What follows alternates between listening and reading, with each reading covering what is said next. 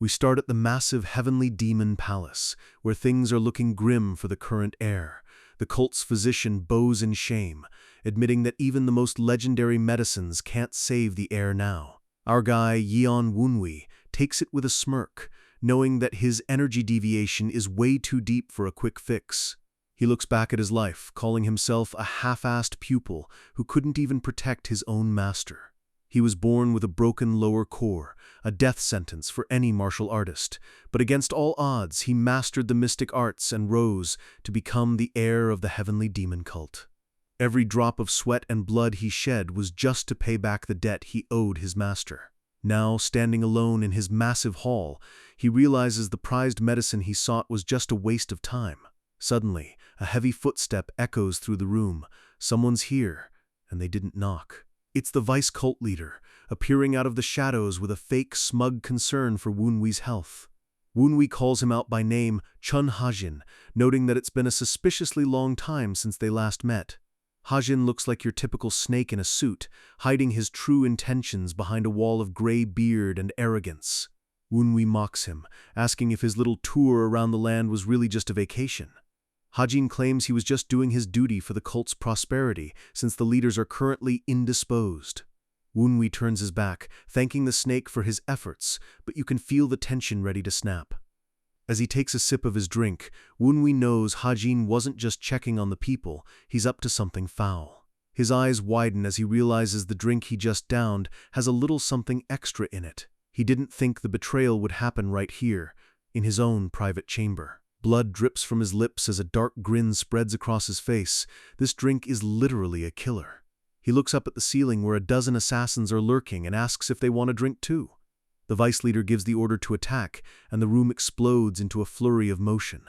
Assassins dive from the rafters like shadows, thinking the poisoned air is an easy mark. They drive their blades into him, but they're about to find out why he's called the heir. Suddenly, the body they hit vanishes in a flash of light. It was a high-level illusion art. Woonwi appears behind them, mocking them for thinking they could kill him in his own home. With blood on his teeth and a demonic purple glow in his eye, he tells them they should have come better prepared. The assassins realize they've messed up as Woonwi reminds them he's not just a brat, he's a monster. He clenches his fist, the air around him crackling with dark energy. Massive iron chains erupt from the ground, spiked and ready to tear through anything in their path. In an instant, the assassins are skewered, their bodies hanging like puppets as the chains whip through the air. Woonwi stands over the carnage, disappointed that this theater was all the vice leader could manage.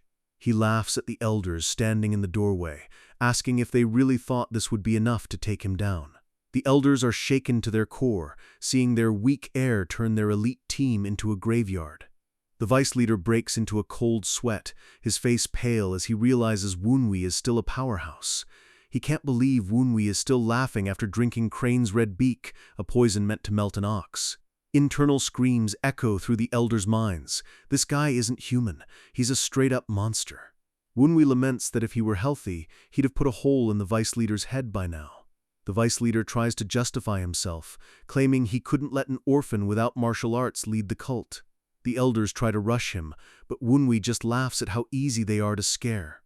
He mocks them for needing a group and poison just to fight one brat. The vice leader tries to lecture him, but Woonwi cuts through the noise, demanding to know who's really pulling the strings. The vice leader freezes, his eyes bulging in shock. Woonwi knows these cowards don't have the guts to pull this off on their own. Someone gave them permission. He starts naming off potential masterminds. Is it the Black Spirits? The Master of Lightning? He pauses, dismissing the local names as he realizes the scale is much bigger. He stares them down, realizing the elders sold the entire cult to an outside force just to get rid of him. The vice leader loses it, charging forward with a face twisted in rage and desperation. He unleashes a massive wave of energy, trying to erase the truth along with the air. Woonwi just smiles. Their angry response confirms he's 100% right about the backstabbing. A massive pillar of light erupts as the vice leader throws everything he has into one strike. The walls of the palace groan and shatter under the pressure of the clash. Dust and stone fly everywhere as the impact craters the entire hallway. When the smoke clears, Woonwi has the vice leader by the throat, pinning him to the crumbling wall. He calls the man a puppet, mocking his lack of wits for trusting outside forces. The vice leader growls, telling Wunwi he's going to make his death as painful as possible. The traitor thinks he's won, claiming he'll correct Wunwi's mistakes once he's gone. Wunwi just throws his head back and laughs a chilling, bloody laugh that echoes through the ruin.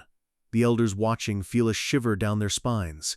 They've lived with this man for years, and they still don't know him. Wunwi leans in close, his voice a deadly whisper, telling them they have no idea what he's capable of. The entire room is surrounded by the elders, but Wunwi looks like the one who has them trapped. The vice leader thinks Wunwi is just stalling because he's afraid to die. But then he sees it. Wunwi is pulling something out of his robes. It's the demon dragon sword, an artifact pulsing with a terrifying blood-red light. The vice leader panics, trying to stop him before he can pull off whatever trick he has left. A blinding purple orb of energy begins to form between Wunwi's hands. The power is so intense it starts pulling the very air out of the room. The vice leader can't believe Wunwi gathered this much power while they were busy attacking him. Wunwi reveals he put every last drop of his mystic energy into the sword of the first heavenly demon. He laughs at them, mocking their laughable attacks while he was preparing their funeral. The elders scream for a defensive formation, desperately trying to survive the coming blast.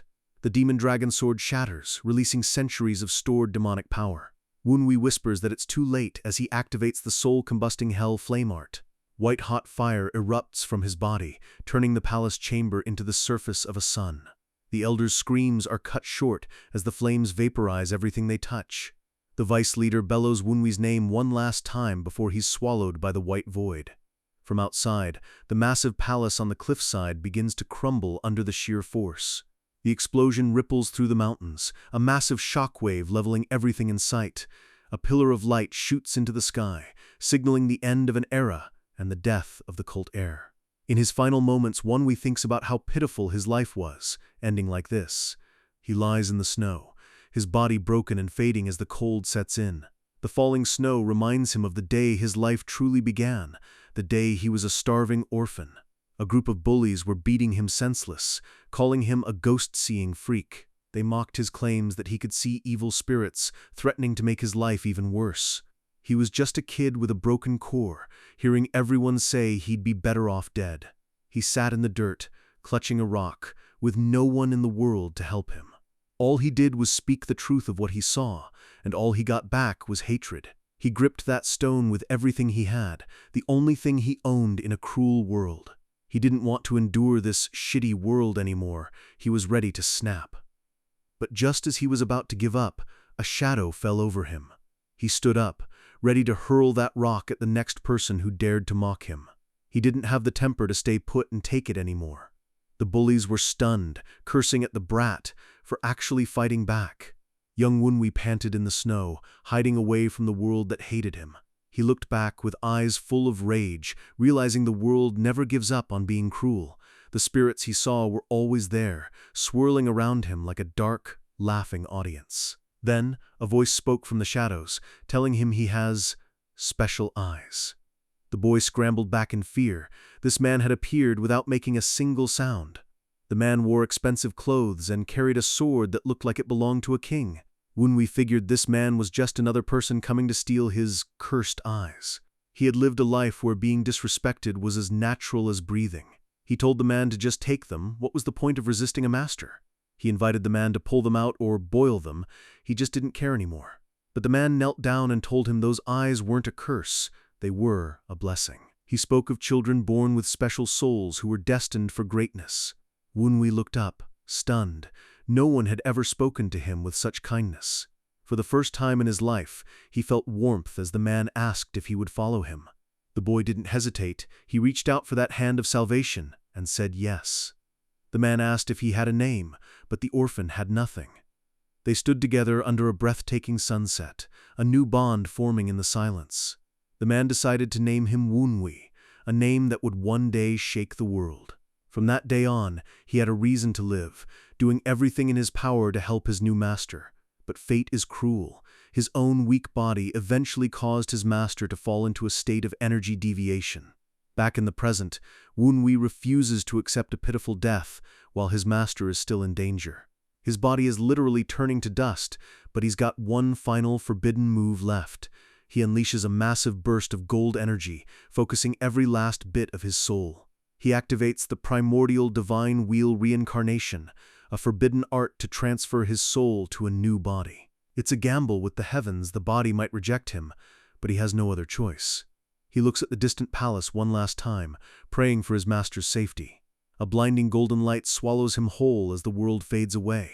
A massive beam of energy shoots into the clouds, carrying his soul to a new life. Darkness. Then the faint sound of a voice echoing through the void. The voice is mocking him, calling him the son of a concubine, and telling him to stay low. Wunwei wakes up, his body numb and tingling, realizing he's listening to some annoying screeching. He panics for a second. Did the forbidden reincarnation actually work? A woman stands over him, screaming the name Tong Wunwei and demanding he get off the floor. Wunwei realizes with irony that this new body shares his name, but it's weak and beaten down. The woman loses her mind, swinging a wooden staff because he didn't respond fast enough. But our boy isn't a victim anymore. He catches the staff with his bare hand like it's nothing. He looks her dead in the eye, telling her her breath stinks and she needs to back off. The old hag is speechless. This useless child just spoke back to her. She slams the door shut, screaming that he's locked in until he learns his lesson. Wunwei finally gets some peace, realizing this woman is actually this child's stepmother. He knows the art only works on bodies that are about to die, meaning this kid was beaten to death. He thinks his old life was pitiful, but this kid's life might have been even worse. This body is in terrible health, barely trained, and covered in scars. He massages his chest, feeling the weakness that probably killed the original owner. But then he notices something he lacked in his past life. This body has a functional lower energy core, the foundation of true martial arts. With this core and his past mystic knowledge, he can become something the world has never seen. He realizes this isn't just a second chance, it's a necessity to protect his master. His eyes glow with a familiar purple light as he prepares for war. He's going to show the bastards who backstabbed him exactly who they messed with! Welcome to the Sichuan Tong clan, one of the 6 great clans and the absolute rulers of the region. They're surrounded by powerful sects on all sides, but their biggest threat is the heavenly demon cult to the north. The moonlight glints off a massive army. This is the vanguard that keeps the Tong clan on top. They are the Tempest Squad, the elite of the elite. 2 warriors stand in the wind, their hats low as they oversee the clan's borders. Their leader is the legendary Tang Hosan, known as the Tempest Swordsman. He founded the 9 Dragons Division, a powerful branch of the main Tang clan. The division rules over 9 Dragons County, a massive hub of wealth and strategy. Tang Hosan had 3 heirs, but only 2 were born from his legal wife. There's the first son, Tang Qujin, and the third, Tang Youchang, both rising stars. But the second child? He was a mistake, born from a servant during a drunken night.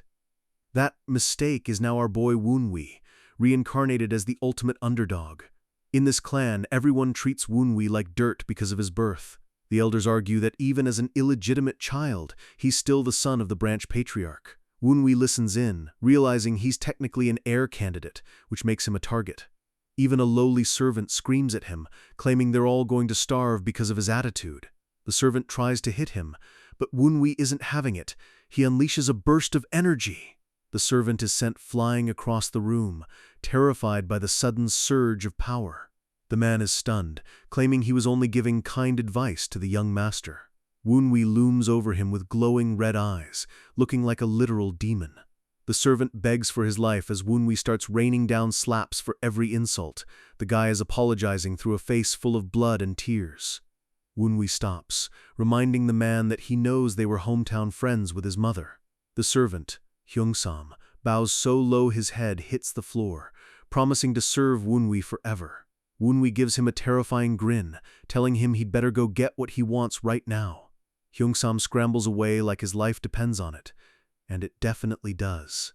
Wunwei sighs, annoyed that his hand stings just from hitting a weakling. He realizes he's alone in the Tong clan, with the matriarch actively trying to destroy him. He needs to accumulate energy fast, but there's a problem. His past arts are demonic and don't mix with Tong arts. Then he remembers that many cultists used to be from the Tong clan centuries ago. His current body hasn't been trained, so pushing it too hard could snap his meridians. He decides to use his mind, manifesting an imaginary space to practice his techniques. He focuses his mental energy, his eyes turning a deep, focused shade. Suddenly, he's in the Heavenly Demon Archive, a mental library of 1,000 years of secrets. He's relieved that the reincarnation didn't wipe his memories of these legendary scrolls. He searches the shelves for the perfect art to fix his current situation. He finds it, the Venom Dragon Cultivation Technique. This art was created by Tang Clan exiles who joined the demonic cult centuries ago. Instead of demonic energy, it uses poison energy as a base. It's the perfect blend. It uses Tang Clan foundations to hide his true power. While the Tang Clan fights the cult, they won't suspect their own poison arts are being used. Wunwei knows that if he uses this, no one in the clan will realize he's a demonic cultivator. The only catch? He has to endure excruciating pain and consume high-level poisons to grow. He looks up with a sinister smirk. Pain is nothing new to him. His eyes burst with purple energy as he announces that his dead man's eye is finally open. He asks someone in the empty room how long they plan on staring at him. He jokes that even though he was handsome in his past life, he still gets embarrassed. Out of the shadows, the ghosts of the vice leader and the elders appear, bound in spectral chains. The ghost of the vice leader, Qian, is furious, demanding to know how Wunwei is still alive. The elders scream at him to release the chains, threatening him with their wrath. Wunwei just leans back, telling them their terrified reactions make him genuinely happy. The ghosts can't believe his nasty personality survived death and reincarnation. Wunwei clenches the spectral chain, purple lightning crackling around his fist. The ghosts scream in agony as he pulses energy through their spirit forms. Wunwei reminds them that they already knew he had this ability. He is the Phantom King. A massive demonic spirit avatar looms behind Wunwei, its eyes glowing with pure malice. He stares them down with cold, dead eyes, proving he has absolute control over their souls. The elders are speechless. The power he's showing is beyond anything they imagined. Wunwei warns them that if they stay stubborn, they'll lose the chance to ever reincarnate. Qian tries to bargain, offering information in exchange for his freedom. Wunwei shuts him down instantly. He has plenty of other ghosts who will talk. He reaches out, his hand glowing with a devouring dark light. The vice leader's spirit is pulled into a swirling vortex, his screams filling the room. Wunwei compresses the spirit into a wraith sphere, a ball of pure, vicious energy. He pops it into his mouth like a piece of candy, telling them it's time for his nutrition. The remaining elders look on in absolute horror as their leader is literally eaten. Wunwei convulses as the raw, spectral energy surges through his weak human body. The elders are stunned that he's still standing after consuming such a toxic blast of energy. Wunwei wipes his mouth, asking the rest of them if they'd like to talk, or if they'd like to be fertilizer too. The elders freeze, their faces a mask of pure, unadulterated terror. The question hangs in the air: spill the truth, or get devoured? Wunwei learns the truth. These great elders were just pawns of an organization called the Association. The ghosts babble in fear, claiming it's a group without a name that uses weird things to control people. Wunwei realizes the mastermind behind the cult's fall is much bigger than some internal power struggle. The ghosts beg for trust, their forms flickering as they describe the horrors they saw. Wunwei thinks about how his cult worshipped the heavenly demon as a god. And yet, these elders were more afraid of the association than they were of their own god. The fear instilled by this nameless group was greater than anything in the martial world. Wunwei realizes he was played by an external scheme he never saw coming. He sees flashes of masked individuals, the true power behind the scenes. They speak of a tower in the skies, a place for those who have surpassed humanity. These are demigods who look down on the world like it's a game board. They are natural disasters in human form, capable of erasing entire sects on a whim. Wunwei sits alone, realizing the mountain he has to climb is much taller than he thought.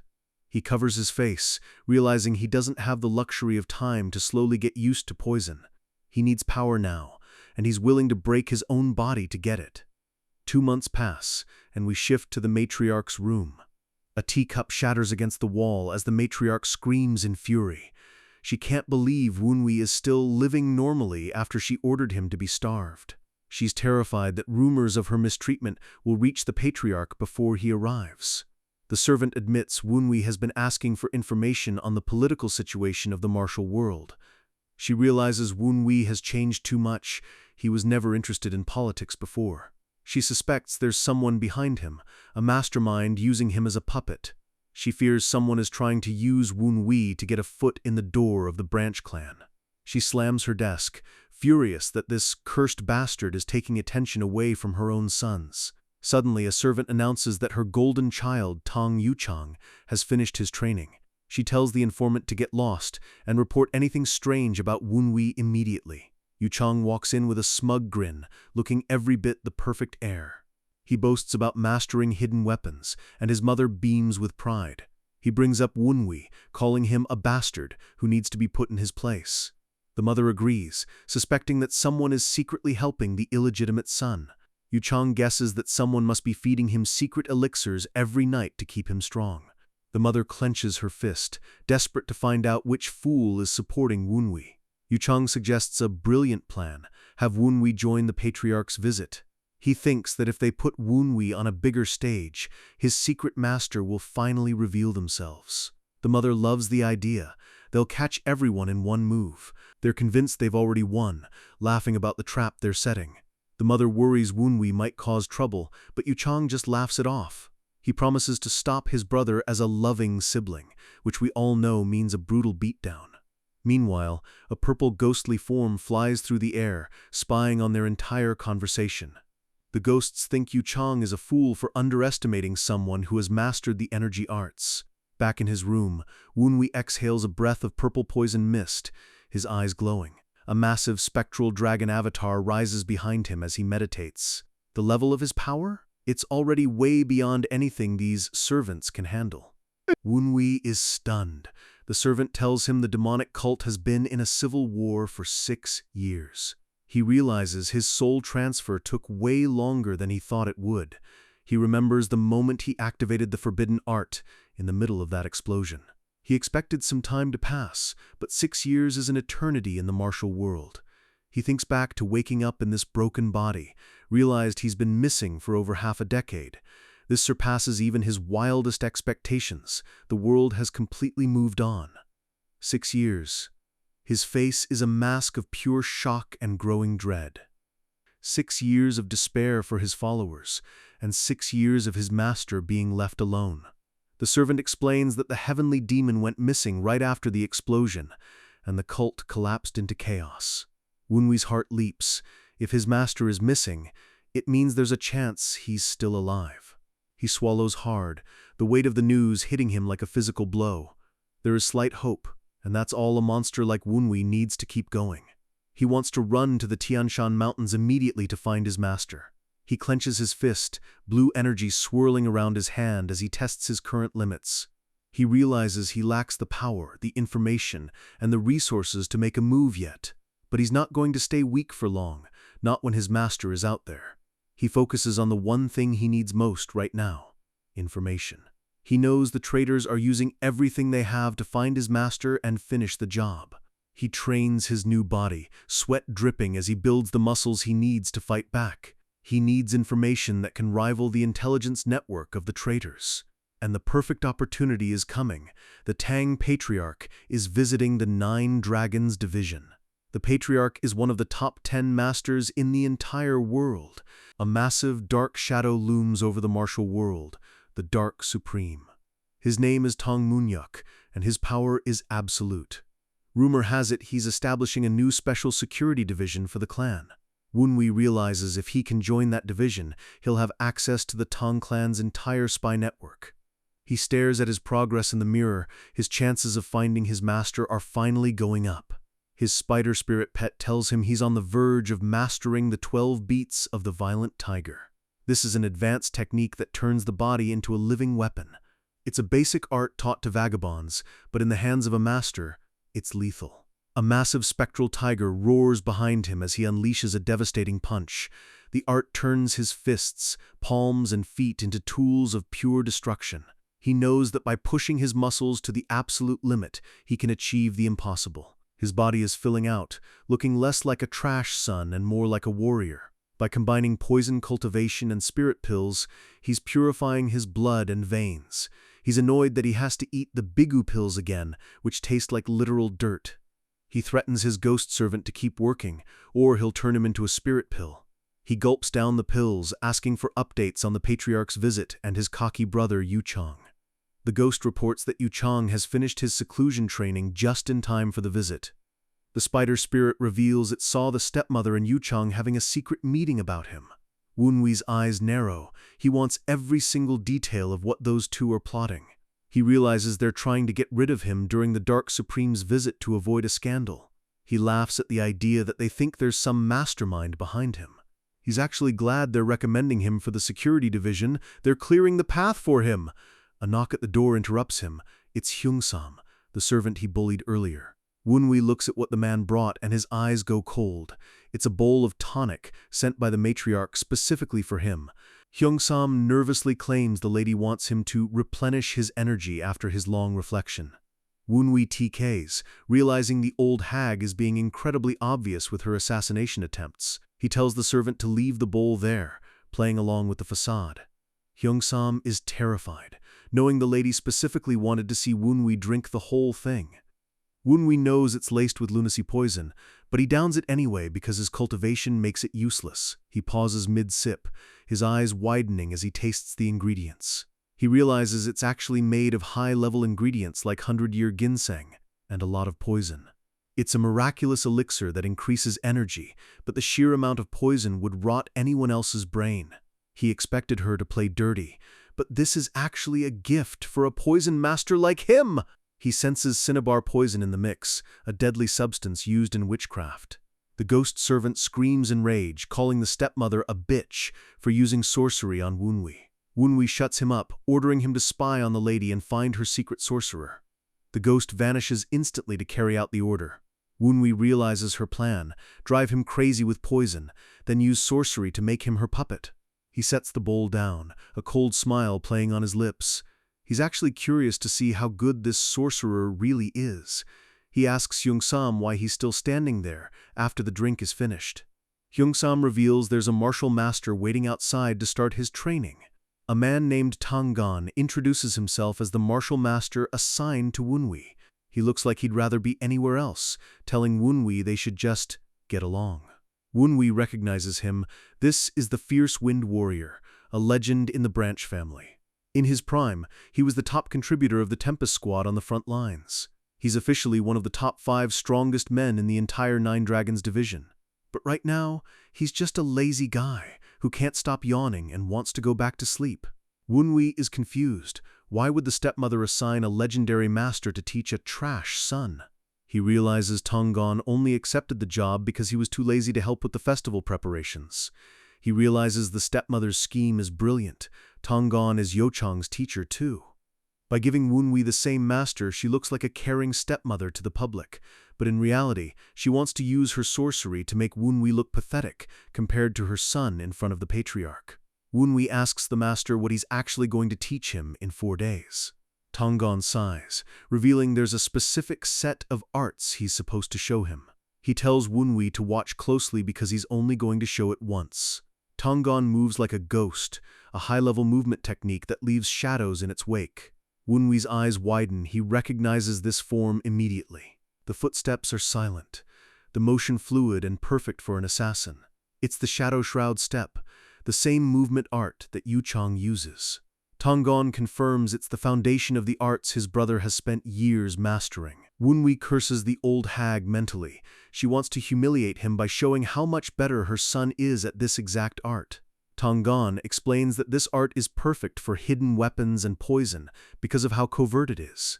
He leaves glowing white footprints on the ground, telling Wunwi to just follow the pattern. Even Wunwi has to admit the man is worthy of his fierce wind title. Tang-gon starts to walk away, telling the kid to try his best, but Wunwi stops him. Wunwi claims he's already learned the whole thing, and the master freezes in his tracks. Wunwi stands there confidently, claiming he mastered the step in one glance. Tangon scratches his head, thinking the kid is just delusional since it takes elite warriors 10 days just to learn the form. He brags that even a genius like him took 5 days and 3 months to truly understand it. Wunwi looks at him with a deadpan expression, mocking the master for calling himself a genius. Tangon tells him to stop talking and start practicing, clearly annoyed. Wunwi repeats himself. He already learned it all, and the master is about to lose his mind. Tangon covers his face, telling Wunwi that martial arts isn't something you can just copy with your eyes. Wunwi gives him a sharp, challenging look. Want to bet on it? He puts 30 silver coins on the line, and the master's eyes practically turn into dollar signs. Wunwi mocks him, knowing that's 3 months' worth of the master's drinking money. Tangon tries to act professional, claiming a sacred martial art shouldn't be gambled on. Wunwi leans in, his voice dripping with arrogance. He looks the legendary warrior in the eye and asks the ultimate question, "Are you scared?" The master's eye twitches, his ego finally being pushed to the breaking point. Wunwi starts to walk away, mocking him for being afraid of a brat after taking 5 days to learn the art.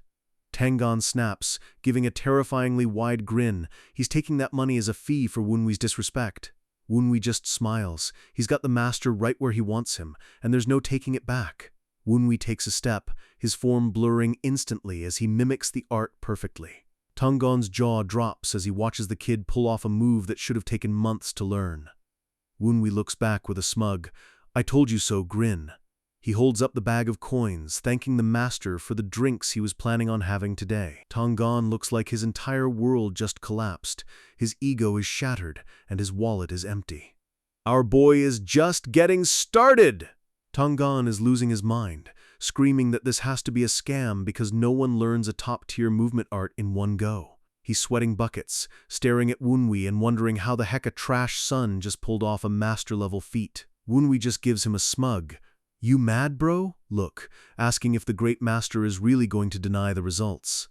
He leans in, calling the master's arts boring, just to rub salt in the wound and keep the pressure on. Tangon snaps, turning around to run and get more money to bet because his pride won't let him walk away a loser. He storms off, muttering about secret arts that are way harder than the one Wunwi just copied, ready to prove he's the real genius. Wunwi chuckles to himself. Not only did he learn a new move, but he basically just robbed a legendary master's wallet. He reflects on his past life as the cult heir, where he spent every day facing off against the strongest masters in the world. In that world, if you didn't learn fast, you died.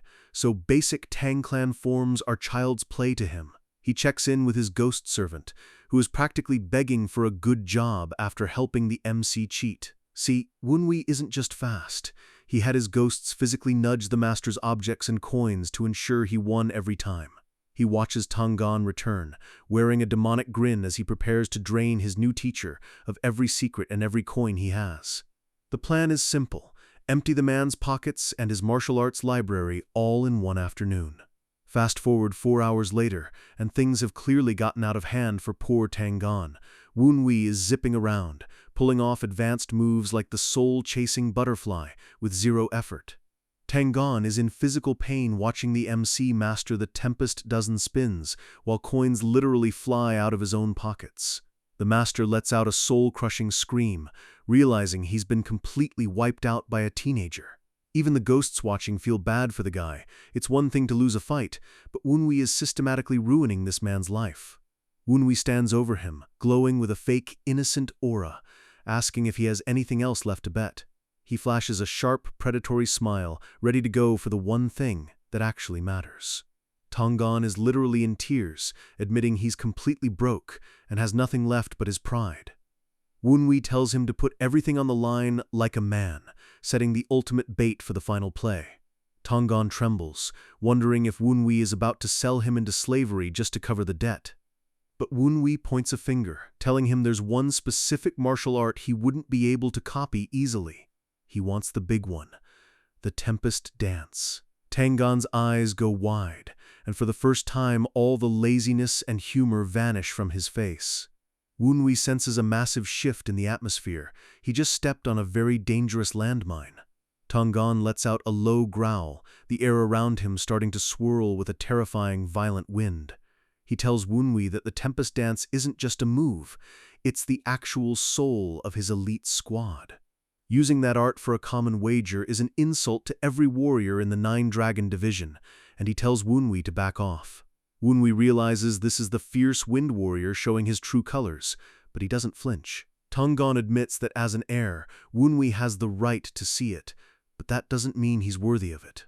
Wunwi fires back, telling him he's not talking about bloodlines, he's asking if he has the guts to actually learn it. The master looks at him, confused by the intensity coming from someone who should be trash. Wunwi bellows at him, asking if he looks like someone who has what it takes to become a member of the Tempest. He demands to know if he has the right to carry on their mission, his voice echoing with the authority of a cult leader. Tonggon gets a literal chill down his spine. The aura coming off this kid is ancient and terrifying. The phrase "Mission of the Tempest" triggers a deep, painful memory for the master. We see a vision of a battlefield covered in bodies, swords stuck in the ground like grave markers. The squad suffered a dreadful loss years ago, leaving only a handful of broken warriors behind. They were forced to call themselves Zephyrs, weak winds, because they felt they had lost their strength. Tonggon looks out at the horizon, remembering the vow they made to become true Tempests once again. It was a dream they all buried in their hearts after the defeat. 20 years have passed since then, and he thought that flame had died out forever. He can't believe he's hearing those sacred words from the weakest heir in the clan, but there's a spark in Wunwi's eyes that he can't ignore. He admits his heart is quivering, but he still thinks Wunwi is just using the words to win a bet. Wunwi sighs, annoyed that he has to explain the obvious to this lazy geezer. He points out that if he had asked nicely 4 hours ago, Tonggon would have just walked away after teaching one move. Tonggon can't deny that. He was definitely planning to do the bare minimum and leave. He realizes Wunwi taunted him and baited him into a wager just to keep him there long enough to prove his worth. He looks at the MC with new eyes, realizing Wunwi has been hiding his true wits and power for years. He starts theorizing that Wunwi has been building his energy in secret, just waiting for the Patriarch's visit to show his claws. He's genuinely impressed, calling it a nefarious scheme to backstab his own family. Wunwi's internal reaction is hilarious. Only in the Tang clan is backstabbing your family considered a massive compliment. The ghost elders start yapping in the background, making fun of how Wunwi is mastering the art of talking people into circles.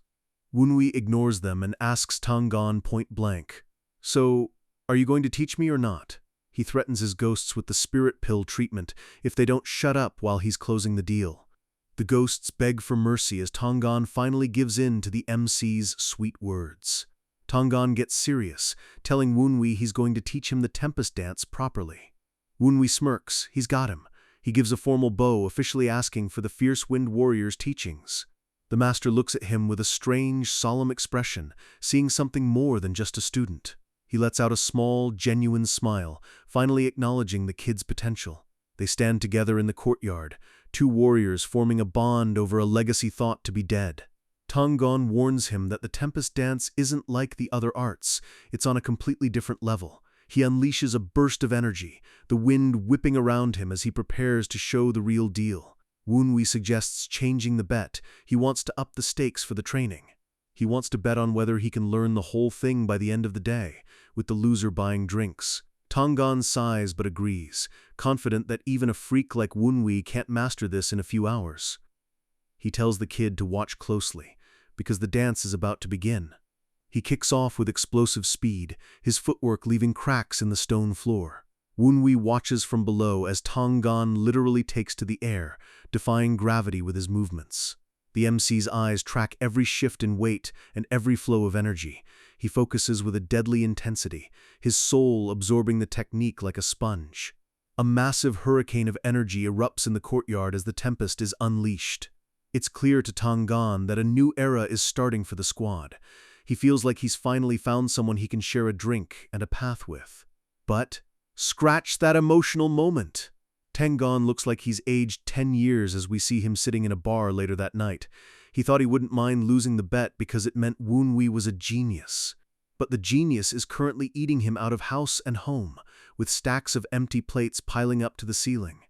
Wunwi is shoveling food into his mouth at subsonic speeds, not even stopping to offer the master a single bite. Tonggan begs for another bottle of alcohol, admitting he can't watch this disaster while sober.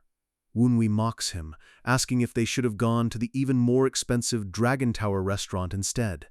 The master is devastated. This cheap meal has already cost him a week's worth of his food budget. He chugs his drink, cursing the day he met this bottomless pit of a teenager. But Wunwi isn't just here to eat. He chose this specific, crowded restaurant for a very tactical reason. He had to hold back for 2 months under the matriarch's watch, but he can't delay his real mission any longer. He reaches under the table, his hand glowing with a faint purple light as he carves a secret mark into the wood. The ghost elders are shocked, recognizing the communication spell of the demon god mythos. Wunwi knows his loyal followers are out there somewhere, living in despair and thinking he's dead. He clenches his fist over the mark, a look of pure determination on his face. He needs them to know that the cult heir, Yeon Wunwi, is still very much alive and coming for his throne! 10 days have passed with no news from the secret mark, and Wunwi's spider spirit is getting bored on its spy mission. Suddenly, the spider notices something moving in the courtyard below. It spots a woman wearing the uniform of the Qingcheng sect, an orthodox faction. Wait, that's Tang Kyujin, the first daughter of the clan, and she looks incredibly serious. The spirit wonders what kind of drama is about to explode now that the good daughter is home. It hopes the MC is ready, because this family is about to get a whole lot more complicated. The spirit leaps from the branch, hurrying to find a better vantage point to eavesdrop. It needs to make a good impression on the young leader by bringing back some juicy intel. Inside the house, we hear a scream. "Do you mean to break your mother's heart?" The spider spirit peeks over the edge, sensing a massive argument brewing.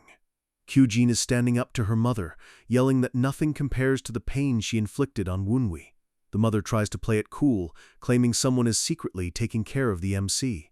Kyujin slams her hand on the table, her face twisted in rage at her mother's lies. She shouts that there's no excuse for mistreating him, asking if the mother was actually trying to kill him. The mother looks genuinely shocked, asking if Kyujin is really her own child for defending an illegitimate brat. Kyujin goes cold, telling her mother that if she doesn't stop, she's going to reveal a truth that will change everything. The mother panics as Kyujin storms out, clearly having some serious dirt on the family. The mother collapses in her chair, worrying that her daughter is too affectionate to ever lead the clan properly. The spider spirit is overwhelmed, wondering how it's supposed to report that this entire family is a complete mess. The mother snaps, blaming everything on Wunwi and deciding she can't wait for the patriarch's visit to kill him. She storms out to find her secret sorcerer, and the spider spirit knows it has to move fast. She looks like a woman possessed, her eyes burning with a murderous intent as she prepares her final move. Meanwhile, Wunwi is training hard with a staff, annoyed that there's still no response from his secret contacts. He swings the heavy wood with a lethal force, the air whistling around every strike. He worries that either his people left the region or they're under some kind of heavy restriction. He knows the situation is bad, which means he has to get even stronger, even faster. Tonggan watches from the side, impressed by how well the kid handles a physical weapon. He's still confused as to why a Tong clan member would bother with a staff over poisons and stealth. Wunwi explains that Tong techniques are often too rigid and broken into small parts. Tonggan's jaw drops. How did a novice notice a flaw in clan techniques that only masters see? Wunwi brushes it off with a smirk, calling himself a great student while the master tells him to be humble.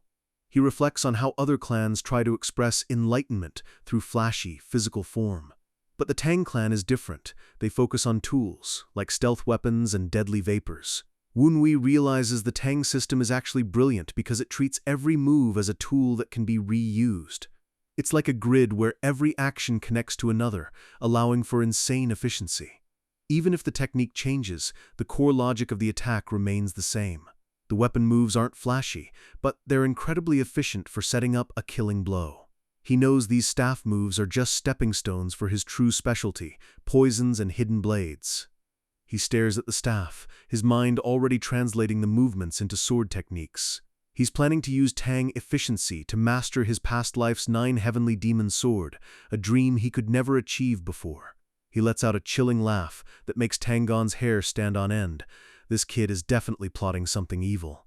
Tonggon casually mentions that Kyujin is back, and that she was always close with the old Wunwi. Wunwi remembers, Kyujin was the only person in the entire clan who treated him like real family. She's someone whose kindness is deeply ingrained in this body's memories. He remembers receiving letters from her even after he was cast aside by the rest of the family. The letters were full of affection and worry, proving she really loved her worthless brother. He genuinely wishes they could maintain a good relationship, but things have changed. He's about to make an enemy of her mother, and he knows that's going to put her in an impossible position.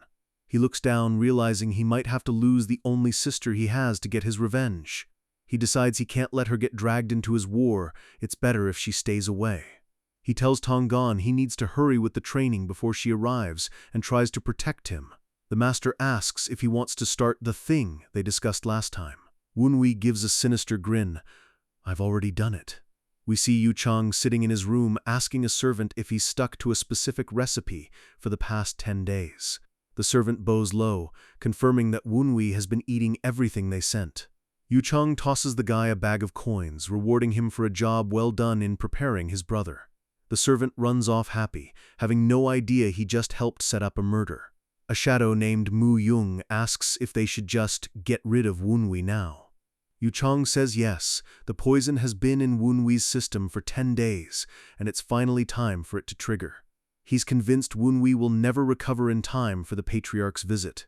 He mocks Tonggon for putting effort into teaching a corpse who took 8 days just to learn basic forms. He dismisses Wunwi entirely, focusing instead on his sister Kyujin as the only real threat. He TKs, remembering how she fought with their mother over the trash son. He worries her interference might mess up his plan to become the sole heir. He looks out at the sunset, noting that when she turns 30, she'll technically be the official successor. But he dismisses the idea since she's too soft and joined an orthodox sect instead of staying with the Tang clan. He stares at the sky, his face full of arrogant ambition. With a twisted smirk, he declares that it is only right for him to take that position. The throne of the 9 dragons belongs to him, and he'll kill anyone who says otherwise. Suddenly, a messenger arrives with a letter from the White Pavilion, Wunwi's home. Yu Chang is curious, wondering why his dying brother is sending him mail. The messenger is shaking, hesitating to hand over the paper. Yu Chang reads the first line, "Let's duel, you punk." His face goes red with rage, wondering if the poison has finally rotted Wunwi's brain. He suspects it might be a trap, like a poisoned letter meant to kill the reader. He carefully inspects the thread and paper, looking for any hidden traps or toxins. It seems like just a simple, arrogant challenge letter. Wunwi's letter continues, "I want to redefine our sibling relationship through this duel." It suggests letting go of all resentment as martial artists, which Yu Chang thinks is a pathetic plea for mercy. He decides he'll use this chance to turn Wunwi into his personal puppet in front of everyone. He orders the messenger to reject the offer, wanting to make Wunwi more desperate. 2 hours later, another letter arrives that just says, "Yo, you scared? Coward." Yu Chang just laughs, telling his servants to stop taking letters from that idiot entirely. The next morning, the clan wakes up to a massive surprise. Someone has painted, "Yo, you scared? Coward" in giant letters across the training hall wall. Yu Chang is shaking with pure fury, his killing intent filling the entire courtyard. He screams at his people to notify Wunwi that he accepts.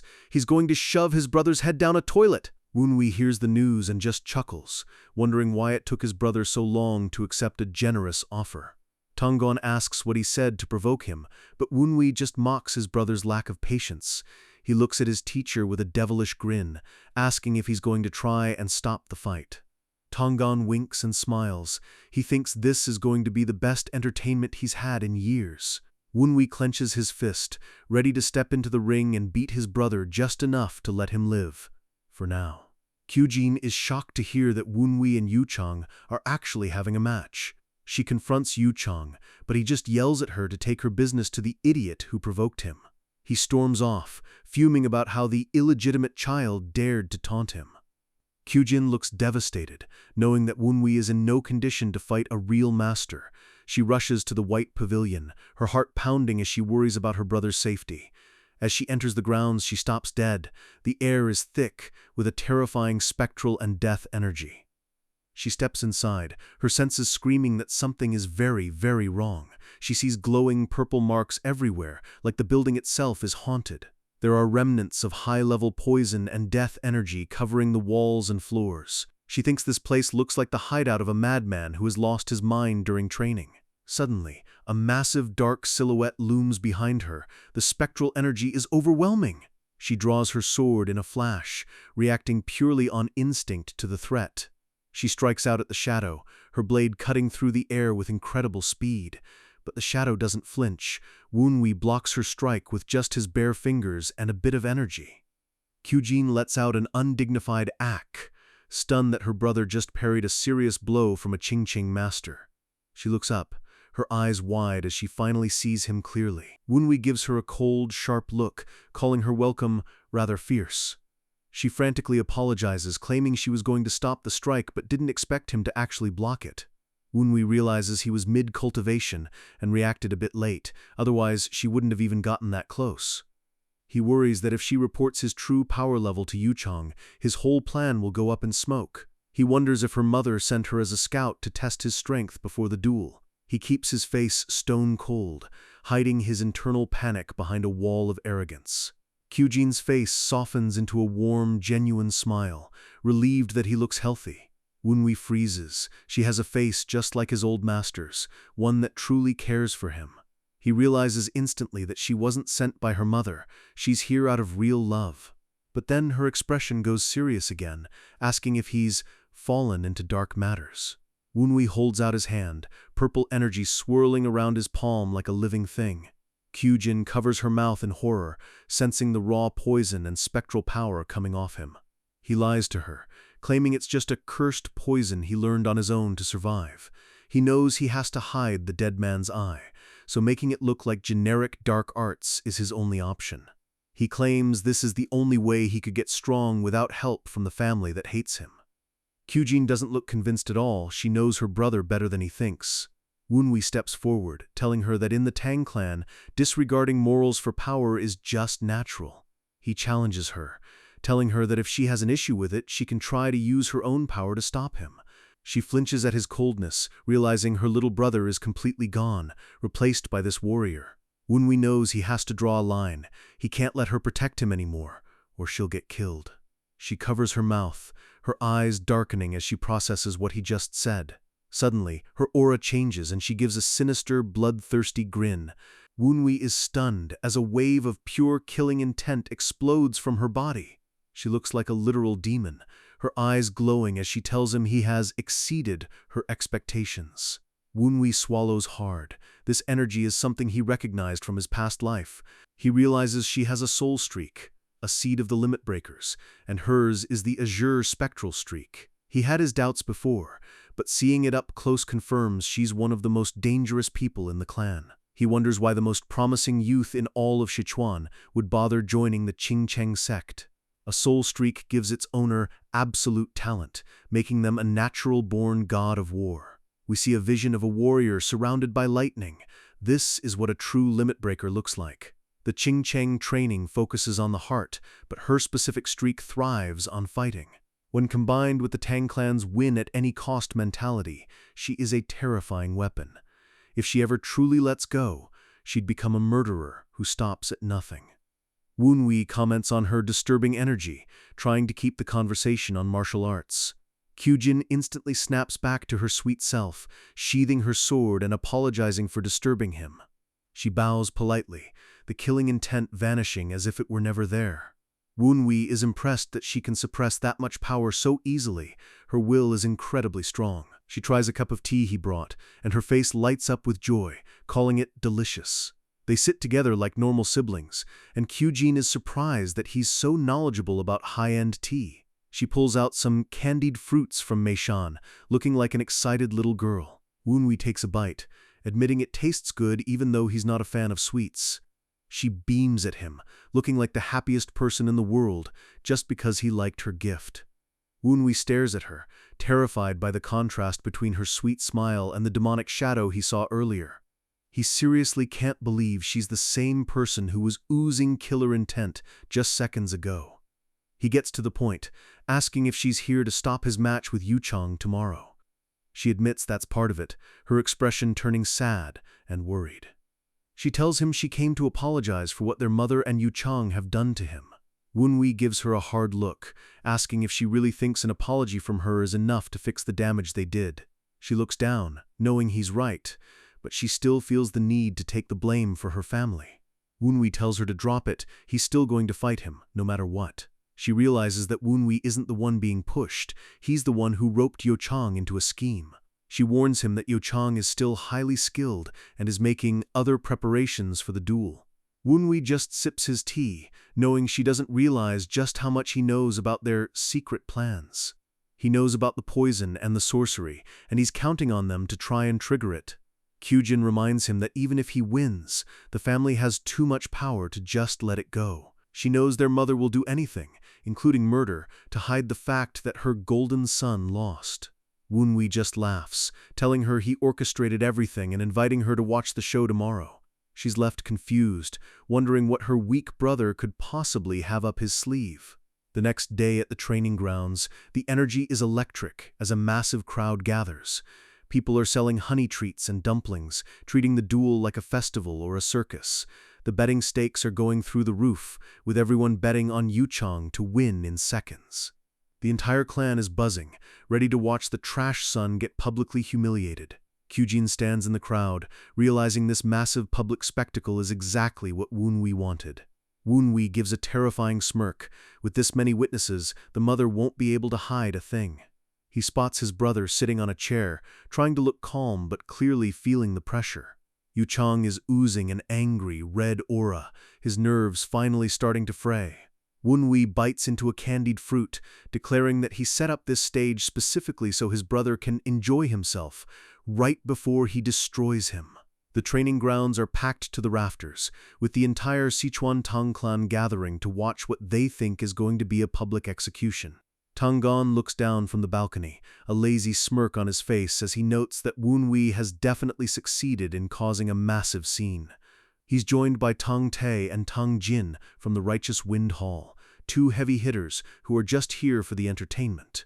Tang Te says they're only here to keep things from getting out of hand, knowing how high the tensions are between the two brothers. Tangon leans in, asking the muscular warriors who they think is actually going to walk out of that ring a winner.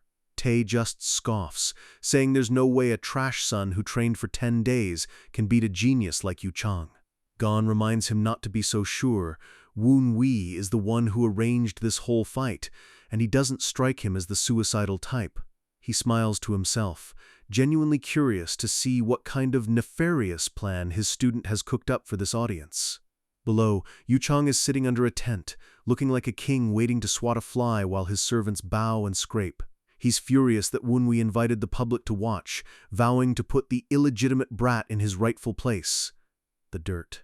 Suddenly, a voice echoes in Yuchang's head, a sound telepathy taunt that cuts through his arrogance like a knife.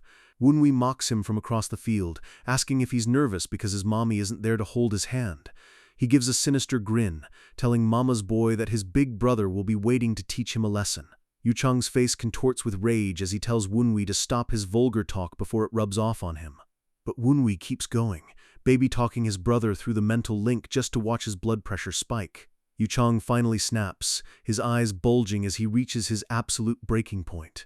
He screams at the top of his lungs, calling Wunwi an illegitimate brat and jumping into the arena with pure murderous intent. He launches himself into the air, a streak of red energy trailing behind him as he prepares to end this in one move.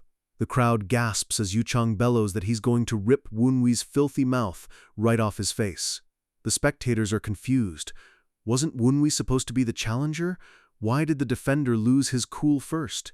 Wunwi walks calmly up the steps, sighing about how easy it is to rile up his dear brother. The two stand face to face in the center of the ring, the air thick with killing intent and family drama. Wunwi gives a mock-polite introduction, calling himself a nobody, but hoping for a good match, while wearing a shark-like grin. Yuchang is trembling with rage, asking Wunwi if he's finally starting to feel nervous now that the trap is set. Kyujin watches from the sidelines, sighing at how easily her brother was baited into losing his composure.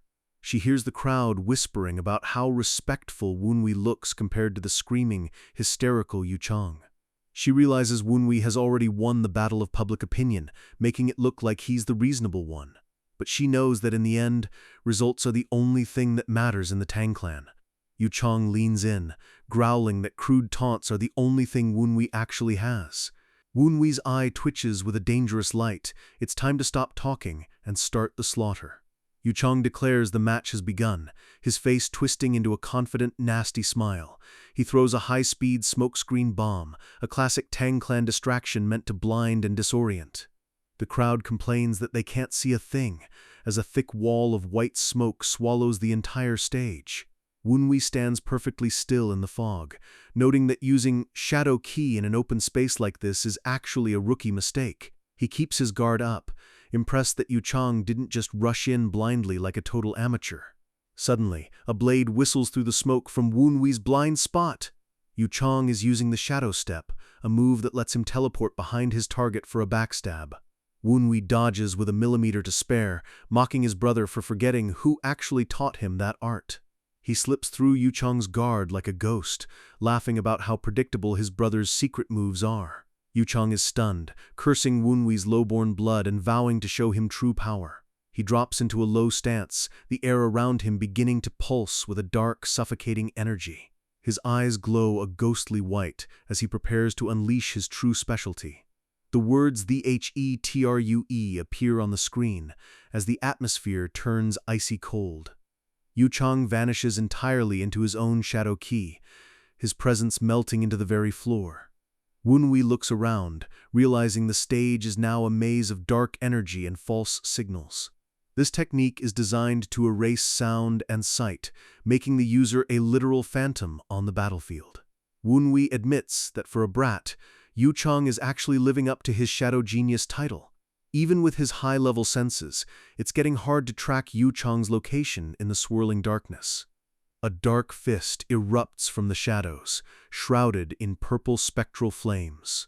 Woonwee turns his back, playing it cool as Yuchang prepares to strike from behind. The attack is fast and lethal, a move designed to break a man's spine before he can even blink. But Woonwee moves like the wind, his body twisting out of the path of the blow with effortless grace. Yuchang is shocked. He used his Reaper sight to track Woonwee, but he still couldn't land a hit. Woonwee mocks him, saying his murderous intent is way too loud and obvious to work on a real master. He tells him he could sense his location even if he were blind and deaf. The crowd is buzzing with excitement, seeing Woonwee use Master Gon's techniques at a level they've never seen. The muscular guards think this is just a game of tag, wondering if Woonwee is just planning to dodge forever. They figure that once the smoke clears, Woonwee is done for if he doesn't have a finishing move. Tangon just chuckles, telling them he taught the kids something special just for this moment. He mocks his companions for having so little faith in the monster he's been training. Suddenly, the smoke begins to dissipate, revealed by a blinding light from the center of the ring. Yuchang stands in the light, a dark silhouette filled with rage and desperation. He calls Woonwee an illegitimate rat, his sanity finally slipping as he gathers every last bit of his energy. He realizes his shadow ki is losing its effectiveness as the fog clears, so he decides to go for a total kill. A massive red text bubble screams "YOU ask Ed for this." He knows Woonwee is fast, but he believes he can't dodge an attack that covers the entire arena. He launches a blizzard of black needles, a lethal barrage that leaves no room for escape. Woonwee stands at the center of the storm, looking completely unfazed as death rains down on him. The art is the downpour of pear blossom needles, the most iconic and deadly Tang clan assassination move.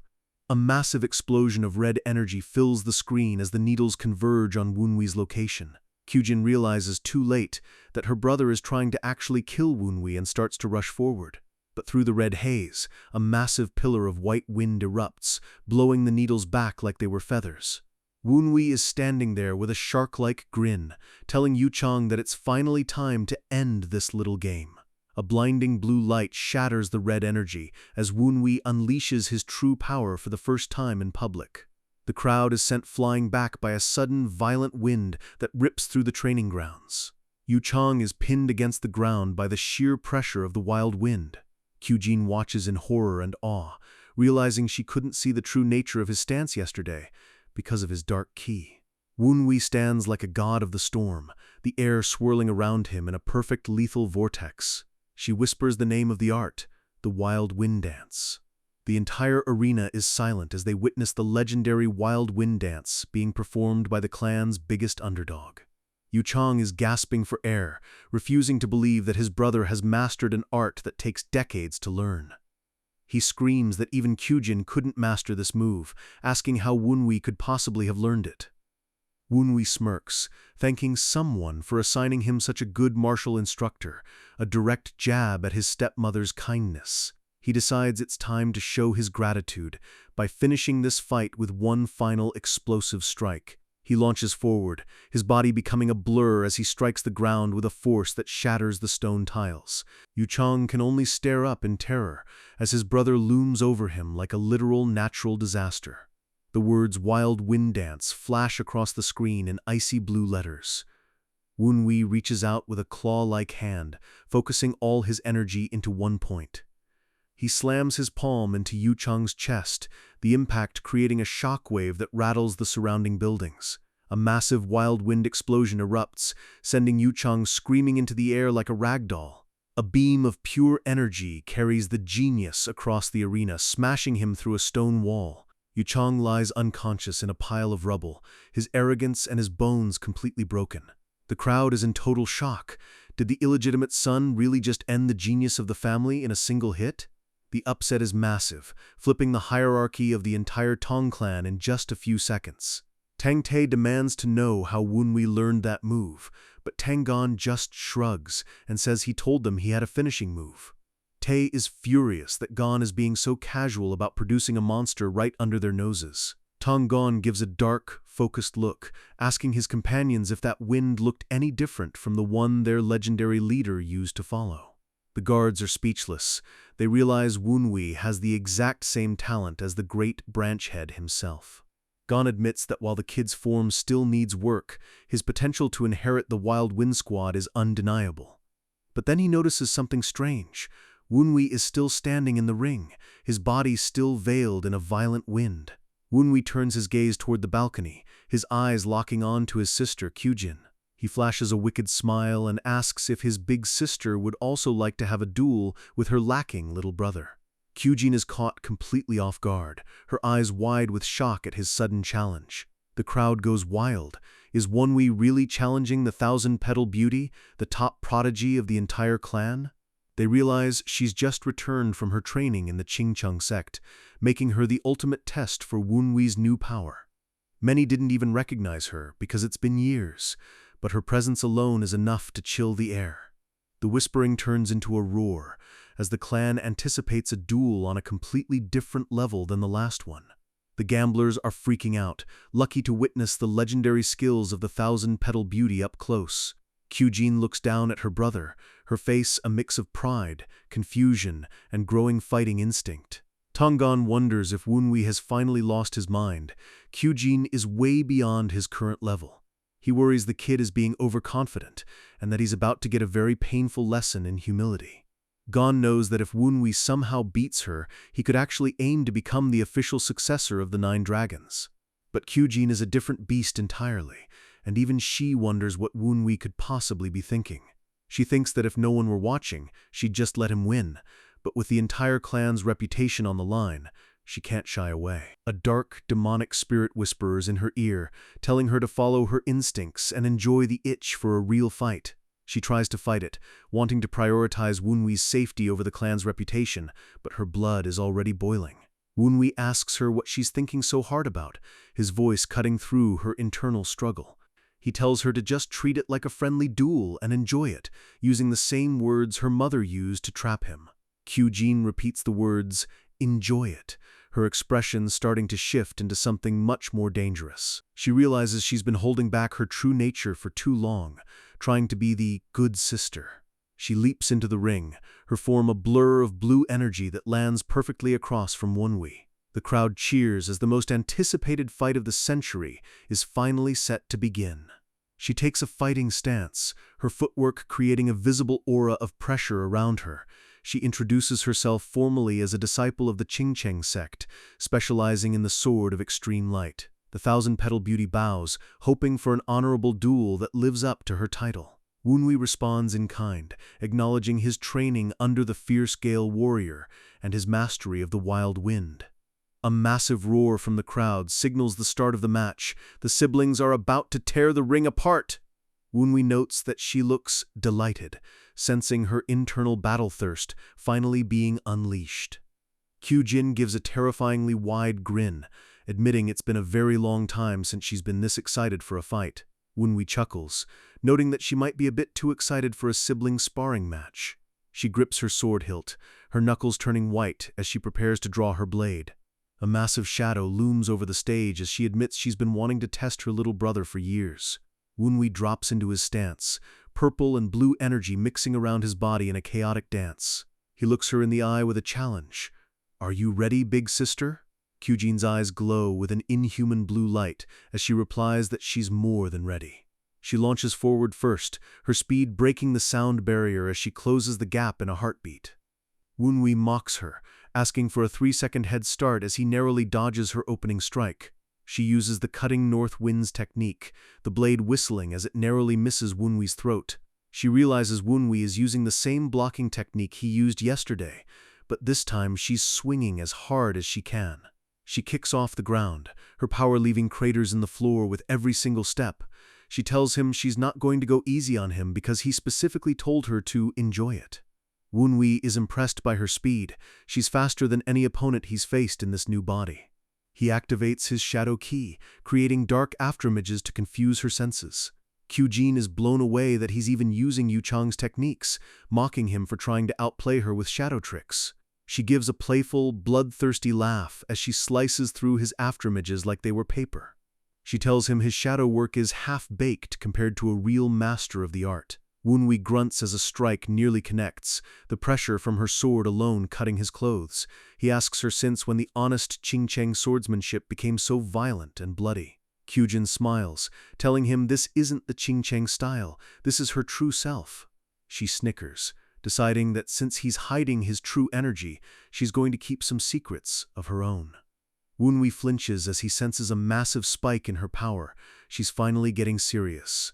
He decides that if she's going all out, he has no choice but to show her a glimpse of the real monster. A massive explosion of purple light erupts from his body, shaking the entire foundation of the training grounds. The poison dragon essence art is unleashed, a titanic spectral dragon forming behind Wunwei. Kyujin's eyes widen with joy. This is the raw, terrifying power she was itching to fight against. She senses the poison and ghost key mixing into a lethal cocktail that would kill any normal warrior instantly. She gives a crazed grin, looking more like a demon than a sister as she prepares for the final exchange. She draws her sword into a final low-level stance, the blue energy around her intensifying into a blinding roar. The phrase "I've been itching to fight against it" fills the screen as the battle reaches its fever pitch. Wunwei realizes the atmosphere has changed completely. This isn't a spar anymore. It's a war for dominance. He notes that her killing intent is now bound by the clear, sharp energy of the Qingcheng sword, making her lethal and precise.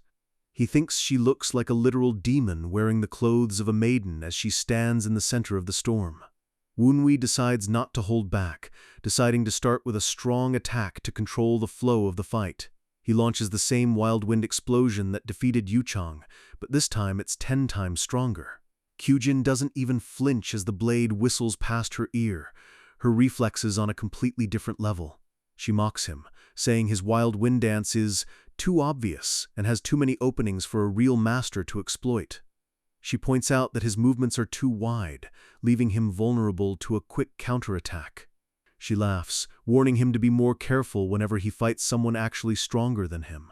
Wunwei thanks her for the lesson, realizing that the wild wind is great for finishing weaklings, but bad for elite masters. He understands that one-hit lethal techniques only work on people at your own level. He needs an art that's fit for continuous exchanges, and he's got just the one, the 12 fierce tiger steps. He decides to imbue his new wild wind power directly into the tiger steps, creating a hybrid technique. Kyujin is stunned. "You learned that as well?" as Wunwi charges her with a completely new rhythm. The explosive propulsion of the wind combined with the agility of the tiger makes him a nightmare to track. The two clash in a flurry of sparks, their movements so fast the crowd can only see streaks of light. Kyujin's grin never fades as she uses his own momentum against him, dodging his rotational strikes with ease. Wunwi screams at himself to go faster. Pushing his weak body to its absolute breaking point, he creates a massive crater with a downward kick, the impact sending debris flying toward the spectators. The words "even faster" flash across the screen as Wunwi enters a state of pure battle trance. He launches a rapid-fire series of punches, each one backed by the force of a hurricane. Kyujin notes that he's trying to chain his attacks, but warns him that an opponent will always strike back when they find distance. She unleashes her own Qingcheng sword technique, her blade moving like a swarm of angry hornets. Wunwi is pelted with energy strikes, coughing up blood as her discharged lightning technique overwhelms his guard. He wonders if he was too reckless by charging her, his body starting to scream in pain. But he refuses to back down, deciding to push inward and close the distance no matter the cost. Kyujin is thrilled. "Yes, that's it! Now this is a fight!" She demands that he entertain her more, her sword clashing against his energy-shrouded fists with a deafening ring. The crowd is screaming in excitement, witnessing a battle that's more intense than anything in the clan's history. Suddenly, Yuchang wakes up from his coma, asking what the hell is going on as he hears the ground-shaking impacts. He's humiliated, seeing that trash brother of his is actually able to exchange blows with their sister. He asks if their mother has returned yet, desperately hoping she has a plan to stop this disaster. The guards shout that Wunwi is actually pushing Kyujin back, a feat that should be physically impossible. Yuchang's face goes pale as he realizes that if Kyujin loses, his entire future in the clan is over. He begs for anything but that result, his worldview completely collapsing around him. Wunwi slams a fist into her sword, the impact creating a ring of fire between them. He spots an opening and prepares to press the attack, his soul senses telling him this is his one chance. Kyujin catches him off guard with a knee to the face, mocking him for focusing too much on her sword and not her whole body. Wunwi realizes she's using kicking techniques that aren't from the Qingcheng or Tang styles she's been training in secret too. She reveals she learned Tang arts until just 5 years ago, making her a perfect hybrid of two world-class styles. The combination of Qingcheng's honest strikes and Tang's weak-point strikes is a lethal trap. Wunwi realizes this is the true power of her blue ghost face root. She's literally predicting his moves. She uses her own high-level shadow step, appearing behind Wunwi with her blade ready to end it. Wunwi grunts in pain as her sword grazes his side, the energy burning through his skin. He skids across the floor, his breathing ragged as he tries to find a way through her perfect defense.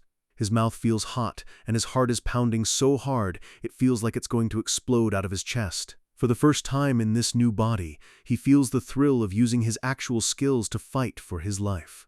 Kyujin stops for a second, looking at him with a strange, analytical expression and calling him interesting. She notes that his movements seem like a beginner's, but his ability to read her moves is like that of a master with 100 battles under his belt. She stares into his eyes, sensing an ancient soul that shouldn't belong to a teenager. Wunwi just laughs it off, getting back into a fighting stance despite his injuries. He realizes his past battle strategy of dodging and reading intentions is what's keeping him alive right now. In his past life, he had no inner energy and had to survive against transcendent masters who could kill with a look. We see a memory of his past master, a man of terrifying power and presence. Honing his survival strategy for decades is the only reason he's still standing in this ring. He realizes that after gaining inner energy, he forgot about the basic survival skills that made him the heir in the first place. He flashes a sharp, knowing smile. It's time to combine his master-level experience with his new raw power. He declares that things are about to change for the martial arts world. Kyujin is delighted by his change in expression, calling it a good look for someone about to be defeated. She charges in again, convinced she's seen everything her brother has to offer. "Let's see what our precious Wunwi came up with," she screams, "Shao me!" her blade glowing with the full power of her soul streak. Wunwi realizes her nature to enjoy a duel is her biggest weakness. She's being too careless because she wants the fight to last. He He focuses his dark ki, his eyes turning a deep, terrifying shade of purple. He activates the splitting tiger's claw, his hands glowing with a corrosive, spectral energy. Kyujin thinks it's just the same attack as before, but she's about to be proved very wrong. She realizes the wind she deflected just now didn't vanish, it's being pulled back into a single point. The air is gathering in front of Wunwi, creating a vacuum that constricts all of Kyujin's movements. She's shocked that he's already become this proficient in controlling the wild wind mid-battle. Wunwi pulls back his fist, the spectral dragon avatar roaring with a sound that stops everyone's hearts. Kyujin's internal senses scream one word: dangerous. Wunwi releases the hit, a massive explosion of purple and black energy that swallows the entire stage. A titanic blast wave levels everything, creating a cloud of dust that reaches the sky. The guards are screaming, clinging to the railing as the training hall threatens to collapse. The spectators are speechless, their faces masks of pure, unadulterated terror. Yu Chang stares at the carnage with his mouth wide open, his world completely shattered. Through the dust, Wunwi's fist is shown extended, the absolute victor of the exchange. He exhales a long breath, his demonic energy slowly receding into his body. Wunwi stands tall under the clear sky, the new king of the Tang clan, and he's just getting started. As the dust begins to settle, the high-speed movements finally stop, leaving the arena in a tense, heavy silence. The crowd of warriors is losing their minds, screaming in disbelief at the level of power they just witnessed from the family trash. Even the seasoned veterans are looking at each other in confusion, wondering if they actually just saw what they think they saw. One of the fighters nervously asks if Lady Kyujin is okay, his voice trembling from the sheer intensity of the exchange. He realizes that while Wunwi exceeded every expectation, the real shock was the final light that erupted at the end. On the cracked pavement, residual energy flickers like dying embers as the two siblings stand several paces apart. Wunwi looks toward his sister with a calm, almost disappointed expression, asking if she thinks that last move was a bit too cheap. Kyujin walks through the settling mist, her sword trailing at her side as she realizes her brother's perception is sharper than she imagined. She admits she wanted to keep her true power hidden until he showed his own secret cards, but the plan has clearly failed. A wild, manic grin spreads across her face as blue energy begins to crackle around her eyes. She's done holding back. The ground beneath her shatters as she releases a massive surge of aura, her presence becoming suffocating for everyone nearby. The crowd erupts again, realizing she's manifested actual sword energy, a sign that she's reached the threshold of a peak-level master. Her supporters are cheering, convinced that the successor of the Nine Dragons branch is finally ending this farce. Standing in the center of the destruction, the two look like tiny figures against the backdrop of their own massive power. Kyujin warns him that she can't drag this out anymore now that her sword energy is out, and Wunwi simply nods, knowing the final blow is coming. He narrows his eyes, focusing every bit of his will because he knows this duel is going to end with the very next exchange. He looks at his hand, realizing his current wind technique was enough to block her normal blade, but it won't be enough now. He tightens his fist, acknowledging that a strike backed by genuine sword energy will cut right through his current defenses. With his dark arts off the table to keep his identity secret, he realizes he only has one high-stakes card left to play. Kyujin notices the change in his aura and giggles, asking if he's finally come up with a desperate plan to try and stop her. She leans in with a bloodthirsty look, telling him his heart is racing so loud she can almost hear it.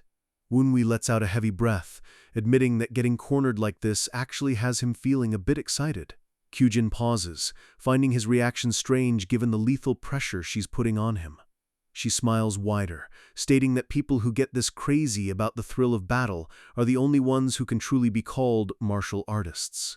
The words hit Wunwi like a physical blow, catching him completely off guard. He repeats the words martial artist to himself, a small, genuine smile forming on his face for the first time. He realizes he's been so focused on rushing back to his peak that he forgot the simple envy his past self felt for those who could just fight.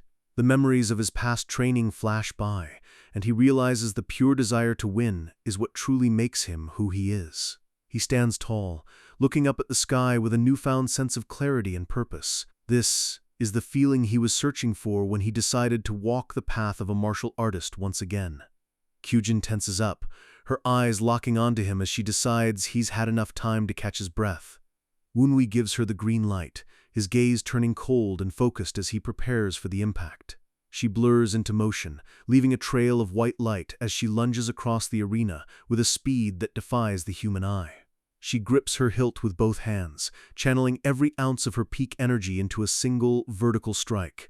Her face is twisted into a mask of pure battle lust as she brings the glowing blade down to end the fight. Woonwee doesn't flinch, beginning to gather the most destructive energy from his wild wind dance into his palm. To make it even deadlier, he starts mixing in his ghost ki, concentrating the energy into a single, unstable point. Booming wind cannon! He unleashes the concentrated blast, and the entire training ground disappears in a roar of purple and white light. As the energies collide, Woonwee grinds his teeth, feeling the immense pressure of her peak-level strike pushing back against him. He shakes off his doubts, knowing he has to clear his mind of everything except the strike in front of him. He slams his foot down, deciding right then that whether the hit lands or not, he's going to give it everything he has left. The shockwave clears, leaving Yu Chang staring in shock as he realizes Woonwee is still standing after that monstrous hit. He watches a spark of light at the center of the arena, unable to believe his eyes as the outcome becomes clear. Woonwee reveals he was aiming for this exact moment, the split second of vulnerability in her technique. Kyujin's eyes widen in pure terror as she realizes she's been baited into a trap she can't escape. The moment her sword energy was fully released, she was left with nothing but a regular piece of steel in her hands. Woonwee slides low, his movement like a shadow as he bypasses her guard completely. He winces as his arm goes numb from the feedback, but he doesn't stop his forward momentum for even a second. In a normal duel, the fight would be over when the sword breaks, but he knows Kyujin isn't a normal opponent. He knows the kind of monster his sister is, and he knows her spirit won't break, just because her weapon did. Her eyes glow with a haunting violet light as she prepares to fight with her bare hands, her bloodlust reaching a fever pitch. She's a wielder of the blue ghost face root, and a broken blade is nothing more than a minor inconvenience to her. Woonwee thinks to himself that the same rule of absolute persistence applies to him as well. He leaps into the air, his silhouette framed against the smoke as he prepares his final decisive move. Every last drop of his remaining strength is channeled into his leg for a finishing blow. Demonic Windhammer! He comes crashing down like a meteor, his kick trailing dark, swirling energy. Kyujin looks up at him and laughs, genuinely happy that her brother has become this strong and capable. The impact shakes the very foundations of the clan estate as his foot connects with the ground. At the same time, Kyujin counters with her own ascending heaven kick, the two powerful forces meeting in a final violent explosion. Up in the viewing gallery, the instructors stand up in a panic, realizing the two have become far too excited and might actually kill each other. But suddenly, they freeze mid-motion, their eyes widening as a new presence enters the arena. A massive pillar of dark energy erupts between the two siblings, forcefully separating them and canceling out their attacks. Woonwee looks up, his eyes narrowing as he realizes the playtime has been officially cut short by someone much stronger. A tall, imposing figure stands in the mist, his back to the camera as the weight of his aura crushes the surrounding air. The man asks coldly if they were planning on greeting the family head from their sickbeds, his voice dripping with authority. Kyujin immediately drops her combat stance and bows, her voice respectful as she greets the branch family head. The man stands between them like an immovable mountain, his presence demanding absolute submission from everyone in the courtyard. Woonwee realizes that the man standing before him is none other than his biological father, Tang Hosan. Woonwee forces himself to bow as well, his expression unreadable as he finally faces the man who had ignored his existence for 17 years.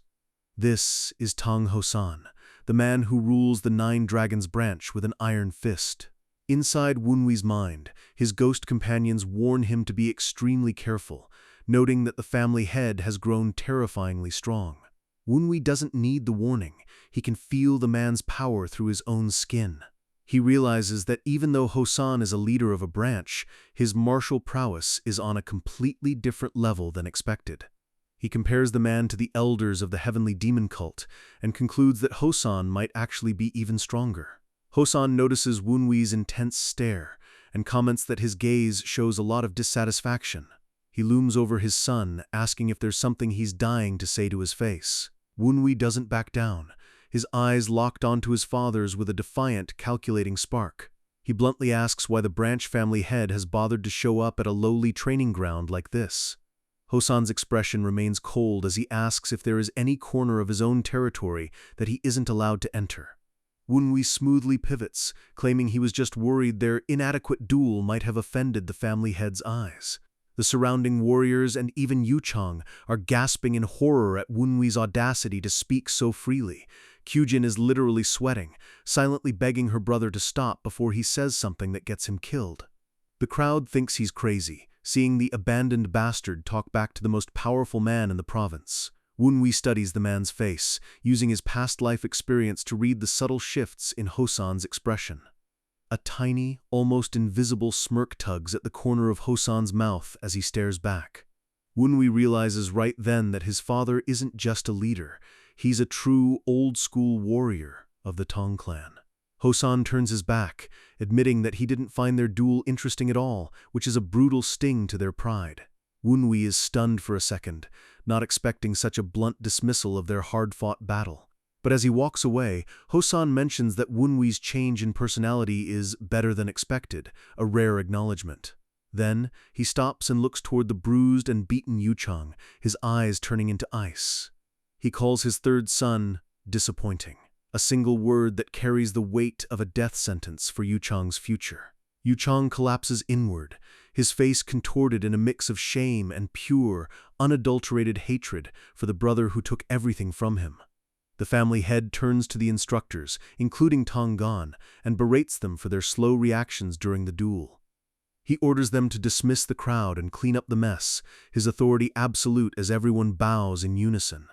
Later, Kyujin looks completely dejected, her head hanging low as the weight of her father's disapproval sinks in.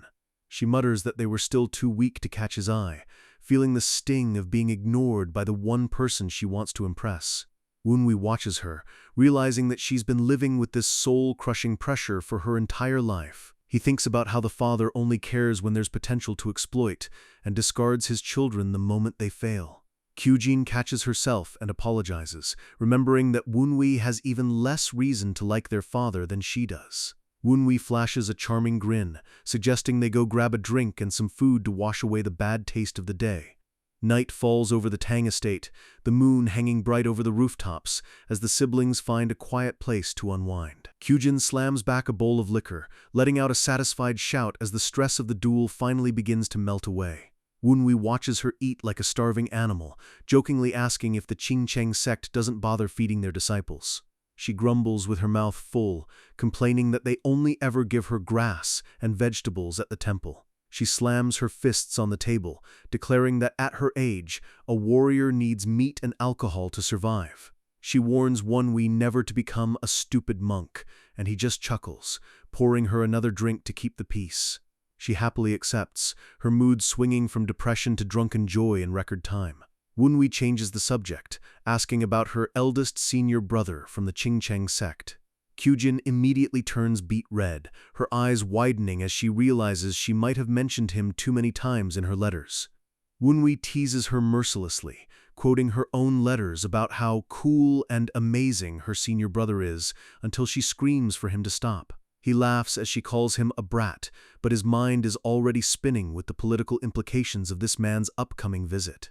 He knows that the visit of Yi Chil-san, the top disciple of a rival sect, is something he needs to be extremely wary of. Rumors are swirling that the Dark Sovereign wants to found a new elite martial unit, and every sect in the province is watching like a hawk. Wunwi realizes that sending Kyujin's senior brother means the Qingcheng sect doesn't fully trust her to handle the clan's affairs. He looks at her happily eating, realizing she has no idea she's being monitored by her own sect. Suddenly, Kyujin looks up and waves, her face lighting up as another drinking friend arrives at their table. It's Uncle Tong Gan, looking as messy and hungover as ever, complaining that they should have held back in the arena. Kyujin immediately bows her head, thanking him for his kind words about her growth and her sword energy. She then turns on Wunwi, screaming at him for not warning her that a legendary master like Tonggon was coming over. She scrambles to pull out a chair for him, her respect for the lazy master showing through her frantic movements. Tonggon sits down and eyes the massive amount of food, hoping they didn't put the entire bill in his name again. Wunwi playfully asks if he can do that next time, and the two clink bowls in a sign of genuine camaraderie. Kyujin is baffled, unable to understand how her trash brother became so friendly with a warrior of Tonggon's stature. Tonggon just laughs, enjoying the high-quality liquor as if he hasn't a care in the world. Kyujin leans in and whispers that Uncle Gon is essentially their father's sworn brother and a clan hero. She recounts the legend of how he rescued their father from certain death during a bloody battle, earning him a legendary warrior title. Wunwi's expression changes, and he suddenly stands up with a serious look on his face. He bows deeply to Tonggon, apologizing for the great discourtesy he's shown his teacher since they met. The tavern goes quiet as he offers a sincere apology, showing a level of humility that shocks everyone at the table. Kyujin is proud of him, thinking he's finally learned some manners and is securing a powerful ally. But Tonggon looks absolutely disgusted, his face contorted as if he just swallowed a fly. He yells at Wunwi to stop being revolting, accusing Kyujin of poisoning his student's mind with all this formal nonsense. Wunwi smirks and sits back down, asking what the former members of the Wild Wind Squad thought of his performance. Tonggon takes a slow sip of his drink, a knowing glint in his eyes as he prepares to give the verdict. He tells Wunwi they gave him full points, which is the highest praise possible from the clan's elite warriors. He calls Wunwi arrogant, but his actions show he's starting to truly respect the kid's brass balls. Wunwi just smiles, knowing he's successfully won over the most important faction in the clan. Kyujin happily joins in, serving them drinks as the three of them bond over the shared thrill of battle. As he eats, Wunwi's internal monologue turns dark, worrying about what his stepmother is plotting in the shadows. Miles away, a carriage travels through a dark, foggy forest under the light of the full moon. Inside, the stepmother Namgung is growing impatient, wondering how much longer it will take to reach their destination. Wunwi's ghost spy, Cheon, is clinging to the back of the carriage, terrified that he'll be spotted and killed. The carriage finally stops in front of a desolate, creepy building deep in the mountains. Namgung steps out, accompanied by a pale, silent servant as she approaches the temple gates. Cheon realizes with horror that this is the place where the poison used to kill Wunwi was originally created. A wave of suffocating dark energy erupts from the temple, making the very air feel like it's rotting. Cheon wonders what kind of monster Namgung is collaborating with this time. A small, hooded figure with glowing red eyes appears in the doorway, welcoming follower Namgung. The figure reveals that the Master Templar already knew she was coming, a display of terrifying spiritual foresight. The hood falls back to reveal a monstrous, childlike creature with shark teeth, a high-level sentient jiangshi. He realizes that whoever is inside is powerful enough to use a legendary undead creature as a mere doorkeeper. The gates slam shut with an ominous thud, sealing the stepmother inside the lair of a master necromancer. Cheon peeks from the shadows, realizing that simply reporting this isn't going to be enough to save Wunwi. He decides he needs to go above and beyond his duty if he wants to win Wunwi's favor and survive. He knows he has to satisfy his master's expectations if he ever hopes to have his own pleas heard. Inside the temple, a grotesque blue-skinned figure with a skull mask is performing a ritual, chanting for divine decrees. The jiangshi servant announces Namgung's arrival, and the Master Templar grants her permission to enter. Namgung bows deeply, but the necromancer immediately senses her desperation, noting that something hasn't gone according to plan. He mocks her greed, stating that the gods only care for those who submit wholeheartedly, not those who only show up when they're in trouble. Namgung doesn't blink, asking what the gods would think of someone who brings a truly massive offering. She snaps her fingers, and her servants open two massive chests filled to the brim with high-quality spirit stones and gold. The Master Templar's posture shifts instantly, his previous holiness disappearing the moment he sees the wealth. He breaks into a jagged, terrifying grin, admitting that the gods would actually find such an offering cute. He begins cackling like a madman, his hands trembling with excitement as he stares at the treasure. Namgung watches him with cold eyes, realizing that despite his sinister power, he's still just a mercenary at heart. The Templar settles back onto his throne, his mood completely flipped as he asks how he can help her. His mask falls away to reveal a face twisted by dark energy, his eyes glowing with a predatory light.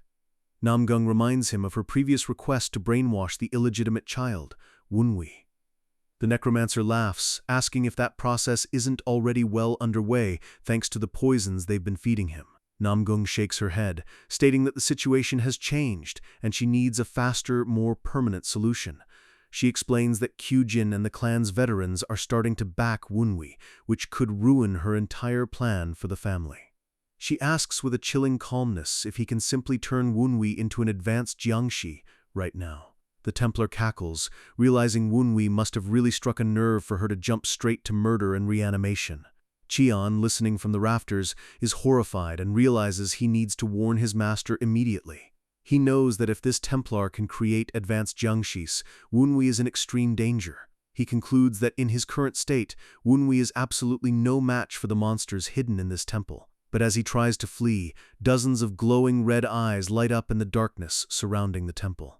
Terrifying skeletal beasts emerge from the shadows, their bodies stitched together by dark magic.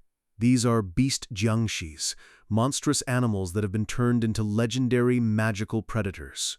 Qian realizes this place is an offshoot of the Black Bone Ghost Valley, a group of sorcerers who once served the heavenly demon cult. Inside, the Templar stops laughing and notes that a pest has been following Namgung the whole time. He realizes that whoever is backing Wunwi is using unique sorcery to control ghosts, which makes them a genuine threat. Namgung, annoyed that she was followed, promises even more treasure if the Templar handles the problem.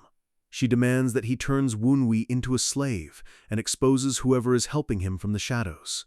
The Templar agrees, deciding he'll first hunt down the pest that's currently trying to escape his grounds. He summons a shadowy, muscular figure that blurs through the room with impossible speed.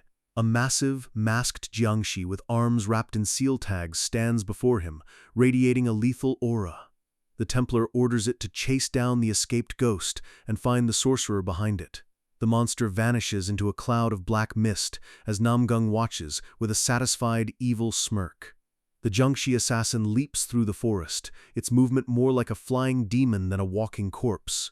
It lands on a rooftop, its red eyes scanning the landscape for any trace of Qian's spiritual energy. It bites its own finger, using its own blood to activate a tracking seal that glows with a sickly red light. With the target locked, it launches itself back into the air, closing the gap with terrifying efficiency. Qian feels the eerie presence closing in on him and realizes his time is running out. Suddenly, the skeletal beast Jiangshis lunges from the trees, their jaws snapping inches away from the tiny ghost. Qian lets out a silent scream, begging Wunwi to run away as the monsters close in for the kill. A massive chomp echoes through the forest as the darkness swallows the scene.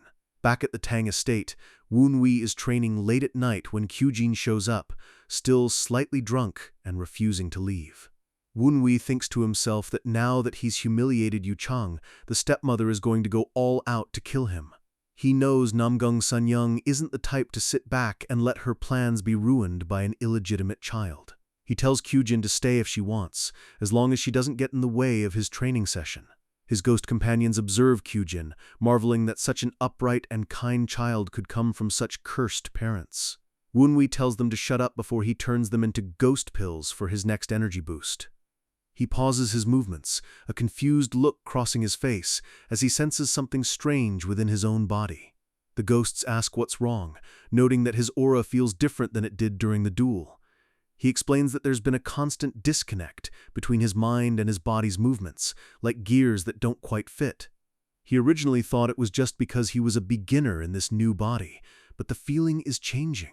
The former cult instructor Ghost offers to inspect his body to find the source of the problem. The small spirits fly around him, scanning his energy meridians and his core with their spectral senses. The ghost asks if Wunwi knows the term cultivated energy, and Wunwi assumes he means his inner energy core. The ghost explains that energy builds up differently for everyone based on their personality, family traits, and understanding of the world. Wunwi realizes he's talking about how a person's heart and mind are literally contained within their martial energy. This is why techniques that just suck out someone else's energy never provide a permanent or massive power boost. The ghost notes that Wunwi is a special case because he's a soul from another person altogether. He points out that the energy Wunwi has built up over 17 years and the energy he's newly cultivating have different flavors. That clash of energies is what's causing the disconnect in his movements. But the fact that the disconnect is shrinking is the real breakthrough. It means that his soul's energy and the body's original energy are finally starting to harmonize into one single force. Wunwi realizes that he's finally starting to accept his identity as Tang Wunwi on a subconscious level. He admits that until now he subconsciously felt like he was just piloting someone else's body like a puppet. But after the duel with Kyujin, he stopped thinking about using the body and has started just being the body. The emotions he felt meeting Kyujin are what finally broke through his mental barriers. The wall between his past life and his current reality is finally crumbling away. The ghost estimates that he's about 40% fused, and Wunwi realizes that increasing this rate is the key to his survival. If he can reach a full fusion, he'll be able to attain levels of martial prowess that were previously impossible in this body. He slams his foot down, knowing that being one in body and mind is essential for both martial arts and his secret sorcery. The higher the fusion rate, the more of his original heavenly demon mystic power he'll be able to recover. Kyujin watches him train, thinking to herself how much he's changed and how focused he's become. She feels a pang of sadness, thinking that the cruel world of the Tang clan forced him to lose his innocence and change so drastically. She remembers their drinking session and smiles, happy that he's at least building a strong foundation for himself. She thinks about their father and knows that the road ahead is only going to get tougher for Wunwi. She also knows her mother won't just wait around. The storm is already beginning to gather around them. Suddenly, the ghost's eyes turn red as he senses a terrifying presence approaching the training ground. Wunwi stops his training, standing perfectly still as the wind starts to howl around him. The ghosts ask in fear if this is ghost fog, a high-level necromancy technique used to trap victims. Wunwi's lips curl into a predatory shark-like grin as he realizes the stepmother has finally taken the bait. He grips his training staff, his eyes glowing with a cold, lethal light as he prepares to see just how big this fish really is. The hunter has finally arrived, perched on the rooftops like a demon looking for its next meal. This white-haired freak is a Class 3 Jiangshi, and he's convinced that whatever sorcerer is backing Wunwi is about to get a very rude awakening. He tracks the traces of the spider ghost right to Wunwi's location, his red eyes glowing with the anticipation of a slaughter. He slams his hands together, activating the parasitic vulture ghost fog to seal off the entire area from the outside world. A massive ritual circle erupts on the ground, churning out a thick, unnatural mist that messes with everyone's senses and cuts off all escape.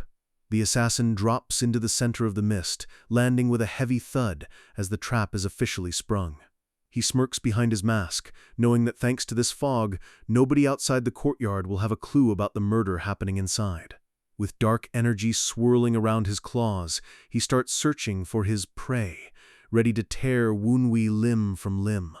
But suddenly, he pauses, noticing a strange spiritual thread connected to his target.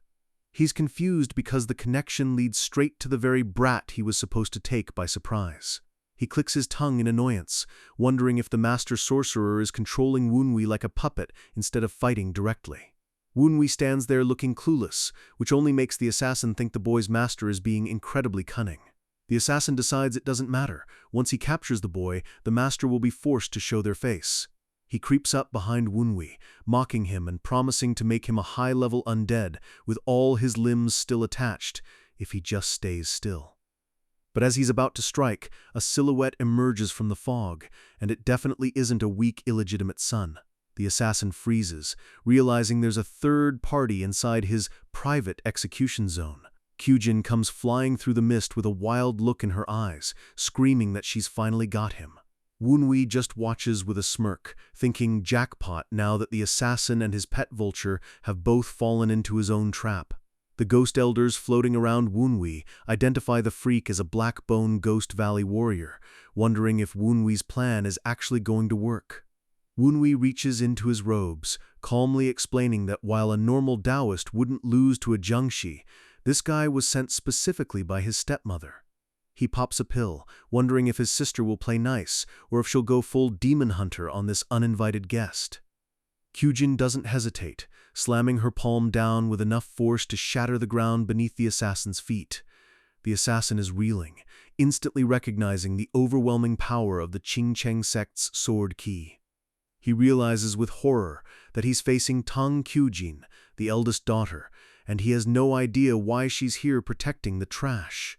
He tries to get her to listen, but Kyujin is in full combat mode, refusing to hear a single word from an unorthodox monster. She swings her glowing blade with lethal intent, telling the filthy Jiangshi to just hurry up and die. The assassin barely dodges, the air whistling as her blade narrowly misses his throat. He curses his luck, realizing this is a terrible matchup. If he hurts the daughter of his client, his deal with Namgung is dead. Even worse, if he fails, his own master back at the Ghost Valley will torture him for eternity. Kyujin mocks his hesitation, demanding to know why a scary assassin is suddenly playing defense. She unleashes the Sword of Discharged Lightning, a high-level technique that turns the air into a cage of white-hot energy. She lunges forward with a manic grin, screaming that he's already dead as she closes the distance. Blood sprays as her strike connects, and the assassin realizes he's going to be shredded if he keeps holding back. He snaps, deciding that even if she's the client's daughter, his own survival comes first. Kyujin senses the shift in his aura and pauses for a split second, her eyes narrowing as the real fight begins. The assassin starts ripping off his seal tags, shouting that it's her own fault for not backing down when she had the chance. His body erupts in a violent reddish-purple glow as he taps into his forbidden demonic power. The ground cracks under the weight of his transformation as he prepares to show her why he's a Class 3 warrior. He activates the ghostly amplification technique, growing in size and power until he towers over Kyujin like a nightmare. Kyujin curses under her breath, feeling the massive pressure of his fully unleashed energy. They collide in a shower of sparks, the assassin's brute force meeting Kyujin's refined sword techniques. The assassin growls that things would have been easier if she'd just stayed out of it, but now he has to fulfill his mission at any cost. Kyujin grinds her teeth, pushing back against his massive strength and reminding herself that this monster is definitely her mother's doing. Her eyes glow with a cold light as she vows to capture this freak and find the person behind the assassination attempt. She unleashes an evil vanquishing aura that burns through the assassin's dark energy, making him roar in pain. The assassin is stunned that a stupid ascetic is actually managing to push him back even in this empowered state. He realizes that if the fight drags on, he's going to get caught by the Manor's guards or the elite Wind Squad. The fog is starting to thin, and he knows that at any moment, more powerful masters could show up to join the party. He looks around desperately, knowing that the longer he stays, the lower his chances of making it out alive. He decides his only choice is to use his parasitic vulture to create a distraction while he finishes off Woonwee. In his mind, Woonwee is still the primary target, the only one he actually needs to kill to get paid. A skeletal, bird-like monster with glowing eyes shrieks as it dives from the sky, ready to assist its master. The vulture lets out a piercing kee-ee-ee, its wings cutting through the mist as it zeroes in on its target. Woonwee's ghost elders notice the bird has stopped emitting fog, realizing the assassin is going all in for the kill. Woonwee stands there calmly with his staff, looking bored as he comments that he almost fell asleep, waiting for them to get serious. The vulture dives with its talons outstretched, a streak of blue energy trailing behind it as it aims for Woonwee's head. Woonwee doesn't even move, looking the monster in the eye and mocking it for screaming so loud in the middle of the night. His eyes suddenly glow a deep, lethal violet as he commands the creature to get on the ground. Now. Violet Mystic Eye First Stage. He activates the evil ghost advent, summoning a massive, terrifying spectral entity behind him. The vulture freezes in midair, its ki-eek turning into a whimper of pure terror as it faces a supreme ghost authority. The bird slams into the ground with a massive crash, Woonwee acting like he didn't mean to hit it that hard.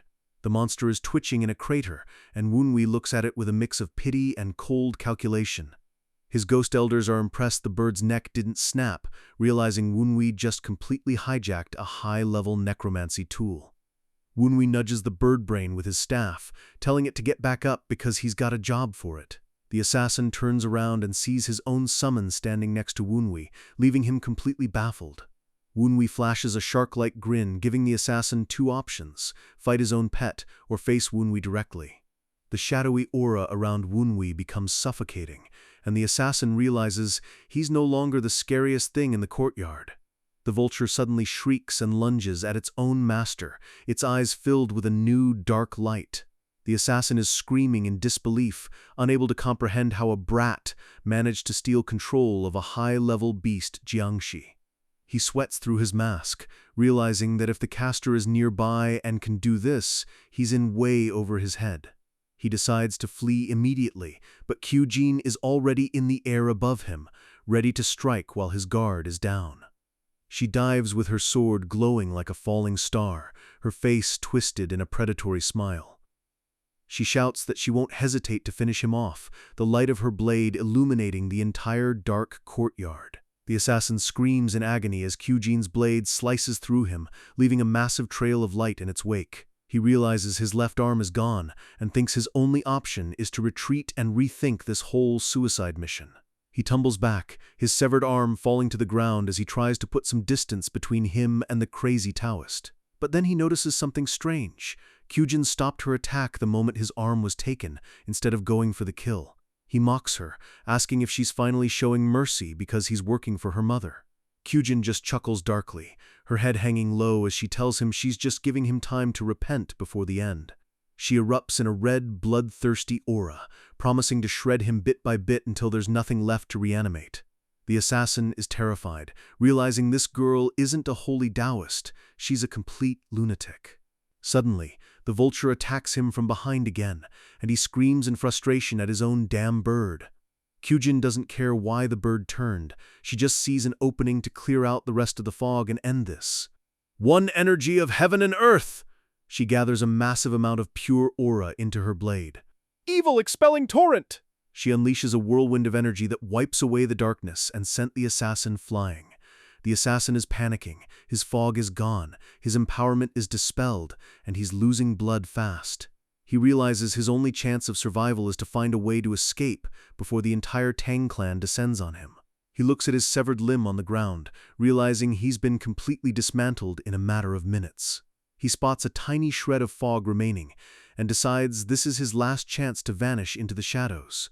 He charges up a final burst of energy, desperate to reach the escape gate he set up earlier. He launches himself into the air, leaving a trail of sparks as he tries to bolt over the manor walls.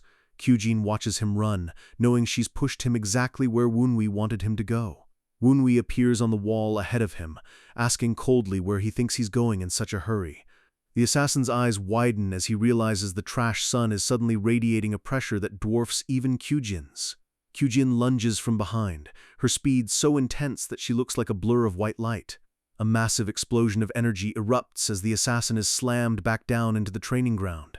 Kyujin stands over him with her blade at his throat, looking like a goddess of war in the moonlight. The assassin smirks and crushes a purple crystal in his hand, convinced he's about to teleport away and win the battle of wits. But the crystal just shatters into harmless dust, and he remains exactly where he is. Kyujin mocks his failed escape, asking if he really thought his unorthodox tricks would work in her presence.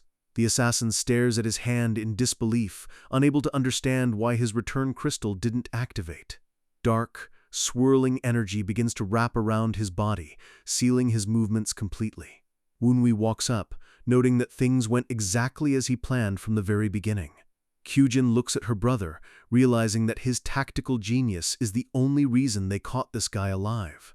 She warns Wunwi to be careful, because the assassin is still dangerous, but Wunwi just asks her for one more favor. They sit on the manor wall, Wunwi casually explaining the entire situation while the assassin lies bound below them. Kyujin is confused, wondering why Wunwi wants to keep the monster alive instead of just ending it. Wunwi explains that he needs to extract information to prove who sent the hit in the first place. He points out that the manor is still the Tang clan's territory, and the assassin likely used specialized formation sorcery to get in. He admits that with his current skills, he couldn't have beaten the formation alone, which is why he needed her help.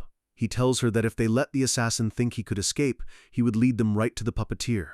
Woonwee smirks, saying he's ready to find out which fish dared to intrude on his family's land. Kyujin's face darkens, realizing that if Woonwee is right, their mother is the one who hired this undead freak. She asks what Woonwee would do if she decided to side with her mother anyway. Woonwee just laughs it off, saying that would just mean he lost the battle of wits and deserves whatever happens next. He states coldly that betrayal and deception are just the natural order of the Tang clan. Kyujin is stunned by his words, seeing the deep scars of cynicism that his life in this family has left on him.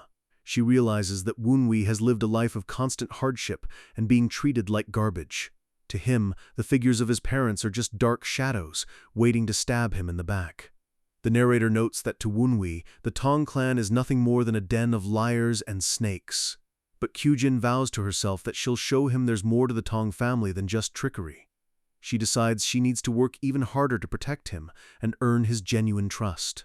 Suddenly, she notices the bird Jiangshi is still there, looking completely confused and bird-brained. She cracks a smile, deciding to let off some steam by chasing the vulture around, while Woonwee handles the main course. A pillar of light erupts as the assassin finally finds a way to use a backup escape method, vanishing into the trees. He lands deep in the forest, panting and bleeding, convinced he's finally out of the danger zone. He's furious that he failed the mission, but he tells himself he can always reattach a new arm once he gets home. Then, the reality sinks in. He lost the vulture, and the Tang clan is going to be on high alert for months. He screams into the night, cursing that damn Taoist bitch for ruining his reputation and his body.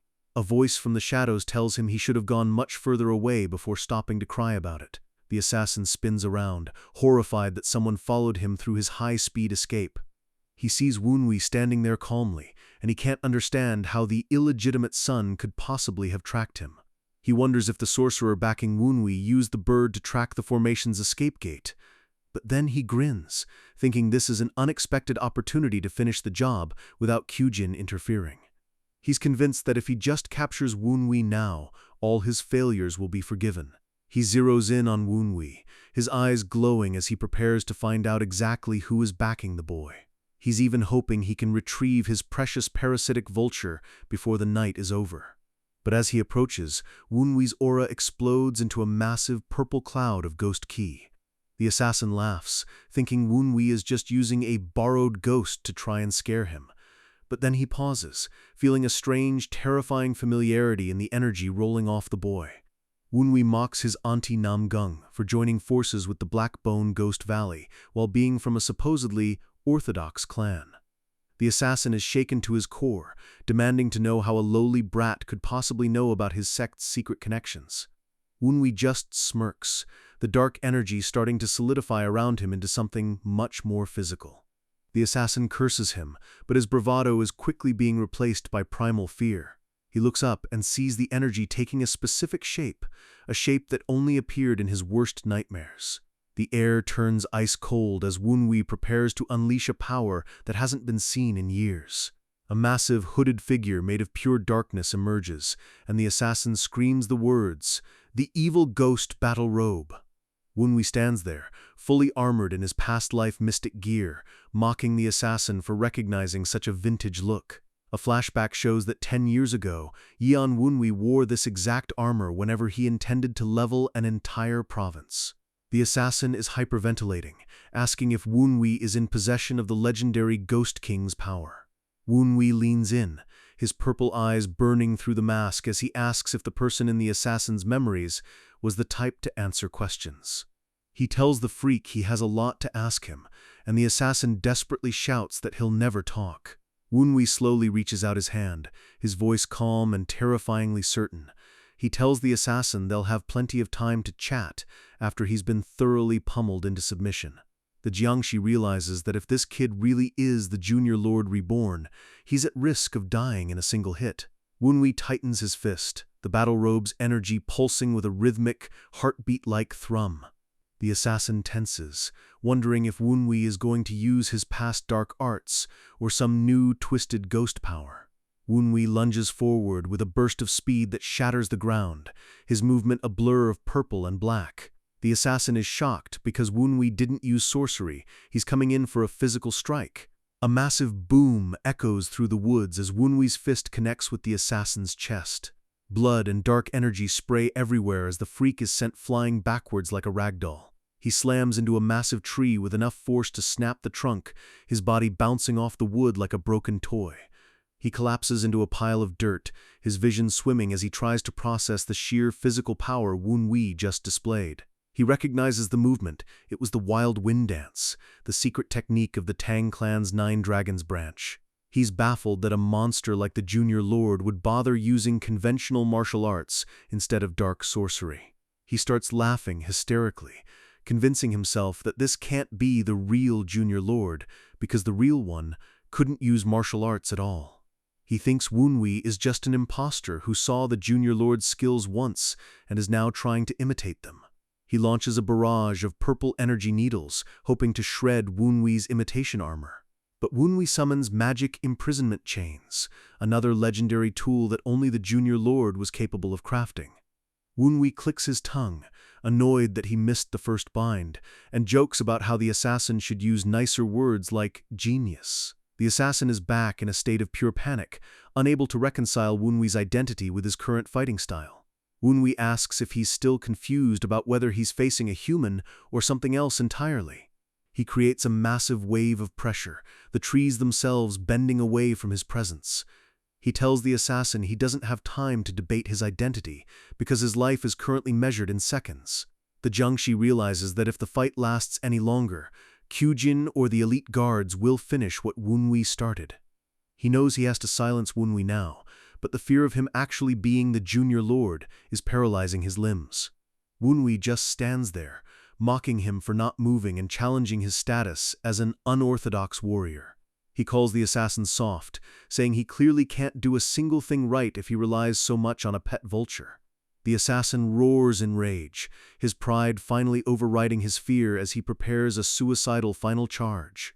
Wunwi yawns and tells him he's considering just going back home since a guy this weak probably doesn't know anything useful. The freak shouts that he'll burn through his own lifespan to make Wunwi regret his arrogance. He vanishes in a burst of white-hot demonic energy, appearing directly in front of Wunwi. He lunges with his remaining claw, screaming as he puts every last drop of his soul into a single desperate hit. Wunwi doesn't even flinch, asking with a calm voice if he's finally in the mood to actually fight. A beam of blinding light erupts as they clash, the power level reaching its absolute peak. Wunwi thinks to himself that he was just buying time to lure the guy further away from the village. He admits it would have been a problem if the assassin got scared and ran away before he could test his new power. Now, he decides it's time to try out the technique he didn't get to use during his duel with his sister. He channels a massive amount of energy into his fingers, the air around him beginning to hum with power. A colossal explosion of white energy vaporizes everything in its path, turning the forest floor into a smoking crater. The assassin is gasping, barely hanging on as he realizes he was supposed to take the corpse back, but got too excited. He manages to land a direct hit on Wunwi's chest, mockingly saying that at least Wunwi's mouth can rival the Junior Lord's. He lets out a sigh of relief, convinced that a direct strike with his demonic essence has finally ended the fight. But then his eyes bulge out.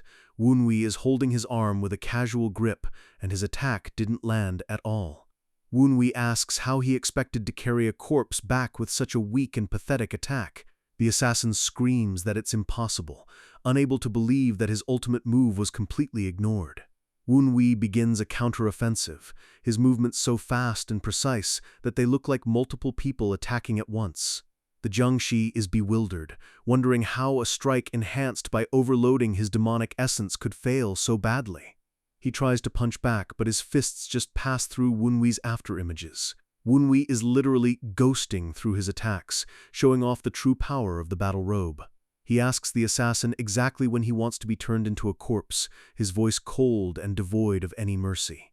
The annoying brat comments just make the assassin more desperate as he throws another wild, uncoordinated punch. Wunwi catches the fist with ease, the impact creating a shockwave that knocks the wind out of the forest. He tells the assassin he's done testing the defensive capabilities of his armor and is ready to move on to the fun part. He charges up his hand with a swirling vortex of purple energy, preparing for the next test. He slams his palm into the assassin's stomach, and a scream of pure agony rips through the silence of the woods. A beam of dark energy blasts through the assassin's body, exiting his back and carving a path through the trees.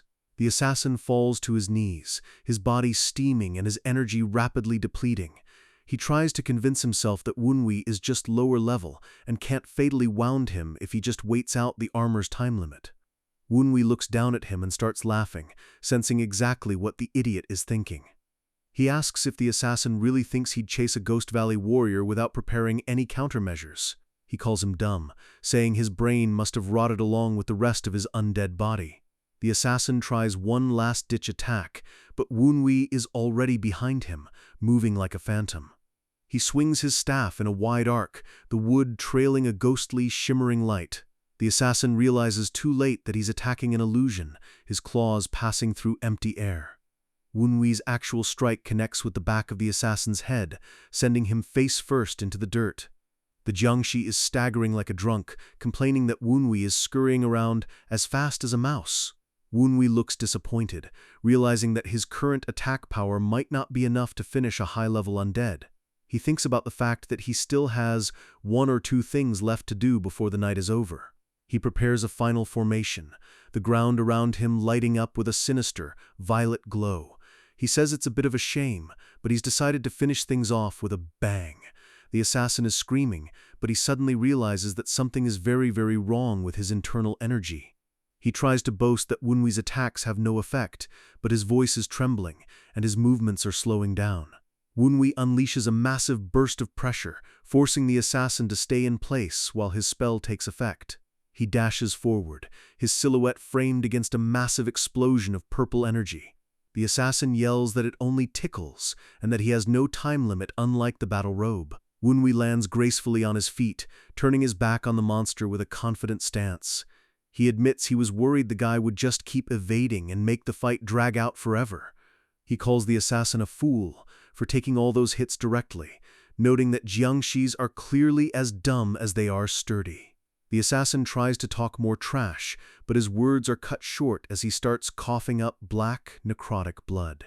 A massive spurt of gore erupts from his mouth, his red eyes widening as his body begins to fail him. He's horrified, realizing these are the symptoms of high-level poisoning, something that shouldn't affect an undead body. Then the realization hits him like a lightning bolt: ghost poison, a lethal substance that attacks the soul itself. Wunwi looks back with a terrifying grin, telling the freak that he packed the poison into his body with every weak hit he landed. The assassin starts screaming as violet spirits begin to erupt from his own skin, eating away at his flesh from the inside out. Tiny, screaming ghost skulls swarm around him, feeding on his demonic energy and his very life force. The forest is filled with the sounds of his soul being shredded by the ghosts he once thought he could control. He collapses onto his knees, his physical form beginning to crumble into ash as the poison takes full effect. Wunwi walks over to the dying monster, his shadow looming over the defeated assassin. Standing tall in his demon armor, Wunwi looks like the god of death himself come to collect a long overdue debt. The assassin begs for one last answer, asking with his final breath if Wunwi really is the legendary Junior Lord. Wunwi kneels down beside him, telling him with a cold voice that this isn't the end for him just yet. He summons a glowing magic imprisonment chain, wrapping it around the assassin's neck to stabilize his soul. The assassin is crying in despair, realizing he's being kept alive just to be tortured for information. Wunwi turns to his ghost elders, telling them he's heading back to the manor first. He gives them a chilling order: make sure to educate the new recruit so he obeys every command. The massive spectral shadows bow to him, their voices echoing in unison, "As you command." Wunwi walks away into the night, leaving the forest floor covered in falling leaves as he prepares for the real war against his family. The fight's over, but Wunwi knows things are about to get even more complicated. He looks at his hands, realizing he's still not fast enough at combining his past life sorcery with his new body's martial arts. He clenches his fist, knowing he has a ton of homework to do if he wants to survive the next wave of killers. Suddenly, the air gets heavy, and Woonwee freezes mid-step. He can feel it, a gaze so sharp and powerful it feels like a blade against his neck. He realizes with a chill that someone has been watching the entire fight from the shadows. He looks up toward the high tower, sensing the presence of a true master lurking there. He demands to know who is watching him and where they are hiding. In a high window, a massive silhouette stands framed against the light, looking down at him like a god judging a mortal. It's his father, Tang Hosan, and the look in his eyes is cold enough to freeze your blood. Woonwee's heart sinks as the name flashes through his mind, the man who rules this branch family with an iron fist. He sighs, realizing his father is a true member of the cunning Tang clan, watching a life-or-death struggle and not lifting a finger. He thinks it's despicable that his own father just stood there while an intruder tried to murder him. Suddenly, Kyujin's voice cuts through the tension as she comes running back into the courtyard. Woonwee jumps, nearly losing his cool as his sister charges toward him. She's dragging the mangled remains of the bird Jiangshi, frantically asking if he's hurt. She admits she tried to cut the bird's wings off so it couldn't escape, but the thing was way tougher than she expected. With a terrifyingly cute expression, she explains that since she couldn't cut it, she just beat it up a little instead. Woonwee realizes he needs to be extremely careful not to get on her bad side in the future. She's a total savage to her enemies. He bows and apologizes for letting the main assassin get away, even though Kyujin worked so hard to help. Kyujin doesn't care about the escape, she just wants to pummel the bird until it tells them where the bad guys are hiding. The bird lets out a weak screech, and Woonwee is surprised the thing is still able to move at all. He grabs it by the neck, realizing he can't just walk through the manor with a giant undead vulture in tow. He sits down to think, knowing that sneaking this beast into his quarters is going to be a nightmare. Suddenly, the bird glows with light and starts shrinking down into a tiny, adorable version of itself. Woonwee is impressed, realizing the creature actually knows how to use transformation spells. He notices something else about the bird's energy that catches his attention. He narrows his eyes, focusing his senses on the small creature as a new plan starts to form. He tells Kyujin to go get some rest, saying he'll keep the pet in the white pavilion for now. Kyujin hesitates, her face shadowed with worry as she looks at her brother. She forces a smile and heads off to her quarters, leaving Woonwee alone with his reward. She walks away through the dark halls, her expression turning incredibly serious. There's a cold fire in her eyes as she realizes the peaceful days in the manor are officially over. Later, inside his room, Woonwee interrogates his new ghost slave about his master, the White Bone Wraith. The ghost confirms it, and Woonwee smirks, remembering the old geezer from his past life. He tells the ghost he knows the master a little, but the truth is much more humiliating for the necromancer. A flashback shows Woonwee mastering in 1 month what took the old wraith 100 years to learn. He learns that 4 of the 12 legendary dark ghosts have gathered nearby to scheme something big. The fact that 4 elders are here at once means the stakes are higher than he ever imagined. He realizes they are all here for one reason, the upcoming visit of the Dark Sovereign. The cult can't just stand by and watch the Tang clan establish a new elite martial unit that could rival their power. Normally they'd just plant a spy, but 4 elders mean they are planning something much more violent. Since they've roped in his stepmother, Woonwee knows their goals are pure evil. He identifies the group pulling the strings as the Society, a shadow organization that seized control of the cult. He realizes they've been boosting the cult's strength from the shadows just to prepare for this move. A play that would have been suicide in the past is now a valid strategy for them. They aren't just here to watch, they are here to draw blood and change the map. Woonwee's gaze turns lethal as he realizes their ultimate goal is to assassinate the Dark Sovereign himself. He mocks the foolishness of the Jiangshi, knowing that even 4 elders are no match for a grand master like the Sovereign. He tells the noisy ghosts to shut up, confirming that the group he fought was just the advance party. The ghost reveals that massive reinforcements are already heading in from the Tianshan Mountains. Woonwee is puzzled. Why are reinforcements coming from the mountains and not from the Society directly? He calls the ghost No. 15, treating the high-level assassin like a common house pet. The ghost kneels in fear, and Woonwee asks if he knows anything about the inner workings of the Society. The ghost admits he's too lowly to know those secrets, which Wunwi finds disappointing, but expected. He realizes the warriors of the Ghost Valley are just foot soldiers, and he'll need to capture their master to get real answers. The problem is that his current power level isn't high enough to take on a master necromancer. If he tries to charge in now, he'd be ripped apart by the old man's fortress of spells. He dismisses No 15, realizing he's squeezed all the useful info out of him for now. Suddenly, Instructor Tonggon bursts into the room, panicking and asking if Wunwi is still safe. He tells Wunwi that the branch head has summoned him, and then he notices the state of the yard outside. The ghosts whisper that Gon is probably referring to the massive crater Kyujin left during the fight. Wunwi tells him to calm down, promising to explain everything as they walk to the meeting. He thinks about borrowing the strength of the Wind Squad, but he knows he has to handle this meeting with his father first. He walks across the bridges of the manor, the moon reflecting in the water as he prepares for a different kind of battle. He stares at his father's back, trying to figure out what the old man knows and what his next move will be. Wunwi bows formally, acknowledging the presence of the branch family head. Hosan turns around, noting that Wunwi is still keeping a cold distance, even when they are alone in private. Wunwi apologizes with zero sincerity, saying it's just been too long since they've actually spoken as father and son. Tonggon is freaking out in the background, thinking Wunwi is insane for being this disrespectful. Wunwi just smirks at him, telling the instructor to just keep watching and relax. He tells his father that if this was a reward for the fight, it would have happened in public, not in the dead of night. He knows his father doesn't care about a family bond. He's here to test Wunwi's intellect. The old man simply wants to know exactly how much Wunwi has figured out. Hosan stares him down, admitting that Wunwi seems to know exactly why he was called here. Wunwi confirms that his father already knows the identity of the intruder and the connection to the stepmother. Hosan's face remains a mask of stone as his son lays out the ugly truth of the family's betrayal. Wunwi says it's only natural for the father to be informed since it involves the upcoming visit of the clan head. He realizes his father even knows about the secret plot to assassinate the Dark Sovereign. The fact that neither of them is surprised means they've both reached the same dark conclusion.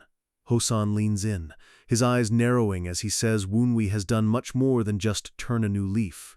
He lists off Wunwi's energy, foresight, and strategy, noting that these aren't skills a person gains in just a year or two. An image of a massive, glowing cobra looms behind Wunwi as Hosan accuses him of biding his time in a deep burrow.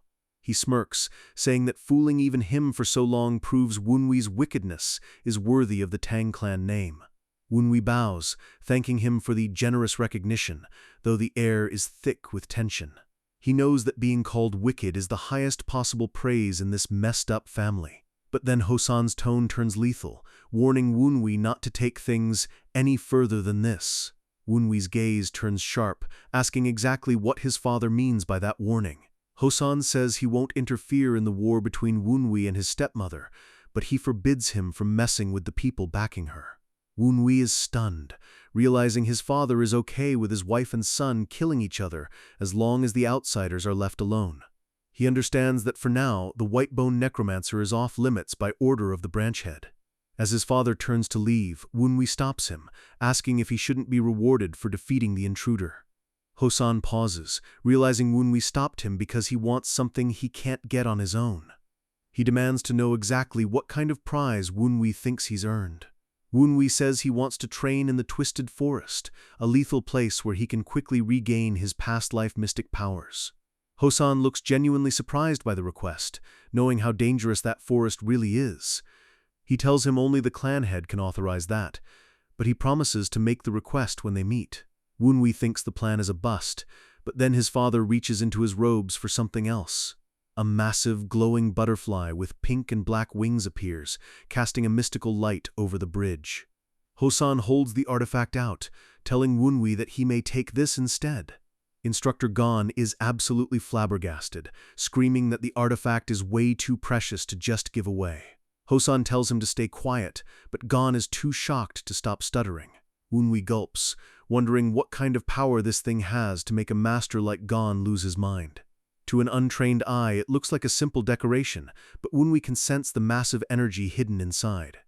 His father asks if the gift is to his liking, but Wunwi admits that it definitely is. He realizes his father is being a total Tong clan bastard, spreading his energy around so Wunwi can't even step forward to take it. He realizes the old man is basically telling him to find some other way to retrieve the prize. Wunwi looks at ghost number 15, commanding him to go and fetch the butterfly. The ghost streaks forward, obeying his master's command instantly. The butterfly flutters its wings, and Gon watches in horror as the artifact is taken through purely spectral means. Wunwi catches the ornament, the trail of spiritual dust following it into his palm. His father smirks at the display of ingenuity, a rare look of amusement on his cold face. He declares that the item is now officially Wunwi's, and the test is over. He calls for Gon to leave, and the instructor is still babbling in disbelief as he follows his leader. Wunwi watches them walk away, left alone on the bridge with his mysterious new toy. He looks at the butterfly, calling his father a bastard for giving him such a complicated puzzle to solve. The ghosts float around it, wondering if it's a high-quality ornament or some kind of hidden assassination weapon. Wunwi gets annoyed, asking if anyone asked for their opinions as he crushes one of the ghosts in his hand. He commands them to follow his father and Gon to see what else they might be discussing. As they walk, Gon asks if it was really okay to give Wunwi the blood butterfly given how much it means to him. Hosan admits it's precious, but since the Wild Wind Squad is gone, he wants to see if Wunwi can actually fulfill their hopes. Gon realizes his father must have many regrets about not being able to protect the legacy of his old comrades. Hosan mentions that his other two children saw the artifact and had zero interest in it. But Wunwi took it, and even though Hosan doesn't know how, he's impressed by the wild wind his son used. He believes Wunwi might be the only one capable of discovering the true secret behind the blood butterfly. Later, Wunwi looks at the glowing artifact, admitting he didn't even think of using his wind techniques on it. The ghosts tell him that according to the rumors, this is an incredibly precious item that belongs to the elite. They point out that every time it moves, it consumes a terrifying amount of spiritual power.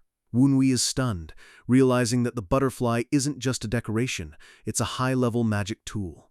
He tells the ghost to come out of it so he can personally confirm the energy flow.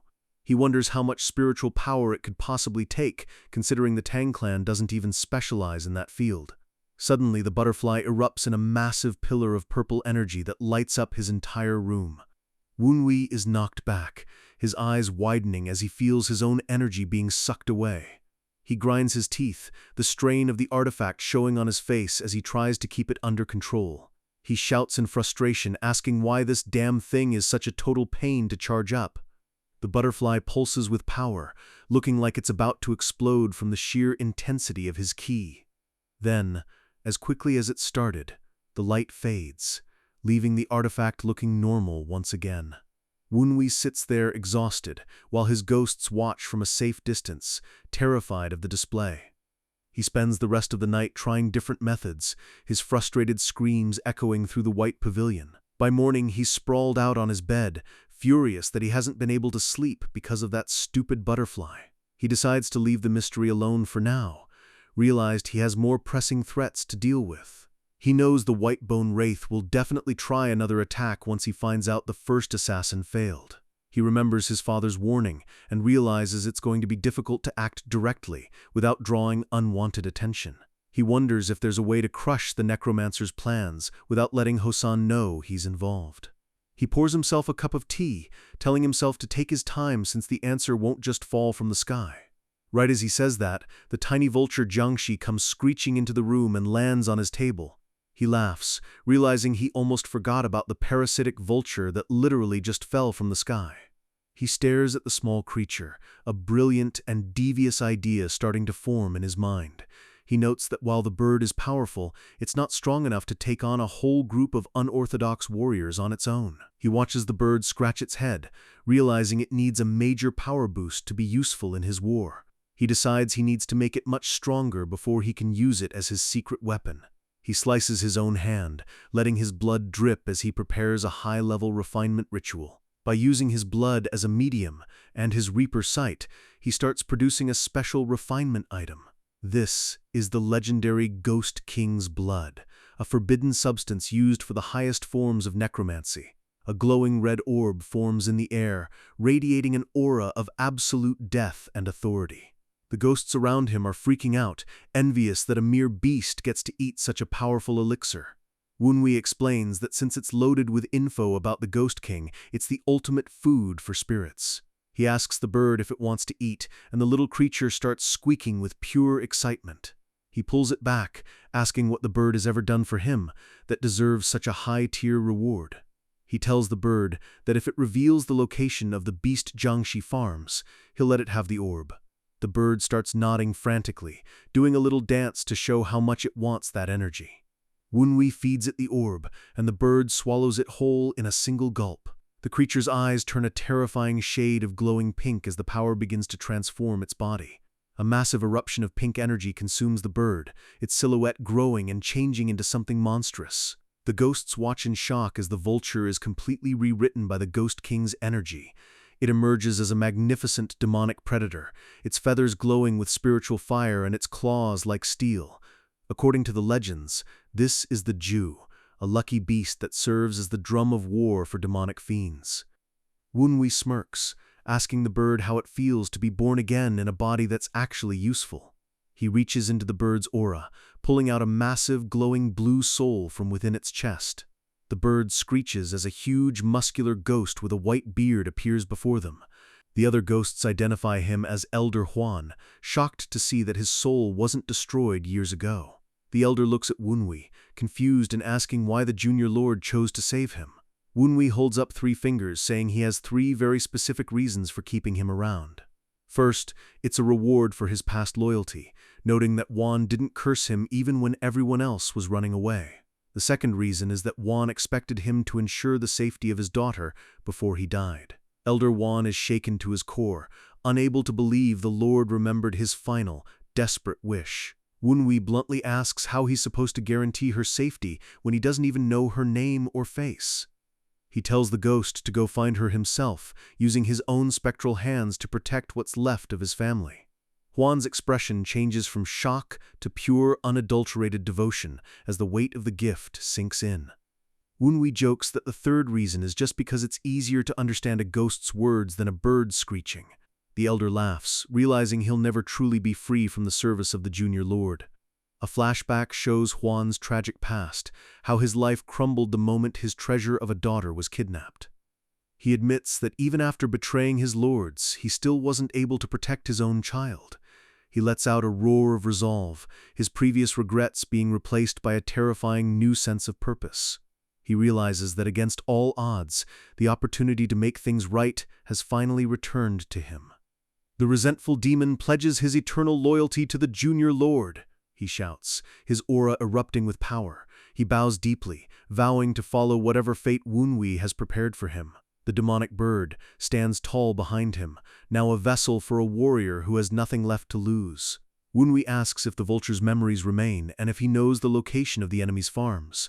The bird confirms it, promising to fly there immediately and tear their enemies apart with its new beak and talons. Wunwi commands him to destroy the farms and notify those traitors that the divine cult is finally coming for them. The bird screeches, "As you command," and its eyes glow with the promise of a slaughter. It launches out of the room with such force that it shatters the floor and sends a shockwave through the pavilion. Wunwi watches from his window as the Jew bird disappears into the night sky. He knows that once the farms start burning, the white-bone geezer will be way too busy to worry about him. He successfully bought himself the time he needs to prepare for the real war. He smirks to himself, repeating the bird's promise to use its beak and talons to settle the score. The morning sun shines over the Tong Manor, but the atmosphere inside is anything but peaceful. The stepmother, Namgung, is back in her quarters, exhausted and irritable after a night of travel. She notices an urgent report lying on her desk, the folded corner signaling a major problem. She picks it up, her hands trembling as she realizes this message is coming from her top informant. Her eyes scan the paper, her expression morphing from boredom to absolute disbelief. The report says that her son Yuchong sparred against the bastard Wunwi and was utterly humiliated. She can't believe her genius son lost to someone who was supposed to be family trash. Even worse, the report says Wunwi fought Kyujin to a draw in front of the entire clan. And all of this happened right in front of the branch head, who saw everything with his own eyes. Namgung is losing her mind, wondering what on earth has happened to make the weakling this strong. Suddenly, Kyujin appears in the doorway, her shadow long and her head hanging low. Namgung forces a fake, sickly sweet smile, asking what brings her daughter here at such a late hour. Kyujin doesn't buy the act, saying she just had some urgent matters outside that they need to discuss. She bluntly informs her mother that a Jiangshi attacked Wunhui last night, and Namgung tries to act shocked. Namgung thinks to herself that the girl must have already dealt with Wunhui and is here to report the kill. She's frustrated that her secret assassin was found, but she's just glad the bastard is finally dead. But then, Kyujin says she fought against the monster, making Namgung's jaw drop in horror. Namgung grabs her by the shoulders, screaming and asking why she would ever fight such a thing, and if she's hurt. Kyujin pulls away, coldly stating that the intruder knew exactly who Namgung was, and hesitated to face her. Namgung's face twists with rage as she curses the useless frauds from the Ghost Valley for causing such a mess. She tries to justify it, saying everything she does is for the sake of her children's future. Kyujin erupts in a bloodthirsty aura, demanding to know if her mother hates Wunhui enough to hire the undead while her own daughter is a Taoist. Namgung is speechless, paralyzed by the raw intensity of her own daughter's disappointment and rage. Kyujin turns to leave, declaring that if her mother won't stop walking down this wrong path, things are going to get ugly. She vows that from now on she will be the one standing in her mother's way. Namgung reaches out, begging her to stop, but it's too late. The bond between them has snapped. She collapses, clutching her head and screaming that she did all of this just for her children. Her eyes turn a demonic shade of red as she blames Wunhui for everything, her mind completely breaking. A horrific scream rips through the building as she vows to crush the boy into the ground once and for all. She's convinced that Wunhui is the root of all her problems and the reason her daughter hates her. She decides she must go to the temple immediately to demand a more permanent solution from the necromancers. Meanwhile, Wunhui is walking through the bustling market with Tang Gan, looking like he hasn't a care in the world. Gan complains that the boy is too bold, going for a walk right after being attacked by an assassin. They stop in front of a massive, imposing building labeled Lu Ban's Forge. Wunhui notes that the smith must be incredibly confident to name his shop after the legendary god of craftsmanship.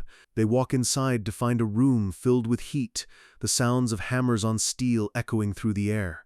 A massive, muscular figure with white hair and a scar across his face turns around, calling Gan a wild horse. Gan introduces him as Tang Chukyung, the legendary master of the forge. The smith looks at Wunhui, mockingly asking if he's the stubborn blockhead's second-born child. Wunhui introduces himself, his expression unbothered even when his father is called a blockhead. He realizes this smith must be an old friend of his father's from their time in the Wild Wind Squad. Gon says that Wunhui has something specific he wants to be made, and the smith grumbles about being busy. He assumes Wunhui wants a cheap assassination tool and tells him to just leave the blueprint and go home. Wunhui sees a stack of commissions, realizing that everyone in the clan is prepping for the sovereign's visit. He holds up his roll of paper, telling the smith that his blueprint is far too complex for a simple drop-off.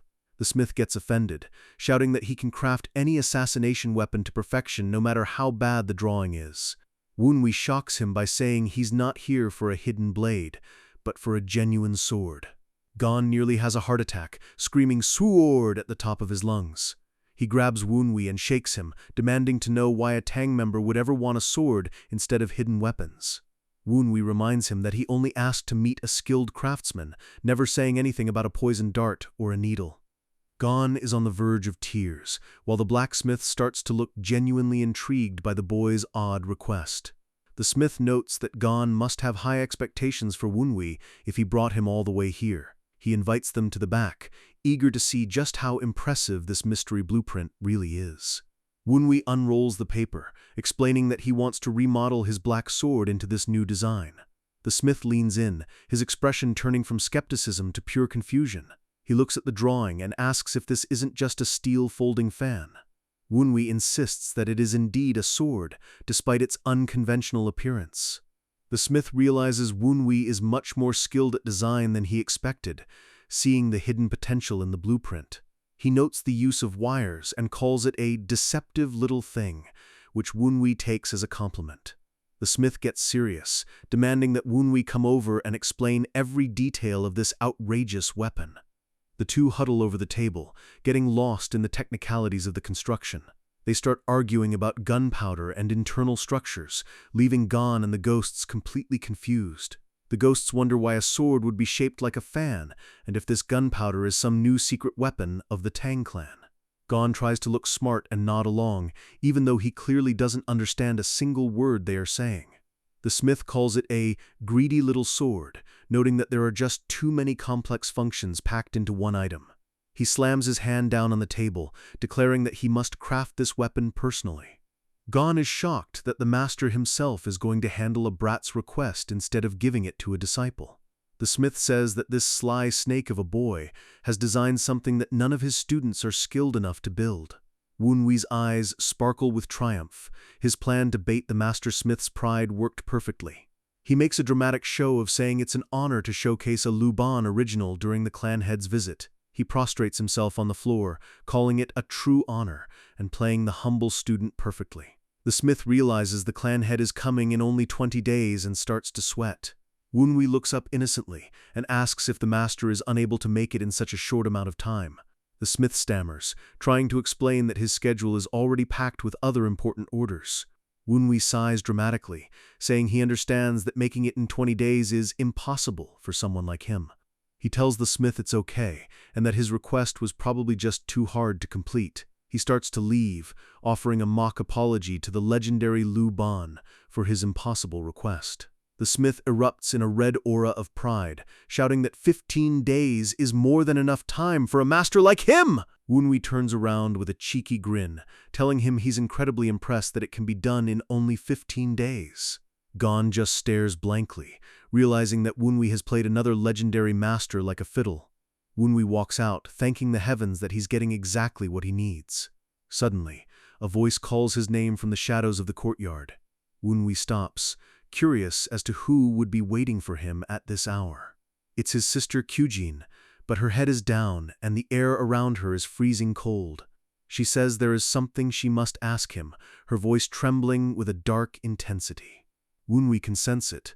The oozing bloodthirst of her blue ghost face root is starting to leak out. He realizes she's so distressed that she can't even control her high-level Taoist teachings anymore. She asks him what he thinks of the past, a weird and heavy question that catches him off guard. She wants to know if he bears any grudges or deep resentment for everything that's been done to him. Wunwi looks at his hands, asking her if she's ever tried to grasp the wind with her bare palms. He says you can contain it for a moment, but you can't hold it permanently, because once it stops moving, it's no longer the wind. He flashes a genuine, brilliant smile, telling her that the past doesn't matter, because the future is the only thing he cares about right now. Kyujin is bathed in light, his words cutting through her darkness and bringing her a moment of peace.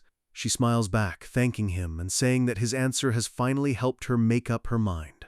She tells him she won't be around for a while since there is something very important she has to do. She leaps away in a burst of white light, leaving Wunwi alone in the quiet courtyard. Wunwi notes that he never thought the day would come where such a gentle lady would get this enraged. He realizes her bloodlust has completely broken through her Taoist restraints, making her more dangerous than ever. He tells his ghosts to cut the chatter and follow her, needing to know exactly where she's heading in such a state. He's certain that she had a massive argument with her mother and is heading toward a confrontation. He knows that being this distressed is only possible if her family bond has finally been severed. He also knows that Namgung won't just sit still after such a major discord with her own daughter. He pushes open the massive doors of his training pavilion, the light of a new day flooding inside. With a terrifying purple-eyed grin, he declares that it's finally time to prepare a warm welcome for an unwelcome guest. Our boy isn't just getting stronger, he's taking over the whole board, and it all starts with a visit to the big man's office. The guard is stunned because the trash of the family is actually requesting an audience with the branch head. Tang Ho-san doesn't even look up from his paperwork, just tells the guard to let Wunwi in and wait.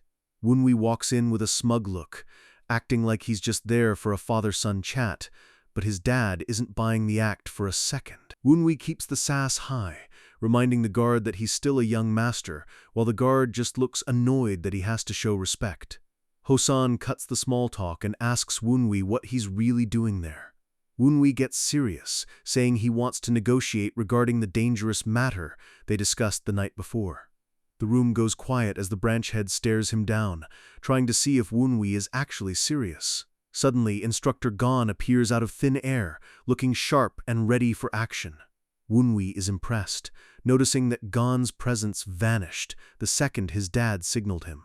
Hosan warns Woonwee that jumping into this mess could ruin the Tang clan's entire plan. He tells Woonwee he better have a really good reason for wanting in, and Woonwee can feel the suffocating aura of a true master. Woonwee keeps his cool, realizing his father is definitely hiding some deep, calculated plans for the clan. The branch head asks what Woonwee could possibly offer in a negotiation since he has nothing yet. Woonwee drops the hammer, promising that he will be the one to protect his sister, Kyujin.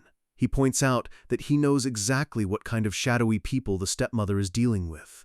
His dad looks down, clearly conflicted because he knows the family is on the verge of a scandal. Finally, Hosan looks him in the eye and tells him to keep talking. Woonwee mentions that if the stepmother's connection to the demonic cult comes out, Kyujin's reputation is finished. He paints a dark picture of how the world treats the children of spies from the demonic cult. The visuals show the brutal reality of how the Jianghu would treat outcasts, total misery and death.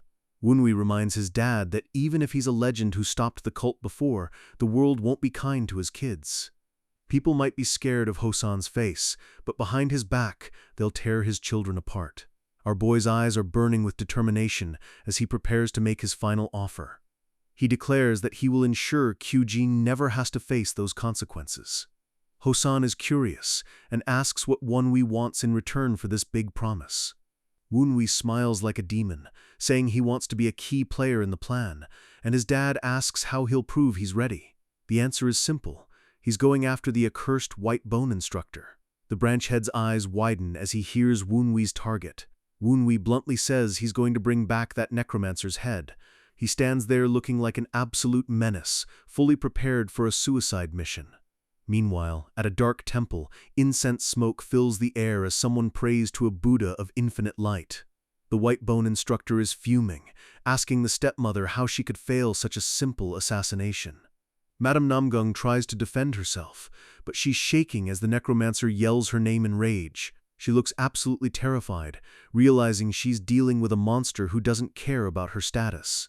The necromancer admits he underestimated the situation, looking like a skeletal nightmare.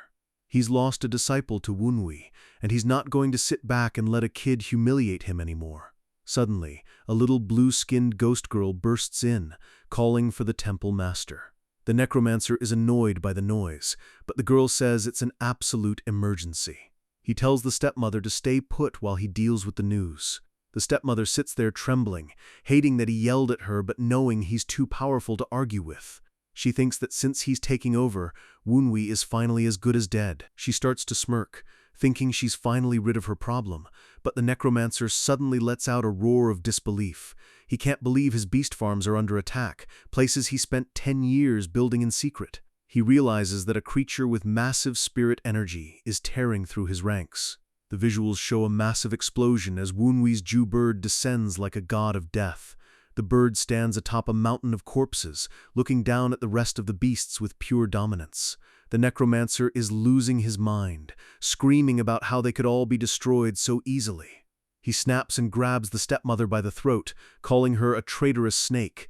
He slams her into the ground, demanding to know why she's trying to deceive him. He refuses to believe a kid who's an illegitimate trash could have a sorcerer strong enough to evolve a Jew bird backing him. The text screen just screams that the whole situation is completely ridiculous. He accuses her of working with Woonwee's secret master to stab the cult in the back. The stepmother is gasping for air, pleading that she has no idea what he's talking about.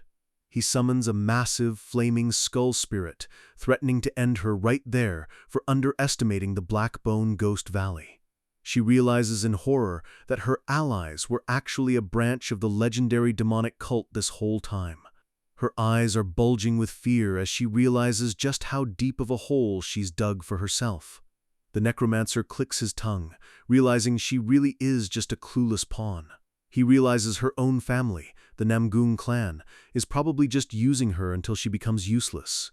He lets go of her neck, admitting there might have been a misunderstanding since she's clearly too dumb to be a double agent. She's coughing and shaking, terrified that she's been accidentally working for the world's most dangerous cult. The realization hits her.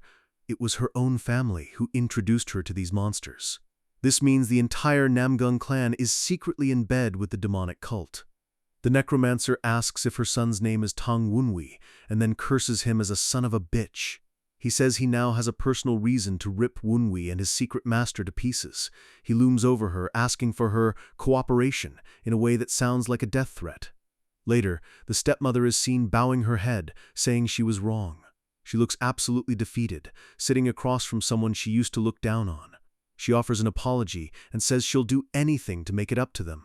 Wunwi is sitting there with a massive, trolling grin, asking why she's suddenly being so nice. She grits her teeth, thinking about how she doesn't want to do this, but she was ordered to play nice. Flashback to the necromancer telling her she needs to make Wunwi like her, so he lowers his guard. He threatened to turn her into a jiangshi, a living corpse, if she didn't obey his every word. She remembers his skeletal hand reaching for her, and she quickly agreed to everything.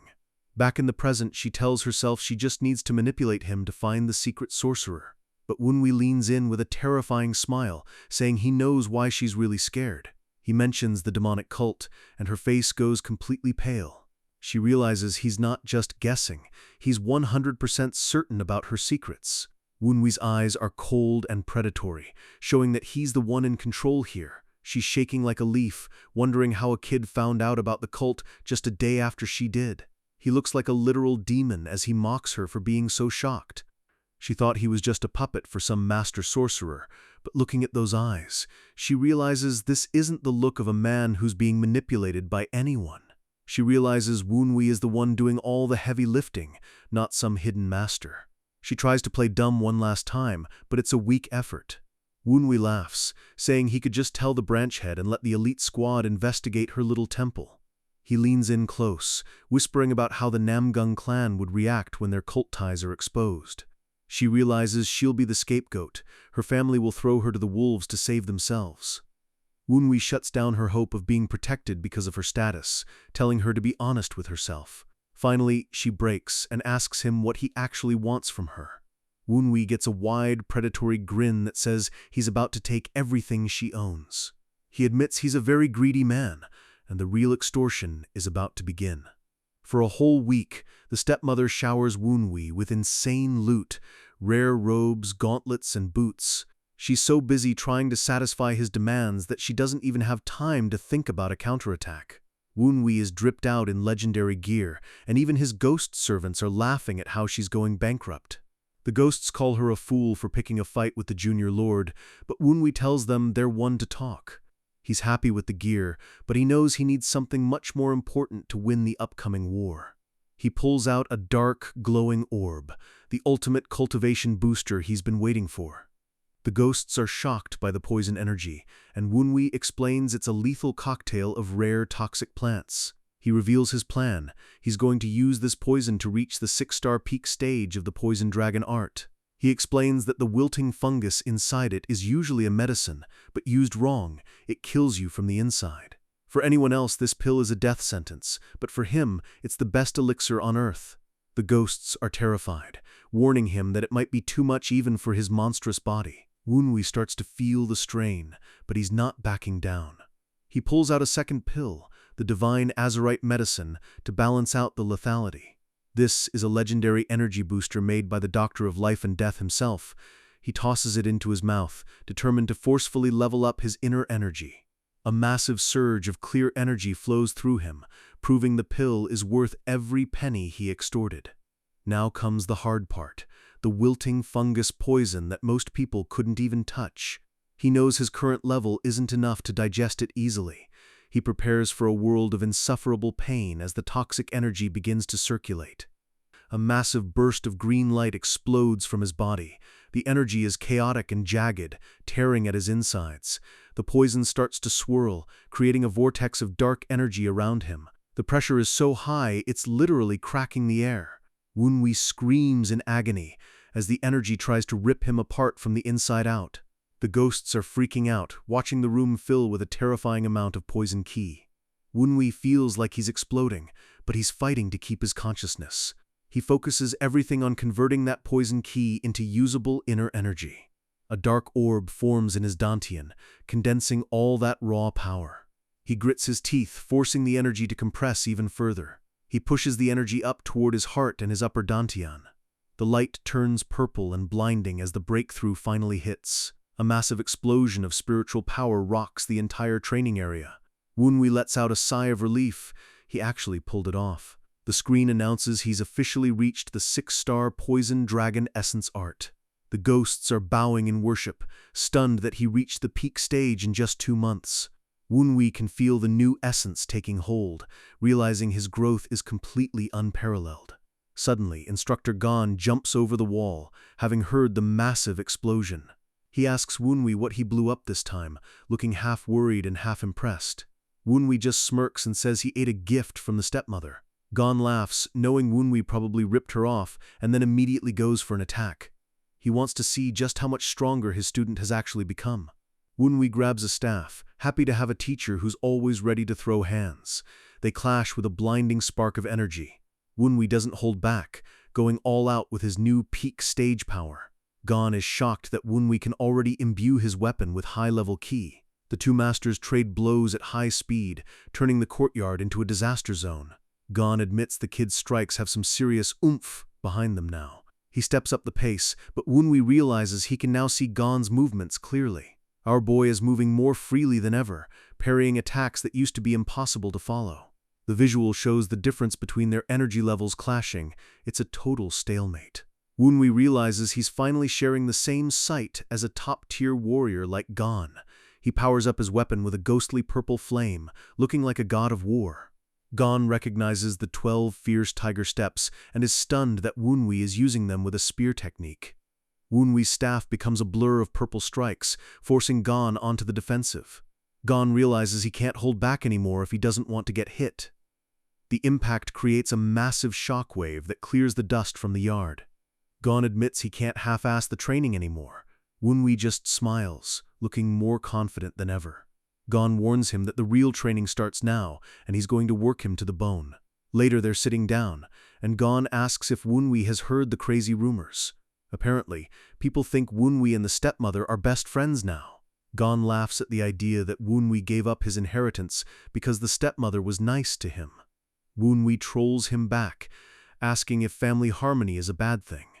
Gon knows it's all a lie because of the insane gifts she's been forced to give. Wunwi uses sound telepathy to tell Gon the truth. He needs her to act this way so he can kill the White Bone Wraith. Gon recognizes the name and freaks out. That guy is a demonic leader from the Ghost Valley. Wunwi realizes Gon missed the important briefing because he was probably napping. Even though Gon acts like a bum, his face turns deadly serious the moment the demonic cult is mentioned. Gon warns him that the necromancers always hide behind powerful defensive spells. Wunwi knows about the mystic ghost formation, and Gon admits even he isn't confident in a head-on fight there. Wunwi looks thoughtful, knowing they need a smarter way in. He lists the enemy forces, 4 unorthodox warriors and a high-level jiangshi. The Whitebone instructor got a massive power boost from a group called the Society. Gon asks what the plan is since they're outnumbered and outgunned. Wunwi smirks, saying the final piece of the puzzle is about to fall into his hands. Later that night, the stepmother falls to her knees in front of Wunwi, begging him to save her. Wunwi mocks her, saying people might think he's the one trying to kill her. He knows she's stuck between the cult and her own family's betrayal. She looks absolutely desperate, her eyes wide with terror. She explains that the necromancer is threatening to turn her into a monster if she doesn't find Wunwi's secret master. She realizes she's going to die a horrible death if things stay like this. Wunwi tells her she definitely won't have a pleasant end if she doesn't listen to him. She cries out that she'll do anything he wants. Literally, anything. Wunwi asks her the ultimate question. Will she give up the heir seat she's been fighting for?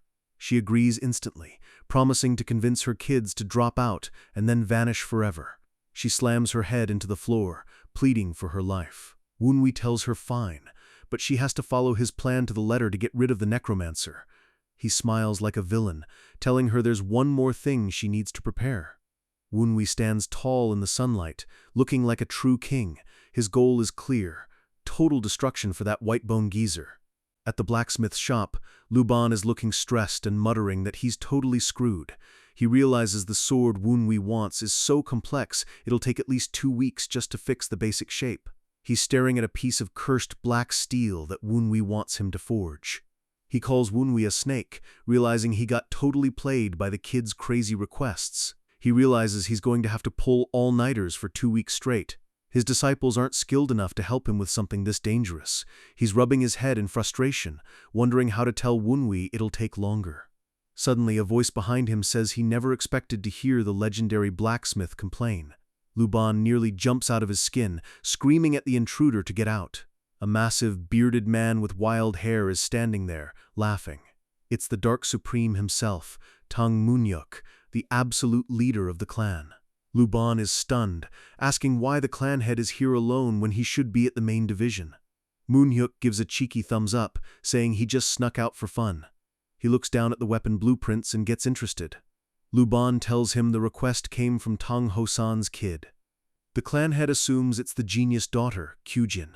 Luban corrects him, saying it's actually the second child, Wunwi. Munyuk is surprised because the rumors said Wunwi had no talent and a weak mind.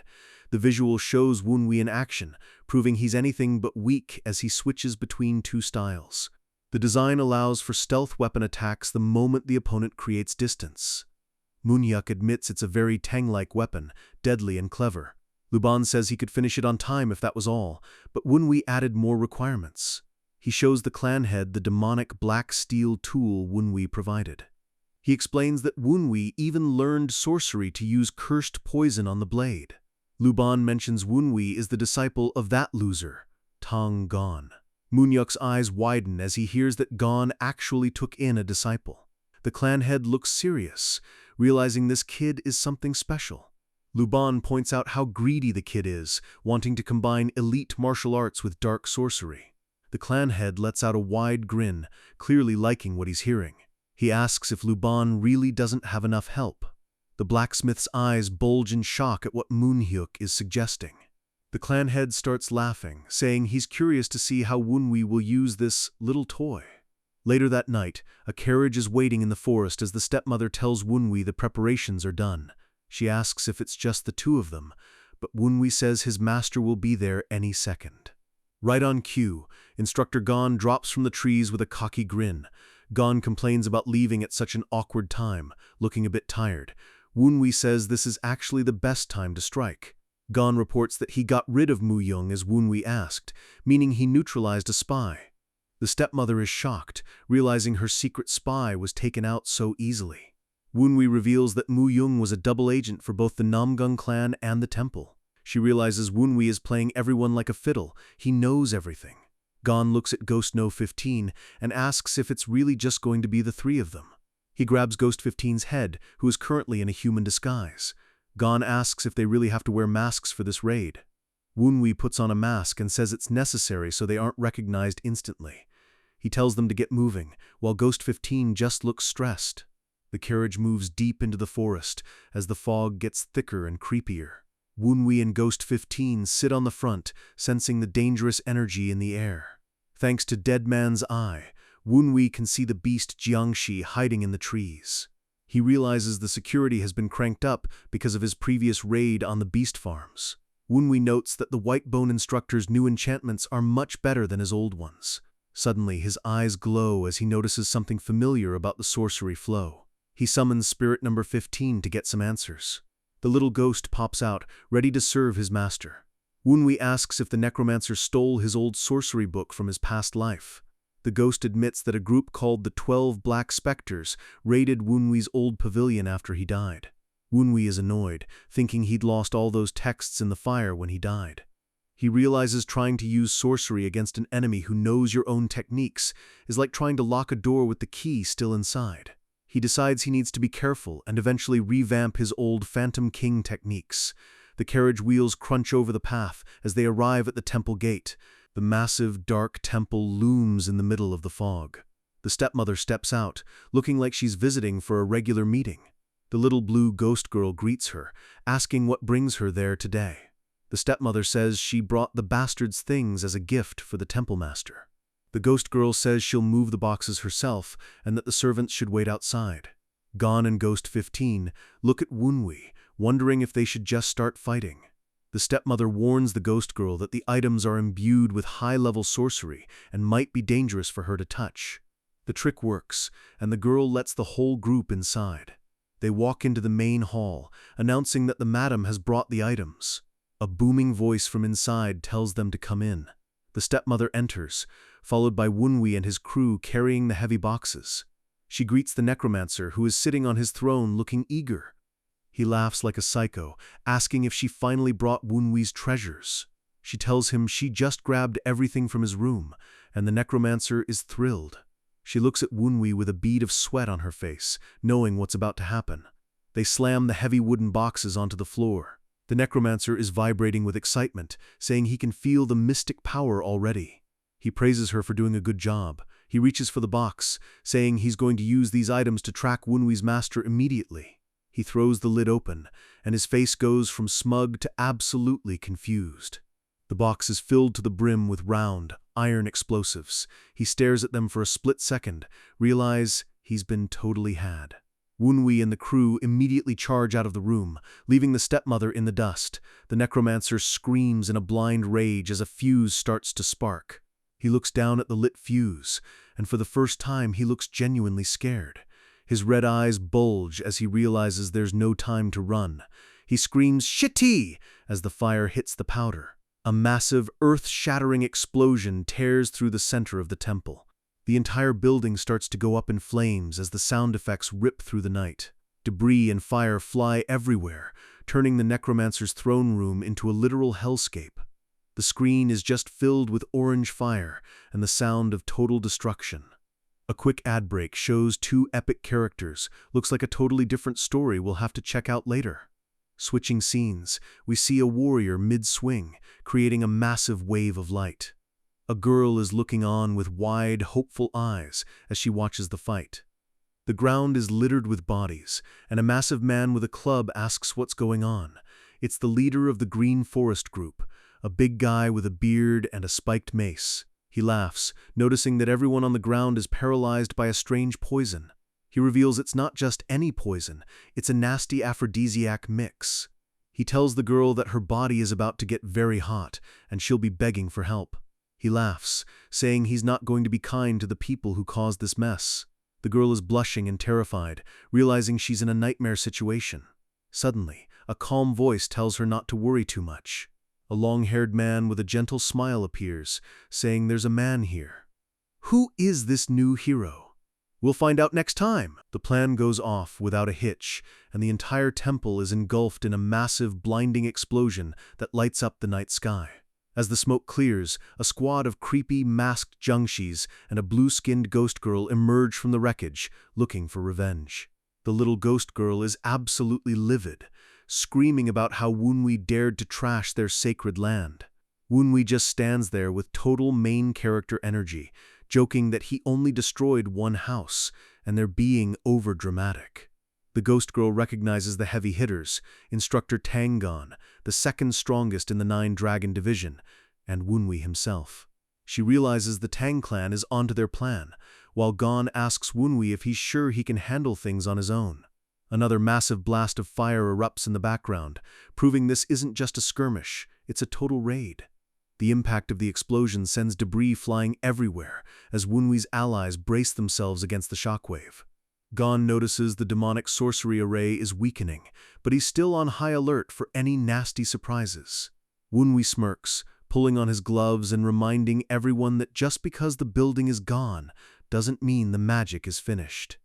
Gon is surprised to hear the necromancer survived that massive blast, but Wunwi explains the old geezer is a jiangshi. He's not that easy to kill.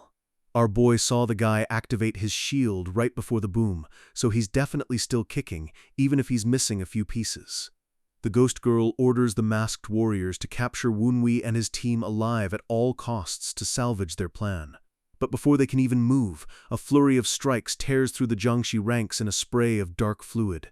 The little ghost girl watches in shock as her elite soldiers get dismantled in a split second.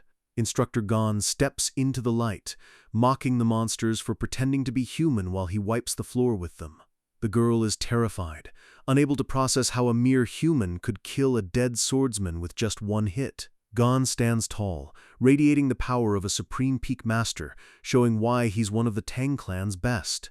Wunwi decides to leave the trash to Gon, leaping away to find the big boss while Gon just sighs at his luck. The Jiangxis try to stop him, but the ghost girl tells them to ignore Wunwi and focus on the real threat, Instructor Gon. Gon stands his ground, his long whip crackling with energy as he prepares to take them all on at once. The ghost girl orders her remaining forces to use everything they have, realizing they're in a fight for their lives. Gon just gives them a wild, confident grin, inviting the damned Jiangxis to give him their best shot. Deep in the rubble, a skeletal hand reaches out from the debris, looking like something out of a horror movie. The white bone instructor crawls out, coughing and cursing the stepmother for betraying them. His regeneration is acting up because the explosion messed with the foundation of his demonic magic array. He's stuck in a panic, trying to decide if he should fix his magic or just burn the evidence and run for it. But then, a shadow falls over him as a voice asks if he's really planning to bail after Wunwi came all this way. Wunwi is looking down at him with a chilling smile, clearly enjoying the old man's misery. The necromancer calls him a bastard and realizes the raid was a calculated plan by the family head. Wunwi mocks him, saying it's been a long time, and mentioning that he once learned mystic arts from the old man. The necromancer is confused, but Wunwi drops a bombshell, even if their specialties were different. He was Wunwi's master for a month in his past life. The old man freezes as he tries to connect the dots, his mind racing through his past memories. He recognizes that specific way of talking, a tone that should only belong to a man who's been dead for years. Wunwi's aura explodes into a purple flame as he asks if the old man really couldn't recognize him after stealing his techniques. He stands there, glowing with demonic power, and tells the old man that he's actually quite upset about the theft. The necromancer is trembling, unable to believe his eyes as he stares at the evil spirits surrounding Wunwi. He finally says the name out loud, the cult heir, Yan Wunwi. The necromancer tries to stay calm, wondering what Wunwi is plotting since this doesn't feel like normal magic. Wunwi's eyes turn a deep, glowing purple as he uses his deadman's eyes to see through whatever trick the villain is hiding. But suddenly, his eyes widen in genuine surprise. He looks down at a massive crater in the ground, realizing the old man has completely vanished. Wunwi is annoyed, knowing the guy isn't good at stealth and there's no magic signature for an illusion. His ghost servants pop out, yelling that the white-bone bastard is actually trying to escape through the air. Wunwi looks up to see a skeletal bird flying away, realizing the coward is actually running for his life. The necromancer is high in the sky, screaming in terror as he pushes his demonic mount to the limit. He's desperate to get away, but a massive wave of golden energy suddenly cuts through the clouds toward him. Wunwi watches from below, admitting the old man has gotten stronger, but it wouldn't have mattered if the magic array was still up. The golden light slams into the skeletal bird with a deafening roar. A massive explosion of energy erupts in midair, raining down debris like a meteor shower. Wunwi's ghost servants are confused, wondering if the old man was a scaredy cat or just smart for trying to run. Wunwi just chuckles, saying the old man chose the absolute worst direction to flee. The necromancer is falling through the air, screaming about how Wunwi could possibly still be alive. He realizes that if the junior demon lord is back, it means he has a definite way to kill him for good. He looks down, and his heart sinks as he sees a new figure waiting for him on the ground. He senses a terrifying, anti-demonic energy that's a natural poison to creatures like him. It's none other than Tang Kyujin, looking like a goddess of war as she prepares her next strike. She swings her blade, sending out a massive wave of light that cuts through the necromancer's defenses like paper. The villain lets out a blood-curdling scream as the holy energy burns his very soul. The skeletal bird is completely disintegrated by the blast, leaving nothing but dust in the air. The necromancer slams into the ground with enough force to create a massive shockwave. Wunwi walks up to the smoking crater, telling the old man that's what he gets for ignoring his guests. Kyujin runs up to him and Woonwee gives her a warm welcome, looking completely unfazed by the chaos. She's shocked to see him there, asking what he's doing in the middle of a war zone. Woonwee just gives her a smug look, saying he was just clearing out the demon cult with their mother. Kyujin is losing it, confused about why their mother and the demon cult are being mentioned in the same sentence. She admits she only came here because she heard her mother was plotting with a local sorcerer. Woonwee can see her confusion, but he knows he doesn't have time for a family therapy session right now. He needs to get her out of there before the necromancer pulls another desperate trick out of his sleeve. He tells her he can handle the old man himself and asks her for a quick favor. He points toward the other mountain and asks her to go help Instructor Gon. He tells a little white lie, saying Gon is busy protecting their mother while fighting a whole army of enemies. Kyujin is furious, screaming that her mother and the instructor are fighting alone against a mob. She looks genuinely worried, and Woonwee knows his urgent situation act is working perfectly. She agrees to go, but warns Woonwee to run if things get too dangerous, and he just nods coolly. She gives him one last serious look before turning away. In a flash of speed, she's gone, sprinting toward the other battlefield to save her family. Woonwee turns back toward the crater, telling the necromancer that he's had enough rest while he was chatting with his sis. He mocks the old man, telling him it's time to stop playing dead and get up. He knows a demon-wheeled Jiangshi like him can easily recover from a little fall like that. Suddenly, a massive blue demonic hand shoots out from the dust, trying to catch Woonwee off guard. The necromancer crawls out, looking like a total mess but still radiating a dangerous, dark aura. He snaps his teeth and lunges forward with a speed that belies his broken body. Gasping for air, he tells Woonwee that his mouth is just as wretched and annoying as it was in his past life. He's still struggling with the reality, screaming about how a dead man could possibly rise again. Woonwee admits it's hard to believe, but reminds him that reincarnation is the ultimate dream of every sorcerer. He asks if the necromancer needs more evidence before he accepts that the boss is back. The villain recognizes the technique. It's the legendary Evil Ghost War Robe, Woonwee's signature move. He screams in pure terror, finally realizing that he really is facing the man who conquered death itself. The screen fills with the sound of roaring energy as Woonwee powers up to his full potential.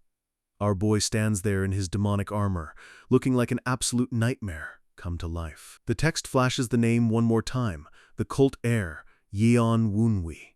This is the legend of the reincarnated demon god, and things are about to get real. Woonwee tells the white-bone geezer he's got a list of questions that need answering, the hard way. He tells the villain to quit running like a coward so they can finish this quickly. The necromancer snaps, screaming that he's going to rip Woonwee's mouth off and end him right here. He summons a swarm of beastly spirits, which hiss and snarl as they charge toward our boy. Woonwee doesn't even flinch, his hand glowing with that signature purple ghostly flame. He activates the Wild Wind Dance, a legendary Tang technique he's mastered to a terrifying degree. He becomes a blur of motion, tearing through the spirit beasts like they're made of mist. He switches into the Wild Wind Frenzy, turning the entire area into a blender of lethal energy strikes. He drops from the air like a shadow, landing right in front of the necromancer in a spray of dust. The necromancer is left standing in the middle of a massive crater, completely outclassed. He's shocked that Woonwee is using elite Tang martial arts instead of just the sorcery he expected.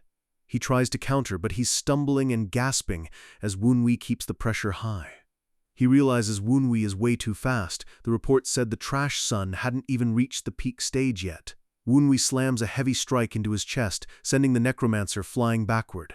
The villain wonders if Woonwee managed to level up his entire cultivation in just a few weeks. He's losing his mind, unable to understand how a damned bastard can use high-level martial arts this well. The necromancer lets out a primal roar, trying to push back Woonwee with a desperate burst of ki. Woonwee slides back, his feet leaving 2 trails of purple sparks in the ground as he braces himself. He mocks the old man, asking if this pathetic display is all the tricks he has up his sleeve. The necromancer tells him to shut up, his face twisted in a mix of rage and pure desperation. He tries the same move again, and Woonwee just stands there, looking completely unimpressed. Woonwee's eyes narrow, knowing that even if the guy is a fool, he wouldn't try the same failed move twice unless he was hiding something. The necromancer screams, "E-explode!" and a massive light begins to grow from his palms.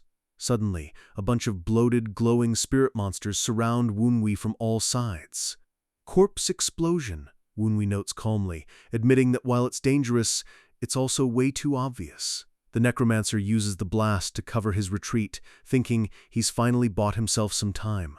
But he barely gets 3 steps before Wunwi appears right behind him, asking where he thinks he's going.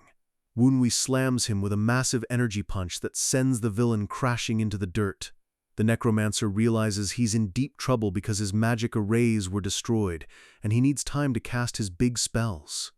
Wunwi walks through the fog like a reaper, mocking him for having a stolen spellbook, but no skill. The old man blames Wunwi for blowing up his formation and ruining his chance at a real fight. Wunwi agrees, but reminds him he's still a sorry sack who only knows how to run away. He admits he was expecting a real challenge after hearing the guy reached a higher stage. Wunwi just sighs and calls him pathetic, which is the ultimate insult for a proud sorcerer. The necromancer's eyes glow red as he begins to channel every last bit of his life force into a final attack. He screams "Junior Heavenly Demon" as he lunges with a flaming, skeletal claw. Wunwi isn't impressed, wondering if this mediocre strike is really all the guy can manage after all that talk. He catches the necromancer's arm mid-swing, the power difference between them making the villain look like a child.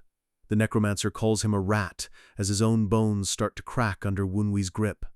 Wunwi slams him into the ground with a force that shatters the earth itself.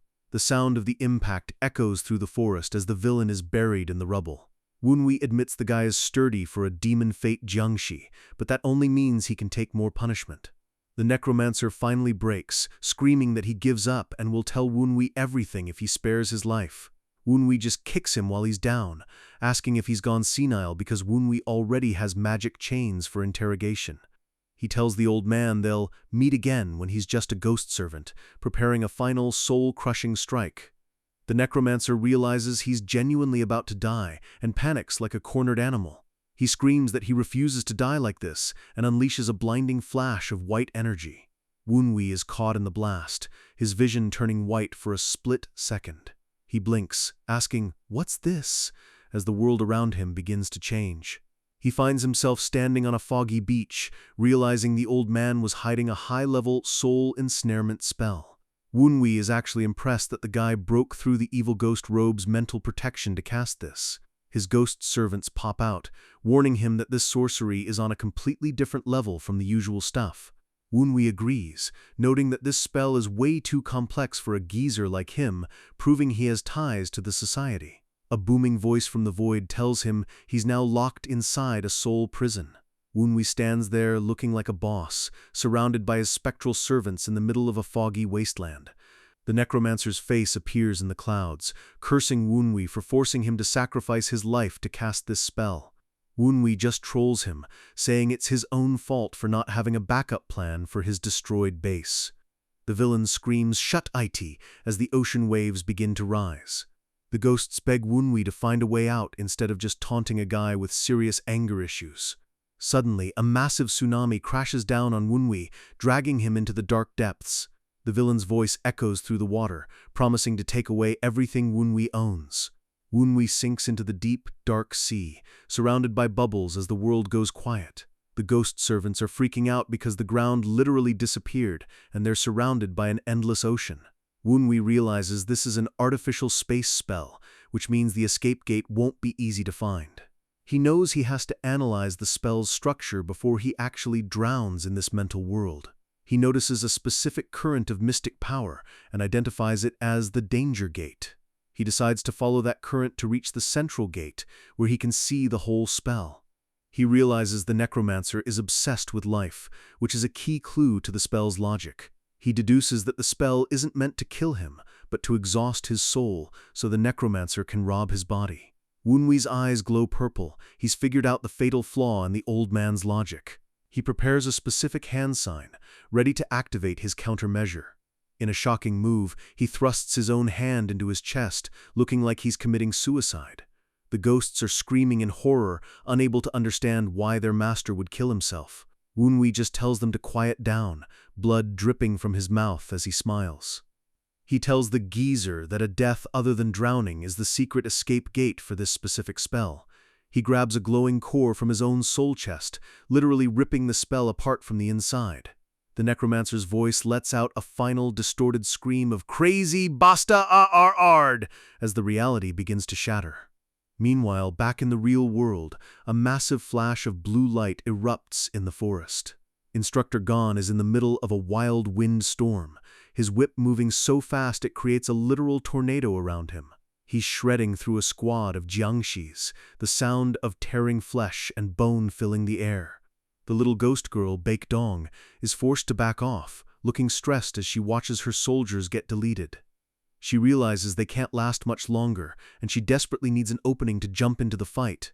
She's sweating, unable to process how a human like Gon is this ridiculously powerful. Gon just mocks them, asking where all that big talk went now that they're losing. He swings his whip again, the red energy trail looking like a lethal ribbon of death. The ghost girl tries to block a strike, but the sheer power behind it sends sparks flying and makes her stagger. She screams that she's different from the other fodder, trying to launch a desperate counterattack. Gon just laughs, asking her how she likes his next move as he powers up even more. He unleashes the 100 triumphant whips, a graceful blossoming of strikes that hits everything in sight. A massive explosion of energy clears the battlefield, sending the ghost girl tumbling back. She realizes that even as a spirit warrior, she barely managed to survive that one exchange. She decides to sacrifice her 3 remaining subordinates to take Gon's life in a suicide move. She glows with a dark red light, ordering the unorthodox warriors to offer up their lives. The jiangshis let out a terrifying shriek as their bodies begin to mutate and glow. Gon stops for a second, noticing the weird vibes and realizing something nasty is coming. The 3 warriors suddenly explode toward him with a speed that catches even a master like Gon off guard. They launch themselves into the air, looking like 3 streaks of dark lightning. Gon thinks he can handle it by hitting them all at once, his whip ready for a massive sweep. He shreds through their bodies, but they keep coming even after losing limbs, their faces twisted in mindless rage. Gon is stunned. Even with their arms and legs cut off, they're still moving, and he realizes he's in a bad spot. A drop of sweat falls from his face as the ghost girl appears right in his blind spot. He wonders when she got so close, realizing he's been totally baited. The little monster used her own allies to obscure Gon's line of sight just long enough to strike. Gon realizes there's no way to dodge. He's going to have to give up an arm just to survive. But right as she's about to hit him, a massive glowing barrier of energy appears between them. A familiar sword slams into the ground, radiating a brilliant, holy light. Gon is shocked, recognizing the specific anti-demon energy coming from the blade. The ghost girl screams in pain as the light burns her eyes and her skin. "It's Tang Kyujin!" She bursts onto the scene, asking her Uncle Gon if he's all right. Gon lets out a sigh of relief, admitting that she just saved his life from a very messy end. Gon's eyes turn a dangerous shade of red as he prepares to finish the job now that his backup is here. He strikes the ghost girl with a decisive blow that sends her reeling. She cries out for her Master Templar, looking like a broken doll as she realizes her defeat. Gon stands over her, his silhouette looking like a mountain of pure authority. Kyujin finishes off the rest of the fodder, and then asks why she found Gon fighting all alone. Gon sighs, telling her Wunwi insisted on taking down the big boss by himself. Back in the Soul Prison, Wunwi is still submerged in that dark, drowning ocean. The necromancer is losing his mind, calling Wunwi a maniac for ripping out his own heart just to find the exit. Wunwi tells him it was the only logical choice since the necromancer was waiting for him to drown. He calls the necromancer a wicked beast and unleashes a massive burst of soul fire. The entire ocean dimension is shattered into a million glowing pieces, but the necromancer isn't done yet. He instantly changes the space into a dense, creepy jungle.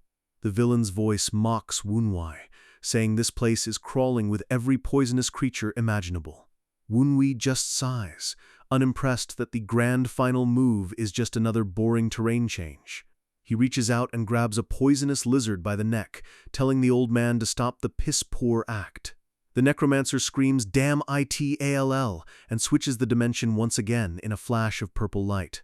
Wunwi looks around, his eyes showing a hint of boredom as the environment shifts. It's a sky void this time, and Wunwi immediately starts looking for the hidden exit. He spots it in the clouds and launches a massive energy strike toward a specific point in the sky. A giant, bloodshot eye appears in the clouds, screaming "Yat!" as Wunwi nails it perfectly. The necromancer keeps shifting dimensions, from deserts with cacti to frozen Arctic wastelands. He even tries a volcanic world filled with flowing lava and smoke. After all that struggling, they're right back where they started, and Wunwi asks if the old man is finally out of ideas. The villain is trembling, unable to understand how Wunwi keeps finding the escape gate of the soul-ensnaring mirage maze. The necromancer is horrified that Wunwi even figured out the name of the technique. Wunwi trolls him, saying the old man blabbered too much and gave him everything he needed to analyze the spell. Wunwi explains that the name of a spell is more than just a moniker, it's the key to its power.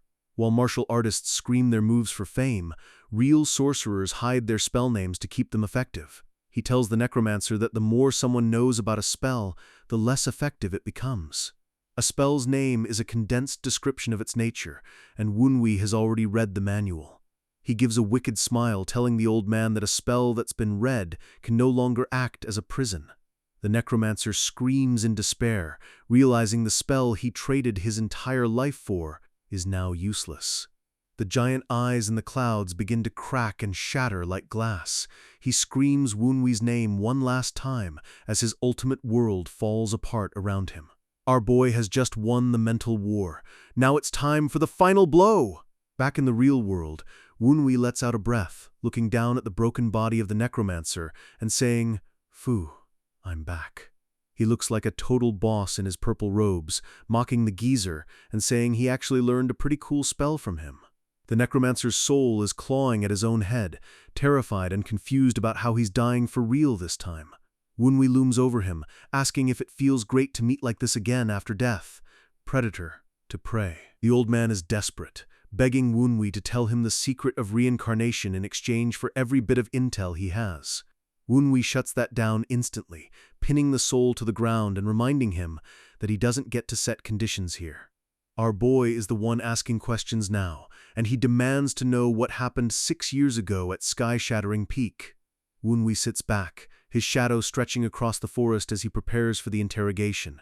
He gets straight to the point, asking about the Tian Shan Mountains and the status of his old followers. He tells the ghost to spill everything and not leave out a single detail if he wants a quick end. Flashback to 6 years ago, the massive bloody battle where Wunwi took himself and his elite guard into the afterlife. The necromancer explains that a massive rebellion split the cult, led by 5 of the 9 great demon sects forming an alliance. They torched the Lord Hall and even invaded the sacred grounds of the Divine Fire sect to take control. The goal of the rebels was simple. They wanted to find and secure Wunwi's master's body. They knew that if they could kill the heir and secure the master, they'd rule the world with no one left to fight back. A brutal civil war broke out, leaving the once great cult in a state of total rubble and bloodshed. But according to the rumors, the rebels failed. They never actually found the master's body. Wunwi looks down, his face hidden in shadow as he processes the betrayal of his own people. His eyes glow a dangerous purple as he asks one final question: what really happened to his master? The necromancer stares at him, wondering if those eyes are even human, as he feels a suffocating pressure. Wunwi's aura manifests as a massive, multi-eyed demon behind him, the true power of the Ghost King. The title Ghost King flashes on screen, showing Wunwi has reached a terrifying new tier of authority. The necromancer is shivering with irresistible fear, realizing that being a ghost makes him even more vulnerable to Wunwi's power. He's about to spill the beans on the cult leader, but something suddenly changes in the atmosphere.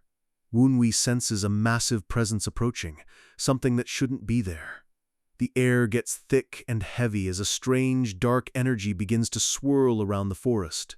A black vortex opens up right under the necromancer, making him scream in confusion. Wunwi's ghost servants are panicking, sensing that this isn't an ordinary spell. Wunwi is knocked back by a sudden burst of pressure, his eyes wide as he realizes he's lost control of the situation. The old man begs Wunwi to save him as he's dragged into the dark, screaming that he's already told him everything. Suddenly, a massive, red, toothy maw, like a giant muscle, erupts from the ground and snaps shut. The sound of grinding and tearing fills the air as the red mass twists and bulges. Wunwi watches in silence as the necromancer's soul is completely consumed by the red thing. He stands there, stunned, along with his ghost squad who are all looking on in total shock.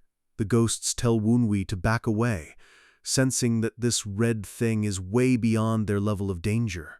Wunwi wonders if this is an oddity used by the society to protect their secret information. The red mass starts to move, and Wunwi prepares to fight, but it suddenly begins to vanish. It swirls back into a black hole in the ground, leaving as quickly as it arrived. The vortex closes, leaving only a faint wisp of smoke and a chilling silence.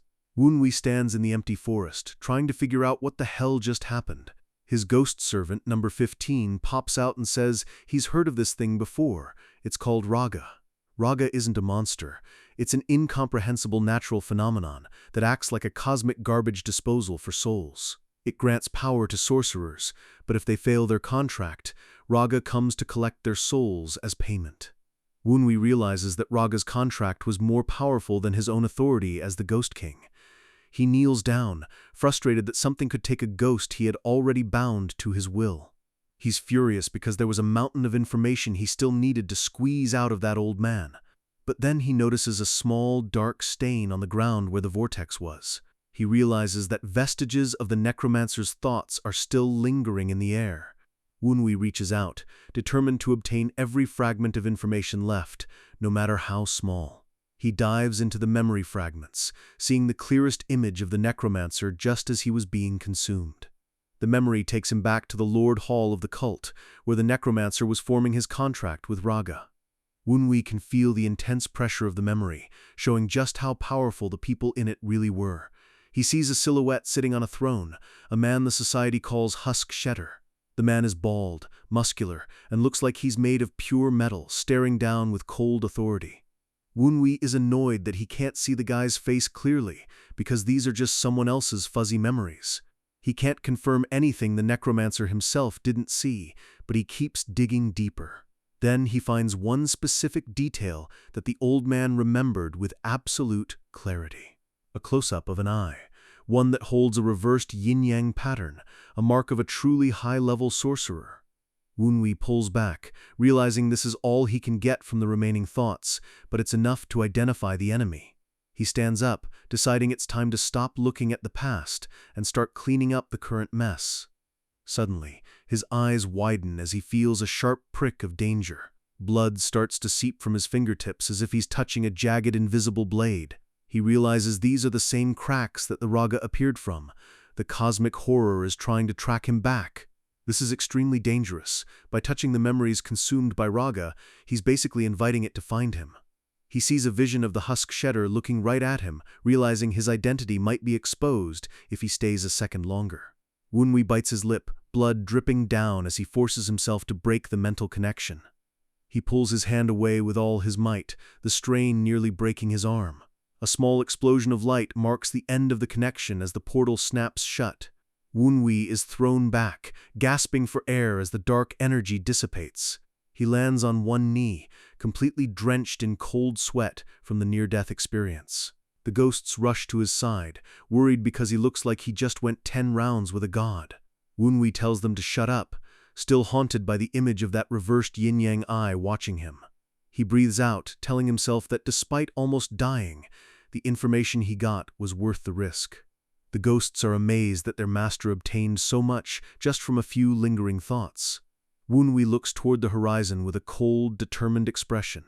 He warns the society that no matter how much they try to hide, he is going to uncover every single one of them. The wind whistles through the trees, carrying the weight of Wunwi's promise of vengeance. "Mark my words, society," he whispers, looking like a reaper ready for his harvest. Back at the Tang Manor, branch head Hosan is reviewing reports, but he looks distracted and deep in thought. Manager Gun walks in and teases him, asking if he's worried about Wunwi being out on such a dangerous mission.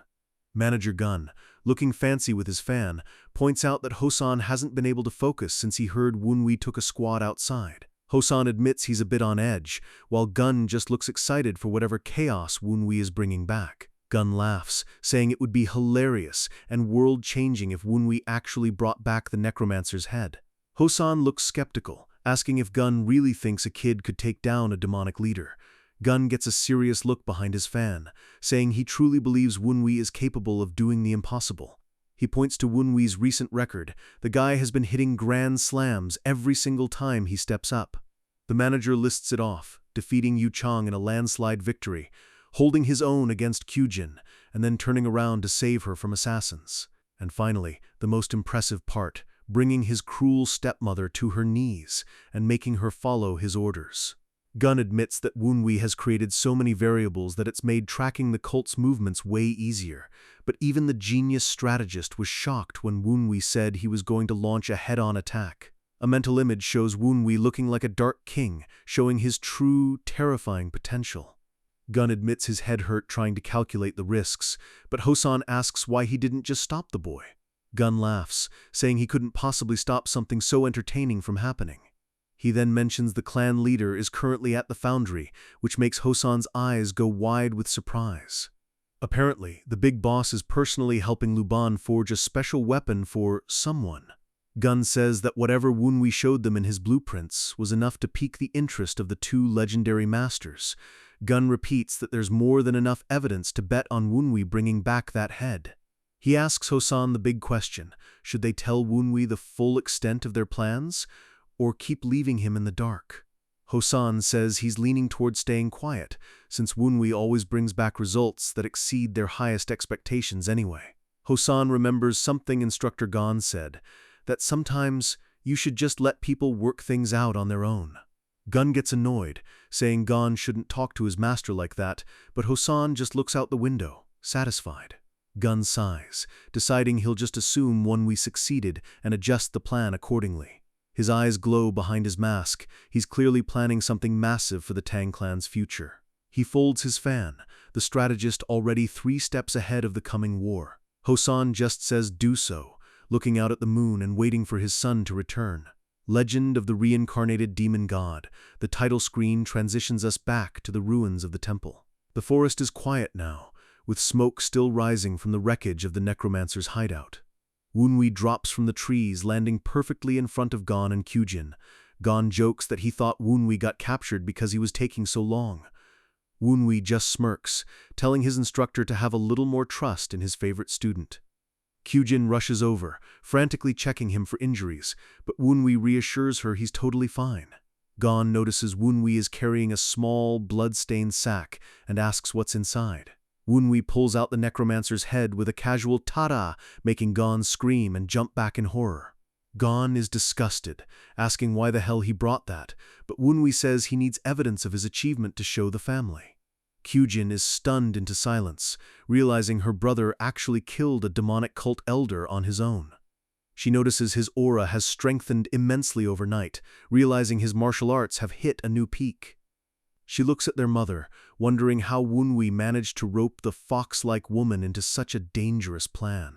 Inside Kyujin's mind, her blue ghost face root begins to react, sensing something wild in Wunwi.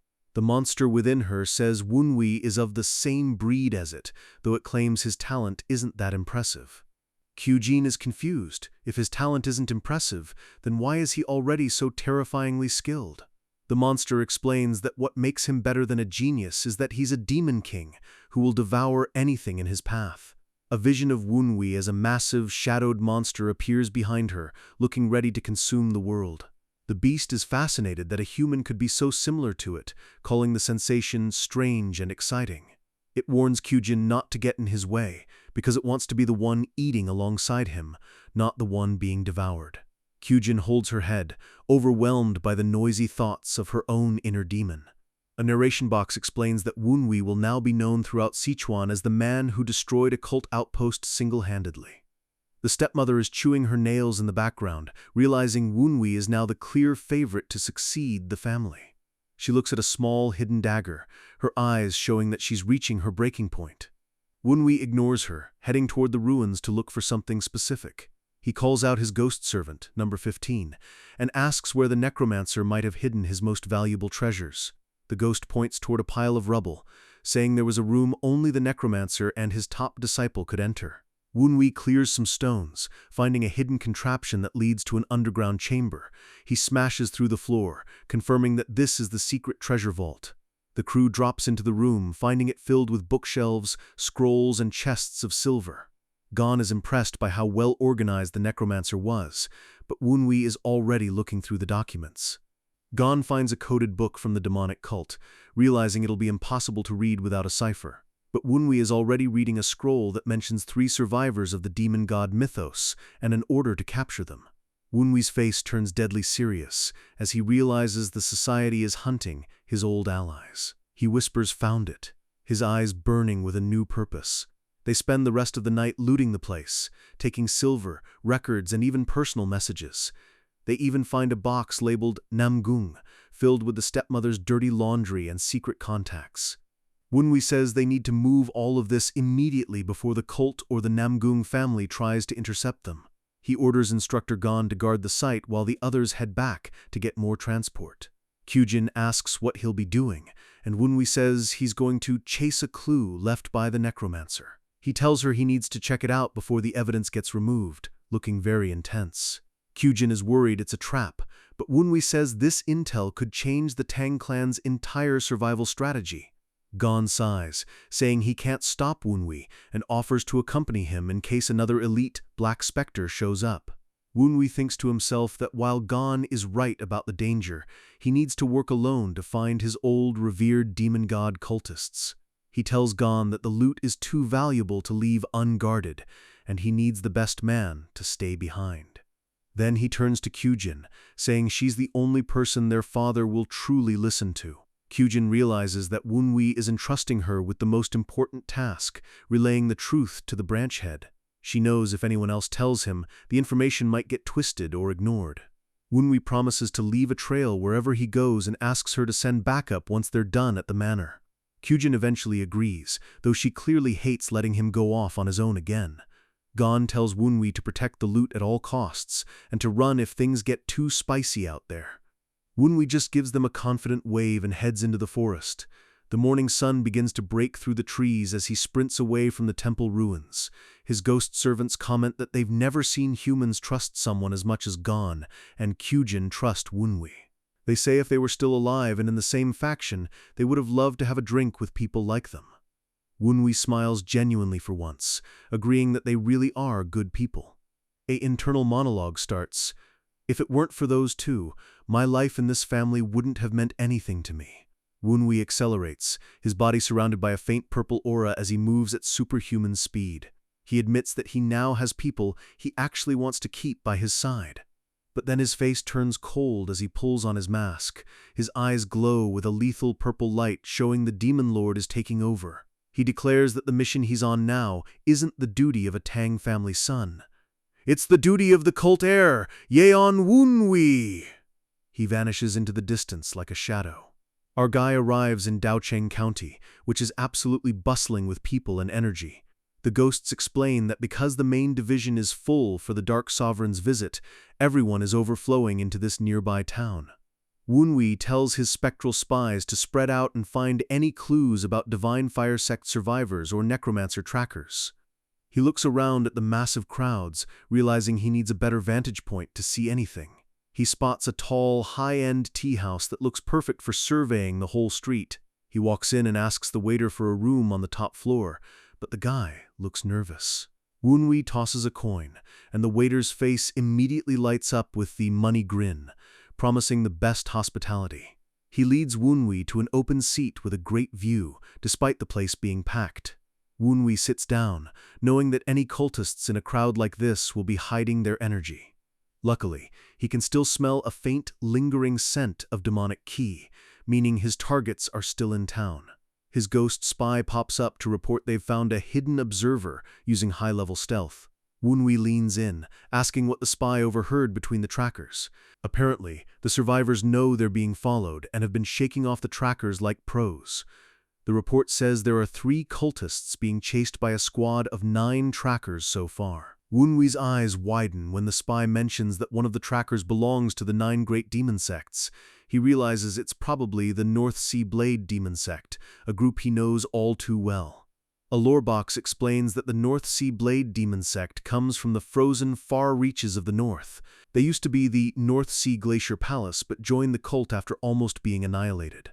Their Frostwind key is legendary, capable of freezing entire battlefields into icebergs. Their most prized relic is the Frost Orb, which holds an insane amount of cold energy. Wunwi knows the necromancers need that ice energy to refine their highest quality jungshis. This meant the necromancers were basically the loyal dogs of the North Sea Blade sect for a long time. Wunwi deduces that the real masterminds behind the assassination plot are these guys from the north. The spy says the North Sea tracker is perfectly suppressing his energy, making him impossible to gauge. Wunwi realizes this master is at least at the peak stage, which makes his rescue mission a lot trickier. He sighs, looking out at the sunset and wishing he could find the survivors before nightfall. Suddenly, a loud, obnoxious voice complains about there being no seats left in the tea house. Wunwi is annoyed by the noise, noticing a group of young nobles dressed in very expensive elite clothes. He notices the two ladies in the group are radiating massive inner energy, likely on par with his sister Kyujin. The guy leading them, Hyok Woogi, is from the Golden Sword School, a new and wealthy school with Western trade routes. Woogi grabs the poor waiter by the throat, demanding that someone be kicked out so he can have a seat. The ladies try to calm him down, saying they don't mind missing out on the tea, but Woogi is clearly just trying to show off. He looks like a total tool, frustrated that he's leaving a bad impression on his dates. Suddenly, Woogi locks eyes with someone, and his expression goes from angry to shocked. He recognizes Wunwi, calling him out as the trash of the 9 dragons, and laughing in his face. He tries to push himself onto Wunwi's table, looking down on him as if he's a piece of dirt. Wunwi thinks about pummeling the guy into the ground, but he decides he doesn't have time to waste on a loser. He tells the guy, "Do whatever you want," hoping he'll just shut up and let Wunwi focus on the hunt. Woogi thinks he's won, waving over the ladies and telling them he's found them seats. The ladies apologize to Wunwi for the intrusion as they sit down, looking embarrassed by their companion. Woogi starts acting like he owns the place, yelling for the menu and bragging about the tea. Just then, a ghost spy whispers to Wunwi that they've finally located the 3 survivors. Wunwi is ready to bolt, his face hardening as he prepares to move. Heavy stomps echo through the room as a new group of warriors enters the tea house. The old waiter is terrified, begging the newcomers to stop and stay calm. A massive man with crazy hair and a giant blade tells everyone to move aside and stay put. Woogi looks like he's about to wet himself, while Wunwi just gives an annoyed tsk. Wunwi's spy recognizes them immediately. They're the blade practitioners of the Lion School. The Lion School is famous for their ferocious, lion-like fighting style and cruel nature. The brute walks up to the table, identifying the girl as Lady Sima Sionyi, the White Sword Magnolia. Wunwi remembers hearing rumors that the legendary Clear Heaven Sword Emperor had a daughter in his old age. He realizes he's sitting next to the daughter of one of the 10 Grand Masters under heaven. He recalls that the master of the Lion School challenged her father to a duel a year ago. It was a total slaughter. The duel ended in less than 10 moves, leaving the Lion King humiliated. Sima Sionyi asks the brute what he wants, her voice calm and cold despite the threat. The brute introduces himself as Bai Doyang, the second disciple of the Lion School. He formally challenges her to a duel, wanting to regain his school's honor by beating the emperor's daughter. The crowd whispers in fear, calling him the Crimson Blade Lion, who is always stained with blood. The other girl, Lu Suman, tells him he's being extremely rude for showing up and demanding a duel out of nowhere. Doyang looks her over, recognizing her as another elite student. He calls her the Cold Moon Angel and the youngest disciple of the famous MA school. Wunwi realizes he's surrounded by the heavy hitters of the Orthodox world's younger generation. Doyang tells Suman to back off, saying this is strictly between the Lion School and the Sword Emperor's manor. He mocks them, saying they can work together if they think Sima Sionyi is too weak to win alone. Sima Sionyi stands up, her eyes glowing with determination as she accepts the challenge. Suman is worried, but Sionyi tells her everything will be fine. She declares that she couldn't call herself the Sword Emperor's daughter if she was afraid of a little challenge like this. Doyang laughs like a maniac, loving her boldness and looking forward to the fight. He suggests taking it outside to the garden where they can trade swords properly. Wunwi ignores the drama, telling his ghosts that he's done wasting time watching this pointless show. He stands up to leave, trying to weave past the Lion School disciples to reach the alley where his targets are. But a lackey blocks his path, telling Wunwi he has to stay in his seat until the duel is over. Doyoung yells to the crowd that everyone must bear witness to the duel to make it official.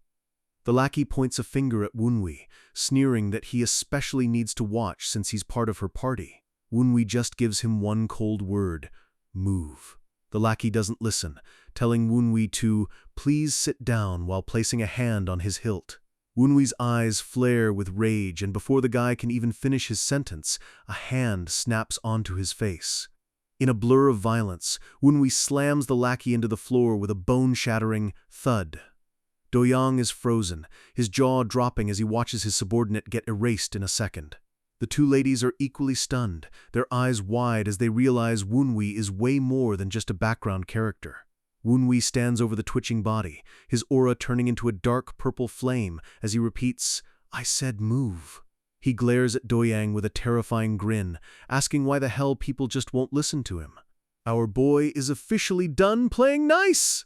Wunwi stands tall, his aura exploding in a wave of purple energy, as he coldly tells the idiots in front of him to just move. With a blood-chilling smirk and blood splattered across his face, he wonders aloud why these fools refuse to listen to a simple warning. Even the ghosts watching from the sidelines are shaking, thinking about how insane it is to mess with the junior demon lord while he's already on edge. The Lion School lackeys lose their minds, drawing their swords and screaming about how dare he touch one of their members. Two of them leap into the air, blades raised for a killing strike, while Wunwi just stands there with his back turned, completely unbothered. He tilts his head, his eyes shadowed as he repeats their words back to them with a tone of pure dark mockery.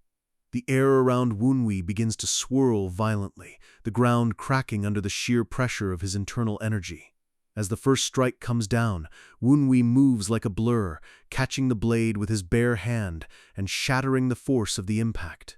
The bald attacker laughs like a maniac, thinking he's won, shouting about the price of challenging the Great Lion School. But his laughter dies instantly when he looks down and sees his sword snapped into pieces by Wunwi's sheer grip strength. Before he can even blink, Wunwi delivers a devastating blow that sends the guy flying backward, coughing up blood. The rest of the squad panics, calling him a scoundrel as Wunwi maneuvers through them like they're standing still.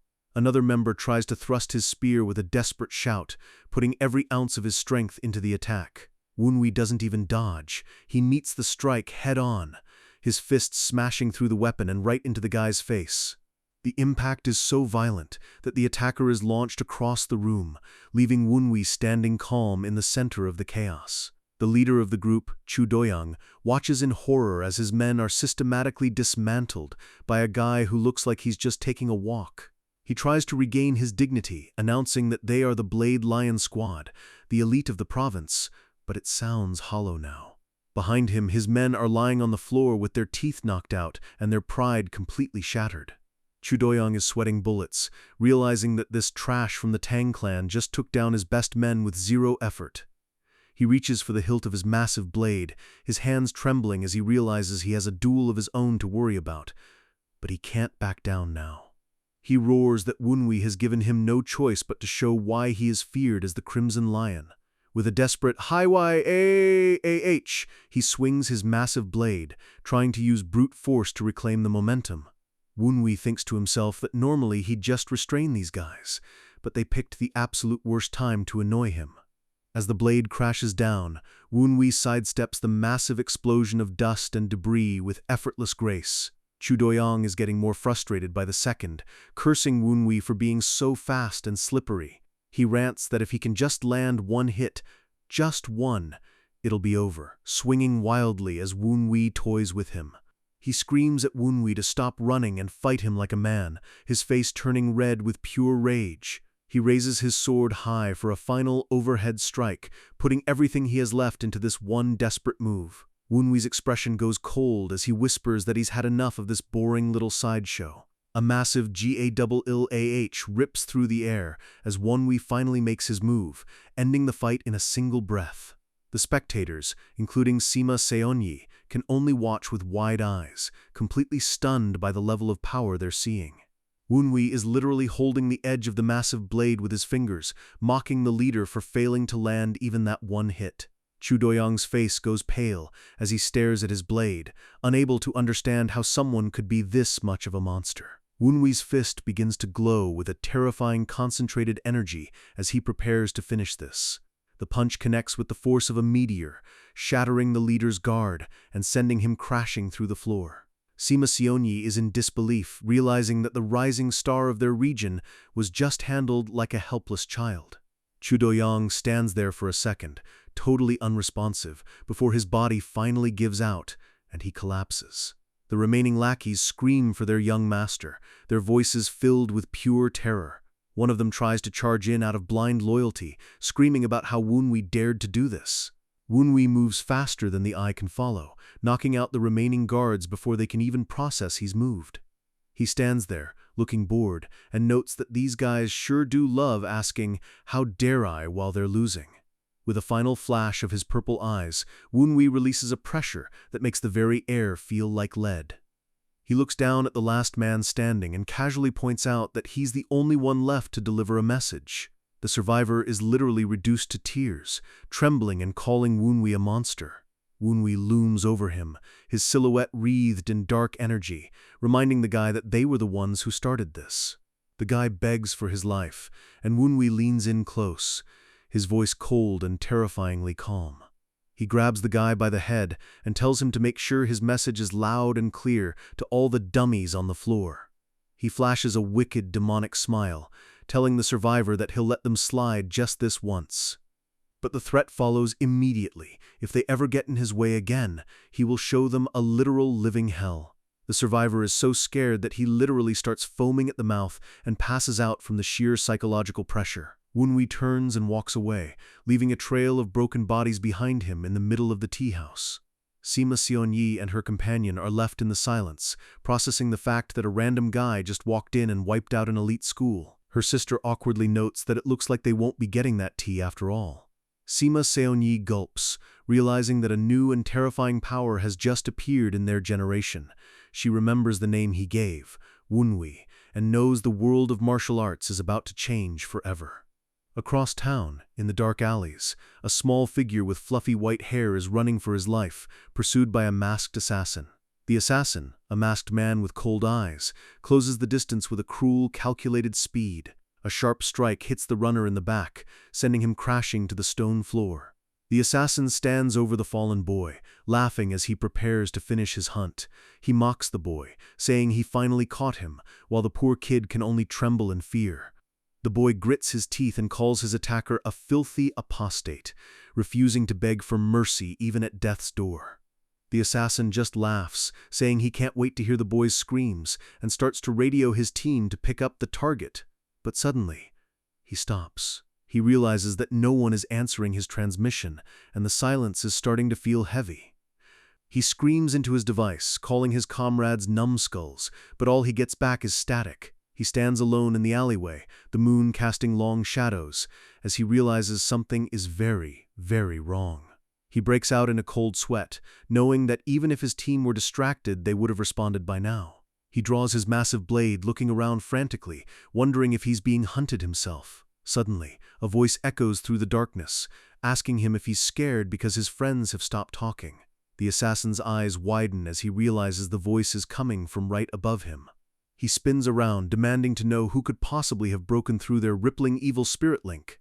The voice mocks him, calling his technique an outdated version, which sends a surge of pure panic through the assassin. A figure sits perched on the roof, looking down with glowing purple eyes, telling the assassin that he's far too slow. The assassin jumps back, his heart hammering against his ribs as he looks up at the shadow on the roof. Wunwi reveals himself, clad in his demonic purple robes, looking like a god of death descending upon the city. The assassin recognizes the evil ghost battle robe and the violet mystic eyes, his body literally starting to shake with fear. Wunwi steps down, telling the man he looked like he was having way too much fun hunting a follower of the Divine Fire sect. In a flash, Wunwi is in front of him, grabbing the man's throat with a grip that feels like crushing iron. He whispers that the ones who should be hunted aren't his people, his eyes burning with a dark, vengeful light. He calls the man a traitor, and you can practically hear the man's soul screaming as Wun-wee prepares to deliver his final judgment. High above the city, a mysterious figure with long white hair stands on a rooftop, looking out over the sleeping town. This is Baek-san, a powerful guardian from the northern sea, and his cold, calculating eyes are searching for something. Another figure approaches him, a man in dark furs, with a bitter expression. The man, Gu Minche, asks if the job is done yet, his voice dripping with impatience. Baek-san replies that it's taking time because of potential witnesses, calling the local jiangshi useful but slow. Minche is annoyed, but he admits he's willing to wait just to hear the screams of anyone associated with Yeon Wunwei. Baek-san calls him a coward, and Minche doesn't even deny it, his face twisting with a dark, ancient rage. He recalls Wunwee's face from the past, back when he was a pillar of the demonic path fighting for succession. In a flashback, we see an explosion of power as Wun-wee absolutely dominates a battlefield. Minche remembers lying in a crater, broken and defeated by Wun-wee's overwhelming strength. Wun-wee had looked down at him back then, calling him a weakling and wondering why he even bothered showing up. Minche had been stunned that Wun-wee could defeat him so easily using nothing but simple chains. Wun-wee had been cold, telling Minche not to speak because his weakness might be infectious. The memory of that utter humiliation still burns in Minche's mind, making his blood boil with hatred. Wun-wee had walked away without even finishing him off, because Minche wasn't even worth the effort of a final blow. Minche had been a successor candidate for the cult, a high-ranking noble of the demonic path. But he lost everything, his status, his power, and his pride, from that one single loss. He's clawed his way back to being a supreme peak master, but he never got his chance for revenge before Wun-wee died. Now he has a sick new plan. If he kills every single one of Wun-wee's followers, maybe the dead man will feel a fraction of his pain. Baek-san promises to help him with this twisted goal, and Minche appreciates the backup as he senses something strange in the air. They look out over the city as Baek-san realizes there's a powerful sorcerer nearby using demon god mythos energy. Minche notes that the energy seems less skilled than Wun-wee's, but it's still enough to easily handle a regular swordsman. Baek-san asks for permission to go handle it personally, and Minche gives it with a cruel grin. Baek-san vanishes in a pillar of white, freezing light, launching himself toward the source of the power. Minche watches him go, his eyes narrowed as he thinks about the strange energy he just felt. He stands alone on the roof, the wind whipping his hair around his face. He thinks to himself that the energy he just sensed is disgustingly similar to the man he hates most in the world. Back in the alley, Wun-wee is still holding the traitor by the throat, his voice a low, dangerous rumble. The traitor is gasping for air, his feet dangling off the ground as Wun-wee's grip tightens. The man stammers that he was just following orders, hoping for a mercy that Wun-wee hasn't felt in centuries. Wun-wee nods, agreeing that a low-level rat like him wouldn't have any real authority. The traitor thinks he's getting through to him, start to thank Wun-wee for understanding. But then, Wun-wee's hand begins to glow with a lethal concentrated dark light. With a sickening shloosh, Wun-wee's hand pierces right through the man's chest, ending his life instantly. Wun-wee leans in and whispers that the cult has a specific divine punishment for traitors, and he shouldn't have forgotten it. He drops the lifeless body and tells the dead man not to worry, because his friends will be joining him in hell very soon. Wun-wee raises his fist, his aura flaring, as he declares that they all need to die. The traitor's body begins to disintegrate into purple energy, his soul literally being torn apart by Wun-wee's power. A massive shockwave of dark energy explodes outward, clearing the alley of any remaining traces of the enemy. Wun-wee adjusts his mask, his purple eyes burning with an intense, focused light. The small follower from the Divine Fire Sect looks up, recognizing the battle robe and the eyes from the ancient legends of his cult. He trembles, looking at the figure in the purple hood, and asks a question he's been waiting years to voice. With tears in his eyes, he asks if Wun-wee is truly the successor, the junior demon lord himself. Wun-wee pulls back his hood, revealing a confident, knowing smile as he asks who else he could possibly be. The boy's face lights up with pure, unadulterated joy, a huge smile breaking through his fear. He screams, "Young leader!" and launches himself toward Wunwi with all the loyalty in his heart. He crashes into Wunwi, sobbing and saying how glad he is that his master is still alive. Wunwi pats the boy on the head, telling him he's done well to survive this long. The boy tries to apologize for his weakness, but Wunwi tells him to stay quiet. He already knows exactly how he feels. The scene fades into a warm, glowing light as the two share a moment of genuine connection in the middle of a war zone. They sit together on the ground, the young follower finally feeling safe for the first time in years. But suddenly, Wunwi's expression shifts. His eyes snap toward the end of the alley. He says he'd love to talk longer, but the reunion has to be cut short for a moment. He senses a powerful individual approaching, someone whose energy is far above the trash he just killed. A figure descends from the sky in a whirlwind of ice and snow, landing with a heavy thud. Baeksan looks at the pile of ash that used to be his man, and admits he didn't expect to find someone of this level here. Wunwi stands his ground, the air around him crackling as he realizes he's caught a bigger fish than expected. He addresses Baeksan by name, calling him a living corpse of the northern sea, who shouldn't be out and about. Baeksan is shocked that Wunwi knows who he is, and Wunwi doubles down, asking how the weakling Gu Minche is doing. Baeksan realizes the nickname is one only Wunwi's inner circle would know, and he starts to put the pieces together. Wunwi just smirks, confirming that he is exactly the person Baeksan thinks he is. Baeksan roars, "Young heavenly demon," as he releases an absolute blizzard of freezing internal energy. The young follower warns Wunwi to be careful, recognizing Baeksan as a legendary blade demon with insane cold energy. Wunwi is unimpressed, noting that ice ghosts usually only live 10 years, so Baeksan is practically a fossil at 15. Baeksan laughs maniacally, saying he's been waiting to guide Wunwi's followers to hell, and now he can send the leader too. Wunwi tells the boy to hide, his eyes going cold as he prepares to show this blade demon what true power looks like. The boy trembles behind a wall, explaining that the Northern Sea Path has been obsessed with finding Wunwi's secrets. Wunwi listens as the boy mentions Gu Minche, his eyes narrowing with a dark, focused intent. Baeksan scoffs, saying Wunwi's current chi is nothing compared to his own, and he's not even in the same league. He charges forward, his hands forming a massive blade of pure ice, determined not to lose this opportunity. Wunwi doesn't move, telling Baeksan that he's the one who's mistaken about how this fight is going to go. He thinks about his own life, a cycle of hardships, fighting and ascending, and how he's never truly known the meaning of defeat. Large text appears. "In all my life, I have not known defeat." Wunwi beckons the demon forward, giving him exactly 3 seconds to make his best move. Baeksan screams as he launches a flurry of ice blades, the ground freezing beneath his feet as he charges. He tells Wunwi to keep running his mouth while he still has one, his speed increasing with every step. Wunwi's purple eyes flare with a terrifying light as he realizes these people never learn their lesson. In a close-up of his eye, we see the reflection of the charging demon, doomed before he even swings. The ice blade comes down with a clang as Wunwi prepares his counterattack. The two forces collide in a massive explosion of purple and white energy, shaking the entire city block. The chapter title, "Legend of the Reincarnated Demon God," appears as the battle truly begins.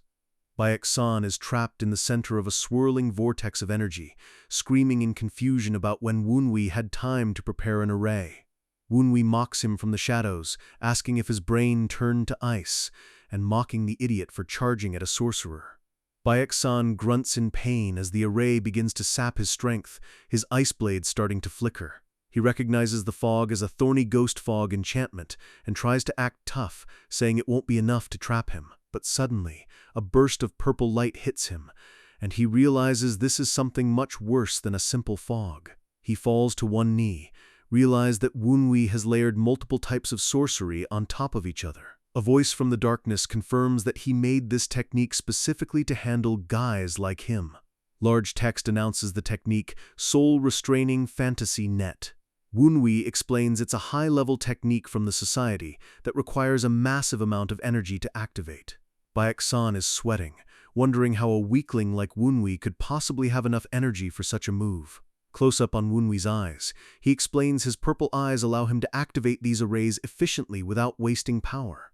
He combined the fog and the net because they work perfectly together to drain an opponent's spirit and chi.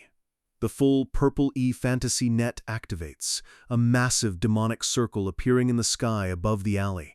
Baeksan tries to power through, betting that Wunwi still doesn't have enough raw energy to withstand his full strength. But suddenly, Baeksan coughs up a spray of black blood, realizing he's been poisoned. Wunwi reveals he mixed poison into the fog. Every breath Baeksan took and every bit of chi he used just made his condition worse. The poison is a wraith poison, a special concoction that spreads faster the more the victim tries to circulate their energy. Baeksan's body is full of yin energy, which Wunwi points out is the perfect environment for his poison to thrive. Baeksan screams at Wunwi to stop hiding and show himself, his fear finally overcoming his arrogance. Wunwi appears, telling him that calling him a coward is actually a compliment given how much it's working. Baeksan realizes he's going to die anyway, so he decides to go out in a blaze of glory, trying to take Wunwi with him. He activates his ultimate move, Ice Soul Blade Technique, his body becoming a conduit for absolute zero temperature. A massive, heavenly ice slash tears through the alley, shattering Wunwi's array in a single desperate strike. The explosion of ice is so powerful that it levels the surrounding walls and sends shards of frozen stone flying everywhere. Wunwi stands in the rubble, noting that his array was destroyed because he set it up in a rush, but he's not worried. He admits he's a bit disappointed it didn't last longer, but he sees that the poison has already done its job. With a smirk, he looks at the demon, whose body is already starting to shut down from the toxins. Baeksan is hunched over, blood dripping from his mouth, staring at Wunwi with pure, murderous hatred. Wunwi closes the distance in a heartbeat, surprising Baeksan with his incredible physical speed. Baeksan tries to swing his blade, but Wunwi is already too close for him to build up any momentum. Baeksan is shocked that Wunwi's evil ghost war robe is still active, even though his energy should be drained. Wunwi tells him that he considered everything before the fight even started, and activates Evil Demon Descent. Wunwi's hand is wreathed in dark, shifting shadows as he notes that he's changed a lot since their last encounter. Baeksan is terrified, realizing that Wunwi isn't just a sorcerer, he's a master of martial arts too. Wunwi launches into a flurry of strikes, Tempest Dance, Northern Wind Blizzard, moving with a fluid, lethal grace. Baeksan is losing his mind, wondering how a guy whose dantian was supposed to be destroyed can use such high-level techniques. He's getting pushed back further and further, his defensive ice wall cracking under Wunwi's relentless pressure. He realizes this isn't just basic self-defense. Wunwi is using techniques that are designed for pure, efficient slaughter. The realization hits him like a truck. Wunwi is at the true peak stage, a level of power he shouldn't have been able to reach. Wunwi explains that he reinforced his internal energy using every trick in his book. He used the robe, the fog, the net, and the poison, all just to soften Baeksan up so he could test his new skills. Baeksan roars a final battle cry, refusing to accept that he's being toyed with like a training dummy. Another massive explosion of ice and dark energy rocks the alleyway as they trade blows. Wunwi is forced back for a split second, and he grunts as he slides across the frozen ground. The small ghosts watching are worried, noting that even with the poison, the demon's resentment is making him fight like a madman. But Wunwi just looks up with a wide, manic grin, telling his followers that this is actually fun. Large text echoes his thought, "This is fun." He loves being able to test his skills against a real opponent to see exactly where he can improve. The world of martial arts is still new ground for him in this life, and he's hungry for every bit of experience. Fighting like this makes the flaws in his violent tiger style clear, showing him exactly how to evolve. Text: Enlightenment Reached Throw Dissection off a Technic. He's breaking the fight down into endless pieces, analyzing Baeksan's every move to find the gaps in his armor. Martial arts, to him, is just a tool to expand himself and prove his superiority. The only thing that matters is the vessel carrying out the actions, himself. He realizes that instead of just copying others, he needs to take their techniques and forge them into something uniquely his. A flash of purple energy erupts from his fist as he meets Baeksan's strike head-on. He decides to use Baeksan as a live example of how to change a martial art to fit his own needs. Baeksan is screaming, pouring every last bit of his soul into his ice soul blade. Wunwei analyzes the movement, noting that Baeksan's expression of the technique is like a sharp, fast blizzard. The technique is designed to bury and freeze anyone who can't pass through the storm. Wunwei decides to copy everything, the sword trajectory, the breathing, the footsteps, and make it his own. In an instant, Wunwei's movements shift, and he mirrors Baeksan's strike with terrifying precision. Baeksan is horrified, asking how Wunwei could possibly be using the Ice Soul Blade after only seeing it once. Wunwei's purple eyes gleam with a cold, superior intelligence as he moves within the blizzard. He chooses the exact sword trajectory that fits his own body and style. A massive spectral tiger of purple energy appears behind him as he prepares his final combo. He names the new evolved move, Snow Tiger's 12 Blades. He unleashes a series of slashes that move with the speed of a blizzard and the power of a predator. Baeksan is being shredded, stunned that Wunwei has already adapted and improved his own secret technique. He screams monster one last time, his spirit completely broken by Wunwei's genius. Wunwei just laughs, telling him he could be nice and call him a prodigy instead. A massive pillar of red and purple light erupts as Wunwei delivers the killing blow. Baeksan is literally torn apart by the force of the impact, blood and ice shards filling the air. As he lies dying, he thinks about how ashamed he would be to see his own master again after failing so miserably. With a final desperate roar, he tries to activate one last palm strike from his knees. "Ice Soul Divine Palm!" he screams, pouring his entire life force into the move. The screen turns to a blinding, pure white as the two powers clash for the final time. The chapter ends with the legend of the reincarnated demon god logo, leaving the fate of the demon and the city hanging in the balance. Wunwei stands his ground, but he notices something strange about the energy hitting his chest. The impact is heavy, sending a shockwave through Wunwei's body as the ice locks onto his core. Baeksan lets out a ragged laugh, thinking he's finally caught Wunwei off guard. He screams like a madman, mocking Wunwei for tasting the ice poison of the Northern Sea sect. Wunwei looks down at his chest, where a glowing blue frost is beginning to spread across his skin. The ghosts watching from the side are panicking, shouting that his blood vessels are going to freeze solid at this rate. Wunwei stays calm, observing the poison and noting that it's different from the stuff the Northern Sea used in the past.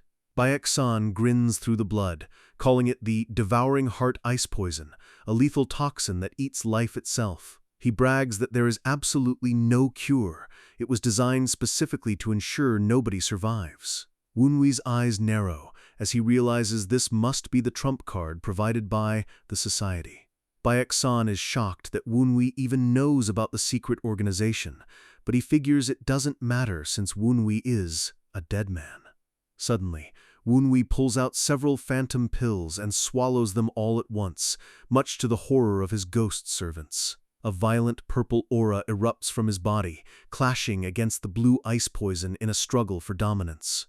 Baeksan mocks him, saying he's struggling for no reason against an incurable technique.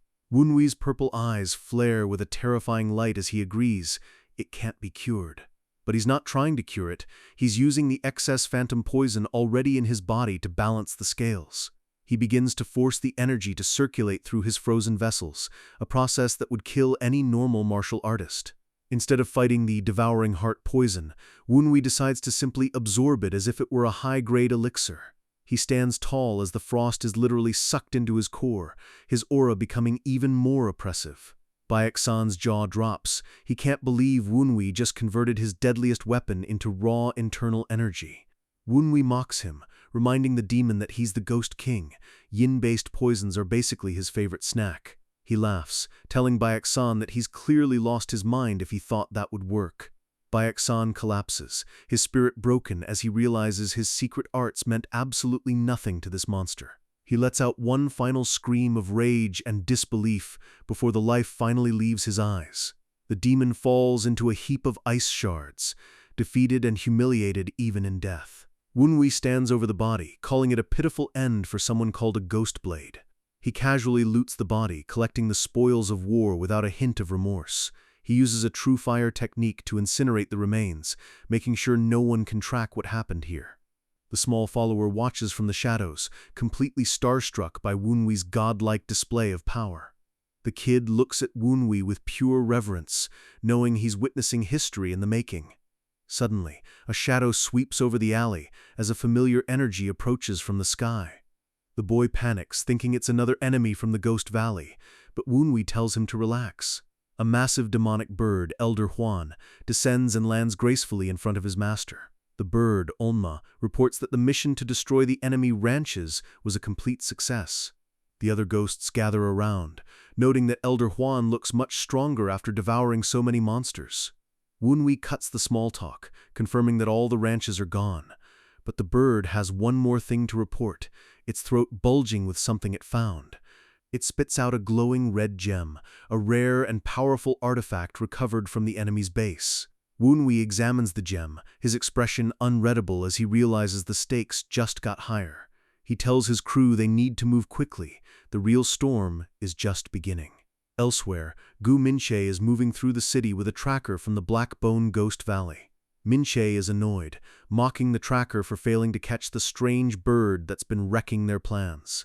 The tracker makes excuses, but Minche tells him to shut up and just lead the way. The tracker points toward the alleyway where the battle just took place, sensing lingering energy. They rush into the alley, only to find it completely empty and eerily silent. Gu Minche stops dead, his eyes widening as he processes the scene. He senses the freezing cold energy of the northern sea and realizes Baek-san was here. He notes that whoever fought Baek-san must have been incredibly skilled to force the demon into a serious battle.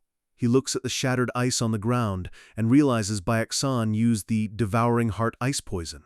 Minche is disturbed, knowing that Baek-san wouldn't have used such a life-shortening move unless he was desperate. He looks up at the rooftops, trying to imagine the monster that could push a blade demon to such an extreme. The name Baek-san hangs in the air, a testament to a fallen warrior. The tracker is confused, saying his technique shows the bird should be right here. Suddenly, Minche grabs the tracker by the throat, his patience finally snapping. He demands to know what's going on, his aura flaring with lethal intent. He points out that not only is there no bird, but there are clear signs that Baek-san lost a massive fight. He realizes that someone is actively hunting the remnants of the divine sect and hiding their tracks perfectly. Minche draws his sword, threatening to kill the tracker if he doesn't start giving real answers. He wants to know everything about the bird's owner, his face twisting with a dark realization. The terrified tracker spills everything, mentioning the Guryong branch of the Tang clan. Minche's eyes light up when he hears the Tang clan is involved in the assassination plan for the Dark Lord. The tracker explains they were trying to win over the branch lord by assassinating his illegitimate son. But the assassin disappeared, and for some reason, their trained bird mutated into the creature known as Ju. Minche calls them useless fools for letting a simple mission spiral into this much chaos. The tracker admits they haven't fully infiltrated the branch yet because of how secretive the Tangs are. He claims the biggest problem is that the illegitimate son has no known organization backing him. A few months ago, this kid was a total disgrace, but then he suddenly changed and started wrecking the Ghost Valley's plans. Minche leans in, his voice a dangerous whisper as he asks for the boy's name. The tracker stammers out the name Tang Wunwi. Minche's blood runs cold, a sorcerer who killed Baek-san and evolved their monster. He realizes that the one person interfering with everything is the one person he hates most. The chapter ends on the name that haunts Minche's nightmares, Wunwi. Deep in the woods, Wunwi meets the full group of survivors, the Kunlun Three Herons. They fall to their knees immediately, greeting the junior demon lord with tears of joy. Wunwi gives them a small, genuine smile, thanking them for holding on through the dark years. He asks them a heavy question. Is the Lord living well? The three followers freeze, their faces turning pale with grief. Wunwi's expression goes cold as he asks if something happened to the previous cult lord, his master. The white-haired boy stammers that they thought the master would be with Wunwi if he were still alive. Wunwi is stunned, realizing his master is missing, and these guys have no idea where he is. The boy explains that the 5 great sects massacred the Junior Lord's Hall right after the betrayal. With both leaders gone, the Divine Fire sect lost their masters and were hunted like animals. They were driven out of the mountains and forced to wander the world, evading the society. For 6 long years they searched until they finally found the secret mark Wunwi left at a tavern. The 3 herons were sent specifically to see if the mark was actually from their lord. Wunwi clutches his chest, feeling the immense weight of their loyalty and the pain of his failure to protect them. He looks down and quietly apologizes for his shortcomings, which shocks the followers. They beg him not to apologize, saying they are already moved to tears just by seeing him alive. Wunwi looks up at the moon, admitting that his master is truly not with him. The followers are visibly crushed by the news, the last spark of hope for their old master fading. Wunwi turns and starts walking, noting that he hasn't even recovered his original strength from 6 years ago. He knows his master wouldn't have let his people suffer for 6 years if he were still around. He stands alone in the moonlight, looking like a lonely ghost of the past. He whispers master to the wind, wondering what he should do now. He feels lost for a split second, the path forward obscured by shadow. The followers call out to him, their voices filled with uncertainty. They ask the ultimate question, what should we do now? Wunwi's gaze sharpens as he looks back at them, his resolve hardening.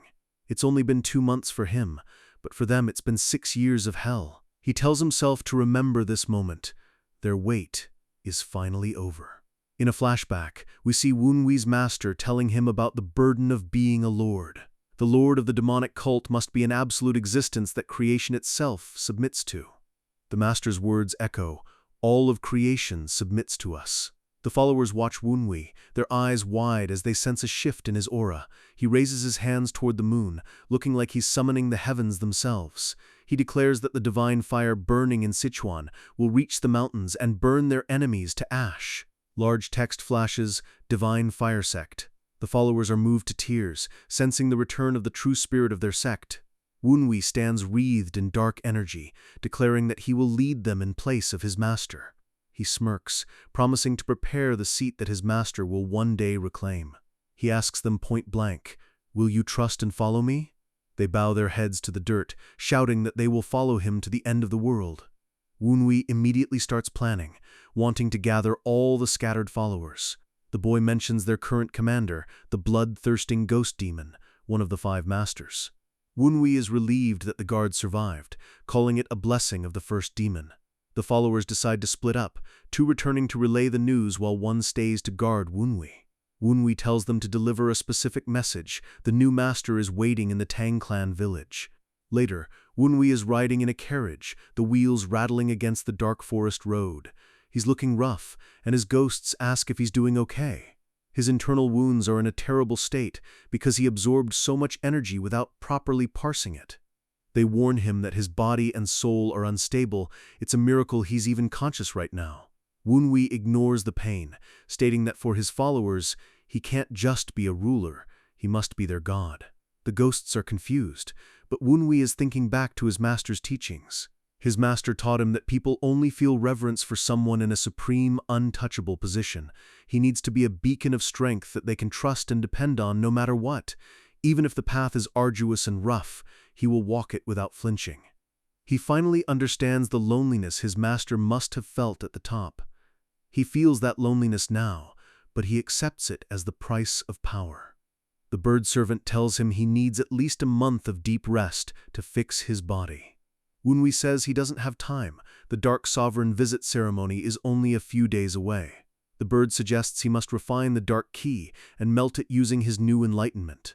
Wunwi agrees and immediately enters a meditative state right there in the rattling carriage. He knows he has to deal with this before the internal wounds get any worse. He visualizes his heart, which is currently a chaotic knot of different clashing energies. By untying this knot, he can filter out the junk and refine the pure energy. He focuses on refining the dark key to fit his own internal bowl. A small flame of pure blue energy begins to glow in the center of his spiritual vision. He settles this refined energy into his middle dantian, finding a new sense of balance. The ghosts are amazed, calling it an unbelievable level of concentration that only he could achieve. The dark energy is successfully separated and refined, and Wunwi finally finishes the process. He opens his eyes, his gaze clearer and more focused than ever before.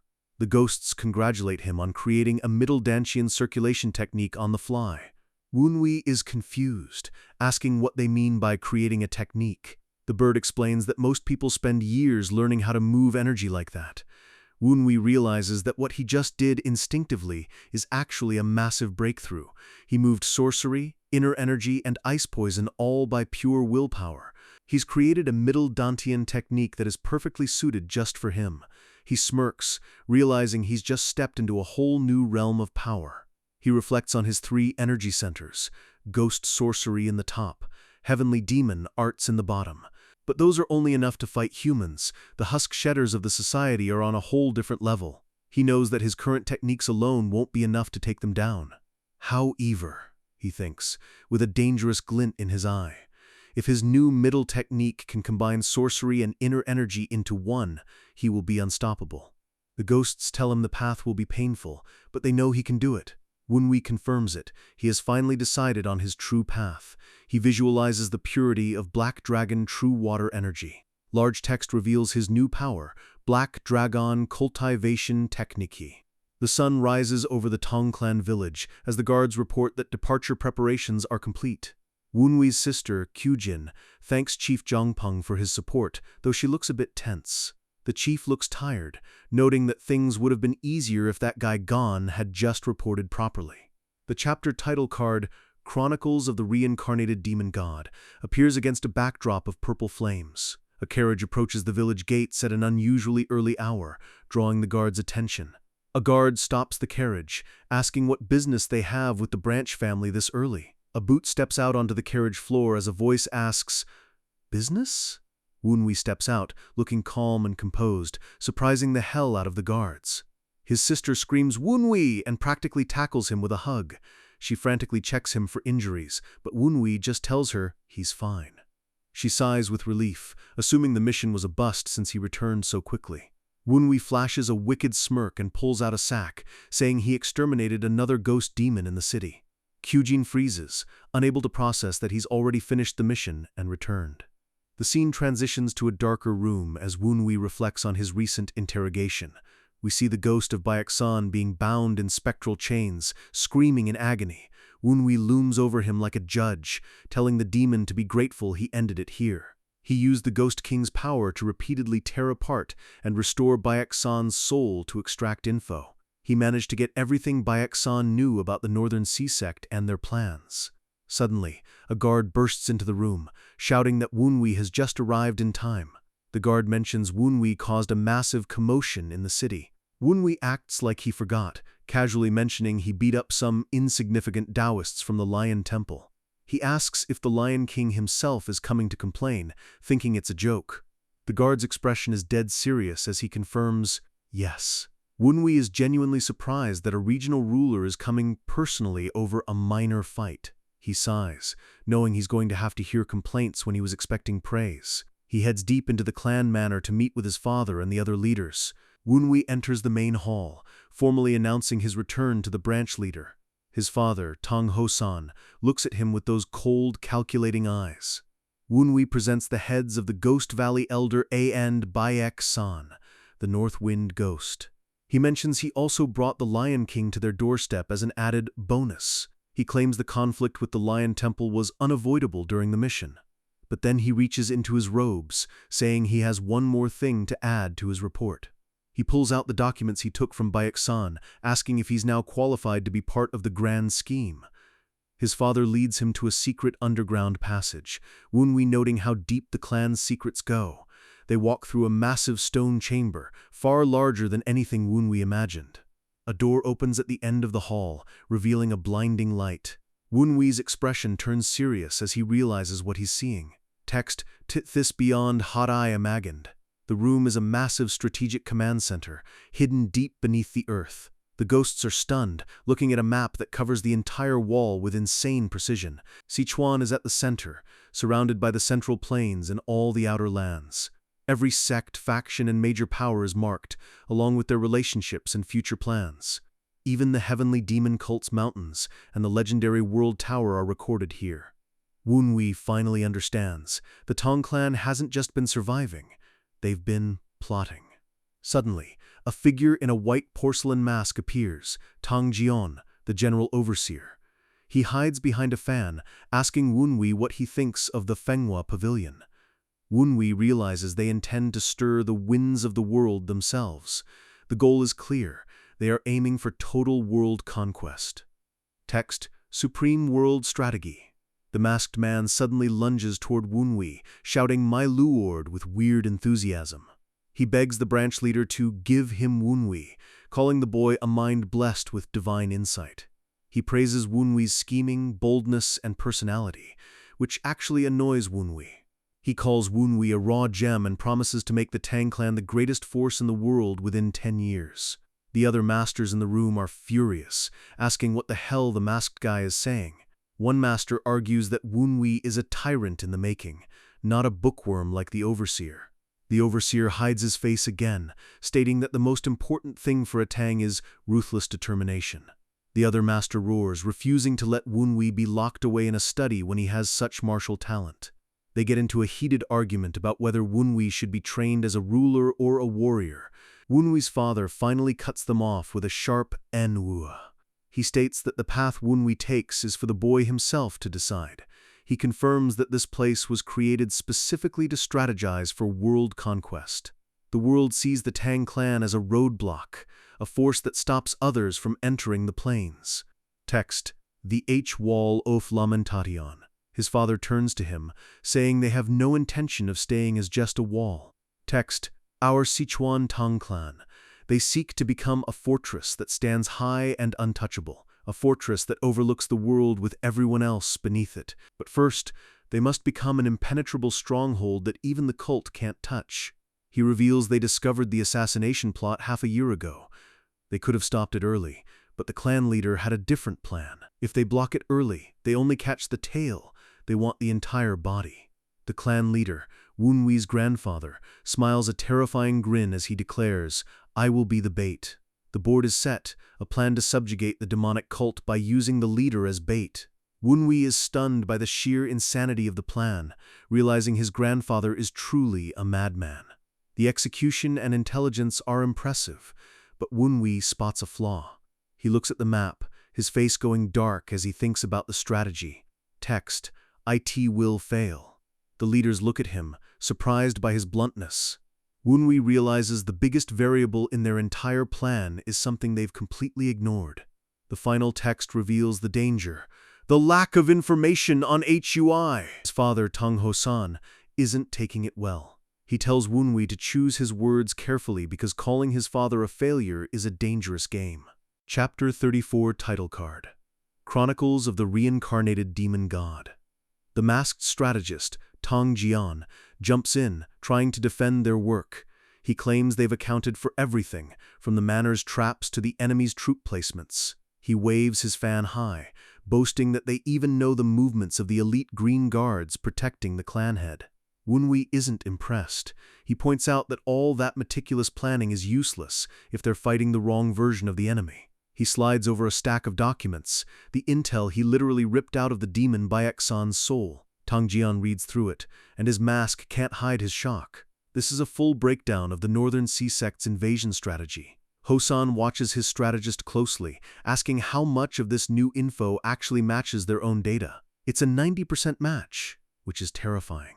It means Wunwi's insider info is legit and more accurate than anything the clan's spies found. Jian realizes that Wunwi must have access to a high-level source they completely missed.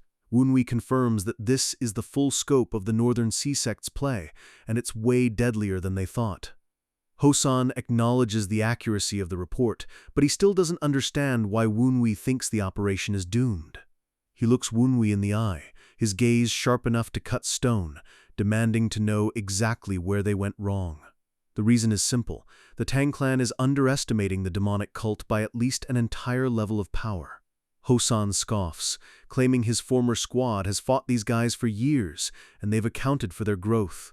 Wunwi shakes his head, telling his father that even his conservative estimates are nowhere near high enough. The strategy assumes they're fighting a conventional army, but this is something entirely different. He points out that the enemies who received power from the society are far beyond the masters from 6 years ago. He explains that moves like the soul-capturing net are inescapable for ordinary martial artists. And the ice poison? Once that hits you, there is no counter. It just eats your energy until you're a frozen corpse. He tells them straight up, with the society backing the enemy, this current plan is just a fancy way to commit suicide. Hosan asks for the final verdict, and Wunwi doesn't blink. The Sichuan clan is simply not ready. Hosan's aura starts to flare, and he tells Wunwi to prove it right now. He tells our guy that if he's so certain, he needs to prove his power assessment is right, with his life on the line. The Branch Lord suppresses his energy to match the level of the ghost blade Wunwi defeated. His hand starts glowing with a sickening green light as he prepares to strike. He warns Wunwi that if he's wrong about the power levels, he's going to die right here by the 1,000 poison hand. The other masters are sweating, begging Wunwi to apologize before he gets turned into a puddle, but Wunwi just sighs, noting that his father has completely misjudged the entire situation. Our boy unleashes his own aura, a tidal wave of blue and purple energy that shakes the entire room. One of the masters screams in disbelief. Wunwi hasn't even had his central dantian open for a week, and his energy is already this massive? Hosan is momentarily impressed by the raw power, but he still thinks it's weaker than the enemy leader he's accounted for. They stand opposite each other, the air between them crackling with killing intent. Wunwi tells him that the demon he just killed was actually a level stronger than the energy his father is releasing right now. Hosan's eyes narrow, demanding to know how a weakling could possibly defeat someone that strong. Wunwi gives a cocky grin and tells his dad it's probably better if he just shows him. Hosan lunges forward, his green poisoned hand reaching for Wunwi's life. The collision creates a massive blast of light, blowing back the furniture and cracking the stone floor. Jian is freaking out, trying to save his precious documents while the two Tangs go at it like monsters. Wunwi realizes his father is still holding back, testing him instead of going for the kill. He can see his father's eyes tracing his movement trajectory perfectly, predicting every step. Hosan's counterattack comes just a fraction of a second later, showing off his insane combat experience. He's keeping his output exactly at the Ghost Blade level he predicted, trying to see if Wunwi can actually overcome it. Wunwi leaps back, dodging a strike that would have shattered his ribs. He knows his father is doing this to prove his own intelligence reports were correct. Wunwi calls him a stubborn fool and prepares to turn up the heat. He begins using the very same ice techniques he stole from Baeksan, fully integrating them into his style. Hosan is stunned by the skill, but he says it's still not enough to prove Wunwi's claim. He slams his 1,000 poison hand down, creating a massive explosion of toxic green energy. A spray of blood hits the air, and for a second it looks like it's all over for our MC. The witnesses scream out in horror, thinking the Branch Lord just accidentally killed his own son. Hosan stands over him, looking cold as ever, stating that he really didn't like having to do that.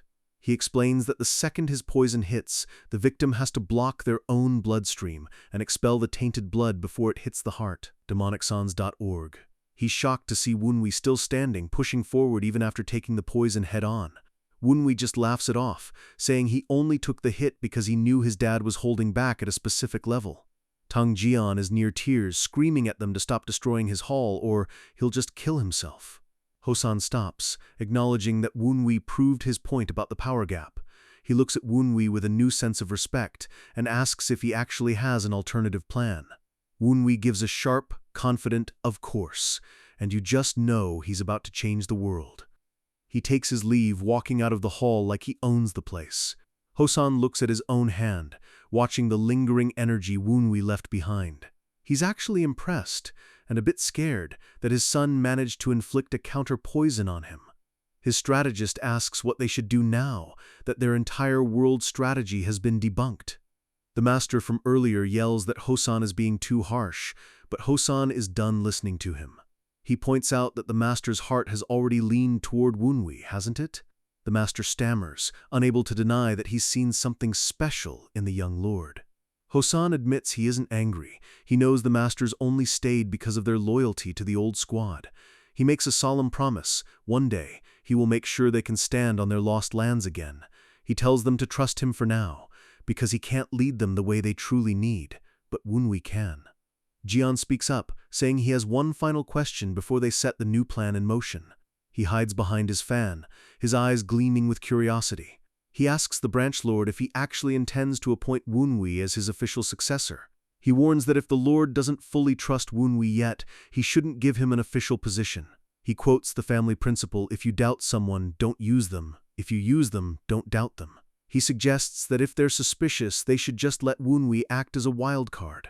But his tone shifts, and he snaps his fan shut. He says if the Lord really wants to trust his son, he needs to go all the way and place absolute faith in him. He points out that the other siblings aren't even in the running anymore. Kyujin isn't interested, and Yuchang is a joke. Hosan stares into the distance, repeating the word trust to himself like it's a foreign concept. The scene shifts back to Wunwi and his father, with the branch lord asking for the final plan. Wunwi's smirk says everything. It's simple. He looks his father dead in the eye and demands full authority over the entire operation. The very next day, a grand announcement is posted for everyone in the manor to see. Lord Tang Wunwi is appointed as the next branch lord. The rise of the trash son is complete. We open on a massive banquet table, and Wunwi is looking at a spread of food fit for an emperor. His loyal follower, the white-haired kid, apologizes, saying this is just the first round because the kitchen was short on supplies. He gets all fired up, saying he already yelled at the cook to get better ingredients for his master. The ghosts watch from the corner, noting that the kid is incredibly devoted, even if he's a bit much. Wunwi agrees, noting the kid's loyalty is a refreshing change from the traitors he's used to. He thinks about how his dad dumped all the young lord's duties on him right before a major war ceremony. Between the Northern Sea schemes, welcoming guests, and adjusting guard schedules, Wunwi has a massive headache. Suddenly, someone bursts into the room, impressed by the massive banquet table already being set. It's his sister, Kyujin, and she's already got a bottle of liquor in her hand and a huge smile on her face. She congratulates him on becoming the young branch lord, and Wunwi gives her a respectful nod. She pokes fun at him for looking uncomfortable, but Wunwi just points out that she's clearly already been drinking. She's genuinely happy, because today is the day her brother is finally recognized by the whole family. Wunwi adds that she's also happy because she's finally freed from the successor position she never wanted. She laughs, admitting he caught her, but Wunwi tells her she fits better as a free-spirited swordswoman anyway. She looks out the window, remembering her training days as the happiest time of her life. She has a look of pure, peaceful joy on her face that we've never seen before. Wunwi realizes that even though her years of preparation for succession were wasted, she isn't bitter at all. He can feel that her congratulations are 100% sincere, which is rare in this cutthroat family. He invites her to join him, saying his men just brought more food for the celebration. She slams a massive jug of high-end liquor on the table with a thud, ready to party. Wunwi's eyes go wide. It's yeohahong, a rare drink you might only see once in a lifetime. In Sichuan, it's a tradition to brew this when a daughter is born and bury it until a day of massive success or marriage. Wunwi asks if it's really okay to open this now, since it should have been for her becoming the lord. She says today is more joyous than her own promotion could ever be, showing just how much she loves her brother. They're interrupted by the scruffy instructor Tong Gon, who comes in laughing and offering his own congrats. Wunwi tells him to use the door next time, but Gon doesn't care. He just wants to drink. Gon freezes when he sees Kyujin, realized he's walked into a family moment. The silence is awkward as Gon stands there clutching his own bottles of cheap booze. He tries to make an excuse to leave, but Wunwi stops him, saying his sister is here for the same reason. Gon sighs with relief, glad he didn't interrupt a serious family meeting. He looks at the table and realizes they've already opened a bottle of the good stuff. When Wunwi tells him it's yeohahong, the instructor nearly has a heart attack from excitement. Kyujin pours for him, and Gon is in heaven, telling her he's relieved she's happy with the new arrangement. The pink liquor flows into the cups, looking more like an elixir than a drink. Wunwi takes the jar and pours for his sister, a small smile playing on his lips. She loves the aroma, and the atmosphere in the room is warmer than it's been in 2 lifetimes. She raises her cup high, toasting to Wunwi and the future of their branch family. They all shout cheers as they knock back the legendary drink. They dig into the food, the tension of the upcoming war forgotten for a few brief moments. Kyujin is stuffing her face, amazed that Wunwi has such a great brewing master on his staff. Wunwi stops eating, a mischievous look in his eye as he remembers something. He asks his sister what happens to her relationship with the great disciple of Cheongseong now that she's opened this jar. Kyujin literally spits out her drink in shock, screaming about why he's bringing up senior brother Lee. Gon is confused, asking why the great disciple of Cheongseong would be involved. Gon starts panicking, saying they need a matchmaker, and they have to talk to the branch lord immediately. Kyujin goes quiet, her expression hardening as she declares that she will never get married. She reveals her plan. Once the event is over, she is returning to her sect to leave worldly life forever. Gon is horrified, asking if this is because of what Woonwee did to her mother, the great madam. She says that's not the only reason. It's something she's been thinking about for years. She explains that a year of thinking in the Tang clan is worth only a month in her sect. She needs the clarity. The room goes silent as they realize she's truly chosen the path of the sword over the path of a noble. Gon admits he finds it hard to understand, having dedicated his life to the Tang family. But he can see the struggle in her eyes and gives her his silent support. Woonwee stands up, his expression unreadable as he looks at his sister. He notes that before the Dark Lord's visit, he has to wield his sword and asks if she will lend him hers. She says she'll gladly help eliminate the demonic cult, but Woonwee stops her. He moves with a speed that makes her flinch, showing just how much more powerful he's become. He tells her that her blade must cut down more than just the demonic cult. He warns her that if her sword cannot draw its blade against a certain opponent, it's useless to him. He tells her if she can't do it, she should just leave for her sect before the event even starts. She calls him ruthless, remembering how she's always supported him even when it meant fighting their own mother. Woonwee says he's being tough because they have to go even deeper into the shadows from here on. She looks at her hand, saying she made her decision on this a long time ago. The one thing she's learned from her life is chivalry. She looks Woonwee dead in the eye, her resolve clashing with his dark aura. She tells him if his path follows chivalry, she will follow him. If not, she won't comply. She admits she judged her own mother's actions as against chivalry and acted accordingly. She warns him that if he doubts her beliefs, they will have no choice but to part ways. Woonwee thinks to himself that chivalry isn't something he ever bothered thinking about in his past life. He thinks about the fake chivalry of the Central Plains that's always just self-interest in disguise. But he realizes the ideal Kyujin speaks of is something pure, something worth respecting. He bows slightly and apologizes, realized she's already prepared to sever her own family ties for her beliefs. She looks at him with those intense, determined eyes and gives her answer. She declares that for the duration of this war, she will live and die as Woonwee's sword alone. Woonwee raises his cup, promising to wield that sword well so it remains untainted. Gon jumps back in, complaining about being left out of the dramatic moment. The three of them stand together, a master, a strategist, and a demon, united by a single goal. The sun shines on the manor, but the shadows are lengthening as the main event approaches. Hift Dosung Hyun, Golden Sword Sect. It's nighttime at a different manor, and the atmosphere is thick with resentment. Dosung Hyun is screaming Woonwee's name, unable to believe that idiot became the young branch lord. He's still fuming over being humiliated in front of the noble ladies because of Woonwee. He hates that he now has to personally bring a gift to the Dark Lord's event and apologize to Woonwee.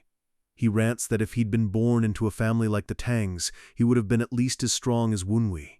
He crushes a rock in his hand, his jealousy turning into something much darker.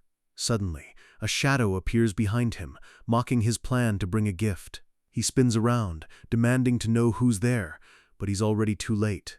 A massive wave of freezing energy slams into him, knocking the breath out of his body.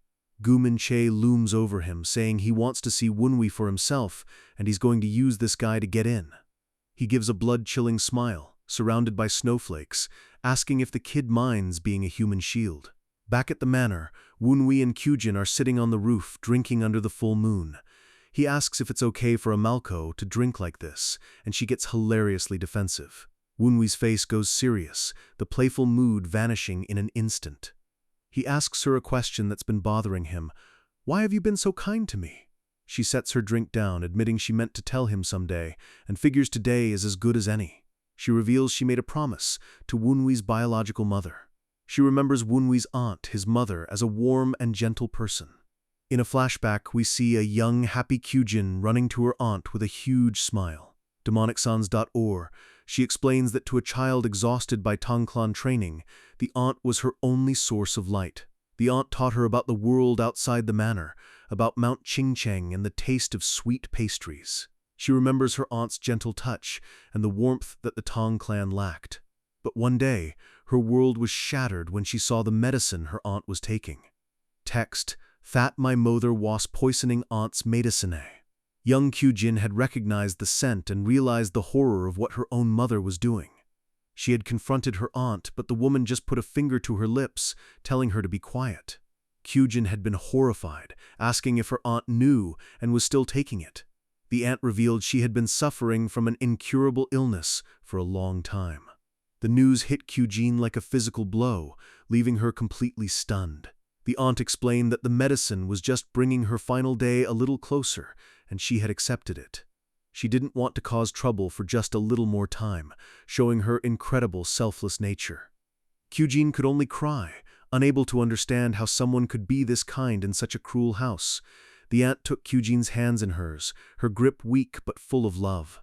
She made Kyujin make one promise, to always get along with her son, Wunwi. Kyujin had refused to promise, sobbing and begging her aunt not to die. But the aunt just smiled, knowing Kyujin would grow up to be a wonderful person with a warm heart. And that's how Wunwi's mother passed away, leaving Kyujin with a weight she's carried for years. She explains that after the death, the stepmother started spreading rumors that Wunwi was born from a drunken scheme. She calls it a ridiculous story that only fools would believe. She points out that a man like Tang Ho-san, a peak master, could never lose control from just a bit of alcohol. The stepmother brought down Wunwi and his mother just to secure her own children's place in the clan. She apologizes to Wunwi, thinking her kindness must feel terrible knowing it was based on a tragic promise. Wunwi looks at her, and his eyes aren't cold anymore. He tells her she's mistaken. He knows she would have been kind to him even without the promise. She gives him a small, grateful smile, her eyes sparkling in the moonlight. He thinks it's amazing that someone like her came from such a stiff father and a cruel mother. Wunwi stares at her, his thoughts drifting to the lingering thoughts of the original owner of his body. He realizes the original Tang Wunwi had feelings he, a past-life orphan, couldn't understand. There is a dissonance between Wunwi's soul and the body's deep, ancient grudge. He senses the deep resentment the original boy felt toward the mother who tried to erase him. He never understood the sorrow of an orphan until he inhabited this broken body. We see a vision of the original Wunwi, small and alone in the cold snow. But recently, our MC has started to feel that resentment as if it were his own. He clenches his fist, his aura darkening as the body's grudge takes hold. He tells his sister he has something to do and starts to head out into the night.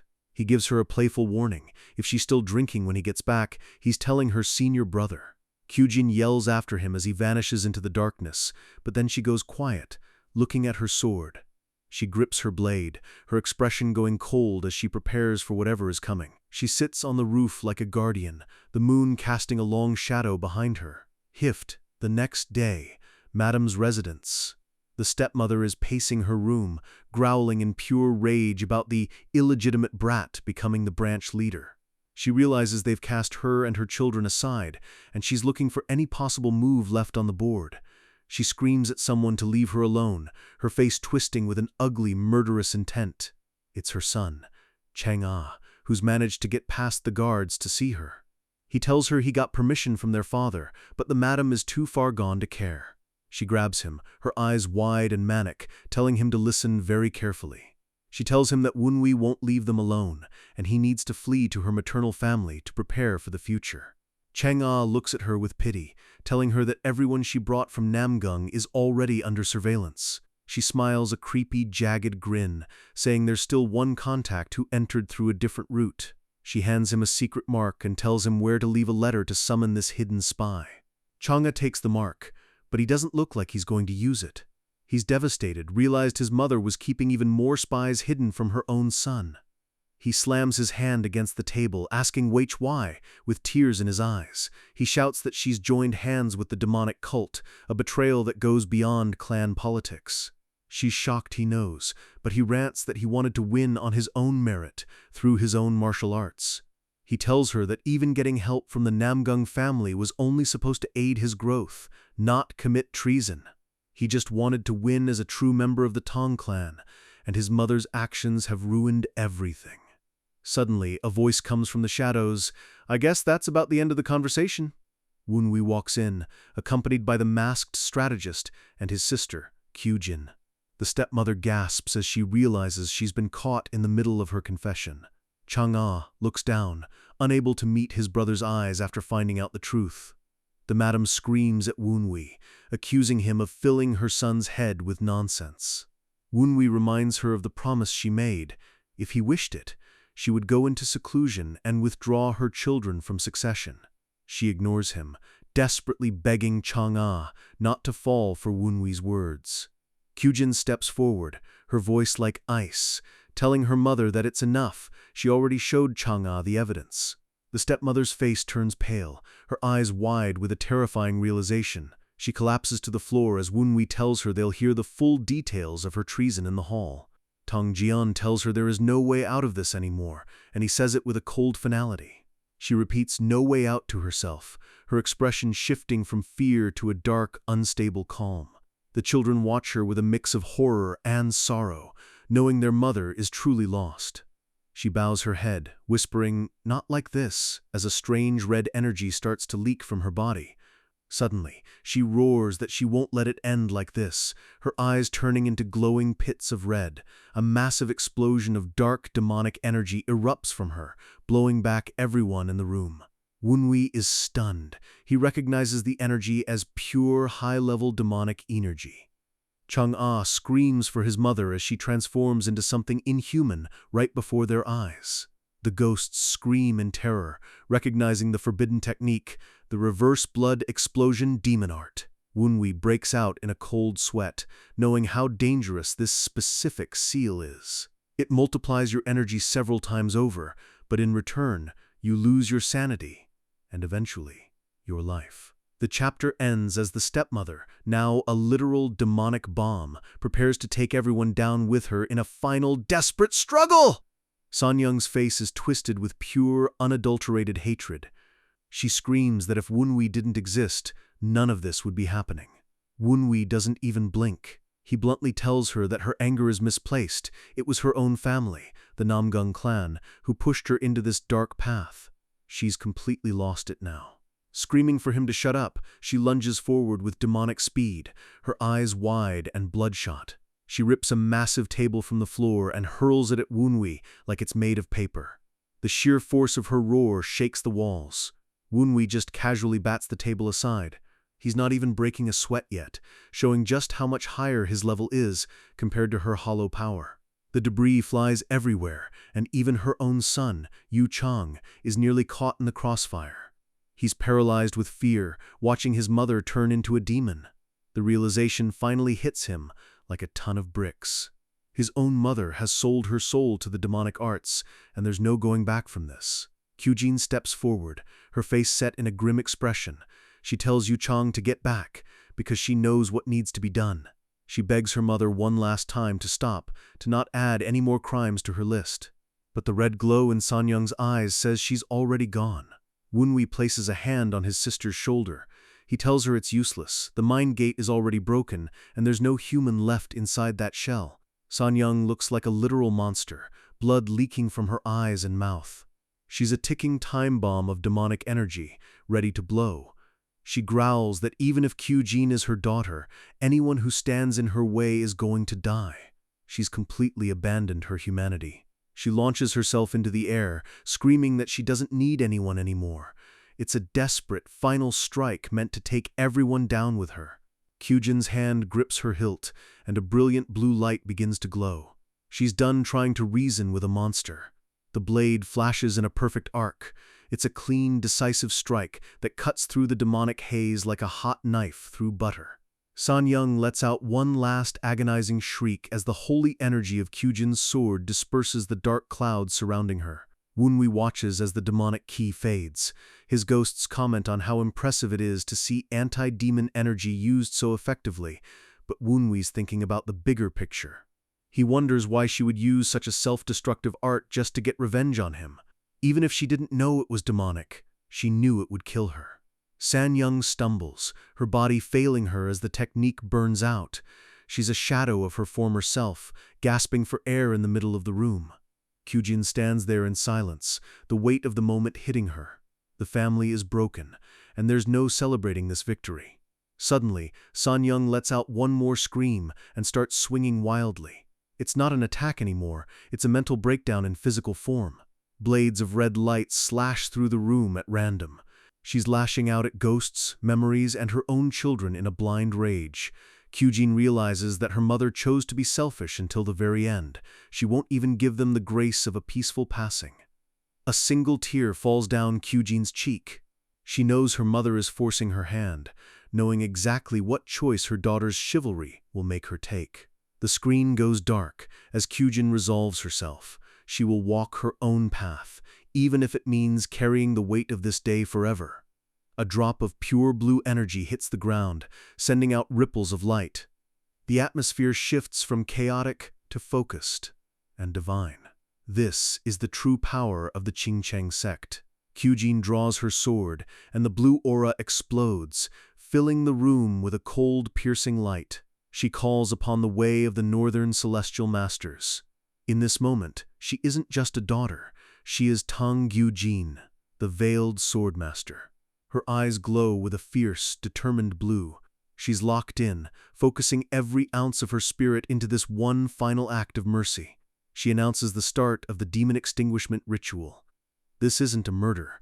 It's a cleansing of the darkness that has tainted their home. San-young, completely consumed by the demon art, just screams kill over and over. She charges forward, a shell of a human being. Kyujin doesn't flinch. She stands her ground as the demonic monster closes the distance, her sword glowing brighter by the second. Her foot plants firmly on the ground. The sound of her step echoes like a thunderclap in the quiet room. A massive burst of blue light fills the entire frame. The power is so great that it blinds everyone in the vicinity. Kyujin moves like a blur. Her sword slices through the air with such precision that you can almost feel the wind coming off the blade. She closes her eyes for a brief second as she completes the strike. The rage and the noise finally go silent. The blue glow begins to fade, leaving only the sound of heavy breathing and the faint pitter-patter of rain outside. The rain starts to pour over the Tang Manor. It's a somber gray sky that matches the mood of the tragedy that just unfolded inside. One of the ghosts asks Wunwi if he saw the face the stepmother made right before the end. Wunwi just looks out into the rain, his expression unreadable. Yu Chang sits on the floor, clutching a box, looking completely hollowed out. Everything he knew about his life has been destroyed in a single night. Wunwi recalls that final moment. As Kyujin's blade struck, the demonic mask actually slipped for a split second. Beneath the blood-red eyes and the fangs, there was a flash of something else, something human. For just a heartbeat, she looked like a mother again. Her eyes were filled with tears instead of hate as the darkness left her. It was a look of genuine motherly love, though it had been twisted into something unrecognizable over the years. Wunwi realizes that her love was so deformed, it made her want to kill him to protect her own children's future. But in the end, that twisted love only ended up scarring the very children she claimed to be fighting for. Suddenly, a surge of light erupts from Wunwi's chest. His ghosts shout in surprise. His body and soul are finally fusing together perfectly. The final disconnect between the demon lord's soul and the original Tang Wunwi's body has been resolved. The old Wunwi's resentment is finally gone. Wunwi stands up, feeling a new level of balance and power. He looks over at Yu Chang, who is still reeling from the loss. The masked strategist, Tang Jian, leans in. He suggests they tell the world the Grand Matron went back to her family to recover, keeping the demonic secret buried. Yu Chang looks up with a look of pure gratitude. He thanks them for protecting his mother's final honor, even after everything she did. Wunwi just watches him. He's not one for sentimental speeches, but he respects the weight of the secret they're now carrying. Kyujin stands alone in the room, her sword still drawn and covered in blood. The silence is deafening as she stares at the spot where her mother fell. The rain continues to pour outside. It's a cleansing wash for the manor, but the emotional scars won't be fading anytime soon. The scene cuts forward. After the purge of the stepmother, things moved incredibly fast within the Tang clan. The strategist and the righteous Windhall moved in and wiped out every single spy and mole the stepmother had planted. The house was finally clean. Kyujin buried her grief in work, helping Wonwi manage the massive amount of paperwork that comes with running a branch of the family. Soon, the day of the Dark Sovereign's visit arrived. Carriages from the major sects, Diankong, Kongtong, and Thunderclap, began to pull into the manor. Wonwi finds Kyujin and says they need to talk. He looks serious, making her think something else has gone wrong. He starts babbling that he's just a kid and she should be the one in charge. Kyujin just laughs, realizing her brother is trying to dump his homework on her. The ghosts are dying of laughter. They've never seen the junior lord get bullied like this, especially not by his own sister. Wonwi gets annoyed and threatens to turn the ghosts into pills if they don't shut up. They immediately apologize, terrified of his power. Suddenly, a voice calls out for Sister Gyujin. Two young women are walking through the garden toward them. It's Lu Sumin and Sima Seonyi. They've traveled a long way to visit, and they look genuinely happy to see Kyujin. One of them spots Wonwi and stops dead in her tracks. She remembers him from somewhere, and the realization is hitting her hard. Kyujin looks between them, confused. She asks if they already know each other, not realizing the history they have. Wonwi recalls the unsightly display at the tea shop where he absolutely destroyed the Lion School's disciples in front of them. Kyujin smiles brightly and decides to do the formal introductions. She's proud to show off her brother and her friends. She introduces Lu Sumin, the cold moon angel of the MA school. She's a top-tier beauty and a formidable martial artist. And then there's Sima Seonyi, the white sword magnolia. She's the daughter of one of the most powerful emperors in the martial world. Kyujin proudly announces that Wonwi is now the junior branch head. The girls are stunned. The trash they saw at the tea house has risen this high? Lu Sumin jokes that Kyujin just didn't want the job and successfully dumped the responsibility onto her brother. Wonwi notices Seonyi staring at him. She hasn't said a word, but her eyes are locked onto him like she's trying to read his soul.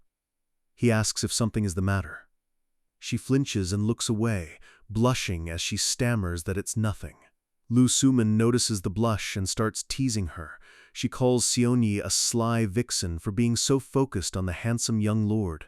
The girls run off giggling, leaving Wonwi standing there confused. Kyujin just watches them go with a knowing smile. Wonwi is exhausted. He asks if those were the last visitors for the day, hoping he can finally go back to his paperwork. Suddenly, Kyujin's expression changes. She hears the sound of another carriage approaching, and this one sounds heavy. A line of carriages rolls through the forest.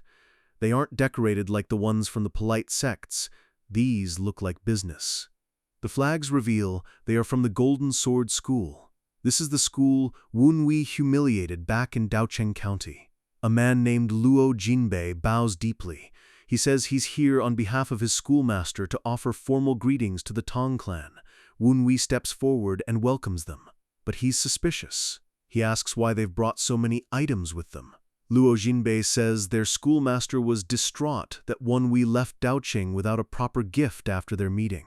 He opens a chest filled with solid gold ingots. It's an insane amount of money, offered as an apology for the previous conflict. Luo Jinbei's eyes shift. There's something else going on here, and Wonwi can sense the tension in the air. Another disciple falls to his knees, crying and begging for forgiveness. Wonwi remembers this guy. He was one of the ones he beat up at the tea house. Wonwi smirks. He decides to accept the tribute and let them stay. He figures he can have a little fun teasing them first. But then, Wonwi's Reaper sight flares. He spots something hidden among the group that no normal human could see. He tells a servant to take the Golden Sword School to the special guest house. He's keeping a very close eye on them now. He realized that for a split second, a trace of demonic ki seeped out from one of the pathetic disciples. He knows that energy. It's cold, familiar, and belongs to a man who should be a world away right now. He realizes the owner of that demonic ki is actually standing right in front of him, hidden in plain sight. Wonwi stares at one particular disciple. The man looks ordinary, but the aura beneath his skin is like a raging storm of darkness. The disguise begins to peel away in Wonwi's mind. He sees the true face of the man who has been hunting him across lifetimes. It's Gu Minche, the rival who has finally arrived at the heart of the Tang clan, and the real war is about to begin. The title card flashes. The stage is set for a confrontation that will determine the fate of the entire Nine Dragons branch. The credits roll as the tension hangs in the air. The peace of the Tang Manor is officially over. Back at the gate, the girls are still buzzing. Lu Suman is still teasing Seonyi about her staring contest with Wunwi. Seonyi tries to play it cool, but she's clearly flustered. She claims she wasn't staring like that, but Suman isn't buying it for a second. Suman pokes her cheek, laughing. She wants to know what's so interesting about the trash sun that has the magnolia so distracted. Seonyi's expression goes serious. She says it's because Wunwi has developed sword aura, something he didn't have just a few weeks ago. Suman is shocked. Developing sword aura that fast is unheard of. It usually takes years of dedicated practice to even touch that level. Seonyi explains that it doesn't just feel like he learned it. It feels like he's been training with a blade for several years. Actually, no. She corrects herself. The depth of the energy she sensed felt more like 10 years of elite-level training. Suddenly, Seonyi's eyes widen. A streak of yellow light flashes past her face, moving with terrifying speed. She senses a massive, crushing sword aura approaching. She shouts a warning as the air itself begins to scream from the pressure. She grabs Suman and leaps away just as the ground where they were standing is pulverized by an invisible force. Seonyi realizes the danger is moving toward the inner manor. She screams that they need to get to Kyujin and Wunwi immediately. She recognizes this aura. It's the exact same overwhelming power as the man who once fought her father, the Emperor. Meanwhile, Wunwi is still watching the disciples leave. He knows Gu Minche is right there, hiding in the crowd. He thinks to himself that Minche has suppressed his demonic energy well, but it's not enough to fool the eyes of a former demon lord. His ghosts are panicking. They ask who he's looking at with such a killer gaze, sensing the murder intent dripping off him. When he tells them it's Gu Minche of the seven-step death, they lose their minds. They can't believe the son of the North Sea Lord is already inside. The ghosts ask what the plan is. Wunwi looks ready to tear the man apart right then and there for what he did to his old followers. But he stops himself. If he attacks now and scares off the North Sea sect, he'll lose the chance to wipe them all out at once. He clenches his fist, his knuckles turning white. He decides to let Minche live just a little bit longer until the trap is fully set. Kyujin finds him and asks if that was the last of the guests. She's tired and ready for the day to be over.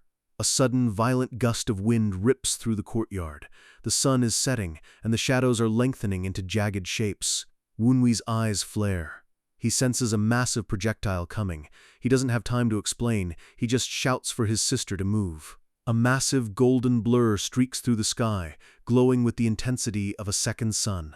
It's a volley of spears and blunt weapons, all infused with insane amounts of ki. They're raining down like meteors. Wunwi reaches out his hand, his own aura flaring up to meet the attack. He's not going to let a single one hit his home. His ghosts fly out, acting as a secondary shield. They're shouting for everyone to get into a ready stance as the courtyard turns into a war zone. One massive spear spins through the air, aimed directly at the main hall. The power behind it is enough to level the entire building. Wunwi catches it mid-air, the force of the impact cracking the ground beneath his feet. He stands tall, unfazed by the sheer weight. Kyujin draws her sword, her blue aura clashing with the purple and black shadows swirling around Wunwi. She asks if it's an enemy attack. Her eyes narrow as she spots a figure descending from the sky, wrapped in a mantle of golden flame. The ground shatters as the figure lands. The pressure is so intense that the servants and lower disciples are knocked unconscious instantly. A booming laugh echoes through the manor. It's the Lion Saber King himself, Wee Ji-Hu-myung, and he's clearly looking for a fight. He taunts Wunwi, saying he's impressed the brat didn't run away after sensing his killing intent. The Tong disciples are terrified. They've never seen a master of this level in person, and the raw power is making it hard for them to even breathe. The Lion King grins, his white beard flowing in the wind. He shouts that he actually likes Wunwi's guts. He grips the hilt of his massive golden saber. The air around him begins to shimmer and burn with heat. He swings the sword, and a literal wave of fire and gold aura erupts. It's a horizontal slash that covers the entire courtyard. Wunwi grits his teeth. He's pushing his internal energy to the limit to block the heat and the pressure. He uses his black dragon energy, summoning dark, liquid-like ki to absorb the impact. The two powers collide with a deafening roar. The clash creates a massive explosion of light and shadows. Wunwi is pushed back, his feet carving deep grooves into the stone. The shockwave levels the nearby trees and shatters the windows of the surrounding buildings. It's pure, unfiltered destruction. The disciples are blown away like autumn leaves. They can't even get close to the center of the fight. Kyujin is forced to use her sword just to shield herself from the flying debris and the dust cloud. The Golden Sword School disciples are panicking, thinking this is an all-out attack from the demonic cult. Amidst the chaos, Gu Minche watches with a cold, calculating look. He's enjoying the show, his eyes narrow as he watches Wunwi. He's trying to figure out how a trash son could possibly be holding his own against a king. The Lion King laughs, saying he only swung lightly. He's amazed that Wunwi blocked it head-on without dying. Wunwi is huffing, his chest heaving. He's injured from his previous battles, and this is pushing him past his current limits. He takes a breath and offers a formal greeting, identifying himself as the humble student and leader of the Nine Dragons branch. He pays his respects to the Lion Saber King, but warns him that this is his home, and he won't be disrespected. The Lion King stands tall, his sword glowing like a sun. He says he heard the gale-wind wild blade gave birth to some wild kids, and he wasn't lied to. He taunts Wunwi, saying he might actually be strong enough to knock his useless disciples' heads into the ground after all. He raises his sword again, his eyes glowing with a predatory light. He says Wunwi is worth testing. Wunwi thinks to himself that just blocking one strike has made his internal injuries worse. He realized this is a master who has climbed beyond peak level. The Lion King's aura flares up again, turning the sky a deep, bruised purple and green. He's not planning to stop anytime soon. Wunwi smirks. He decides there's no need for him to deal with this lunatic alone anymore. A new voice echoes through the manor, cold, sharp, and filled with a different kind of power. A massive wave of green energy erupts from the main hall, clashing with the Lion King's gold aura and canceling it out. Wunwi's father, Tang Ho-san, steps out. He looks like a force of nature, his long hair flowing in the green wind. The ghosts are stunned. They knew the father was hiding his strength, but they didn't expect him to have reached peak ascension. The Lion King laughs, saying people call the Nine Dragons declining heroes, but it seems they were wrong. He tells Ho-san that his gale is even stronger now than it was years ago. The rivalry between these two is deep and bloody. Ho-san just looks at him with a cold stare. He says it doesn't matter if his gale is wild or hidden, only the result matters. He tells the Lion King that if he has business with his son, they should take it inside and act like actual masters. The Lion King grins, asking if Ho-san is worried he's going to harm his precious little son. The two auras clash again, the green and gold creating a visible wall of energy that splits the courtyard in half. The Lion King looks around, his eyes landing on the disciples and the guests watching from the sidelines. He says he actually likes it out here in the open, where everyone can see his greatness. Ho-san's face goes dark. He says if that's the case, he'll have no choice but to treat his guest accordingly. His eyes glow with a piercing green light. He warns the Lion King that if he tries to settle old grudges with Wunwi, he'll have to break Ho-san's neck first. The Lion King laughs, asking if Ho-san really thinks a mere Sword King wouldn't be able to do it. Wunwi stands in the middle, looking back and forth between the two old monsters. He's realized this is about to get very messy. The two masters stare each other down, a spark of literal lightning passing between them as their killing intent peaks. Suddenly, the entire courtyard explodes into a full-blown battle scene. Weapons are drawn, and the air is filled with the sound of clashing steel. Wunwi just sighs and calls them all lunatics. His quiet night of paperwork has officially turned into a war. The confrontation is at a stalemate. The gold and green energies are pushing against each other, threatening to level the entire branch family manor. Wunwi's ghosts notice that the Wild Wind Squad has pulled out their secret weapons, the scatterburst crossbows. These aren't normal bolts, they have high-level explosives attached to the tips. They were originally designed to kill demonic cultists en masse. Wunwi rubs his temples, thinking that his own clansmen are just as crazy as the Lion School. This is complete overkill for a greeting. The Lion King shouts that by pulling out those crossbows, the Wild Wind Rampager has broken their ancient agreement with the Orthodox sects. Hosan coldly replies that these men are now members of his hall, and as long as they stay in this county, there's no violation. The Lion King doesn't buy the excuse.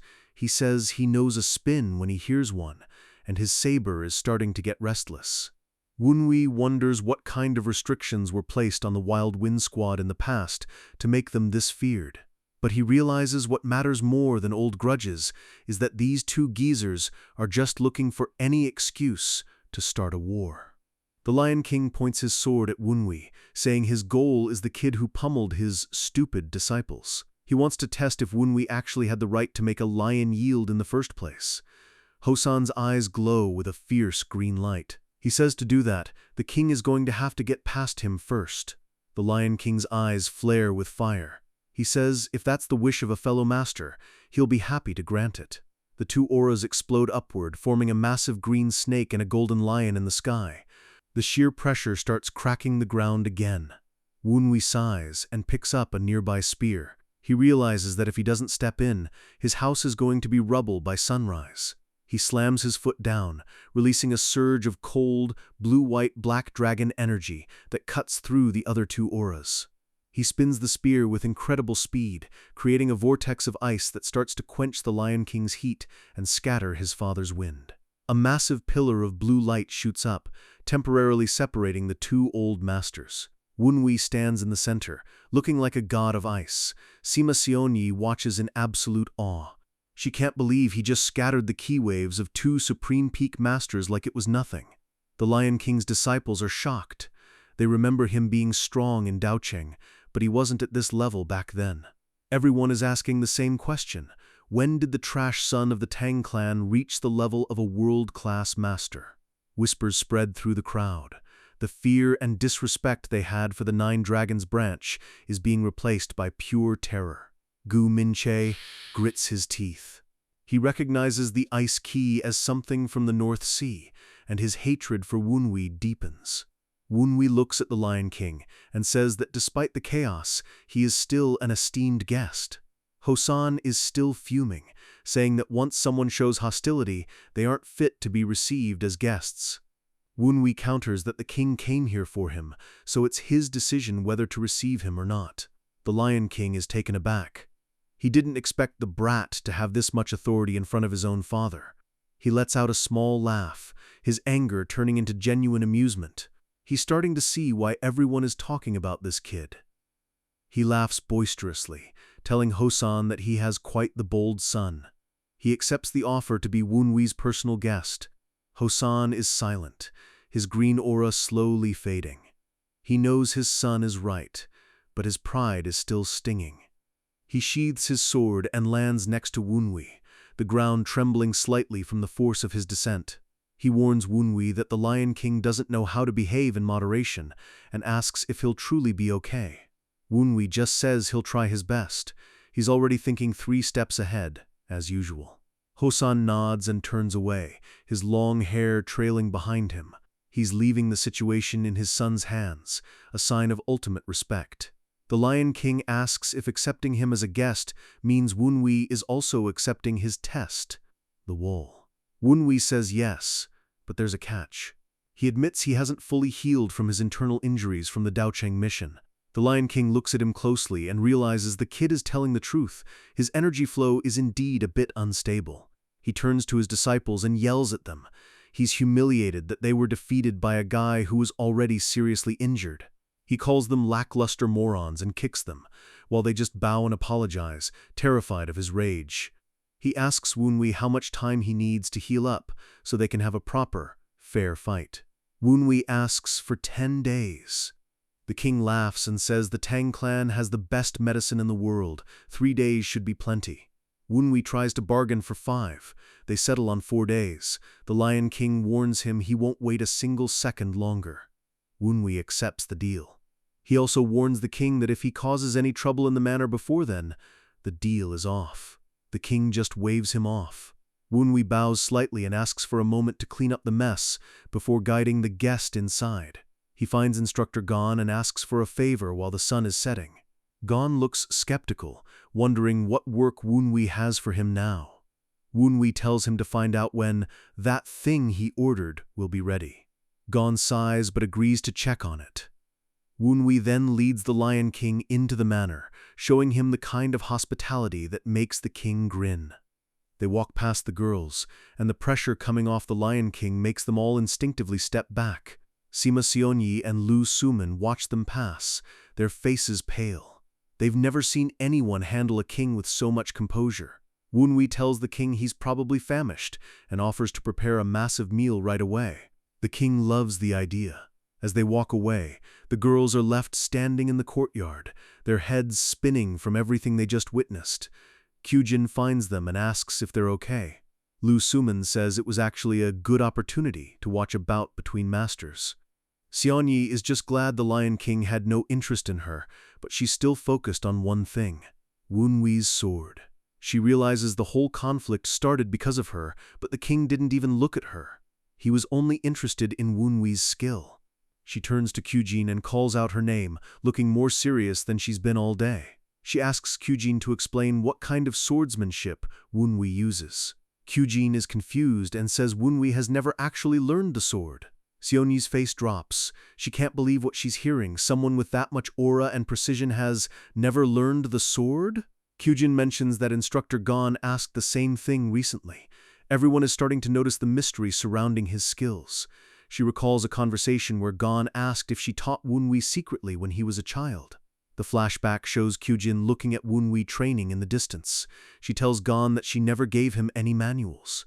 She says he wasn't even interested in martial arts as a kid, yet he mastered the 12 fierce tiger steps without any help. Gon mentions that he took Wunwi to Luban's forge a while back, which is where things got really strange. Kyujin is surprised to hear he went to a forge. She asks what he could possibly have ordered from the legendary blacksmith. Gon says that even though he taught Wunwi the spear and blunt weapons, the kid personally ordered a custom sword. He wonders if Wunwi has already learned the sword in secret, or if he's planning to learn a very specific style. Back in the present, Sionyi is shaking. She can't wrap her head around why someone would order a sword without knowing how to use one. She tells Kyujin she can't wait anymore. She needs to talk to Wunwi and find out the truth for herself. She begs Kyujin to let her speak to him. She looks desperate, almost obsessed with uncovering his secret. Kyujin nervously agrees to ask him, though she's clearly taken aback by Sionyi's sudden intensity. Lu Sumin leans in and whispers to Kyujin. She's noticed that Sionyi hasn't been able to keep her eyes off Wunwi all day. She says that for a girl who's usually only interested in flowers and swordsmanship, she's looking at him with a very different kind of sparkle. Sumin jokes that Sionyi wouldn't be bad wife material for the young lord, given she's the daughter of a sword emperor. Kyujin starts to say, however, before leaning in to whisper something back to Sumin. Sumin's eyes go wide, and she lets out a shock gasp. Whatever Kyujin told her about her brother's type must have been a bombshell. The girls all stand there in a moment of awkward silence, while Sionyi looks completely confused about what they're talking about. Suddenly, the mood shifts again. A massive, hulking figure enters the gate. He's ancient, buff, and looks like he's made of iron. Kyujin recognizes him immediately. It's Grandpa Chuck Young, also known as the legendary blacksmith Luban. He's walking with a purpose, asking a servant where that second child is staying. He wants to go to the White Pavilion. Kyujin wonders if he personally made Wunwi's sword. She's stunned that her brother could hire a divine blacksmith. She tells the other girls who he is. They're shocked. Getting a weapon from Luban is something only emperors usually achieve. They decide to follow him, hoping they can finally see Wunwi's mysterious new weapon for themselves. Wunwi greets the blacksmith at the pavilion. He's surprised the old man came all this way himself instead of sending a messenger. Shukyung is fuming. He yells that Wunwi was the one who sent a maverick to hurry him up every single day. Wunwi smirks, his eyes glowing with excitement. He says he was just curious about the progress since the duel is nearing. The blacksmith huffs and says he wouldn't have bothered coming all this way if the item wasn't finished. He slams a heavy, ornate box onto the table. A faint, dark glow begins to emanate from the cracks in the wood. He opens the box to reveal a jet-black blade. It's sleek, menacing, and looks like it was forged from the shadows of hell itself. The blacksmith presents it with a look of pride and a bit of fear. He simply says, "Here is your sword." Wunwi's true power is finally about to be unleashed. Old man Luban is feeling himself today. He stares at the blueprints, realizing he hasn't made something this interesting in a long, long time. He's genuinely impressed that a kid like Wunwi could see through the entire martial theory of the Tang clan and cram it all into one design. The weapon's core is a sword, but its soul is pure hidden weapon lethality. Luban wonders if Wunwi's body can even handle the extra power he added in. Under the moonlight, the forge is quiet, but the air around Wunwi and the blacksmith is electric with anticipation. Wunwi finally grips the closed fan. It looks simple, sleek, and unassuming, exactly how a master assassin would want it. The blacksmith asks him point blank, "Do you like it?" He knows he's created a masterpiece, but the user's opinion is the only one that matters. Wunwi smirks, his eyes glowing with satisfaction. It's not just good, it's even better than he imagined it would be. Luban chuckles, his chest puffing out with pride. When you hire the best blacksmith in the world, perfection is just the baseline. Wunwi analyzes the weight. It's the ideal sword, because it hides a dozen ways to end a life while looking like a harmless accessory. What really blows Wunwi away is the weight distribution. Most craftsmen would have messed this up, but Luban is a literal god at his craft. A normal steel fan is balanced at the handle, making it easy to wave around but terrible for actual combat. That balance is fine for fast swings, but it doesn't give you the bite you need to cut through a master's defense. But this masterpiece has its balance point right in the middle. It handles like a fan but strikes with the momentum of a heavy blade. Wunwi snaps it open, and the blades click into place with a sound that screams quality. It's perfectly responsive. The meticulous balancing means it doesn't lose any functionality as a fan even when it's fully deployed. But that's not even the best part. Wunwi leans in, noticing the material used for the tips. He asks if this is actually ivory, sensing an ancient power coming from it. Luban grins and confirms it's black spirit ivory from a spiritual beast. This stuff is rarer than gold and reduces the loss of mystic power to almost zero. The ghosts behind Wunwi are freaking out. They recognize the materials, 500-year-old rosewood and ironheart wood. This thing is worth a literal fortune. Wunwi is stunned. The old man didn't just build a weapon, he crammed a museum's worth of priceless materials into a single fan. His eyes practically turn into dollar signs. He's wondering what kind of monster weapon this geezer actually handed him. Luban huffs, saying materials are fine, but the real magic is in how it actually works on the battlefield. He points to the threads on the handle. Every time Wunwi yanks one, the internal mechanism changes the attack pattern. Wunwi gives the first thread a pull. He can feel the gears shifting inside the rosewood handle, smooth as silk. Hidden blades slide out of the fan's ribs. They're razor-sharp and catch the moonlight, looking absolutely lethal. Luban tells him to point it at the ground and give it a light yank. This is where the hidden weapon part comes in. Wunwi follows instructions, and suddenly, the air is filled with a metallic hiss as the fan unloads. Streaks of silver fly through the darkness. They're moving so fast, they're almost invisible to the naked eye. Wunwi realizes that a light pull releases the weapons, while a hard pull changes the entire firing pattern. The first mode is a focused barrage of needles. He moves on to the second pattern. He's getting the hang of it now, feeling the weapon become an extension of his own hand. Luban looks on with a mischievous glint in his eye. He tells Wunwi to shoot this next one toward the wall behind him.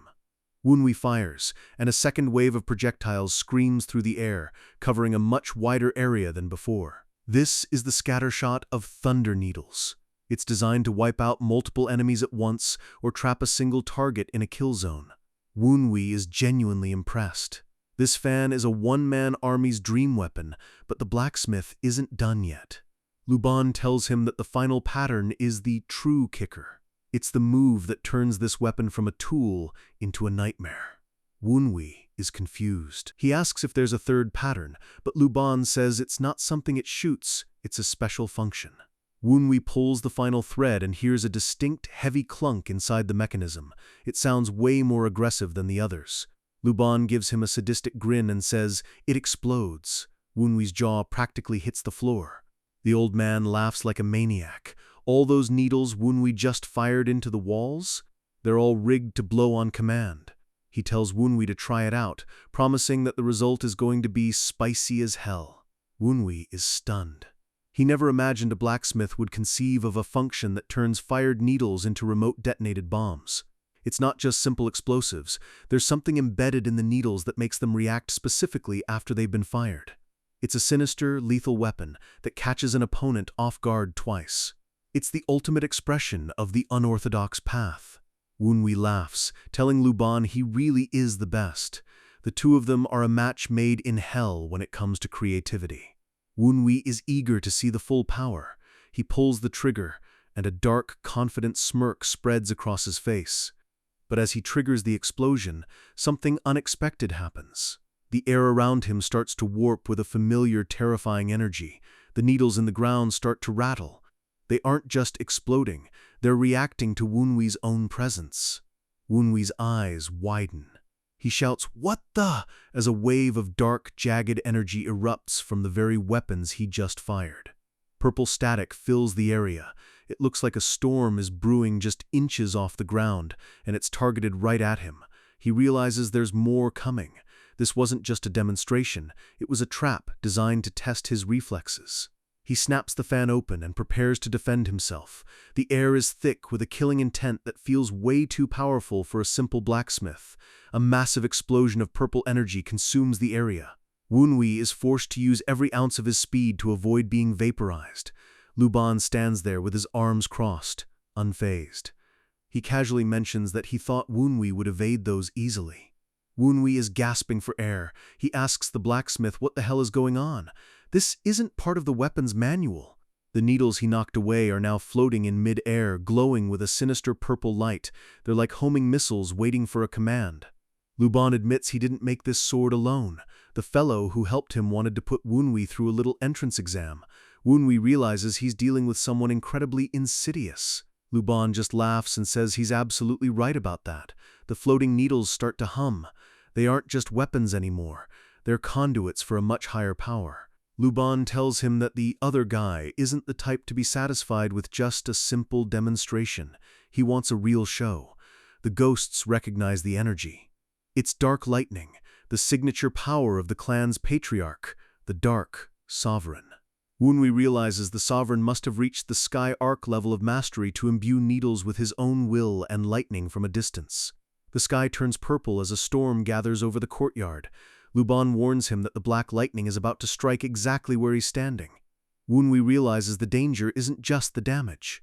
The lightning contains a Kai-dispersing poison, the Patriarch's own deadly brew. Even with his poison dragon essence art, Wunwi knows he can't completely detox something this high level. If he gets grazed by even one of these, he'll be powerless and forced to watch the North Sea sect's assault from the sidelines. He can't afford to lose. Luban tells him that if he's scared, he should just run away from that spot right now. It's an invitation to give up. Wunwi asks what will happen to the sword if he leaves. He's already figured out the catch. The blacksmith smirks. If Wunwi doesn't pull the string and deflect the lightning within the time limit, the fan is going to self-destruct. Boom, says the old man. Wunwi stares at the weapon. The Sovereign and Luban are telling him he's only worthy of this sword if he can survive it. Wunwi looks at the mental image of the two old masters. They've handed him a god-tier weapon, but they're forcing him to bleed for it. His eyes narrow, filled with a cold, sharp determination. He's not about to let two old fossils tell him what he's worthy of. The lightning begins to descend, tearing through the clouds. Wunwi stands his ground as the pressure threatens to crush him into the dirt. He smirks. "Of course I need to take it on," he tells himself. He didn't come this far to run away from a little thunder. Luban laughs, realizing his eyes hadn't gotten rusty after all. He can see the Demon Lord's aura flaring up in the kid's soul. Wunwi takes a deep breath and centers his energy. The purple fire around him begins to stabilize, becoming a terrifying, focused force. He tells himself it's time to go. The real test starts now, and he's planning to pass it with flying colors. He draws the fan and a massive burst of purple aura explodes. He's ready to face the Dark Sovereign's lightning head-on. Up on the roof, the girls, Kyujin, Seonyi, and Sumin, are peeking over the edge. They're confused, seeing Wunwi holding what looks like a simple metal fan. Kyujin corrects them. She's not looking at the fan, she's feeling the aura. "That's a sword," she says, her voice trembling slightly. Seonyi is locked in. As a sword genius, she can sense the sharp, cutting intent radiating from Wunwi. It's definitely not the energy of a toy. Sumin is still skeptical. To her eyes, it's just a fan. She doesn't understand how it could possibly be used as a primary weapon for a master. But even she can't deny the sword scent that's starting to fill the air. It's a metallic, heavy smell that only comes from legendary blades. The energy swirling around Wunwi turns a brilliant gold and black. The girls realize they are witnessing the birth of a genius swordsman. Seonyi's heart skips a beat. The scent tells her everything she needs to know. Wunwi is on a level that even she might struggle to reach. Suddenly, the ground starts to rumble. The girls realize the test is escalating, and the air is getting hard to breathe. Kyujin recognizes the power instantly. "Dark lightning," she gasps. She can't believe the patriarch himself is involved in this training session. Wunwi stands in the eye of the storm, surrounded by swirling shadows. He's looking up at the sky, waiting for the first strike to fall. He tells himself, "Here I go." He yanks the thread on the fan and the mechanism screams as it locks into its combat mode. His focus is absolute. He's not just fighting lightning. He's trying to understand the patriarch's will hidden inside the attack. The needles in the air ignite with purple energy, forming a grid of death around him. It looks like he's trapped inside a cage of lightning. Wunwi moves. He swings the fan sword in a wide arc, the blade cutting through the air with a high-pitched whistle. He deflects the first wave of needles with surgical precision. The sound of metal on metal echoes through the courtyard like a rapid-fire drum. He grits his teeth as the feedback travels up his arm. Even a single needle has enough weight and force to break a normal man's wrist. He realizes this is exactly what he'd expect from the Dark Sovereign. Every needle is infused with the weight of a mountain. The purple lightning flares up again, blinding him for a split second. The Sovereign is pushing him to his absolute physical limit. Luban watches from the sidelines, puffing on his pipe. He notes that Wunwi has the basics down, but basics won't save him from what's next. The needles regroup in mid-air, forming even more complex patterns. They're moving systematically, like a master teaching a student through pain. Wunwi realizes this is more than just a test of reflexes. He's being shown a new way to fight, and he needs to learn it now or die. He moves like a blur, the fan sword creating a protective dome of aura around him. He's deflecting hundreds of strikes per second. Each needle's angle is lethal and efficient. Wunwi starts to see the pattern. It's a systematic, calculated martial art in projectile form. He feels the will of the patriarch. It's like the old man is right there, guiding his hand, showing him the most efficient way to deflect an enemy. It's like a master teaching a disciple, Wunwi thinks. The Sovereign is using the dark lightning to beat the proper form into him. Wunwi lets out a "ha!" as he executes a perfect counter-move. He's starting to internalize the lessons hidden in the lightning strikes. A massive cloud of dust and energy erupts, hiding him from view. The girls on the roof can only watch and hope he's still standing. Wunwi emerges, sweating and gasping, but his eyes are sharper than ever. He's not broken. He's evolving. But then, the final wave begins. The purple clouds turn a deep, menacing black. The real dark lightning is about to strike. Wunwi looks up, his eyes widening. This isn't a training session anymore. This is an execution level of power. The lightning forms a massive pillar that looks like it could level the entire Branch family manor. The pressure is suffocating. A single black orb of lightning descends. It moves slowly, but the gravity coming off it is cracking the stone beneath Wunwi's feet. Then, it splits into dozens of orbs, each one crackling with the patriarch's ki-dispersing poison. Wunwi is surrounded by a wall of black lightning. He realizes it's impossible to deflect all of these with his current internal energy level. He grins, looking like a man who has finally found a worthy challenge. The difficulty is insane, but that's exactly how he likes it. He admits that with what he has right now, he can't win. He needs something more, something from his previous life.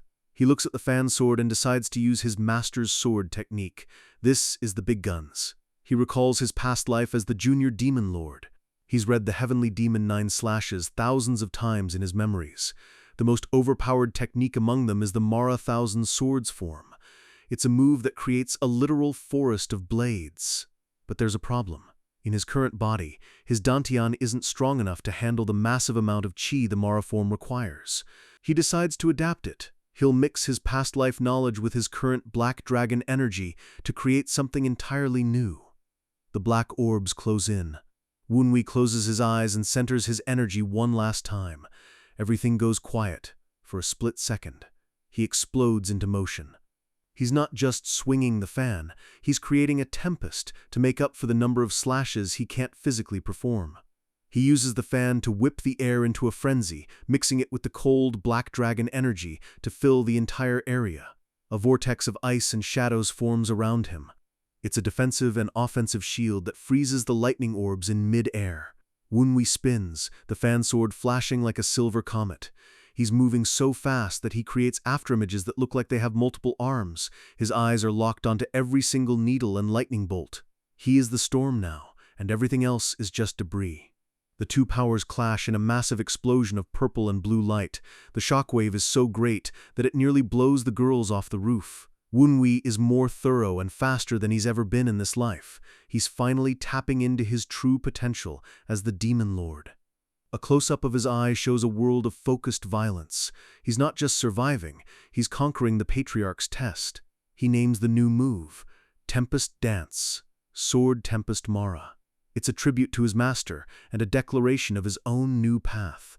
The final bolts of lightning strike the ground, creating massive craters. But in the center of the smoke, Wunwi is still standing. The energy dissipates in a massive wave, leaving the courtyard looking like a war zone, but the manor itself intact. Wunwi stands in the rubble, his clothes torn but his aura more stable and powerful than ever before. He looks up at the sky and simply says, "I passed the test." There's a look of pure triumph on his face. He snaps the fan shut. "This sword is mine now," he declares. He's earned the right to carry a weapon forged by gods. Luban hands him a small box. He tells Wunwi it contains the recipe for the explosive needles, a parting gift from the forge. Wunwi bows and thanks him for the weapon and the precious teachings. He knows the lightning test was a lesson in disguise.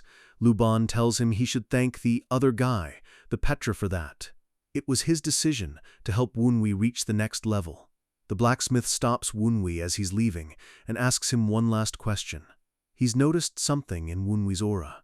He says the Tempest is a move only handled by those with deep remorse in their hearts. Wunwi's Tempest has more than the normal amount. Luban looks at him with genuine curiosity. He wonders what a young kid like Wunwi could have possibly done to feel that much regret. Wunwi just smirks and brushes it off, saying he's just an overthinker. He's not about to reveal his past life secrets to a blacksmith. Luban respects the silence, noting that everyone has their own heartaches. He lets the boy go, knowing he's destined for greatness. Wunwi asks if it's okay if he names the fan sword himself. Luban tells him to go ahead. Wunwi recalls his movements during the test, like a tornado tearing through a forest. He decides to call it the Calamitous Wind Fan.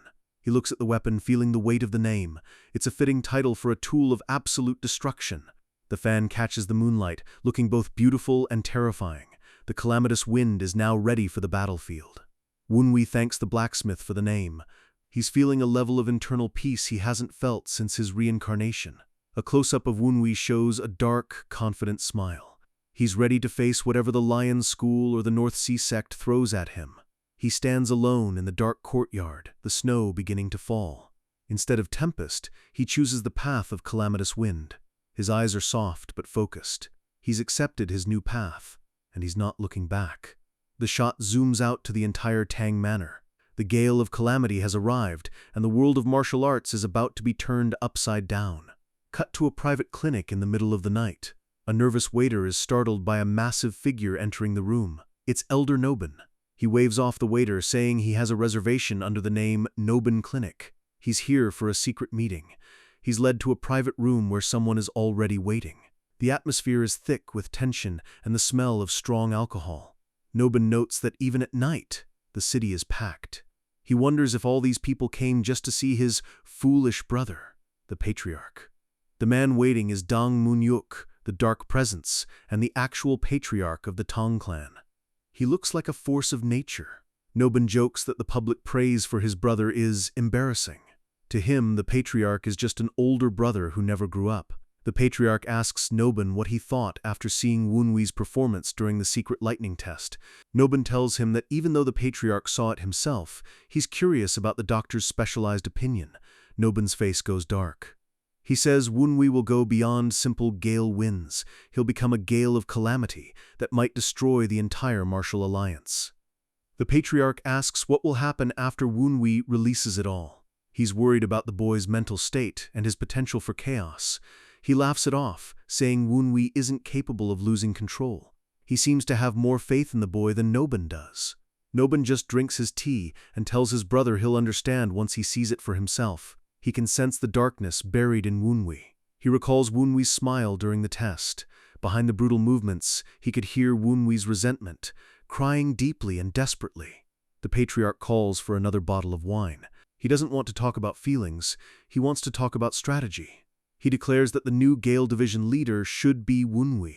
He thinks the boy is the only rightful choice for the role. The patriarch admits that Wunwi has talent, drive, and insight, everything you'd want in a leader. He's the real deal.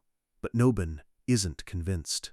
He says that to be a storm, you need to know how to move with others, not just lead the charge. He worries that Wunwi will always be out in front, and no one will ever be strong enough to stand beside him. Though he admits Wunwi might still carve a path for other winds to follow, even if they can't keep up with his speed. The patriarch says that if Wunwi were the only talent fit for the position, he'd seat him as division head immediately. Nobun is surprised. He asks if his brother has already chosen someone else for the role. The patriarch just smirks. He reveals his choice, Li Chiil-san, the Azure Castle sword saint from the Qingcheng sect. He's hailed as the next strongest sword under heaven. Nobun is shocked. He can't believe his brother is ignoring the clan's internal talents to put an outsider in such a high position. The patriarch explains that keeping someone that powerful close to the clan is just good business and builds deep ties with the Orthodox alliance. He wants to use Chiil-san to stir up competitiveness within the Tang clan so they don't grow complacent. Nobun chuckles and calls his brother a sly old snake. He realizes the patriarch is playing 4D chess with the future of the clan. He asks if there's no way for Wunwi to shine under this new plan. He doesn't want the boy's talent to go to waste. The patriarch says there is only one seat left that would be worthy of Wunwi's potential. He looks Nobun straight in the eye. "My seat," the patriarch says simply. He's already grooming Wunwi to take over the entire Tang clan. He explains that if Wunwi becomes the eye of the storm, he won't need to fit in with anyone. The world will adjust itself to match him. Nobun is stunned. He realized that despite acting like a fool, his brother's thinking is far from ordinary. Suddenly, the patriarch's hand shakes. He drops his cup, his face going pale as he realizes something is wrong. He slams his hand on the table, struggling to breathe. This is..." he gasps. Nobun stands up, holding a small bottle. He admits he used a paralytic poison that could knock out an ox with a single drop. The patriarch is furious, yelling that Nobun poisoned him even knowing he could detox it. Nobun just laughs and calls him a slow, older brother. But then, the mood shifts. Nobun tells him he was more flustered than usual and didn't catch the poison right away. The patriarch realizes Nobun didn't make this poison. He asks, with a look of pure fear, "Who gave you this?" He realizes the truth. The poison came from someone inside the clan, and it's a sign of a much larger betrayal. Nobun laughs, asking if the patriarch knows who his little brother just met. He's sold his own brother out to an unknown enemy. A group of silhouetted figures appears in the doorway. They look like elite assassins, and they've trapped the patriarch in his weakened state. The patriarch is surrounded. He shouts, "What the hell?" as the room is filled with a sinister, killing aura. The walls of the clinic explode outward. An ambush is in full swing, and the patriarch's life is hanging by a thread. He groans, struggling to get to his feet. He can feel the poison working through his system, slowing down his internal energy. He tells himself he can't let himself get captured like this. He needs to fight his way out, even if it means burning his life force.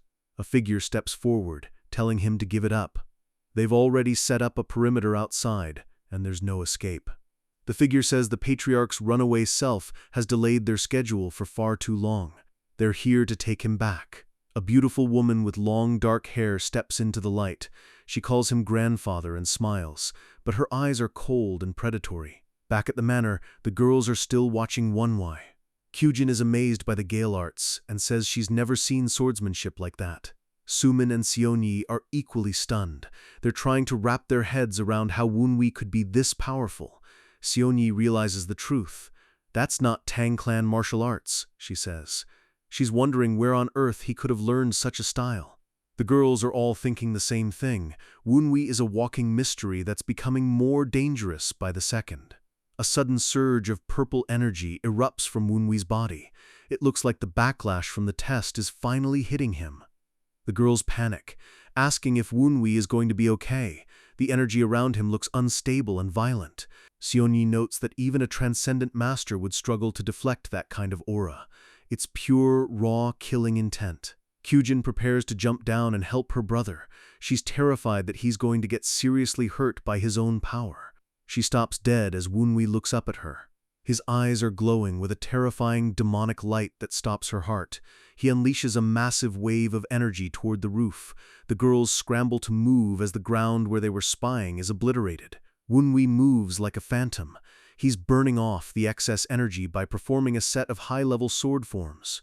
He executes the 10,000 sword fragrance technique. The area is filled with petals of blue and purple aura that are actually razor-sharp. His sword aura has fully bloomed, but Seonyi notices it looks incredibly unstable. He's pushing himself past the breaking point. Lu Sumin asks if that thing coming from Woonwi is okay. She's never seen a human radiate that much pure murder intent. Kyujin gulps. She admits she's never seen such a thick killing aura before. It feels like she's standing next to a literal demon king. One of the ghosts appears and tells them he's been saying it over and over. Woonwi is a demon king! The ghost yells that Woonwi could tear someone like him apart without even blinking. He's terrified just being in the boy's presence. The ghost starts screaming, "Scary! Scary!" and runs away. Kyujin tells him to shut up and tries to stay focused. She realizes the problem isn't just the aura. Woonwi's internal energy flow is way too unstable. He's heading for a chi deviation. Woonwi realizes there are more people coming.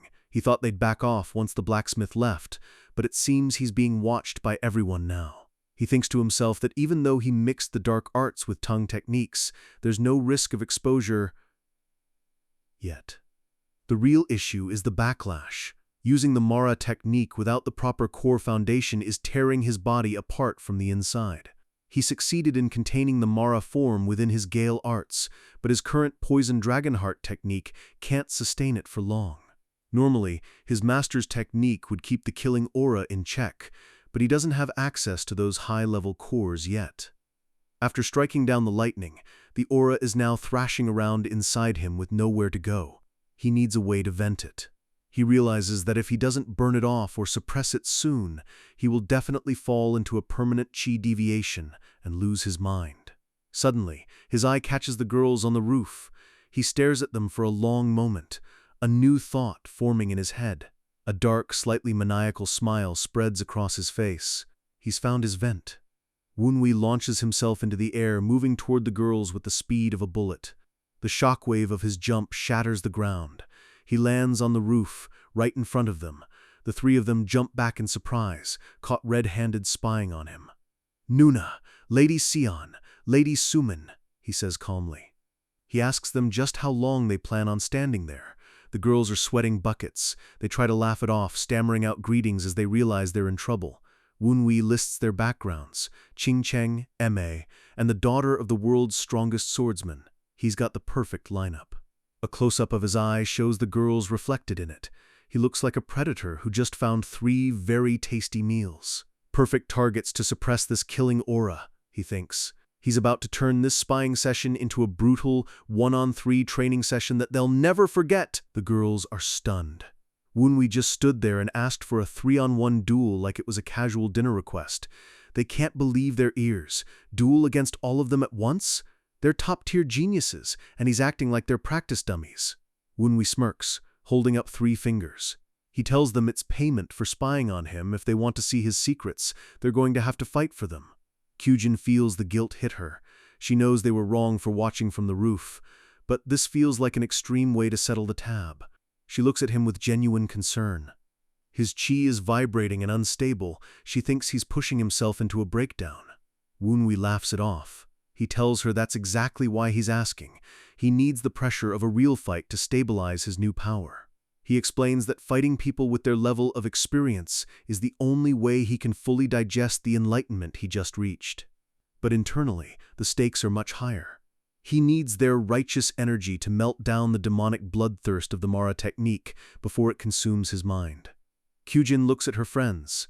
It makes sense, in a twisted Tang Clan way, and she's starting to get fired up too. They all agree. If he's crazy enough to ask for it, they're going to be honest enough to give him everything they've got. Wunwi's aura flares up, dark and menacing. He invites them to step into the ring, and the air around him begins to scream. Kyujin warns him not to push himself too hard. He just gives a short, confident answer. He knows exactly where his limit is. Kyujin takes her stance, her blue aura glowing bright. She announces she's coming in first, and the atmosphere shifts from training to war. She moves like a bolt of lightning, her blade cutting a path through the dark courtyard as she launches a high-speed strike. Metal crashes against metal with a deafening clang. Wunwi blocks her perfectly, but the force of the impact sends sparks flying everywhere. The shockwave ripples outward. They aren't holding back. This is a high-level exchange of power that would kill a normal martial artist. They exchange a flurry of blows, their movements becoming a blur of blue and purple light. The speed is absolutely insane. Wunwi counters with a sharp, precise strike. He's using his fan like a dagger, exploiting the small openings in Kyujin's defense. The perspective shifts close. You can see the intense focus in Wunwi's eyes as he analyzes every single movement his sister makes. Kyujin is shocked. She didn't expect him to be this fast or this technical. He's closing the gap between them in real time. Clang! She barely manages to parry his follow-up. The sound of their weapons clashing is like a constant explosion. Wunwi leaps back, spinning his fan to create a defensive vortex. He's feeling the Mara bloodthirst start to settle as he vents the energy. Kyujin's eyes narrow. She's starting to see the monster beneath the surface, and she realizes she can't afford to hold anything back. She shouts as she unleashes a signature technique, her sword glowing with a blinding blue light that illuminates the entire manor. Their auras collide in a massive burst of energy. The pressure is so high that the stone floor beneath them begins to disintegrate. The other two girls watch from the sidelines, their faces pale. They realize this isn't just training anymore. These two are fighting like it's a life-or-death battle. Kyujin presses the advantage, her strikes becoming more refined and aggressive. She's testing her brother's absolute limit. Bam, bam, bam! Wunwi is deflecting a dozen strikes a second. He's a fortress of dark energy, refusing to give even an inch of ground. Kyujin can't believe it. She knew he was improving fast, but this is a level of mastery that shouldn't be possible for a novice. This is a whole different world compared to who he was just 2 weeks ago. He's evolving right in front of her eyes. She realizes that every time their swords clash, Wunwi's technique becomes more refined. He isn't just fighting, he's downloading her skills. He's watching her every move and learning how to handle a sword by imitating her in the heat of combat. It's terrifying. Kyujin finishes her set and lands gracefully, her breathing heavy. She's exhausted just trying to keep up with his growth. She's sweating and gasping for air. The intensity of that exchange was enough to drain a master-level fighter. Wunwi stands there looking perfectly calm. He thanks her, telling her that was very helpful for his stability. Then he looks at the other two with a dark, predatory grin. "Next up, please," he says. He's just getting started. Lu Suman steps forward, huffing. She says she would have turned him down if she knew he was going to be this intense, but a promise is a promise. She draws her sword, and a different kind of energy, calm, golden, and holy, fills the area. She warns him that she's starting off strong. She's not going to give him the luxury of warming up. Ting! She strikes with a speed that rivals a needle. Her energy is sharp and piercing, meant to disrupt the flow of chi. Wunwi blocks, but he feels the difference. This Buddhist energy is like cold water being thrown onto his dark fire. Suman moves with an elegant, flowing style. It's hard to predict where her next strike will come from because her aura is so balanced. Her blade flashes near Wunwi's face. He's forced to use his fan as a shield, feeling the holy energy try to dissolve his own. She launches a barrage of golden slashes, surrounding him with a net of energy that limits his movement. Woonwee grunts, feeling the sting of the anti-demonic energy. It's the first time he's looked genuinely pressured in this fight. The ghosts comment on the MA sect's power. Their energy is the direct counter to Woonwee's demonic-based arts. Woonwee knows it too. That's exactly why he asked for this. He needs to learn how to fight against his natural weaknesses. He clashes with her again, the dark and gold energies creating a violent purple explosion at the center of their blades. He feels himself losing a massive amount of energy with every clash. He's being drained by her presence alone. He realizes that if the Taoist energy of his sister was an opposite, then this Buddhist energy is even worse for him. But he pushes through. He needs to get used to this feeling and find a way to counter the counter. He analyzes her style. The MA sect's swordsmanship is impressive, even without considering the holy energy. Because the sect is all women, their techniques focus on balance and avoiding direct strength-on-strength clashes. Suman finally calls it quits, looking completely worn out. She says she's done. He's way too obsessive for her. Woonwee thanks her politely. She just jokes that he's never going to be popular with women if he keeps treating them like training gear. Sima Seonyi steps forward now. She looks at Woonwee with a look of pure intrigue, her eyes glowing with a strange light.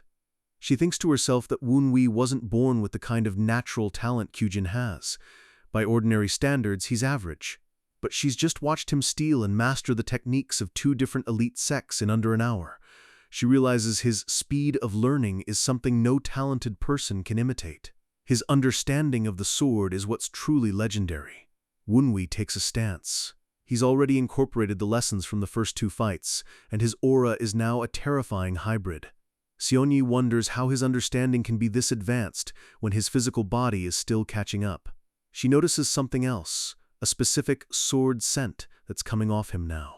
It's a scent of ancient, refined violence. A massive golden and purple cloud of aura erupts from Woonwee. He looks like a king who has just been crowned on a battlefield.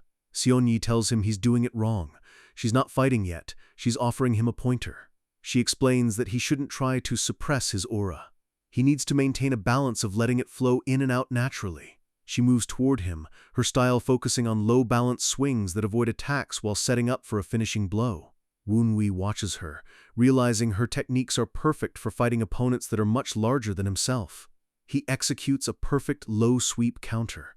He's already using the Sima clan's logic against her.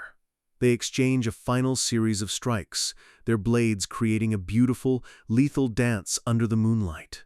Woonwee stops his blade an inch from her neck. The duel is over, and the courtyard finally goes quiet. Seonyi stares at the tip of his weapon. She's paralyzed, not by fear, but by the sheer perfection of his execution. The tension breaks, and the 2 of them stand there as the wind whistles through the manor. Woonwee asks her what she meant by sword scent.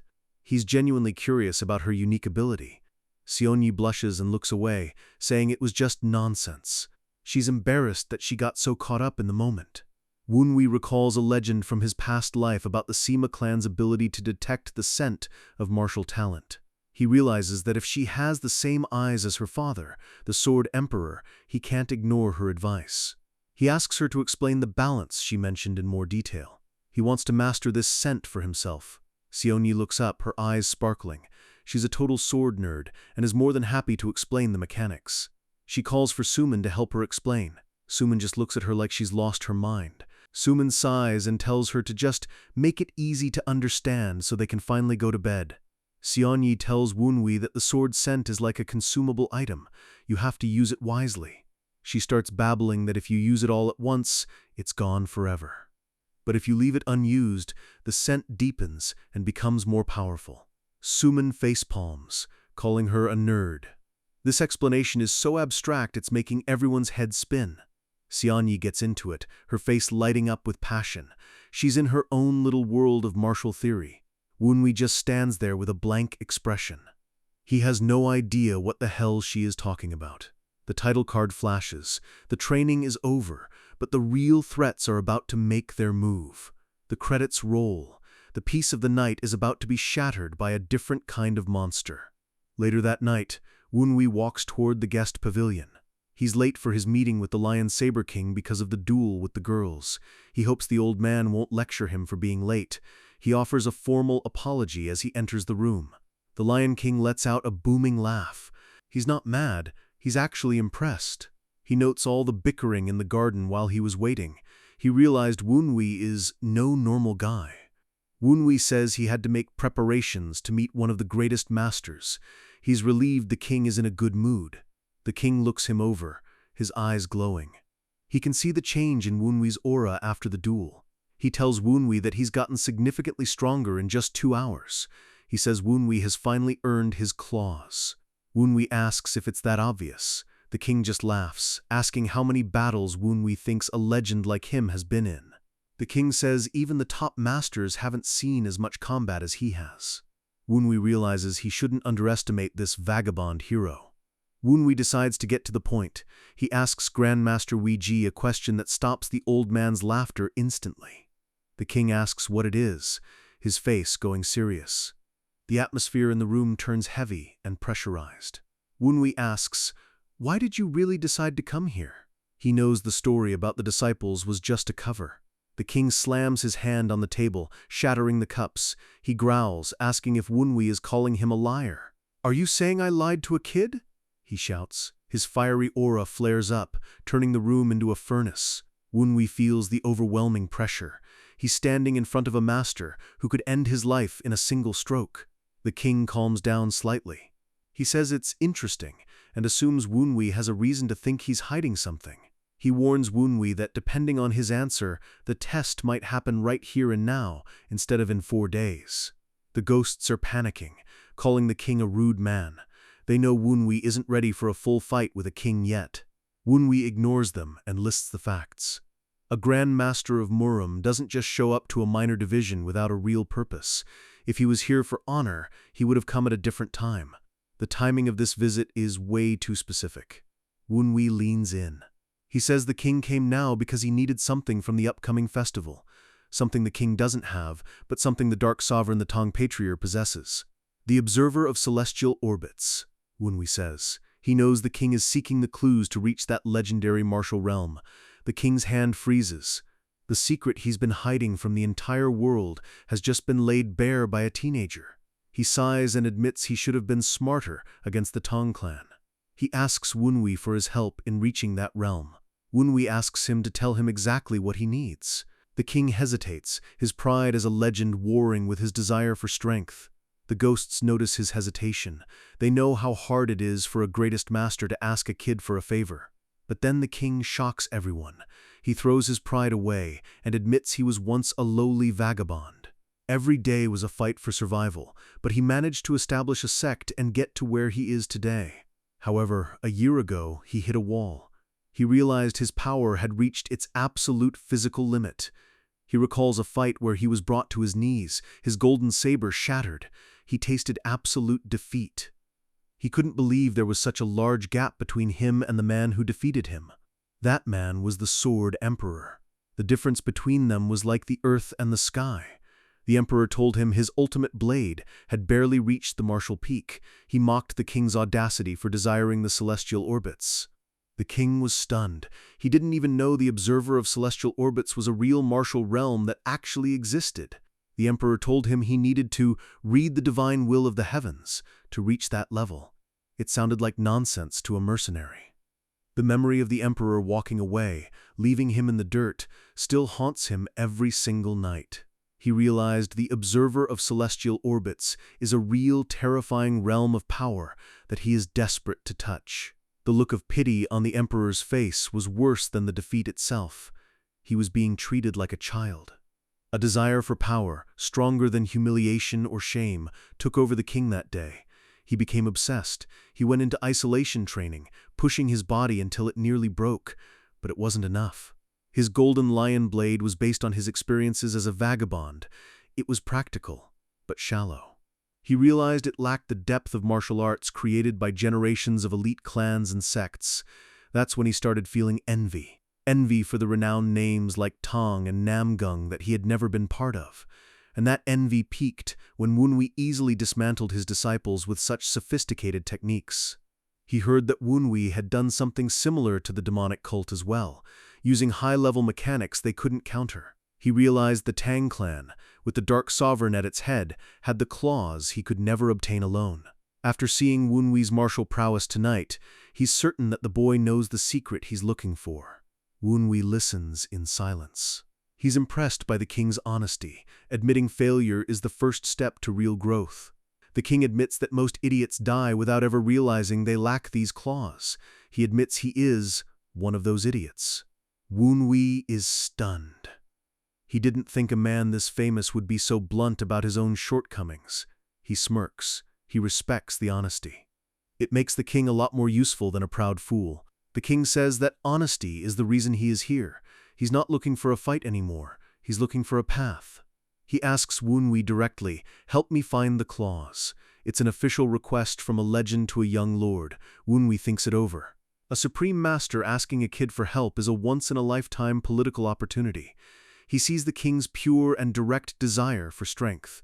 It's a motivation Wunwi understands better than anyone. "I'll help you," Wunwi says, a dark smile playing on his lips. He's just gained the ultimate bodyguard. The king is surprised it was that easy. But Wunwi adds that he has one condition for the deal. He asks the king to lend him his ultimate blade when the time comes. He wants the Lion King's power at his disposal. The king laughs, saying Wunwi makes it sound like he's already acquired the claws. He loves the confidence. Wunwi gives a chillingly certain look. "I am certain that you will acquire them," he says. The king is taken aback by the weight of that statement. It's not a promise. It's a prophecy from someone who's seen the top of the world. He laughs again, louder than ever. He finds it interesting that Wunwi would say that without a shred of proof. But the king adds that he can't just lend a favor whenever he wants. He's a public figure, and his actions have weight. Wunwi nods. He knows that if the king just handed out favors, it would cause a diplomatic nightmare for the sect. However, the king offers a loophole. If Wunwi considers him his older brother, then helping a sibling won't be any trouble at all. Wunwi's jaw drops. He can't believe this old geezer just adopted him on the spot to avoid paperwork. The title card flashes. The alliance between the 9 dragons and the Lion School is officially sealed in the weirdest way possible. Cut to the Golden Sword School residence. A disciple is being scolded by a superior for being out so late. The superior yells about his behavior and asks who he thinks he is, but the disciple just looks at him with a cold, dead stare. It's Gu Minche. His eyes glow with a chilling blue light as he prepares to end the man's complaining forever. The superior is terrified. He screams, "What's with your eyes?" as a wave of freezing energy fills the room. The man is frozen solid in an instant. His face is locked in a mask of pure horror as his life is snuffed out. The ice shatters into a million pieces. There's nothing left of the man but a cloud of frozen mist and blood. Another North Sea agent laughs, calling it a savage way to take care of a problem. They're enjoying the carnage. The Mythos leader steps into the room. She says it doesn't matter who sees, they were planning to kill everyone here anyway. The agent smiles, realizing they're about to do a lot more work tonight than they originally planned. Gu Minche asks about the thing they were checking. The agent reports that there is no weak point at all in the Tong Manor's security. The Mythos leader suspects that some intel was leaked. She warns Minche that it might be dangerous to go after Wunwi right now. Minche's eyes flare with lightning. He asks her if she really thinks he wouldn't calculate the risks before acting. The agent bows, apologizing for crossing the line. He knows better than to question Minche's killing intent. Minche warns him that he won't let it go a second time. He's locked in on Wunwi and won't be stopped. The leader mentions Bluebone. She wonders if the secret agent is already in position for the next phase. The 12 Black Spectres' Bluebone merchant is revealed. They're a group of high-level assassins ready to ignite a war. The Mythos leader channels a massive wave of ice energy. She's preparing a decree for her followers. Sharp shards of ice rain down from her hands. The atmosphere in the room is like the heart of a blizzard. A close-up of her eyes shows a world of cold madness. She is the true face of the North Sea sect's holy war. Her followers bow and offer their greetings. They're ready to accept martyrdom for her cause. She asks if the stealth squads and slayer squads are ready to begin. They promise to start the war with smiles on their faces. She decrees the start of the first chapter of the Holy War. Her power is terrifying, filling the entire room with light. She gives the command to, "Please do so." The plan is officially in motion. In the name of the mythos leader, she intends to send a gift to an old enemy she hasn't seen in decades. The order is brutal: decapitate one of the Tempest swordsman's sons and display the head on a stick. Gu Minche smirks, saying, "Of course we can." He's been waiting his whole life to do exactly that to Wunwi. The leader looks forward to the results. The fate of the 9 Dragons branch is hanging by a thread. She orders Redbone to get everyone together. The countdown to the massacre has begun. The final word of the command is tonight. They aren't waiting for the festival. Minche grips his blade, his eyes glowing with malice. "We will ambush Tang Wunwi," he declares. The North Sea mythos leader has officially entered 9 Dragons County. The air in the city is getting colder by the second.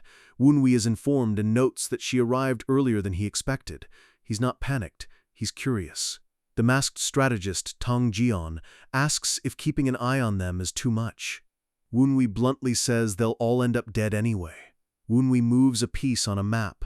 He doesn't think the mythos leader will act until the festival, but he's not taking chances. The strategist notes that the rats who infiltrated the manor have already started their activities. Wunwi is surprised they've started so early, even before their patriarch has arrived. It's an aggressive, impatient move. He figures they gave up on the assassination plan once their instructor was killed. They know the surprise factor is gone. But they can't give up either. Their goal is to plant a seed of fear for the demonic cult in the heart of the Central Plains. He predicts they'll try to start a head-on battle when the festival is at its peak to maximize the chaos and the death toll. The strategist wonders why the rats are already acting if the main battle is days away. He doesn't see a logical reason for them to start their movements right now. It feels like they're throwing away their advantage. Wunwi realizes they want to intimidate the Tang clan for seeing through their plan. It's a move based on pride and cruelty. The strategist is shocked they'd throw away a tactical advantage just for a show of force. Wunwi says that's the kind of people they are. Wunwi points to a piece on the board. The most effective target for intimidation would be the head of the branch leading the festival. But since his father is too hard to kill, Wunwi assumes they're coming after him instead. He's the vulnerable link. The strategist asks how it feels to be a high-priority target. Wunwi just shrugs it off like it's a minor inconvenience. The strategist laughs, saying Wunwi is fit to be a leader and invites him to join his Wind Evolution Center. Wunwi immediately says no. He tells the strategist there's something else he needs him to do. He's preparing a countertrap for the rats. Wunwi smirks. "Since I'm the target, I'm going to take this opportunity to use them instead." He's playing 4D chess with his own life. Cut to the night market. It's huge, vibrant, and filled with thousands of lanterns. The atmosphere is festive and bright. The girls, Kyujin, Seonyi, and Sumin, are having a blast. They're amazed at how much better the Tang clan is at hosting festivals. Kyujin apologizes for not bringing them out yesterday, blaming Wunwi's intense training schedule for the delay. Sumin and Seonyi mention the duel, saying it was actually really nice to see such a high-level exchange. But then they start bickering, arguing over who learned more from watching Wunwi fight. They're still sword nerds at heart. Kyujin steps in and tells them to just enjoy themselves. She wants them to have a normal night for once. They watch the fireworks together. It's a moment of rare peace for 3 women who have spent their lives training for war. They eat street food and laugh, looking like normal teenagers instead of elite martial geniuses. Seonyi looks at a funny mask and wonders if she should get it. She's finally letting her guard down. The scene goes dark. A shadow passes over the market, and the festive noise starts to fade into a strange silence. Kyujin's smile disappears. She thinks about her brother Yu Chang and wishes their own siblings could hang out like this too. Flashback to Yu Chang sitting alone in his mother's room, still grieving. The family is still broken, despite the festival. Sumit pulls Kyujin toward another stall, but Kyujin's martial senses are starting to tingle. Suddenly, a wave of cold, dark energy sweeps through the market. The air turns freezing and the lanterns start to flicker out. Kyujin stops dead. She recognizes this energy. It's malevolent and ancient. She looks at the other girls and realizes they felt it too. The market has gone completely silent. A group of black-clad figures drops from the roofs. They move with unnatural speed, surrounding the girls in a perfect circle. Kyujin draws her sword, realizes they've been led into a trap. She curses, wondering if they lost their pursuers earlier. Seonyi warns them that something's off. She can sense the scent of multiple high-level killers around them. They look around. There is zero presence left in the market. The crowds have vanished, replaced by an eerie vacuum. Kyujin realizes the truth. This part of the market is usually crowded, but it's been cleared out systematically. It's a setup. She shouts that they need to get out of there now. She grabs the girls and tries to leap over the perimeter, but a wall of ice erupts in front of them, blocking their escape. Snowflakes begin to fall in the middle of summer. Clang! Kyujin parries an invisible strike. The air is filled with flying shards of ice that are as sharp as razors. Suman and Seonyi draw their weapons, fighting back against a barrage of projectile attacks coming from the shadows.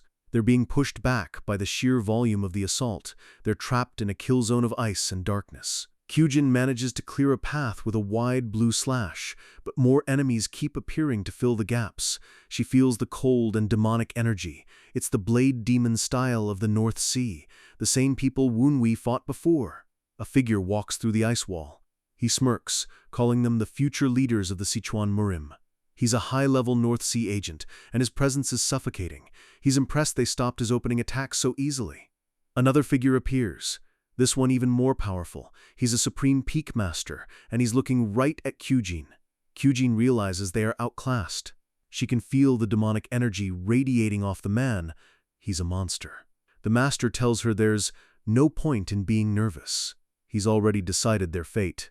He notes that the MA sect's anti-demonic sword is going to be annoying to deal with, so he has a different plan. He lunges at Suman first, his hand glowing with a freezing blue light. He's moving faster than they can react. Suman lets out an agonizing shriek as he strikes her pressure points, instantly freezing her internal energy. He grabs her by the neck and slams her into the ground, neutralizing the MA genius in a single move. A massive shockwave of ice energy erupts, knocking Kyujin and Seonyi back. The courtyard is now a frozen wasteland. Kyujin screams "No!" as she watches her friend fall. She tries to charge forward, but her movements are sluggish from the cold. The master laughs, saying he knows exactly who they are, the daughters of the 9 dragons and the Sword Emperor. He uses a high-level stealth technique to disappear and reappear behind Kyujin. He strikes with a hidden blade, catching her off guard and slashing through her defensive aura. Kyujin and Seonyi are forced to fight back-to-back, but the master is toying with them, moving between them like a phantom. Kyujin is shocked by the sheer speed.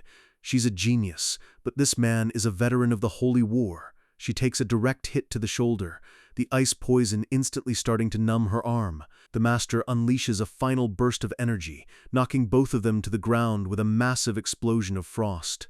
Kyujin collapses, gasping as the master stands over them like a god of winter. Suman is already unconscious. Kyujin tries to crawl toward her, but she's reached her limit. The master walks toward Seonyi, who is the only one still semi-conscious. Seonyi spits blood and asks what he's planning to do with them. She's terrified but still defiant. The master tells her to shut it. He kicks her aside, his focus only on his captives. He tells her to go back and tell the 9 Dragons clan one thing. If they want these 2 back, they have to pay the price. Woonwee alone must come to me, he declares. He's using Woonwee's family as bait for an execution. He disappears into the night, taking Kyujin and Suman with him. The market is left in ruins. Seonyi is left alone in the snow, gasping for breath and calling out their names in despair. She struggles to sit up, her body broken and her soul crushed by her own helplessness. She realizes she was left alive only to be a messenger. It's a humiliation she'll never forget. She reaches into her robe and pulls out a small signaling whistle. It's the only way she can call for help. She blows it, and a high-pitched scream echoes through the deserted night market. A close-up shows her eyes filled with tears and rage.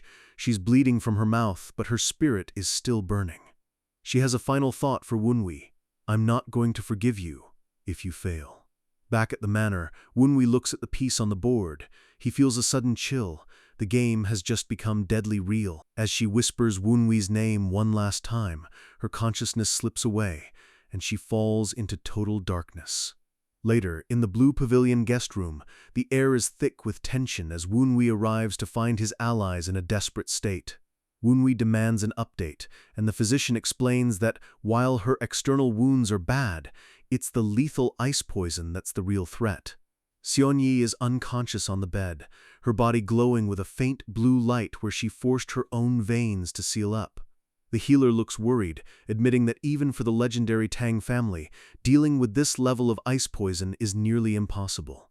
He explains that normal poison they could handle, but this heart-eating ice poison from the North Sea sect is on a completely different level. Wunwi doesn't have time for excuses. He tells the healers to step aside and decides to take over the treatment himself. Ghosts float around him as Wunwi realizes this poison is more toxic than anything he's seen, kept stable only by her desperate sealing technique. He places his hand on her, feeling the artificial barrier she created to shut down her own energy channels and protect her core. The technique is a double-edged sword. It stops the poison from reaching her heart, but it's killing her slowly from the inside. Wunwi looks on with a grim expression, knowing that the loss of consciousness is just the first stage of the body shutting down. He sits with the others, explaining that the enemy didn't want to kill her instantly. They wanted a slow, agonizing death to lure him out. The women listen in shock as they realize the North Sea sect is using their friend as a piece of bait in a much larger game. Wunwi's eyes sharpen as he tells them he's going to handle it, his voice dropping into that cold, calculated tone they've grown to fear. The others stand up immediately, refusing to let him go into a trap alone after everything that's happened. Seonyi, having regained a bit of clarity, smiles weakly and tells him she didn't bring up the poison without having a backup plan. Wunwi closes his eyes, acknowledging that as long as the sealing technique holds, he has a window to find the cure. She points a finger up, trying to keep the mood light by joking about how she just needs to stay sealed until he wins. She catches the strange look on Wunwi's face and asks him why he's being so weird when this was his idea in the first place. Wunwi admits he's surprised she'd risk her life so easily for people she barely met yesterday, showing a rare moment of genuine shock.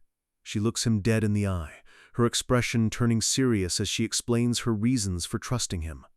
A flashback shows them clashing blades the night before, a moment where she felt the weight of his soul through his martial arts. She gives him a playful wink and tells him not to fail, putting her entire life in his hands without a second thought. Wunwi glows with a surge of energy, vowing to himself that since she did her part, he'll absolutely keep his promise to save her. He feels the freezing chill radiating from her body, a reminder that the North Sea sect's energy is invading his own space. Wunwi stands tall, his mind focusing on Gu Minche, knowing that the bastard is still holding on to a power he hasn't earned. A savage smirk crosses Wunwi's face as he realizes the enemy is just carrying the power around without truly absorbing it. Seonyi wakes up fully, groaning as she calls out to Wunwi, the pain finally starting to catch up with her. She sits up, clutching her stomach and complaining about the pain, shocked that a super peak master actually showed up to jump them. Wunwi ignores her complaining and asks if the enemy left any specific message or a place for him to meet them. She tells him the message was clear. If he wants the hostages back, Wunwi has to come alone, but the location was a mystery. She calls them brainless cultists for telling them to come but not saying where, her confusion showing on her face. Wunwi stands in the center of the room, realizing this isn't a mistake, it's a test of the Tang family's intelligence network. He realizes they want to see if he's smart enough to find them, specifically testing his ability to lead and track. He lets out a confident hum, a dark shadow crossing his face, as he tells her that figuring it out will be easy. Wunwi asks the Marshal Division if they've captured the informant yet, and they confirm the guy is already in the interrogation room. Seonyi looks impressed as she grips her sword, realizing the Tong family's efficiency is no joke. She stands up with a determined look, insisting that she's going with him to finish what they started. Wunwi tells her to stay back and rest, worried that the after effects of the poison will cripple her in a real fight.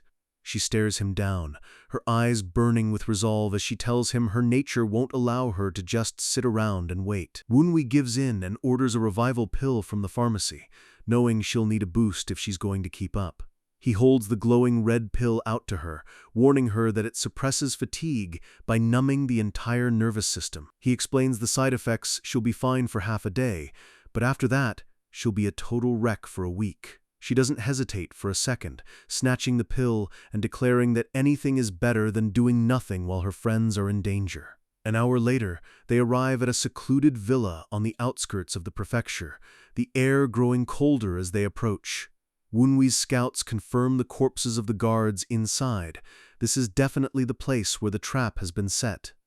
A flashback shows Wunwi brutally interrogating a man, forcing the location of the old estate out of him through sheer terror. A ghost hovers by Wunwi's ear, warning him that the North Sea sect has already deployed a massive, freezing formation ahead. Wunwi gives his final orders to his men, telling them to hold their positions and flee immediately if things get too dangerous. The sub-branch leader looks at him with intense loyalty, promising that Wunwi's safety is their top priority above all else. Wunwi just gives a cocky grin, telling them they worry way too much before he prepares to dive into the lion's den. With a sudden burst of speed, Wunwi leaps into the air, his robes fluttering as he charges toward the enemy stronghold. He launches off the rooftops, moving like a streak of lightning as he penetrates the enemy's outer defenses. Suddenly, the air temperature drops to 0 as the enemy formation activates, swirling with blue light and freezing energy. Wunwi is engulfed in a sudden blizzard, the snowflakes cutting through the air like tiny shards of glass. The wind howls around him, obscuring his vision and trying to sap the heat directly from his core. He lands in the middle of a frozen wasteland, his surroundings transformed into a literal icy hell by the enemy's sorcery. This is the Northern Wind Ice Prison, a legendary formation used by the North Sea sect to recreate a frozen purgatory in the real world. The mist thickens, designed to disorient a person's senses and leave them to freeze to death in total confusion. Shadowy figures with glowing red eyes begin to emerge from the snow, their forms enhanced by the cold-based techniques of the sect. A horde of monstrous, demonic-looking warriors lunges at him from all sides, screaming as they try to tear him apart. Wunwi doesn't even look stressed. He calmly unfurls his fan, the metal clicking into place as he prepares to dance. The blades of his fan whirl in a beautiful, deadly circle, carving through the attackers and sending frozen limbs flying. He tosses the fan aside casually, mocking the attackers for being far inferior to the masters he's faced in the past. Wunwi's gaze shifts to a man sitting calmly in the distance, surrounded by a swirling aura of blue flames. The sound of footsteps crunching in the snow is the only thing heard as Wunwi walks toward his true target. Wunwi stops and demands to know where his sister and Lady Sama are, his voice echoing through the frozen courtyard. The man sitting there looks up, his long hair casting a shadow over his face as he comments on how strange the situation is. Wunwi tilts his head, asking what could possibly be strange about a man coming to save his family. The man explains that he purposely crippled the Tong family's local systems just to see how fast Wunwi could navigate the chaos. His eyes narrow with a chilling intensity as he reveals that he was looking for a very specific type of strategic genius. He admits that after the abduction, he watched his elite squads get picked off one by one like they were nothing but prey. He stands up and mentions a secret strategic plan for a past invasion, a masterstroke known only to the highest levels of his cult. He notes that even veteran strategists would need years to grasp its structure, yet someone used it perfectly against them today. A vision of the past junior demon lord appears behind the man as he realizes there's only one person who could have pulled this off. The man starts to laugh, a wild, jagged sound that proves he's completely lost his mind to obsession. He clutches his head, his face twisting into a demonic grin as he reaches a conclusion that seems completely insane to everyone else. Wunwi stares at him with a bored expression, asking what the hell the guy is ranting about now. The man points a trembling finger at Wunwi, the air around them vibrating with the weight of the secret he's about to drop. He screams out the name, Yan Wunwi, accusing our protagonist of being the reincarnated demon lord himself. Wunwi goes silent, the shadows deepening around him as the blizzard continues to howl in the background. Slowly, Wunwi's mouth curls into a dark, satisfied smile that confirms the man's worst fears. He snaps his fan open, his eyes glowing with a terrifying light as he mockingly asks, "Caught me, huh?" In another part of the estate, Lu Sumin groans as she slowly blinks her eyes open in a dark, damp room. She grits her teeth against the pane, her head spinning as she tries to remember how she ended up in this dump. A heavy set of footsteps approaches as a massive silhouette looms over her in the dim light of the dungeon. She looks up and recognizes the man as Najinbei, the traitorous chief who sold them out to the cult. He gives her a disgusting, greasy smile, looking down at her like she's nothing more than a prize he's already won. He laughs about how he's losing his mind, clearly enjoying the power he has over two of the most famous geniuses in the land. Suddenly, a hand reaches out and rips the skin right off the man's face, revealing a much more sinister presence underneath. Suman's eyes widen in terror as she realizes she's looking at a demonic wheel Jiangshi, a high-level undead puppet. The man's true face is horrific, his eyes bulging as he mockingly praises her for having such sharp senses. He introduces himself as Jiokgol Sagok, an elder of the Blackbone Ghost Valley, who specializes in necromancy. Suman tries to lunge at him, but her body won't move. She realizes she's been hit with a paralyzing spell, not just pressure points. He glows with a red demonic light as he explains that his spell has locked her body down completely. She screams at him to get his filthy hands off her, her fury burning through the fear as he leans in close. He grabs her face with a brutal grip, telling her to be quiet and take a lesson from the girl sitting next to her. Tong Kyujin is lying motionless on the ground, her eyes glazed over as the poison and spells take their toll. The elder notes that Kyujin stayed quiet and accepted her fate, making her much more pleasant to deal with. He stares into Suman's eyes, relishing the look of pure hatred as he prepares to finish his ritual. Suddenly, a massive shockwave rocks the entire building, making the elder stumble back in confusion. His expression turns sour as he realizes that a powerful lock has been activated somewhere else on the grounds. He looks at the two girls and realizes that Tong Wunwi has finally arrived to play the hero. He mocks them, asking if they're excited now that their savior is here, his laughter echoing through the room. He leans in with a glowing red eye and whispers that once he's done, he'll turn them both into undead puppets to serve him forever. A huge explosion rips through the ceiling of the estate, bathing the room in a hellish red light as debris falls everywhere. Kyujin finally wakes up and asks if Suman is okay, her voice weak but full of concern for her friend. She warns that the security is tight and that there are likely more elite North Sea warriors hiding in the shadows. Suman explains that because of the sorcery, they're stuck, and she can feel the ice poison slowly eating away at her vitals. Kyujin looks down, her heart sinking as she realizes the situation is much worse than she ever imagined. She asks Suman if she thinks their other friend is safe, her mind drifting to the family they left behind. Suman tries to reassure her, saying that Wunwi surely treated her well and that she's probably safe. The two girls stand back to back, deciding to wait for the exact moment Wunwi mentioned to make their move. They know that if things get really bad, they still have one final desperate resort to use. Back at the duel, Gu Minche stares across the snow at Wunwi, still calling him by his past name, Yeon Wunwi. Wunwi corrects him coldly, stating his name is Tong Wunwi now, though he doesn't deny his past soul. Gu laughs, asking what kind of nonsense the demon is spewing while the air around him begins to freeze. He draws a massive, ornate sword, the metal clicking as he prepares to show off the North Sea's ultimate weapon. With a sudden slash, he sends a wave of frost cutting through the air, trying to freeze Wunwi where he stands. Wunwi dodges the blast as the ground explodes into shards of ice, the blizzard intensifying around them. Wunwi grunts as he's pushed back by the sheer force of the cold energy, realizing his opponent isn't playing around. He recognizes the blade, the Talmyong or Death Stealer, a cursed demonic weapon from his past. The blade glows with an absurd concentration of yin energy, forged from ancient ice crystals meant to kill gods. Wunwi smirks, calling Gu a walking miracle drug because the energy in that blade is exactly what he needs to level up. Gu admits that Wunwi's name annoyed him at first, but then he realized Wunwi knew way too much about cult secrets. He screams that he's sure of it now. The arrogant attitude, the eyes, even the way Wunwi walks is a perfect match for his old master. He points his blade and bellows the name Yeon Wunwi again, his obsession reaching a boiling point. Wunwi sighs, the sound of his breath turning to mist in the freezing air as he accepts the challenge. He mockingly asks when Gu became so obsessed with him, calling him a zombie who refuses to just stay dead. A vision of the old demon lord looms over Gu, the memory of his past defeat burning in his mind like a hot iron.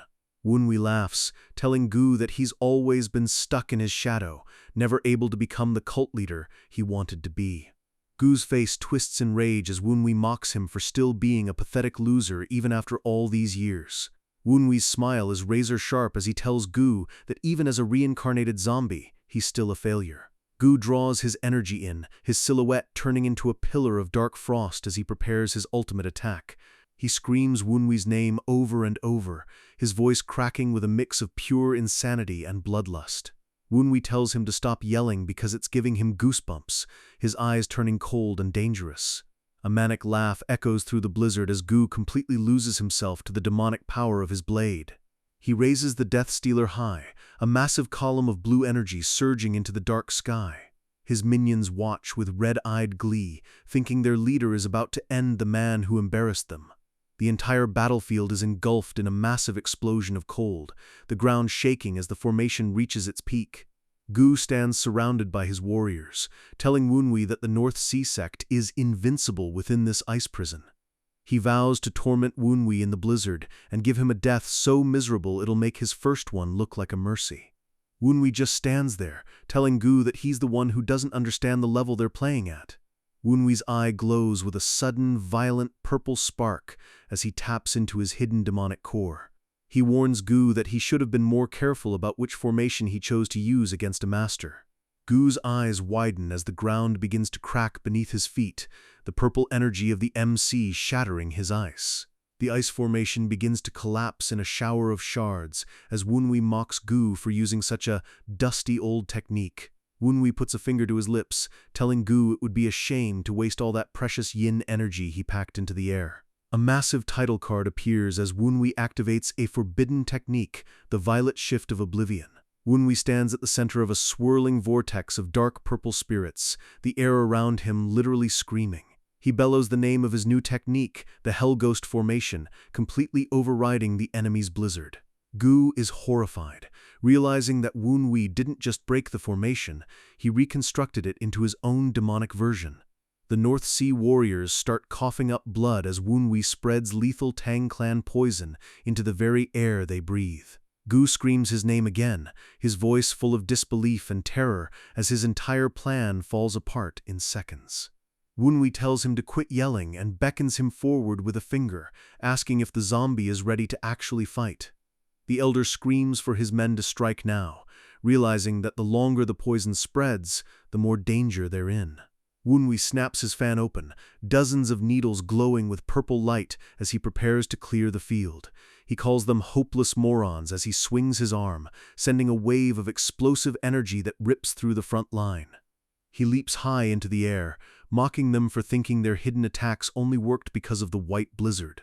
Wunwi descends like a god of death, the aura of a massive demon king manifesting behind him as he draws his blade. He tells them that now that the air is clear, their movements are as obvious as daylight to his eyes. Gu realizes with a jolt of terror that the aura he's seeing belongs to the legendary divine sword demon himself. Wunwi prepares his ultimate strike, the Mara Heavenly Sword form, Mara Swordgale. A massive dome of purple sword light descends, looking like a cage of energy that traps everyone inside its radius. The North Sea warriors are shredded by the invisible blades of the gale, their bodies turning to mist as the technique hits. Gu barely manages to block the strike, the force of it pushing him deep into the ground as he grunts in pain. He stares up at Wunwi with wide, bloodshot eyes, his mind finally beginning to realize he might have made a fatal mistake. He looks around at the remains of his army, the snow stained red as Wunwi lands softly in the middle of the carnage. Wunwi hides his face behind his fan, his eyes glowing like embers as the demonic aura around him reaches its peak. Gu grits his teeth, his face contorted in a mix of agony and refusal to accept that he's being dominated again. He screams one last time as he lunges forward, his body glowing with a desperate final surge of blue energy. The two masters clash in a massive explosion of light, their blades meeting with a sound like a mountain cracking in half. Gu's face is inches from Wunwi's, his teeth bared as he screams the name Yan Wunwi one last time with all his soul. The energy between them crackles with purple and blue lightning, Wunwi looking absolutely bored as Gu struggles to hold the line. Gu is hyper-focused, his breath coming in ragged gasps as he tries to find a single opening in Wunwi's defense. He roars out in frustration, pouring every ounce of his demonic power into the Death Stealer blade to push Wunwi back. The ground beneath them continues to shatter as the two energies collide, creating a vacuum that sucks in the surrounding snow. Gu's obsession reaches its limit as he bellows Wunwi's past name, a name that has haunted his nightmares for years. He screams that he doesn't care how Wunwi regained his martial arts, because his own realm is supposedly far higher. A massive explosion of force sends Wunwi skidding back across the ice, his robes tearing under the pressure of the wind. Wunwi lands in a crouch, his fingers digging into the frozen earth as he lets out a simple, dismissive humph. The title card for Chapter 48 appears as Wunwi rises, looking completely unfazed by the previous attack. He mockingly asks the walking corpse if he's finally feeling good after landing a single, pathetic blow. Gu's face turns beet red with rage, his veins popping as he realizes Wunwi is still just playing with him. He lunges forward again, his body becoming a streak of blue light as he tries to use his superior speed to end the fight. Wunwi moves like a ghost, his form blurring as he easily sidesteps the lethal strikes of the demonic blade. The sound of metal clashing rings through the courtyard as Wunwi parries a blow with his fan, sparks flying everywhere. Wunwi leans in, his eyes glowing with an eerie calm as he watches Gu's movements with total detachment. They clash again and again, moving so fast that only streaks of purple and blue are visible against the dark sky. Wunwi's eyes narrow as he notices Gu's footwork slipping. The poison is finally starting to slow the man down. Wunwi lets out a sharp shout as he unleashes a blast of internal energy, forcing Gu to defend himself. He follows up with a series of lightning-fast strikes, his fan moving so quickly it looks like a wall of steel. Gu grunts as he's hit, his body stumbling as Wunwi's relentless pressure starts to crack his composure. A massive wave of purple energy explodes from Wunwi's core, sending a shockwave that levels the remaining buildings. Wunwi skids across the ground, his hand reaching for the hidden mechanism on his belt as he prepares his next move. He ducks low as Gu tries a horizontal slash that cuts through a stone pillar like it's nothing but paper. Gu screams, "Where do you think you're going?" as he jumps after Wunwi, his face twisted into a mask of pure hate. A massive wall of ice erupts from the ground as Gu tries to trap Wunwi, but our MC has already moved. Wunwi flips through the air with perfect grace, his fan clicking as he prepares a specialized Tangclan technique. He pulls a hidden wire, his fingers moving with the precision of a master puppeteer in the middle of a war zone. Gu looks up in shock as a rain of hidden needles descends from the sky, all of them coated in a glowing purple poison. He desperately swings his sword to deflect the projectiles, the metal clinking as he struggles to keep his defense up. Suddenly, one of the needles finds its mark, sinking deep into Gu's shoulder and spraying a mist of dark blood. Gu falls to one knee, clutching his wound as his body begins to tremble from the effects of the toxin. He looks at the needle and realizes with horror that Wunwi coated it with a poison meant to paralyze demonic energy. Wunwi lands softly and asks if Gu is enjoying the taste of the Danhan Temple's special poison. Gu screams, "Why?" as he tries to force his energy to move, but his body refuses to respond to his commands. He can't understand how Wunwi's martial arts, which seem lower in rank, are completely overpowering his own. Wunwi leans in and tells him that compared to the top masters he fought in his past life, Gu is nothing but a joke. He mockingly says that his own moves, barely past the peak realm, must seem pathetic to such a great master. Gu is humiliated, realizing that he doesn't even register as a threat in the eyes of his old master. The Death Stealer blade begins to glow with a frantic, unstable light as Gu tries to self-destruct his core for one last hit. He lets out a final, guttural scream as he raises the blade, his entire body burning with a desperate blue fire. Wunwi just watches, his expression turning cold as he prepares to show the real difference between them. The screen turns white as a massive explosion of light engulfs the two fighters, the sound drowning out everything else. Gu's eyes go wide as Wunwi appears right in front of him, his hand glowing with a terrifying purple energy. He can only gasp out a confused, "What?" as the world begins to dissolve into a swirl of demonic shadows. A massive sphere of energy expands from the point of contact, obliterating everything within 100 yards. The explosion clears, leaving a massive crater in the courtyard and blowing away the entire blizzard formation. The air goes still for a moment, the only sound being the soft fall of ash and snow on the broken ground. Gu's demonic blade falls from the sky, clattering uselessly against the stones as its light finally fades away. Wunwi stands over the wreckage, asking Gu if he finally understands why he didn't use his full power from the start. He smirks, realizing a walking corpse like Gu probably still hasn't figured out the level of the trap he was in. Gu groans from the ground, his body broken and his spirit completely shattered by the sheer weight of his defeat. He realizes that Wunwi lured him into overextending on purpose, using his own obsession as a weapon against him. He looks up with a look of pure despair, asking why Wunwi didn't just end it instantly if he was this much stronger. Wunwi glows with his true purple aura as he tells Gu that he wanted the man to feel every second of his failure. A vision of the past shows Gu screaming in his old master's face, a moment of arrogance that led him to this exact spot.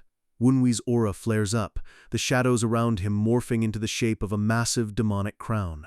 He calls Gu cocky for thinking he could win just because he hit the peak realm in this lifetime. Wunwi tells him he should have been wary the moment the MC didn't activate his evil ghost aura right away. He looms over the fallen rival, looking every bit like the lesser demon lord he was always meant to be. Gu's eyes go dim as he finally realizes he was never Wunwi's equal, even with a head start of 6 years.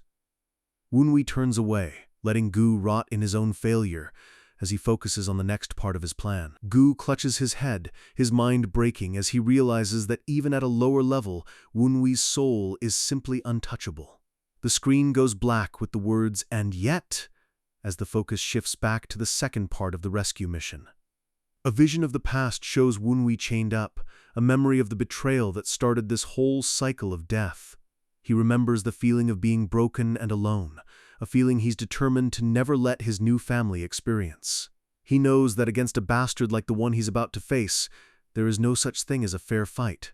Wunwi grits his teeth, his hand clenching into a fist as he prepares for the final showdown against the necromancers. The ground shakes again as Wunwi launches himself toward the main estate, his speed breaking the sound barrier. His aura flares blue and purple as he bellows a battle cry that can be heard across the entire prefecture. Everything goes dark as the perspective shifts to Lu Sumin, who is currently navigating the shadows of the dungeon.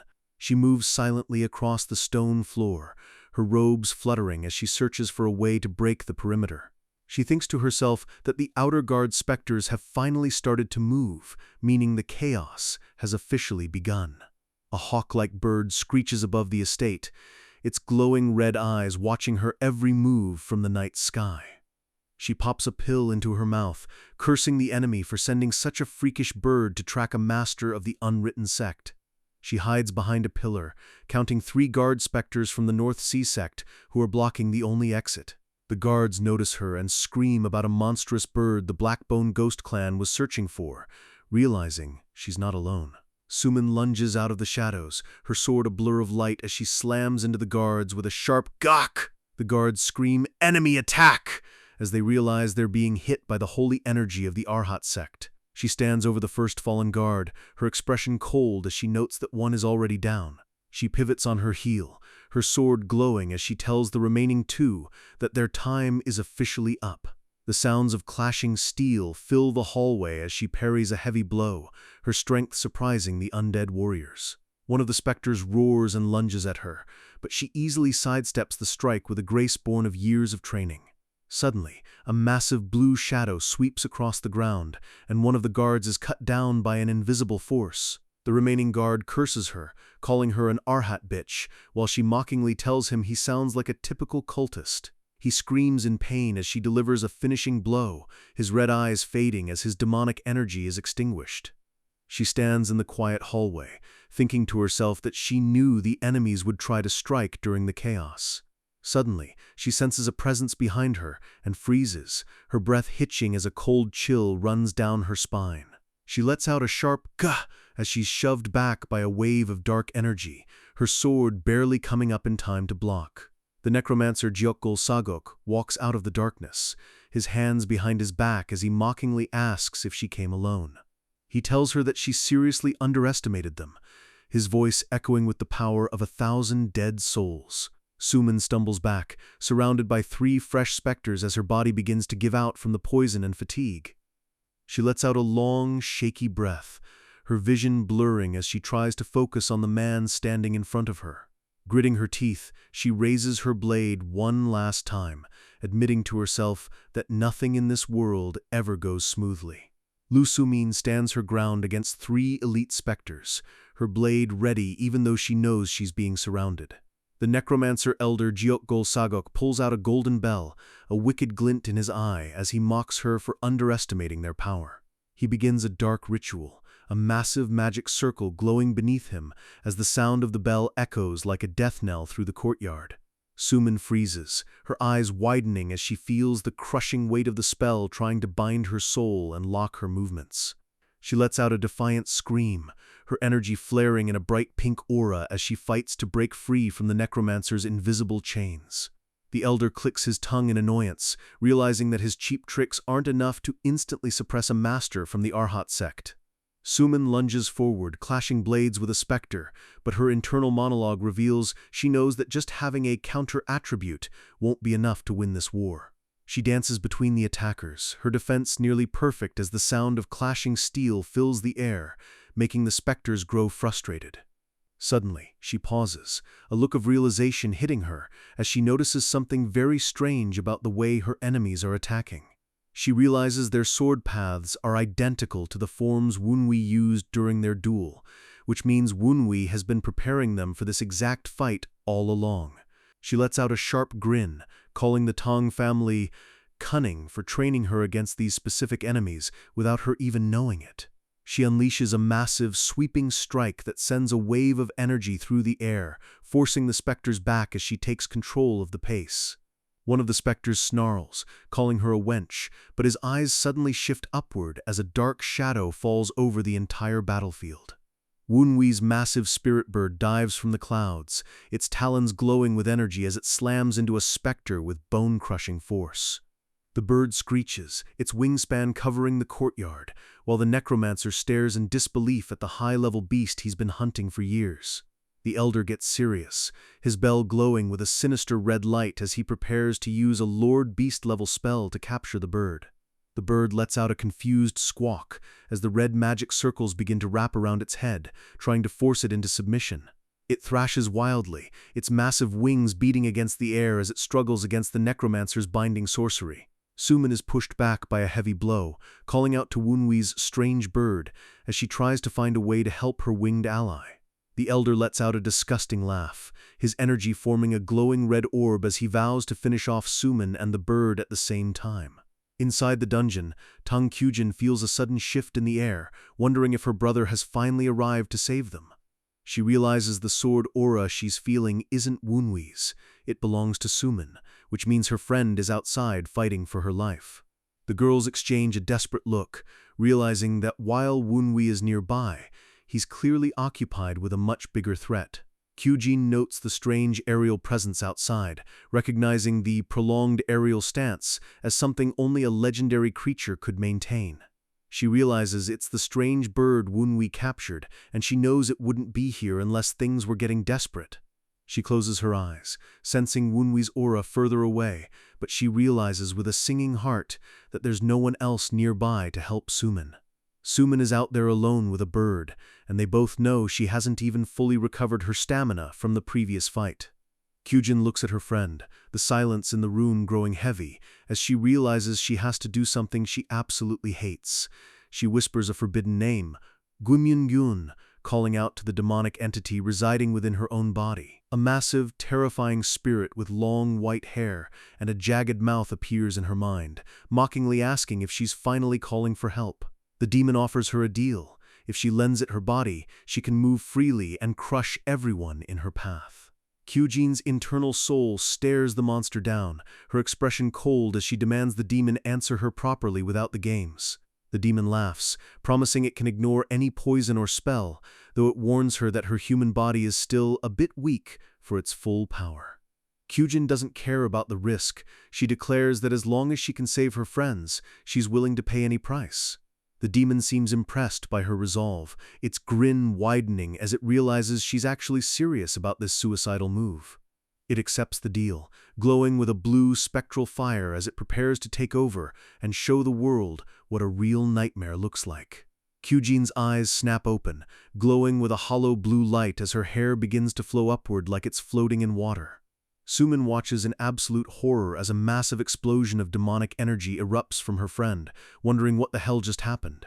Kyujin stands up, her movements fluid and predatory, a wild, jagged laugh escaping her lips that sounds nothing like her normal self.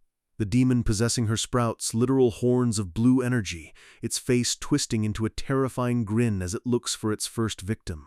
It picks up a sword, mocking the necromancer for being stupid enough to leave their weapons within reach while casting a spell. With a sudden burst of speed, the possessed Kyujin grabs Sumin and leaps into the air, calling her a toad in a voice that drips with malice.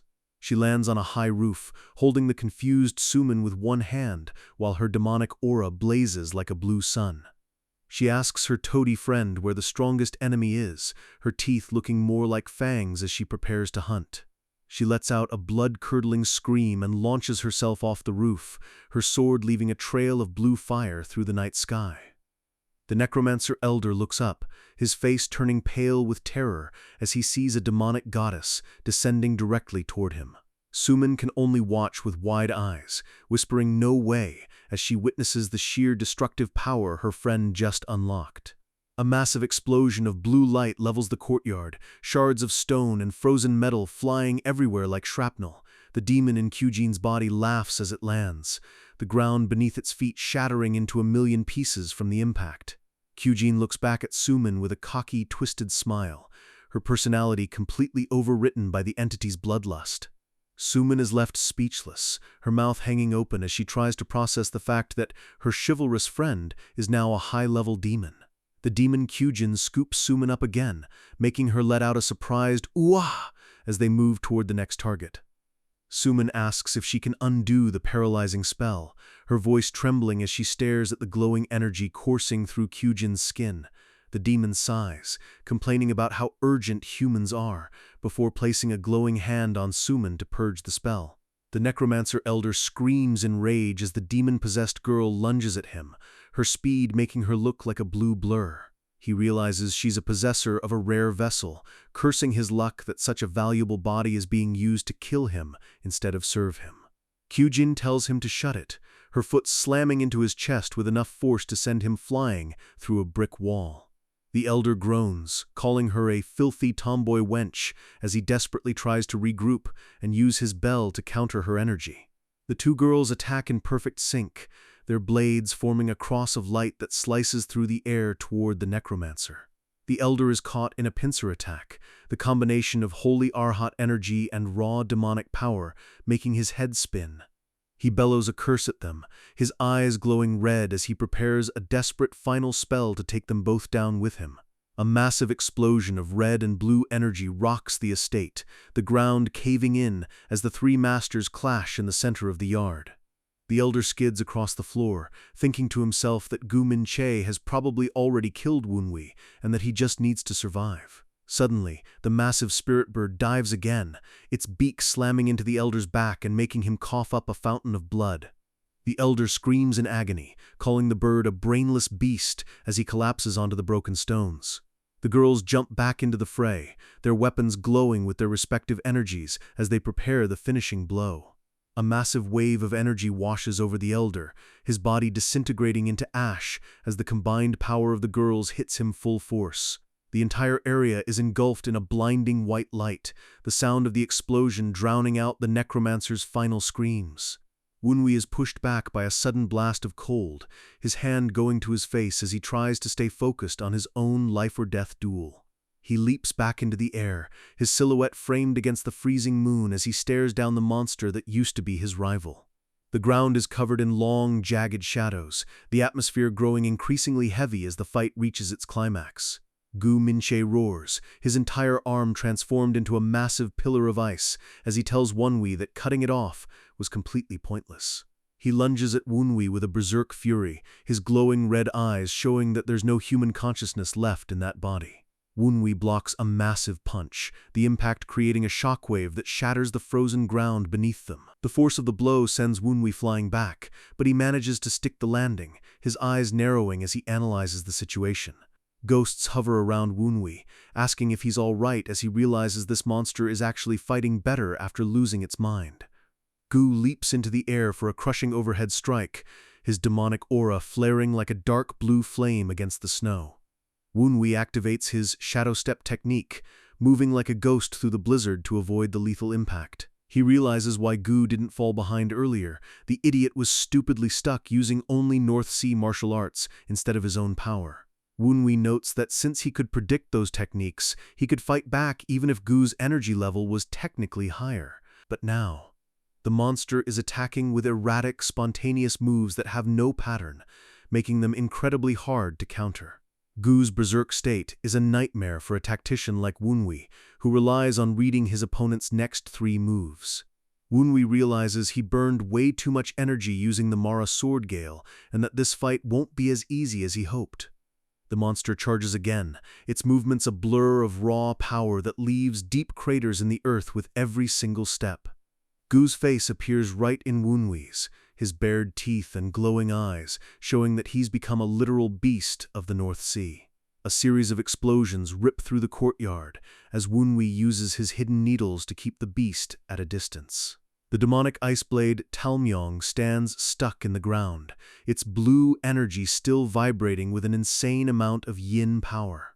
Wunwi lunges for the blade, his purple aura wrapping around the hilt as he decides to use the enemy's own weapon against them. He unleashes a massive slash that cuts through the blizzard, the blue and purple energies merging into a beautiful, deadly arc. He takes a deep breath, hoping to handle this safely as he stands at the center of a massive purple magic circle. His eyes glow with a terrifying intensity as he declares he has no choice left. It's time to use the ultimate forbidden technique. Shards of ice float around him like gravity has stopped working, his aura expanding until it covers the entire ruined estate. He reaches out and begins to literally consume the yin energy from the air, his body acting like a black hole for the freezing power.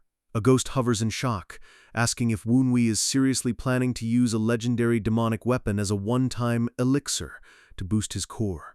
Wunwi just smirks, telling the ghost that he already said he'd do whatever it takes to win this fight. The ghost admits it's a shame to waste such a weapon, but it's a wise choice to survive the monster currently trying to eat his face. Wunwi realizes that simple recovery won't be enough. He needs to evolve his power right here, in the middle of a war zone. The berserk Gu Minche lunges again, his body a twisted mass of muscle and ice as he tries to crush Wunwi into the dirt. The title card for Chapter 50 flashes as Wunwi stands his ground, the energy around him beginning to spiral out of control. Gu roars with a voice that sounds like a landslide, his raw power creating a vacuum that pulls the very air out of Wunwi's lungs. Wunwi realizes that just restoring his energy isn't enough to beat this high-level walking corpse. He needs a breakthrough.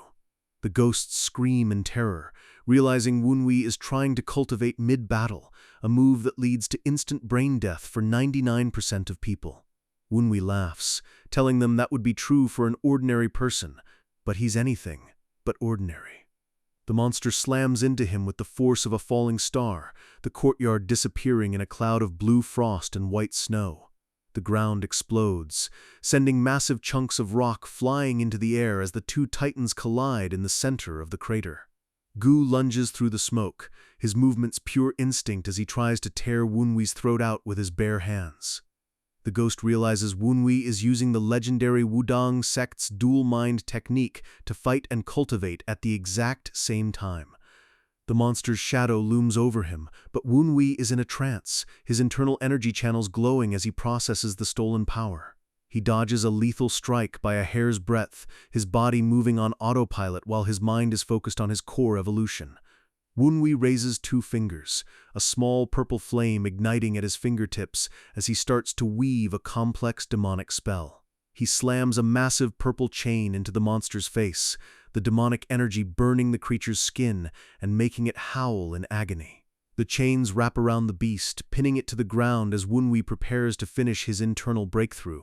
The ghost is stunned, realizing that Wunwi is now doing three things at once: fighting, cultivating, and casting high-level spells. Wunwi's face is a mask of intense concentration, his eyes glowing like purple suns as he pushes his brain to the absolute limit. A flashback shows his past life, where he spent years mastering mind techniques just to survive the brutal struggle for the young lord position. He explains the core theory of the dual mind technique, splitting the consciousness into two parallel processing units. This doubles your mental power, but it puts an insane strain on your upper dantian.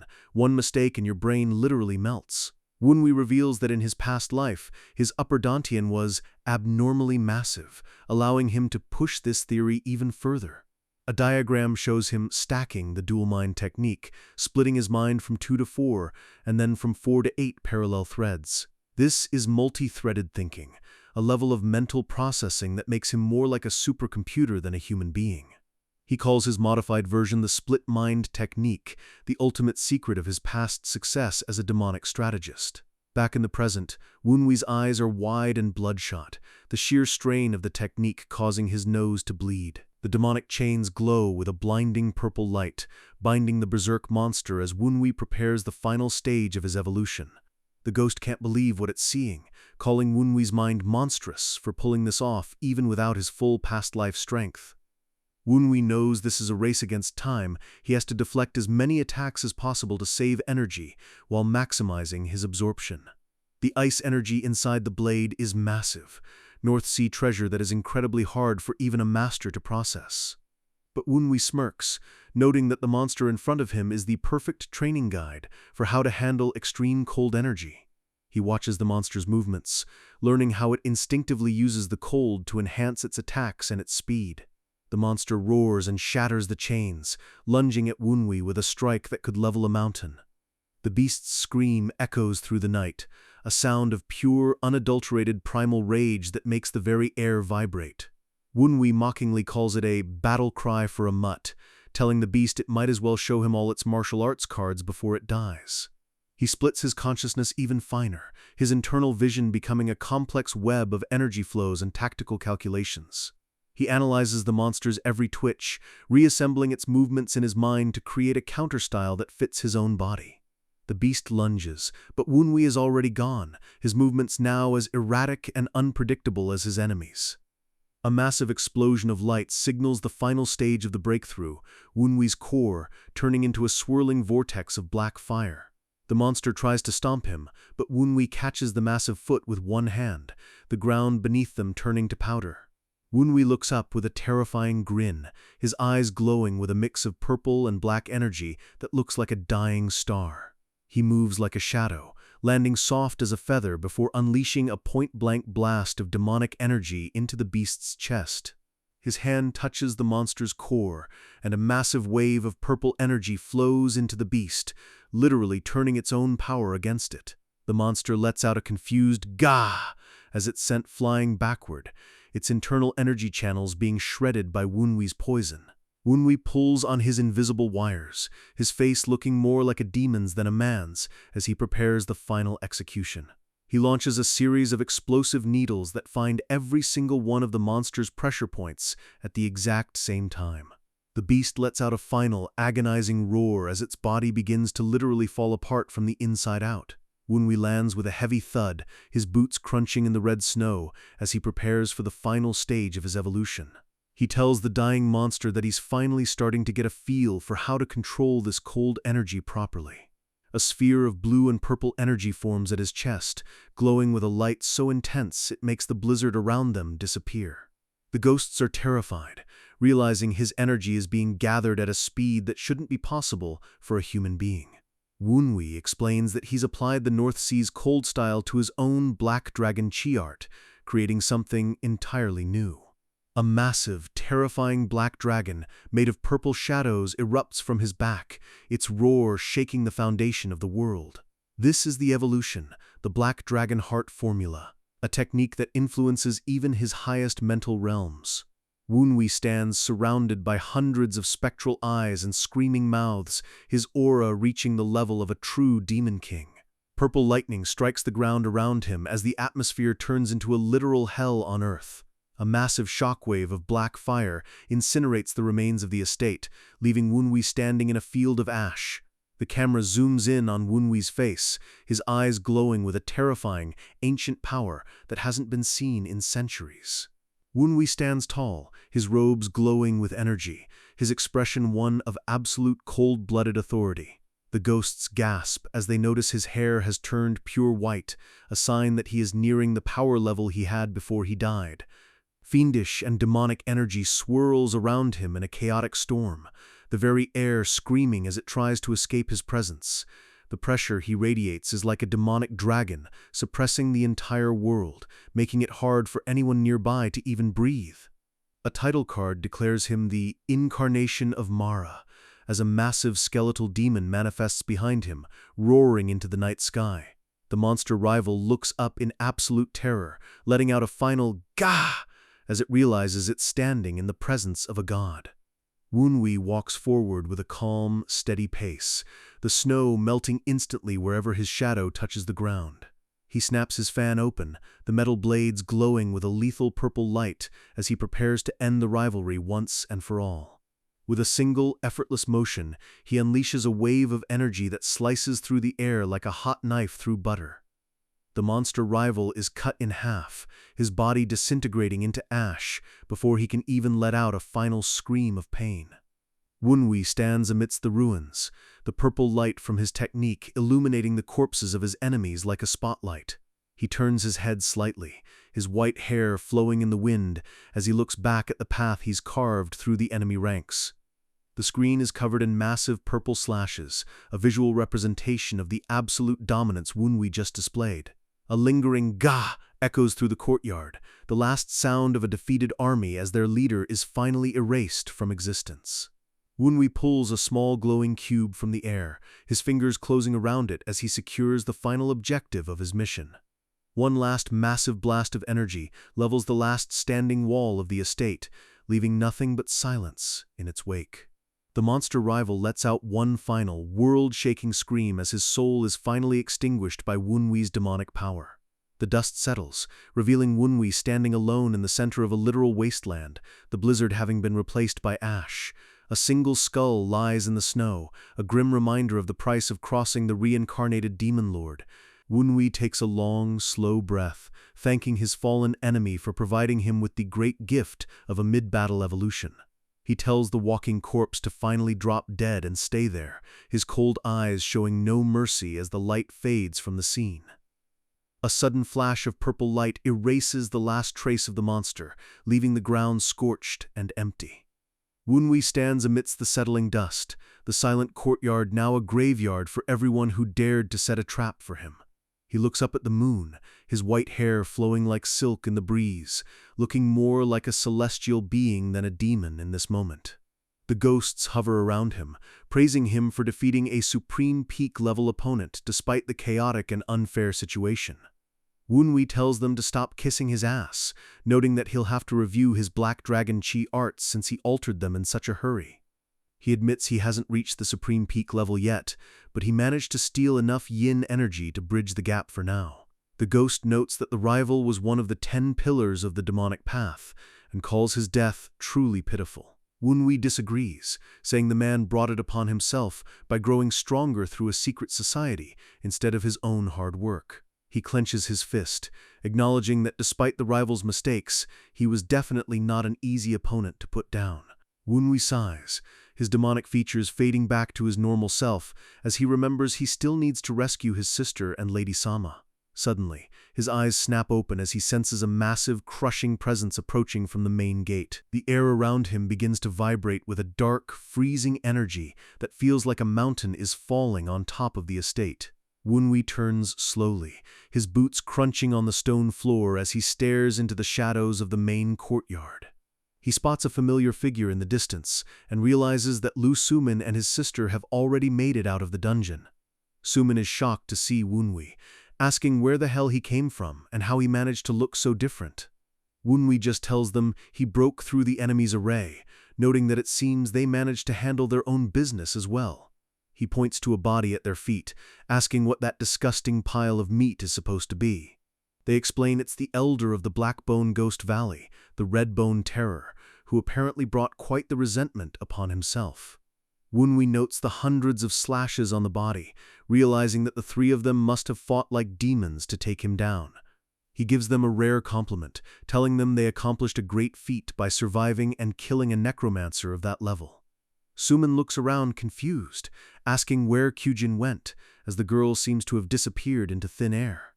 Wunwi points toward a nearby wall, having already spotted his sister hiding in the shadows with a guilty expression. He asks her why she's hiding, but Kyujin is currently a nervous wreck, her demonic features having just faded away. Kyujin is panicking, screaming that she's going to be eaten by the Demon King, her mind still rattled by the entity she just invited in. She finally steps into the light, letting out a shaky breath as she realizes she's finally safe and outside that hellish dungeon. She looks at Wunwi, her eyes searching his face for judgment after she used forbidden demonic power to save her friends. Wunwi just gives her a small, knowing smile, and Kyujin laughs it off, trying to act like nothing major just happened. She asks if everything is finally over, her voice full of a hope that Wunwi is about to shatter into a million pieces. Wunwi looks toward the main gate, his expression turning grave as he notes that while the leader is dead, there are still minions left. A massive army of North Sea sect warriors appears on the rooftops, their glowing red eyes looking down at our group like hungry wolves. The warriors are furious, screaming "How dare you" at the group that just slaughtered their elite elders and their young master. Suman grits her teeth, realizing there are just too many of them for her and the exhausted Kyujin to handle right now. Wunwi just gives a dark, satisfied grin, looking like he was actually hoping for more people to kill tonight. Suddenly, a hail of hidden needles rips through the enemy ranks, the air whistling as the North Sea warriors are turned into pincushions. A massive wave of blue light sweeps across the courtyard, cutting down dozens of minions in a single synchronized strike. The North Sea warriors scream in agony as they are picked off from the darkness by a new, highly organized force. Suman looks up in awe, whispering amazing as she watches the Tang family's elite reinforcements finally arrive to finish the job. Dozens of Tang family warriors land in the courtyard, their movements perfect as they surround the remaining enemies and prepare for the slaughter. The vice branch head walks forward, asking Wunwi if he's all right, his face a mask of loyalty and professional concern. Wunwi mockingly asks what took them so long, his eyes sparkling with a mischievous light as he teases his own men. The leader reminds him that he was the one who ordered them not to enter the array until he gave the signal. Wunwi tells him he should have at least helped with the sister, but the leader notes that they were watching the whole time. He admits that the girls were perfectly fine and that the screams of the Redbone Terror were actually quite impressive to listen to. The three girls look at each other and burst into embarrassed laughter, the tension finally breaking as they realize they're actually safe. The vice branch head smiles at Wunwi, asking if everything truly turned out all right in the end of this crazy night. Wunwi says, of course, with a cocky wave of his hand, but his internal monologue is already shifting back to high alert. He starts to say something about the rival's corpse, but he suddenly stops, his body going completely rigid as the air temperature hits 0. A single, massive eye fills the screen, bloodshot and full of an ancient, terrifying cold that makes the entire world go silent. Wunwi gasps as a man in white robes walks into the courtyard, his hands behind his back and a literal aura of death around him. A massive ice storm erupts from the man, freezing every single warrior in the courtyard solid within a fraction of a second. The Tong family elites are frozen mid-step, their faces frozen in expressions of pure terror as the ice covers them like glass. The entire courtyard is transformed into a forest of ice statues, the man's power making everyone else look like literal children. Wunwi is the only one left standing, his face covered in sweat as he realizes he's looking at a master who is on an entirely different plane of existence. He lets out a pained groan, the crushing pressure of the new enemy's aura making his bones feel like they're about to shatter. The girls collapse to their knees, gasping for air as they realize that the true monster of the North Sea has finally arrived. Wunwi realizes this extreme cold chi is so powerful that just being aware of the man's presence makes him feel like he's freezing to death. The man is revealed as Gu Raxiong, the Northern Sea mythos leader and the legendary Blade Demon. The survivors of the Tang squad scream for the seventh formation, desperately trying to protect Wunwei even though they're clearly outmatched. The vice branch head charges forward with a look of suicidal bravery, his eyes wide as he prepares to die for his young lord. Wunwei tells him to run home without looking back, realizing that any human who touches this man will be erased instantly. Gu Raxiong looks down at Wunwei with a face like a skull, his voice sounding like two sheets of ice rubbing together. He notes that while war is full of resentment, it's only right for a parent to be allowed to recover the broken body of their child. With a single glance, he sends the Tang warriors flying, their bodies slamming into the walls as they let out pained screams. The ghost is terrified, realizing this man's yin energy is much stronger than it was 6 years ago, comparable to the 10 greatest masters in history. Wunwei realizes Gu Minche was just bait. This man never cared about his son, he just wanted to test the Tang family's defenses. Gu Raxiong picks up his son's remains with a terrifyingly casual gesture, confirming he watched his own child die just to gather data. Wunwei stares into the Blade Demon's eyes, realizing the man wanted to find out exactly how much they knew before the real invasion started. A title card declares Gu Raxiong as truly insane, his skeletal face illuminated by the pale moon as he looms over our group. Wunwei moves like a blur, trying to put himself between the monster and his friends, but he realizes he's moving in slow motion. The Blade Demon appears right in front of him, the absolute silence between them more terrifying than any scream. Wunwei grits his teeth, his hand going to his fan, as he prepares to fight a battle he knows he currently cannot win. Suddenly, a massive voice bellows "Stop!"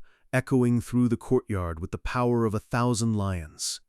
The Blade Demon stops, his eyes narrowing as he realizes that he might have finally met his match in this territory.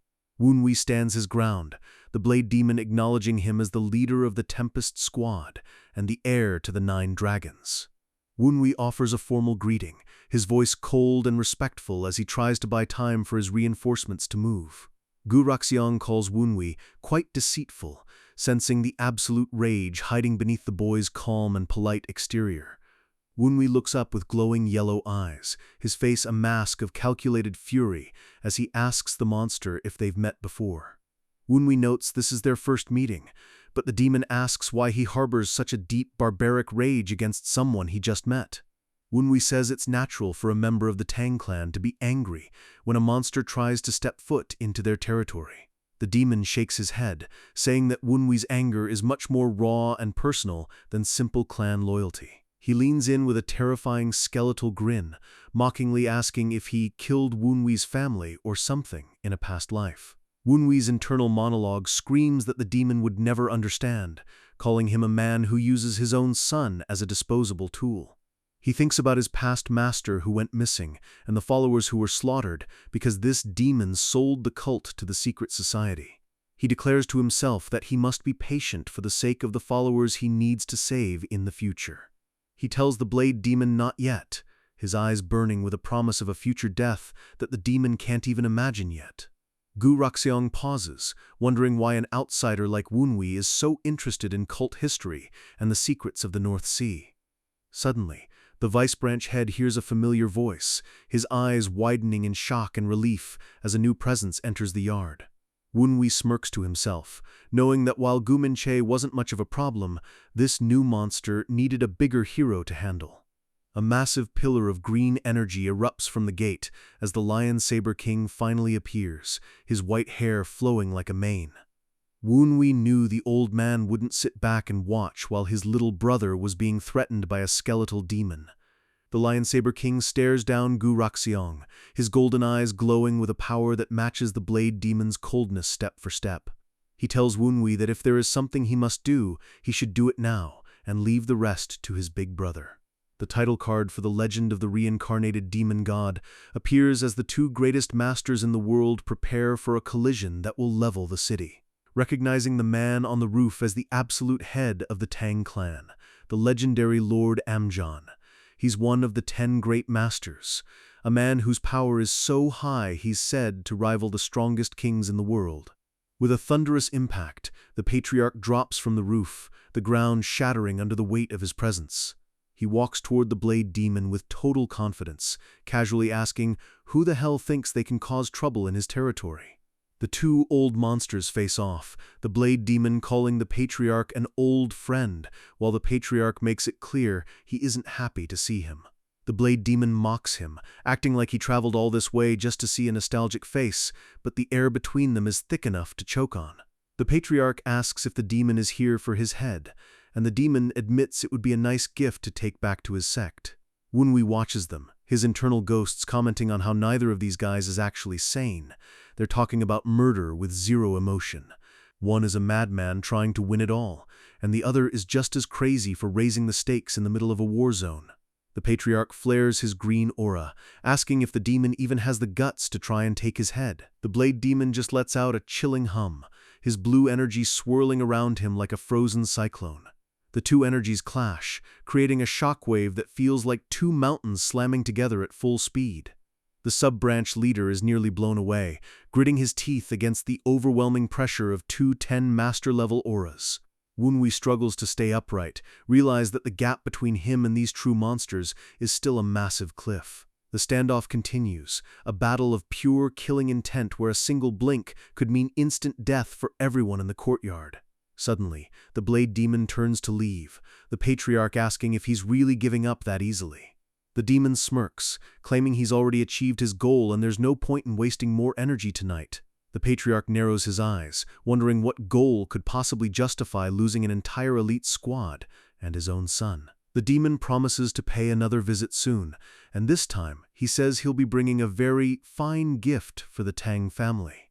The patriarch tells him he'll be looking forward to it, but his face shows he knows a much bigger storm is brewing.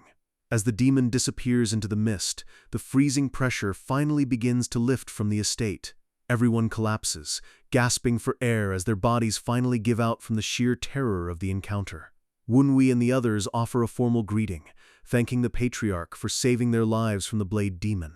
The patriarch tells them they are like his own children, but his focus shifts to Wunwi, who is looking incredibly pale. Wunwi's vision begins to blur, his eyes rolling back as the massive toll of his mid-battle evolution finally hits home. The patriarch reaches out as Wunwi's body goes limp, the young lord finally losing consciousness. The old man catches him, Wunwi falling into his arms like a puppet with its strings cut.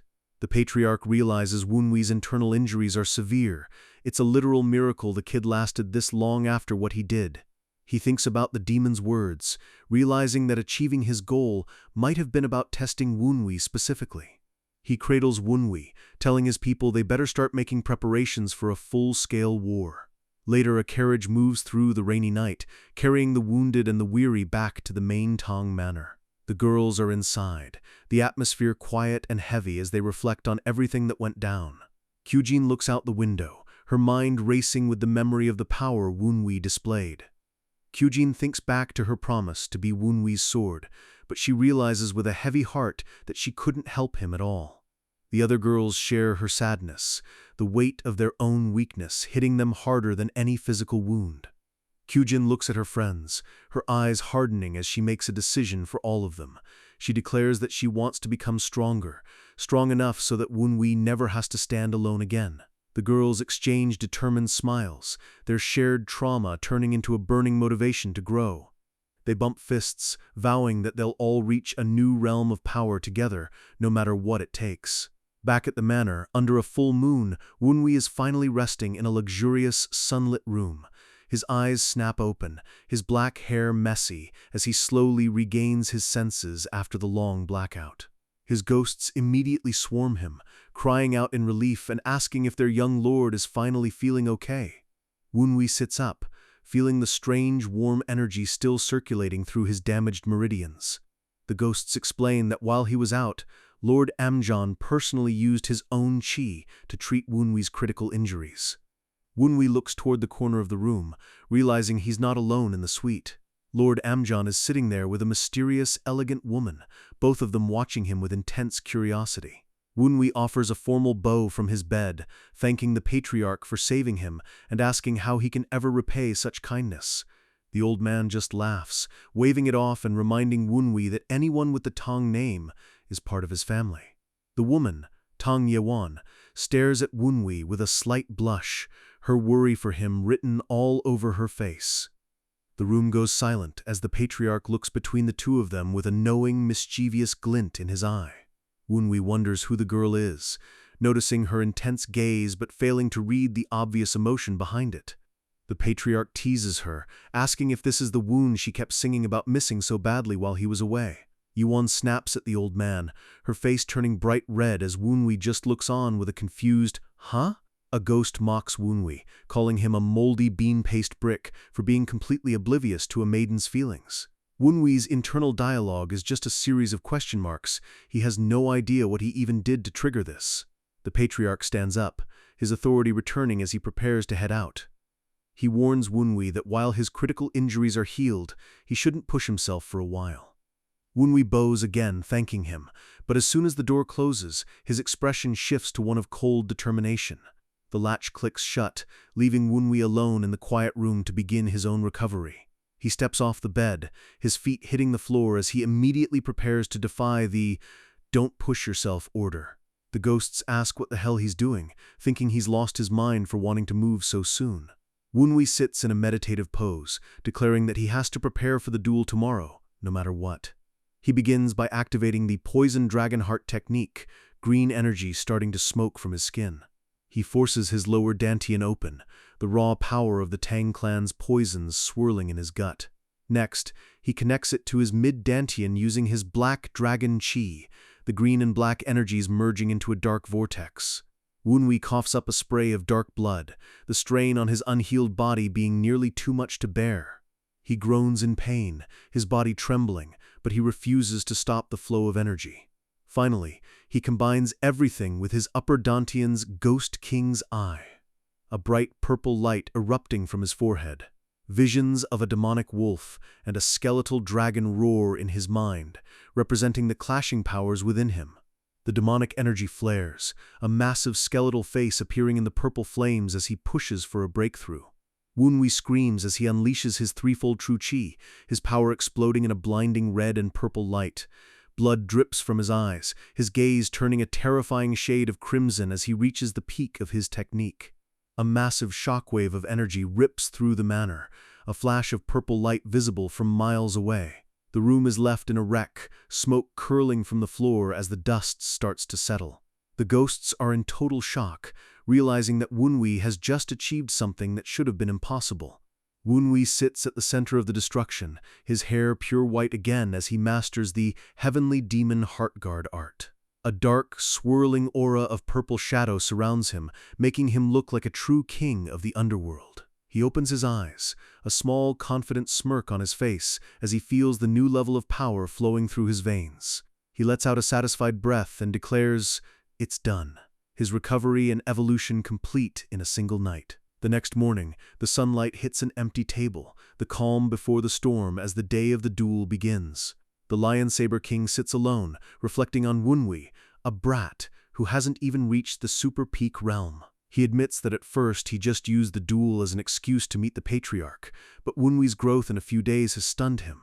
He remembers a teaching about not being able to reach the stars if you can't even see what's beneath your feet. He looks down, realizing that what's beneath his feet is the very foundation of his life's work. He thinks about the martial arts he's built up over decades of wandering and fighting. He stares at his golden saber, wondering if his own talent was the problem all along. He questions if his golden lion saber art was actually shallow compared to the true heights of the martial world. He's held a sword as long as any of the 10 great masters, but he still hasn't reached their level of enlightenment. He crushes a piece of wood in his hand, wondering if things would be different if he'd been born into a prestigious clan. He wishes he'd had a master to guide him during his years of wandering, his frustration boiling over. Suddenly, his eyes sharpen as he thinks about Wunwi, a kid who seems to know something he doesn't. Wunwi, a boy who just picked up a sword, defeated the Saber King's own disciple, and then took out a supreme peak master. The king realizes that Wunwi's basics are built on a foundation that is fundamentally different from his own.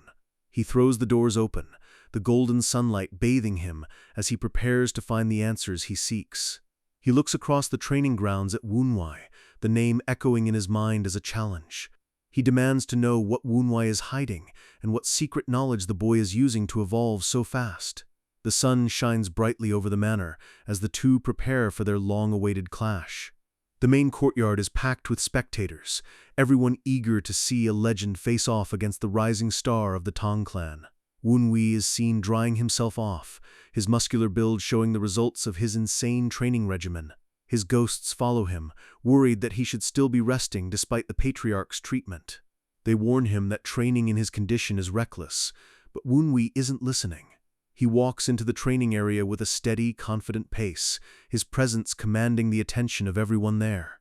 He grabs a sword from the rack, the wood clicking into place as he prepares his grip. He declares that he can't afford to slack off even for a single day if he's going to survive what's coming. He steps onto the center stage, his black boots hitting the stone with a finality that settles the crowd. A dark smirk crosses his face as he prepares to fulfill his promise to the Saber King. The Saber King is watching from the trees, hidden in the shadows as he evaluates Wunwei's every move. Wunwei begins to practice, his sword a blur of light as leaves are sliced in half around him. His eyes are closed, his focus entirely internal, as he repeats a series of incredibly simple motions. The king watches in silence, his expression unreadable as the minutes turn into hours. He thinks that as the child of a prestigious clan, Wunwei must have received some secret special teachings. He internally bellows for Wunwei to show him those secrets and prove his worth as a master. Wunwei continues his routine, a simple downward slash that looks completely ordinary to the untrained eye. The blade cuts through the air with a faint whistling sound, a repetition of the most basic form in swordsmanship. The Saber King is confused. A downward slash? That's all the boy has to show him? He thinks Wunwei is just warming up, waiting for the real martial arts to begin. But Wunwei just keeps going, his movements steady and rhythmic, showing zero signs of a secret technique. The king grows impatient, wanting to see the proper martial arts Wunwei learned from the Tang elders. A single white line of energy follows Wunwei's blade, a trace of his intent being left in the air. The sound of the blade cutting the wind is the only thing heard in the entire silent courtyard. The king is stunned. This is it? This is the grand secret of the boy who defeated the North Sea elite? He wonders where the patriarch's teachings or the Tang clan's secret poisons are in these basic moves. He grits his teeth, his frustration reaching a breaking point as he watches Wunwei repeat the same basic form for the 100th time. He feels disappointed, wondering if that confident look in Wunwei's eyes was just youthful arrogance after all. But as he watches, something begins to change in the way the light hits Wunwei's blade. Wunwei looks up with a wide, happy grin, sweating through his robes as he enjoys the purity of the basics. A bird watches from the roof as the atmosphere in the courtyard starts to vibrate with a new kind of energy. The crowd begins to whisper, sensing that the duel is finally about to begin in earnest. The girls spot a figure approaching the center of the yard, their excitement peaking.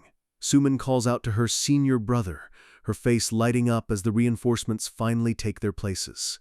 They discuss the impending duel between the Saber King and Wunwei, the stakes feeling incredibly high. The girls look at Wunwei with a mix of worry and pride, knowing he's about to face a legend.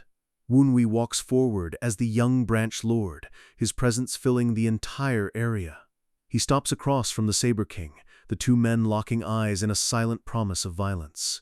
The Saber King looms over him, his golden saber glowing with an inner light that makes the air shimmer. Wunwei offers a formal introduction, hoping for a good match, while the king tells him to be prepared for the fight of his life. The king notices the plain, ordinary sword at Wunwei's hip and lets out a confused hum. He asks where Wunwei's fan-like weapon is and why he's holding such a pathetic-looking blade. Wunwei just smiles, telling the legend that the weapon itself doesn't actually matter. The ghosts warn Wunwei that he's being too cocky, while the king is insulted that Wunwei would dare hold back. The king scoffs at the young master from a prestigious clan, his golden aura starting to leak from his body. He bellows at Wunwei for spouting nonsense about weapons not mattering in a real fight.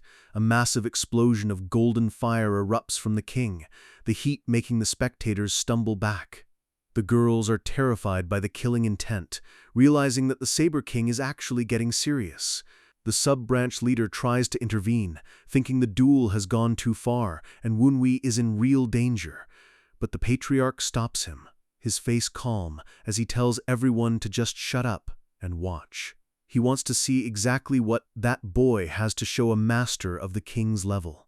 Wunwi shrugs, acting like it doesn't matter if he's a noble or a vagabond in the face of true martial arts. His eyes glow as he repeats that the source of a man's power isn't where he came from. The Saber King's hair is blown back by his own energy, his expression one of pure, unadulterated fury. The ghosts are vibrating with nerves, asking how Wunwi plans to handle a man who can literally level buildings. The king slams his blade into the ground, declaring he's heard enough of Wunwi's clever words. He walks toward the sword rack, his every step making the stone floor crack under the pressure. He grabs a weapon, his hand clenching around the hilt with a strength that could crush bone. A golden shockwave clears the area as the king prepares his first real strike. Wunwi beckons him forward with a grin, telling him to finally show him what he's got. The king roars, "Show me what you think is so important," as he launches himself forward like a golden bullet. Saber King dives from the air, his cape fluttering as he pours every ounce of his soul into a single overhead strike. Wunwi grits his teeth, his face inches from the golden blade as he feels the raw power of a super peak master. A massive explosion of light signals the first clash, the shockwave shattering the windows of the nearby buildings. Wunwi slides back, his ordinary sword vibrating so hard it threatens to shatter in his hands. The king screams, "Martial arts!" as his fist slams into Wunwi's guard, making our boy cough up a spray of blood. He yells, "Birthright!" as he swings again, mocking the idea that Wunwi can compete without his clan's secret weapons. He roars that Wunwi claimed neither birth nor weapon matters, and he's going to prove him wrong. Right here. Wunwi is hammered into the ground, the floor exploding in a cloud of dust and stone as he takes the full brunt of the attack. The king screams, "Then what is it that you claim is so important?" His golden eyes glowing with a desperate need for an answer. Wunwi rises from the smoke, wiping blood from his lip with a calm, almost predatory expression. He looks the legend dead in the eye, a small smirk playing on his lips despite the beating he just took. The king huffs, his chest heaving as he waits for Wunwi's response, his frustration turning into a strange kind of curiosity. The king admits that he secretly watched Wunwi training yesterday and was deeply unimpressed. Wunwi's internal reaction is just a confused stare, his ghosts making fun of him for being watched. The ghosts call Wunwi a clueless housecat for thinking he was actually hiding his training from a master like the king. The king admits he thought there was something special about Wunwi, but seeing him practice only basics all day was disappointing. But now, after crossing swords, the king realizes that Wunwi's basics are actually on an entirely different level of refinement. His golden aura flares up again, his eyes becoming literal suns as he declares that this can't be all Wunwi has to offer. He leaps into the air once more, his silhouette framed by a golden halo as he prepares his ultimate technique. A massive wave of golden fire washes over the courtyard, the heat so intense it starts to melt the stone floor. He screams, "Take this as well!" as a literal wall of energy sweeps toward Wunwi. Wunwi doesn't dodge, he leans into the blast, his own purple aura flaring up to meet the golden sun. A massive explosion levels the remaining parts of the training field, a pillar of fire reaching into the clouds. The spectators are blown back, Suman and the others shielding their eyes from the blinding radiance of the clash. The sub-branch leader is left speechless, staring into the inferno as the dust begins to slowly settle. The Saber King stands in the middle of the wreckage, his hand on his hilt, his gaze fixed on the smoke. He spots Wunwi's expression through the haze and pauses, his heart skipping a beat. He asks Wunwi what the hell he could possibly be enjoying so much in the middle of this bloodbath. Wunwi just gives a wider grin, blood matting his hair as he tells the king he has every reason to be happy. He says that facing such a strong opponent and being able to show everything he's trained for is the ultimate joy. The king calls him completely insane for finding pleasure in blood splatters and tearing flesh. Wunwi counters that it's because he's a true martial artist, and he knows the Saber King is enjoying this just as much. He points a finger at the legend, accusing him of hiding his own thrill behind a mask of anger. The king freezes, his grip on his sword loosening as the words hit him like a physical blow. He looks at his own reflection in his blade, wondering if Wunwi just exposed a truth he'd forgotten years ago. A black and white flashback begins, the king questioning when his path became so cold and joyless. He remembers the endless, brutal climb up the cliff of martial mastery, where every step was filled with pain. He sees a vision of a master asking him why he truly seeks strength, and his past self has no answer. He realizes that back then there was no complex reason. He was just a man who loved the fight. A younger, buff version of the king is seen training in the woods, a huge, genuine smile on his face. He remembers swinging his sword simply because it was fun, and because martial arts were the only thing that made him feel alive. But then he became a super peak master and the head of a sect, and the fun was replaced by duty and ego. He stares at his hands, realizing he's been a prisoner of his own reputation for decades. He looks up at a single bright star in the night sky, rediscovering the pure spark that started his journey. A single tear falls from the legend's eye, a moment of profound spiritual breakthrough that Wunwi forced out of him. The tear hits the ground with a soft talk, the sound echoing with the weight of a lifetime of regret and realization. The king stands tall, his hands trembling as he feels his long-dormant potential finally starting to wake up. He looks at the moon, his eyes now filled with a clarity that rivals the brightest stars. He takes a single step forward, his foot moving with a grace and power he hasn't felt since his youth. The ground beneath him glows red, his energy no longer just golden fire, but something much more refined. He lets out a massive, joyful laugh, screaming the Shisayas fun, as his aura explodes into a pillar of pure light. He bellows the words again, his voice shaking the foundation of the Tong Manor with the force of his awakening. He raises his blade high, a blinding beam of golden energy surging into the atmosphere. The air around him hums with the sound of the celestial orbits, the legendary realm he's finally touching. The spectators are in shock, realizing that this is no longer a simple duel, it's a transformation. A massive golden lion made of pure energy manifests behind the king, its roar echoing across the entire province. Wunwi's ghosts scream for him to evade, warning that he'll be bedridden for days if he takes this hit. The lion lunges, its golden jaws wide as the ghosts scream that even Wunwi can't block a strike of this magnitude. People are screaming for others to run away as the Saber King unleashes the full weight of his new enlightenment. A massive golden explosion consumes the entire center of the training grounds, the light visible from the city below. The dust hangs heavy in the air, the absolute silence afterward being more terrifying than the explosion itself.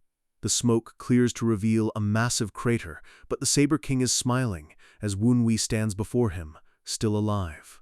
Wunwi offers a respectful bow, congratulating the king on his breakthrough and his achievement of a new realm.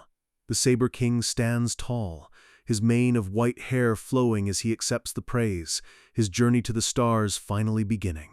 He steps toward Wunwi on the cracked stage, the sound of his boots clicking against the stone echoing through the silent crowd.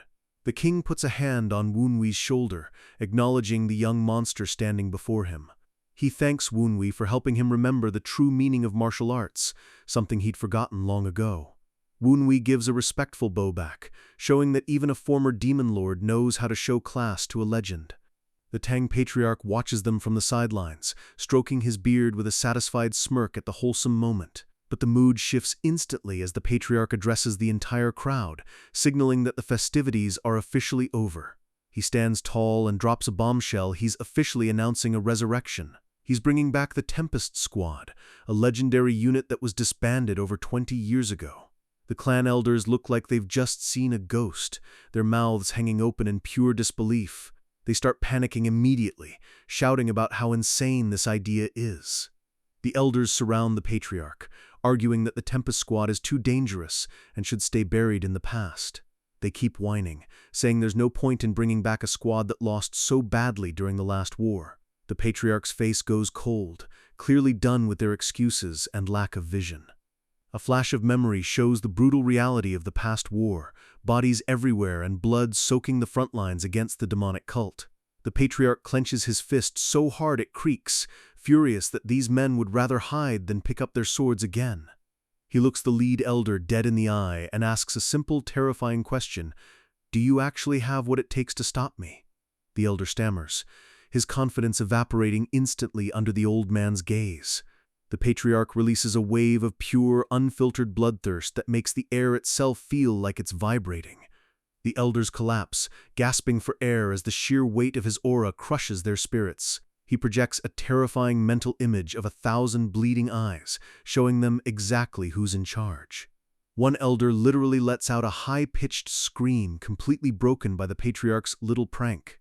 The patriarch's eye glows with a lethal intensity, proving why he's one of the 10 great masters of the world. The elders scramble away like terrified children, while the patriarch just scoffs at how easily they folded. He clears his throat, acting like he didn't just traumatize half the leadership, and says it's time to get back to business. He clarifies that the Tempest Squad's return isn't just for show, it's a direct warning to discourage the demonic cult. He looks over the massive crater in the courtyard and tells everyone that he's making an offer to every ally in the land. He holds up 3 fingers, stating the only requirements to join are teamwork, loyalty, and top-tier martial arts. The warriors in the crowd are stunned, realizing this means even those outside the Tang clan have a chance to join. The patriarch raises his fist, shouting that the gates are open, and the crowd erupts in a massive roar of excitement. Wunwei walks away from the chaos, looking battered but satisfied with how things are moving. He hears his name called and turns to see his friends waiting for him. The girls approach him, praising his growth and how insane it was to see him duel a master of that level. Wunwei lets out a confident laugh, leaning into his arrogant genius persona while the others just sigh at him. Suddenly, a new presence approaches, catching Wunwei's attention. A handsome warrior greets him, introducing himself as Li Chilsan from the prestigious Qing Cheng sect. Wunwei recognizes the name, his eyes narrowing as he realizes who he's dealing with. The girl nearby looks confused at Wunwei's intense reaction to a simple greeting. Wunwei gets a creepy smirk on his face, making the others wonder if he's planning something devious. An aura of mischievous energy surrounds him as he stares at the newcomer. He tells them he's not thinking anything weird, but his face says the exact opposite. Wunwei gives a formal greeting back, mentioning that he's heard a lot of interesting things about Li Chilsan. Li looks surprised, wondering how a member of the Tang clan would already know about him. Wunwei keeps that sharp smile on his face, acting humble while secretly analyzing Li's every move. Li playfully pats the girl's head, making her blush and complain about her senior disciple being annoying. Wunwei activates his Reaper sight, and the world turns into a blur of green and blue energy. Floating spirits appear around them, and they're shocked to see that Li also has a soul streak attached to him.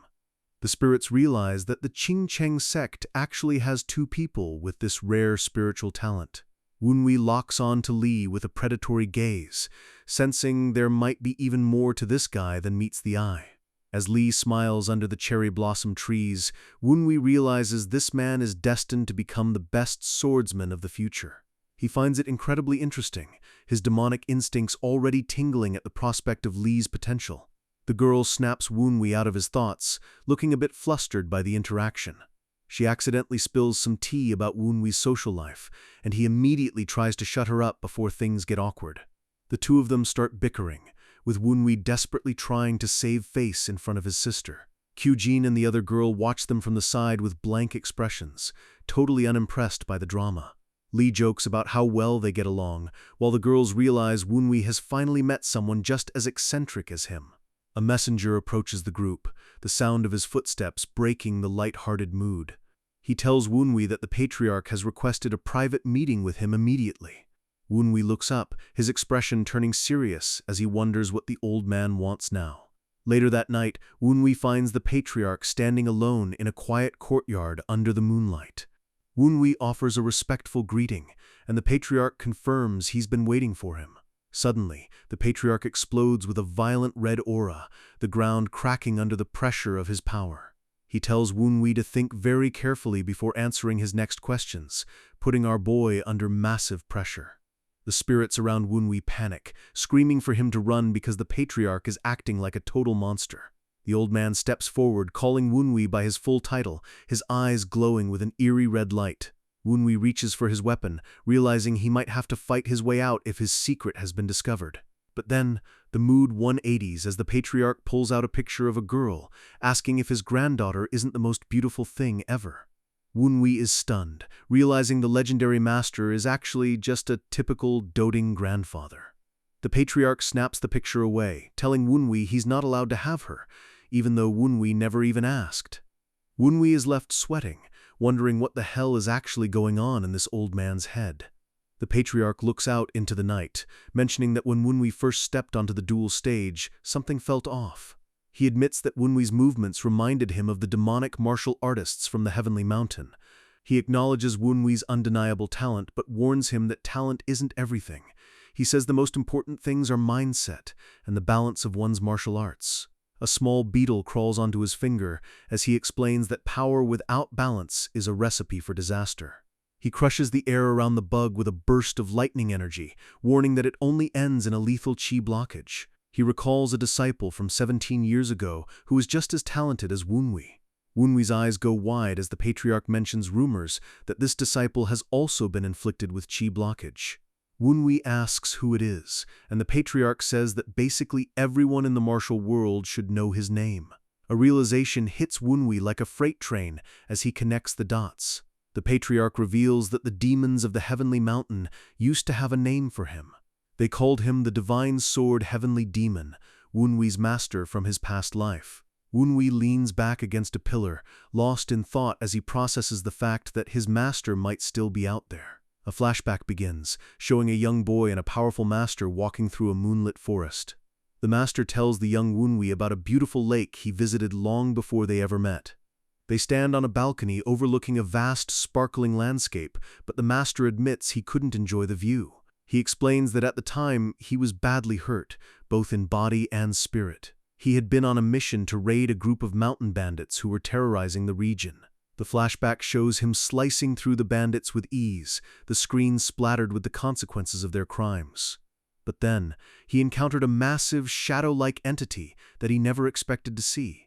He barely managed to escape with his life, collapsing by a river as death began to close in.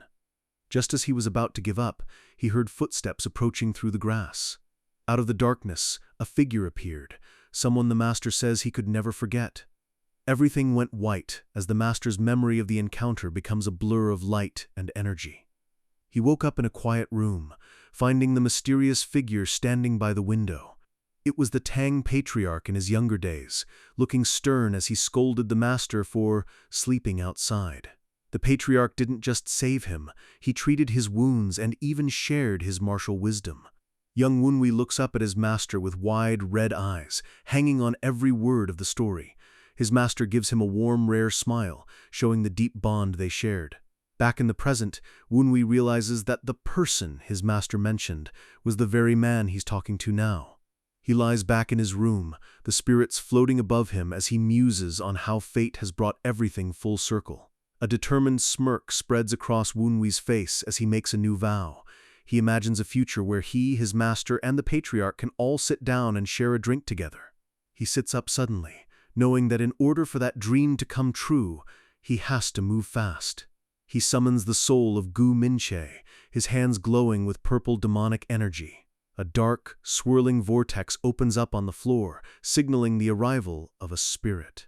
A massive demonic gate appears, glowing with an eerie light as it begins to creak open. Blinding white light spills out from the underworld as the gate fully opens. Gu Minche appears, surrounded by shadowy figures, looking more like a prisoner than a warrior. He tells his spectral guards to open a path because he needs to have a serious talk with Wunwi. The spirits look hesitant, clearly intimidated by Gu Minche's lingering presence. Wunwi scoffs, telling Gu Minche to stop acting like he owns the place when he's just a ghost. He walks right up to the spirit, reminding Gu Minche exactly where his place is in this new hierarchy. Gu Minche looks down, his expression turning somber as he admits he was always just a tool to be discarded. Then he looks up with a wicked, toothy grin that stretches across his face. He mocks Wunwi, saying that they're exactly the same because Wunwi was thrown out too. He points a finger at our boy, laughing about how Wunwi was betrayed by everyone he trusted and met a pathetic end. His laughter fills the room as he claims there's no difference between a dead rival and a dead lord. Wunwi stays silent, his eyes shadowed as he lets the ghost finish his rant. The small spirits around Wunwi get angry on his behalf, offering to take care of the disrespectful ghost. But Wunwi just watches with a cold, analytical eye, telling the spirit to keep talking. Gu Minche keeps cackling, saying Wunwi knows the pain of abandonment better than anyone in existence. He calls Wunwi ridiculous for using the Tang clan just to corner his old enemies. Wunwee starts walking toward him, the sound of his footsteps echoing with a steady, menacing rhythm. He calmly agrees that he was betrayed just like Gu Minche was. He looks out over the Tang clan estate, admitting he did think about using them to find his master. Gu Minche laughs even harder, calling Wunwee more pathetic than he ever imagined. But Wunwee cuts him off, his face turning stone cold as he says that doing that would make him no better than his enemies. He vows that this time he will do everything in his power to protect the people he loves. His eyes glow with a fierce golden light as he declares he doesn't care what the rest of the world thinks of him. Gu Minche falls silent, seemingly stunned by the sheer weight of Wunwee's conviction. A new flashback shows a lonely figure standing by a window, ignored by those around him. The boy sits in a dark room, feeling small and insignificant in the shadow of his more successful brother. He trained until his muscles screamed, desperate for even a single shred of validation from his clan. In the end, he clawed his way up to become one of the 10 pillars of the demonic path, but the screen fades to black as the word "however" appears, signaling a turning point. He looks at the one person who took everything away from him, everything he had worked so hard to build. Even as an orphan who struggled every day just to learn a single move, he found it deeply upsetting to lose it all. He grinds his teeth until they bleed, furious at the attention and position that was stolen from him. He felt like those things should have been his by right, fueled by a lifetime of resentment. He screams in rage, admitting he dreamed of the day he could finally take over and rule. But as he looks at Wunwee now, he finally starts to understand the difference between them. He realizes that despite their similar pasts, they could never truly be equals. He lets out a final, resigned smirk, finally ready to cooperate. Wunwee tells him to stop the nonsense and spill whatever information he's holding. Gu Minche rattles his spectral chains, preparing to reveal a secret that will change everything. He tells Wunwee that a man claiming to be from the society made a secret deal with the North Sea leader. The deal was simple: help kill the divine sword heavenly demon in exchange for becoming the new cult leader. Wunwee's eyes widen as he hears that one of the society's main duties was tracking down his master. A small smile tugs at Wunwee's lips as he realizes the best news of all: his master is definitely alive.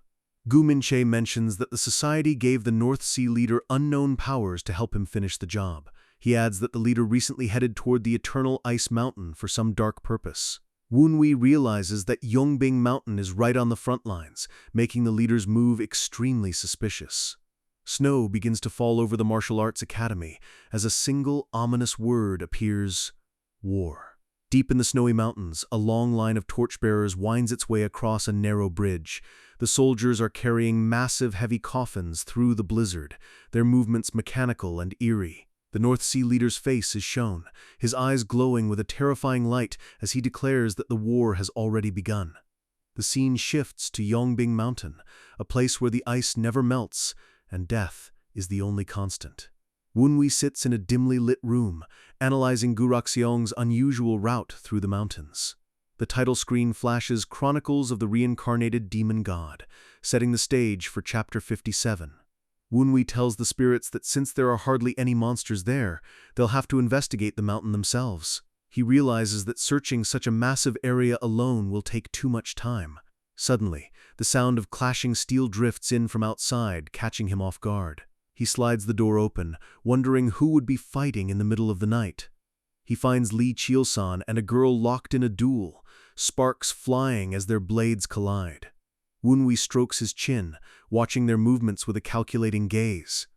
A light bulb goes off in his head as he realizes he's found exactly the help he needs. He starts scribbling something down with a maniacal laugh, looking like a little demon who's just finished a master plan.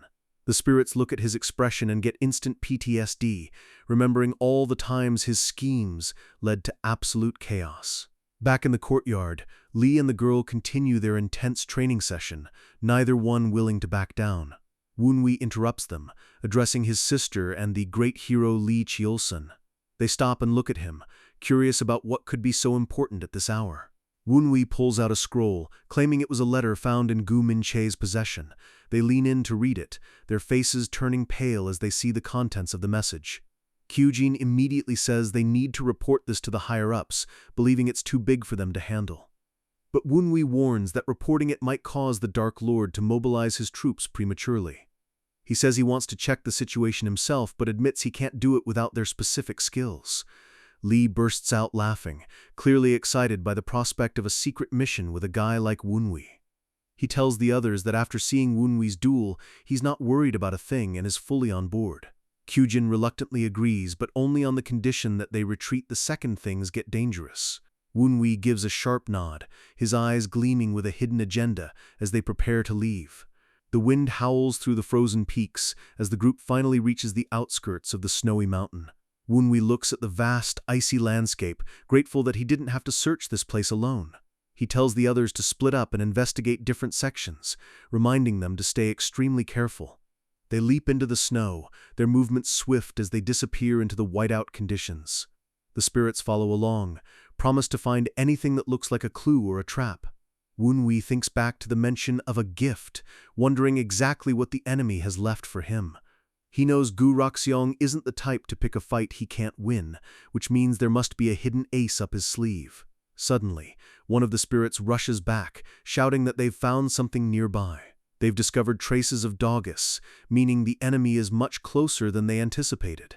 In a dark part of the woods, a group of Dogus is bickering about their orders before being barked at to stay silent. A leader-type Dogi reminds them that everything they do is the sect leader's will.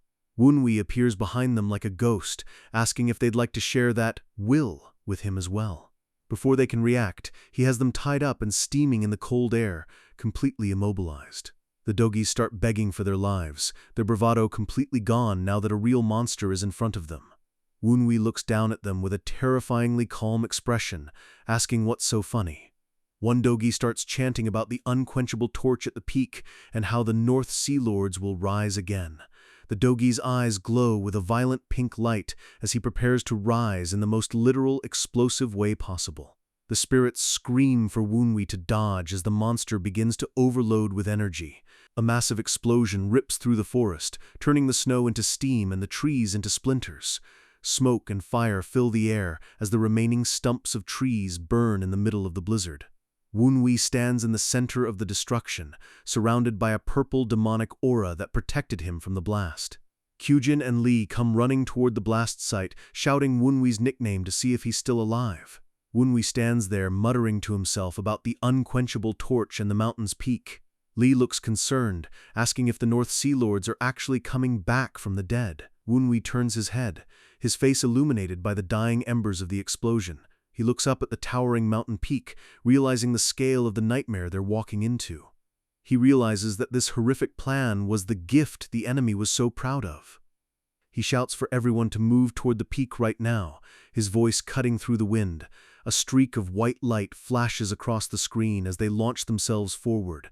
They blast through the snow, leaving a trail of fire and destruction in their wake as they race against time. Wunwi leaps over a massive ravine, his eyes locked on to the summit. Lee catches up to him, demanding an explanation for what the hell is actually happening. Wunwi explains that Yongbing Mountain isn't just a mountain, it's something far more sinister. He recounts the Dogi's last words about the Lord sleeping beneath the peak becoming ablaze again. Lee's eyes widen as he starts to realize the truth behind the cryptic message. Wunwi confirms their fears, his aura flaring up as they reach a massive hidden structure. He looks back at his friends, his expression grim as he reveals what this place really is. It's a tomb. The title card, Chronicles of the Reincarnated Demon God, appears again as they stand before the entrance. The three of them land at the bottom of a massive crater, surrounded by jagged ice and ancient stone. Kyujin looks around at the remains of the explosion, wondering what kind of ritual took place here. They look up at the scale of the underground chamber, feeling small in the presence of such ancient power. Wunwi looks into a deep dark hole in the center of the tomb, sensing that something is definitely down there. Kyujin suggests they go back and report this, but Wunwi is already moving toward the darkness. Lee laughs, saying there's never a dull moment when he's hanging out with Wunwi. Kyujin sighs in exasperation as the two monsters dive headfirst into the unknown. They walk through a dark, dripping cavern, the sound of their footsteps the only thing breaking the silence. Kyujin notes that the energy in the air is changing, becoming more oppressive the deeper they go. They round a corner and are blinded by a sudden, intense white light. Two massive Dogi guardians stand in their path, their red eyes glowing with murderous intent. Wunwi realizes these aren't the normal, weak versions. These ones are built for war. The monsters swing their massive blades in a lethal X pattern, trying to end the intruders instantly. The three warriors deflect the strike simultaneously, sparks lighting up the dark cavern. Kyujin tells Wunwi to go ahead while they handle these guards, promising to follow right behind him. Wunwi gives a quick nod, trusting his sister and Lee to hold the line. He blasts past the guardians, his movement so fast it looks like a streak of white light against the stone. He glances back with a cocky grin, asking if they're really worried about a couple of overgrown mutants. He reaches a massive set of double doors that slowly begin to groan open. He steps into a breathtaking golden chamber, the true tomb of the North Sea Lords. Wunwi walks into the center of the room, his eyes scanning the ancient architecture and the coffins lined up against the walls. His boot clicks against the stone floor as he stops in front of a massive central monument. His jaw drops as he sees the true state of the tomb, realization dawning on him. He lets out a breath of pure disbelief, cursing Gu Raxiong for being an absolute crazy lunatic. The war is no longer a threat on the horizon, it's at the front door, and it's bringing the dead back with it. Lee Chil-san centers himself, his green sword energy flaring up as he prepares for the next wave of monsters. A massive Dogi lunges from the shadows with a jagged blade, but Lee is already one step ahead of the sneak attack. He sidesteps the brute force effortlessly, his eyes glowing with focus as he prepares a lethal counter. With a series of lightning-fast slashes, he carves a glowing star pattern through the air, shredding the monster into pieces. The giant beast collapses into a heap of blood and bone behind him as Lee stands tall, barely breaking a sweat. Meanwhile, the rest of the squad isn't slacking off either, smashing through the undead horde with pure, explosive force. An assassin-type monster flexes its blue-clawed hands, preparing to strike from the darkness. But the girls are faster, their blades glowing with blue spirits as they slice through the air with perfect precision. One final, crushing strike ends the skirmish, and the battlefield goes quiet for a split second. Lee gives a playful head pat to his junior, praising her for holding her own against those mutated freaks. Back at the tomb entrance, Wunwi's boots click against the stone as he finally emerges from the inner chamber. His spirits are panicking, realizing the North Sea sect is actually insane enough to revive the dead lords to use as weapons. Wunwi regroups with Lee and his sister, his face grim as he carries the weight of the horrific things he just saw inside. He tells them there's no time to waste, and they need to book it back to the branch office to warn the patriarch immediately. The sun rises over the Tang clan estate, but the morning light brings nothing but a cold sense of impending dread. The patriarch sits on his throne, listening to Wunwi's report with a look of pure, concentrated rage. He doesn't blame them for acting on their own. Instead, he tells them they'll be rewarded for uncovering such crucial information. Suddenly, a messenger bursts into the hall, shouting for Lord Tang at the top of his lungs. The news is even worse than they feared. The North Sea sect has officially set foot in the martial world and is heading straight for them. The patriarch stands up, scuffing at Gu Raxiong's impatience to start a fight he can't possibly win.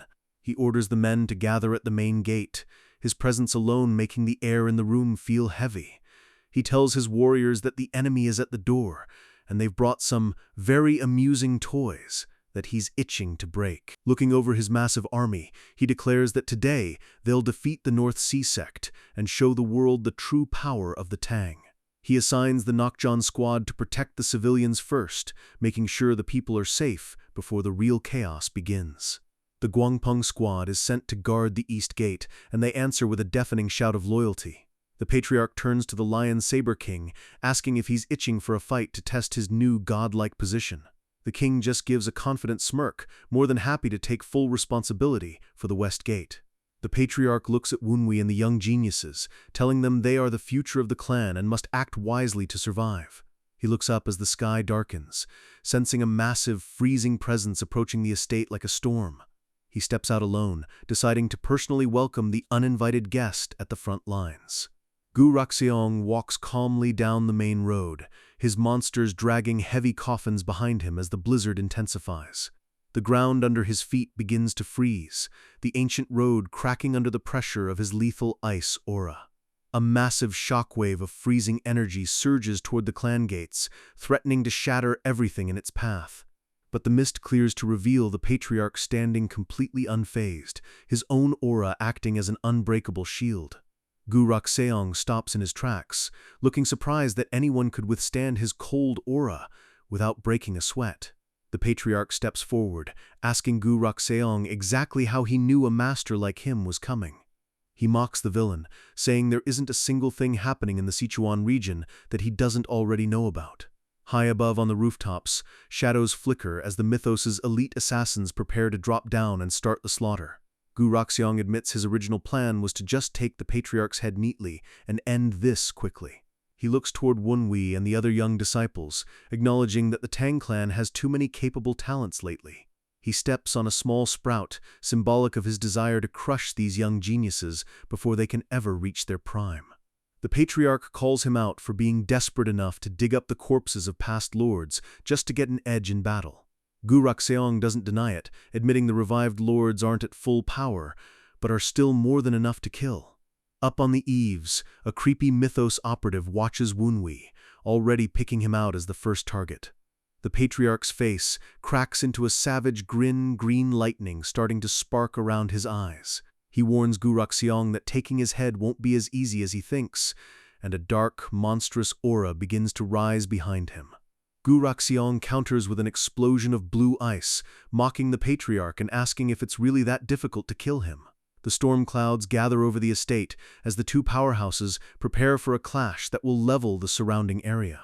Suddenly, a seductive assassin in purple lunges from the rooftops, her movements a blur of lethal speed. A flash of red light signals a strike that narrowly misses its mark, cutting through the air with a sharp whistle. She looks frustrated, her eyes narrowed as she realizes her prey is far more skilled than she expected.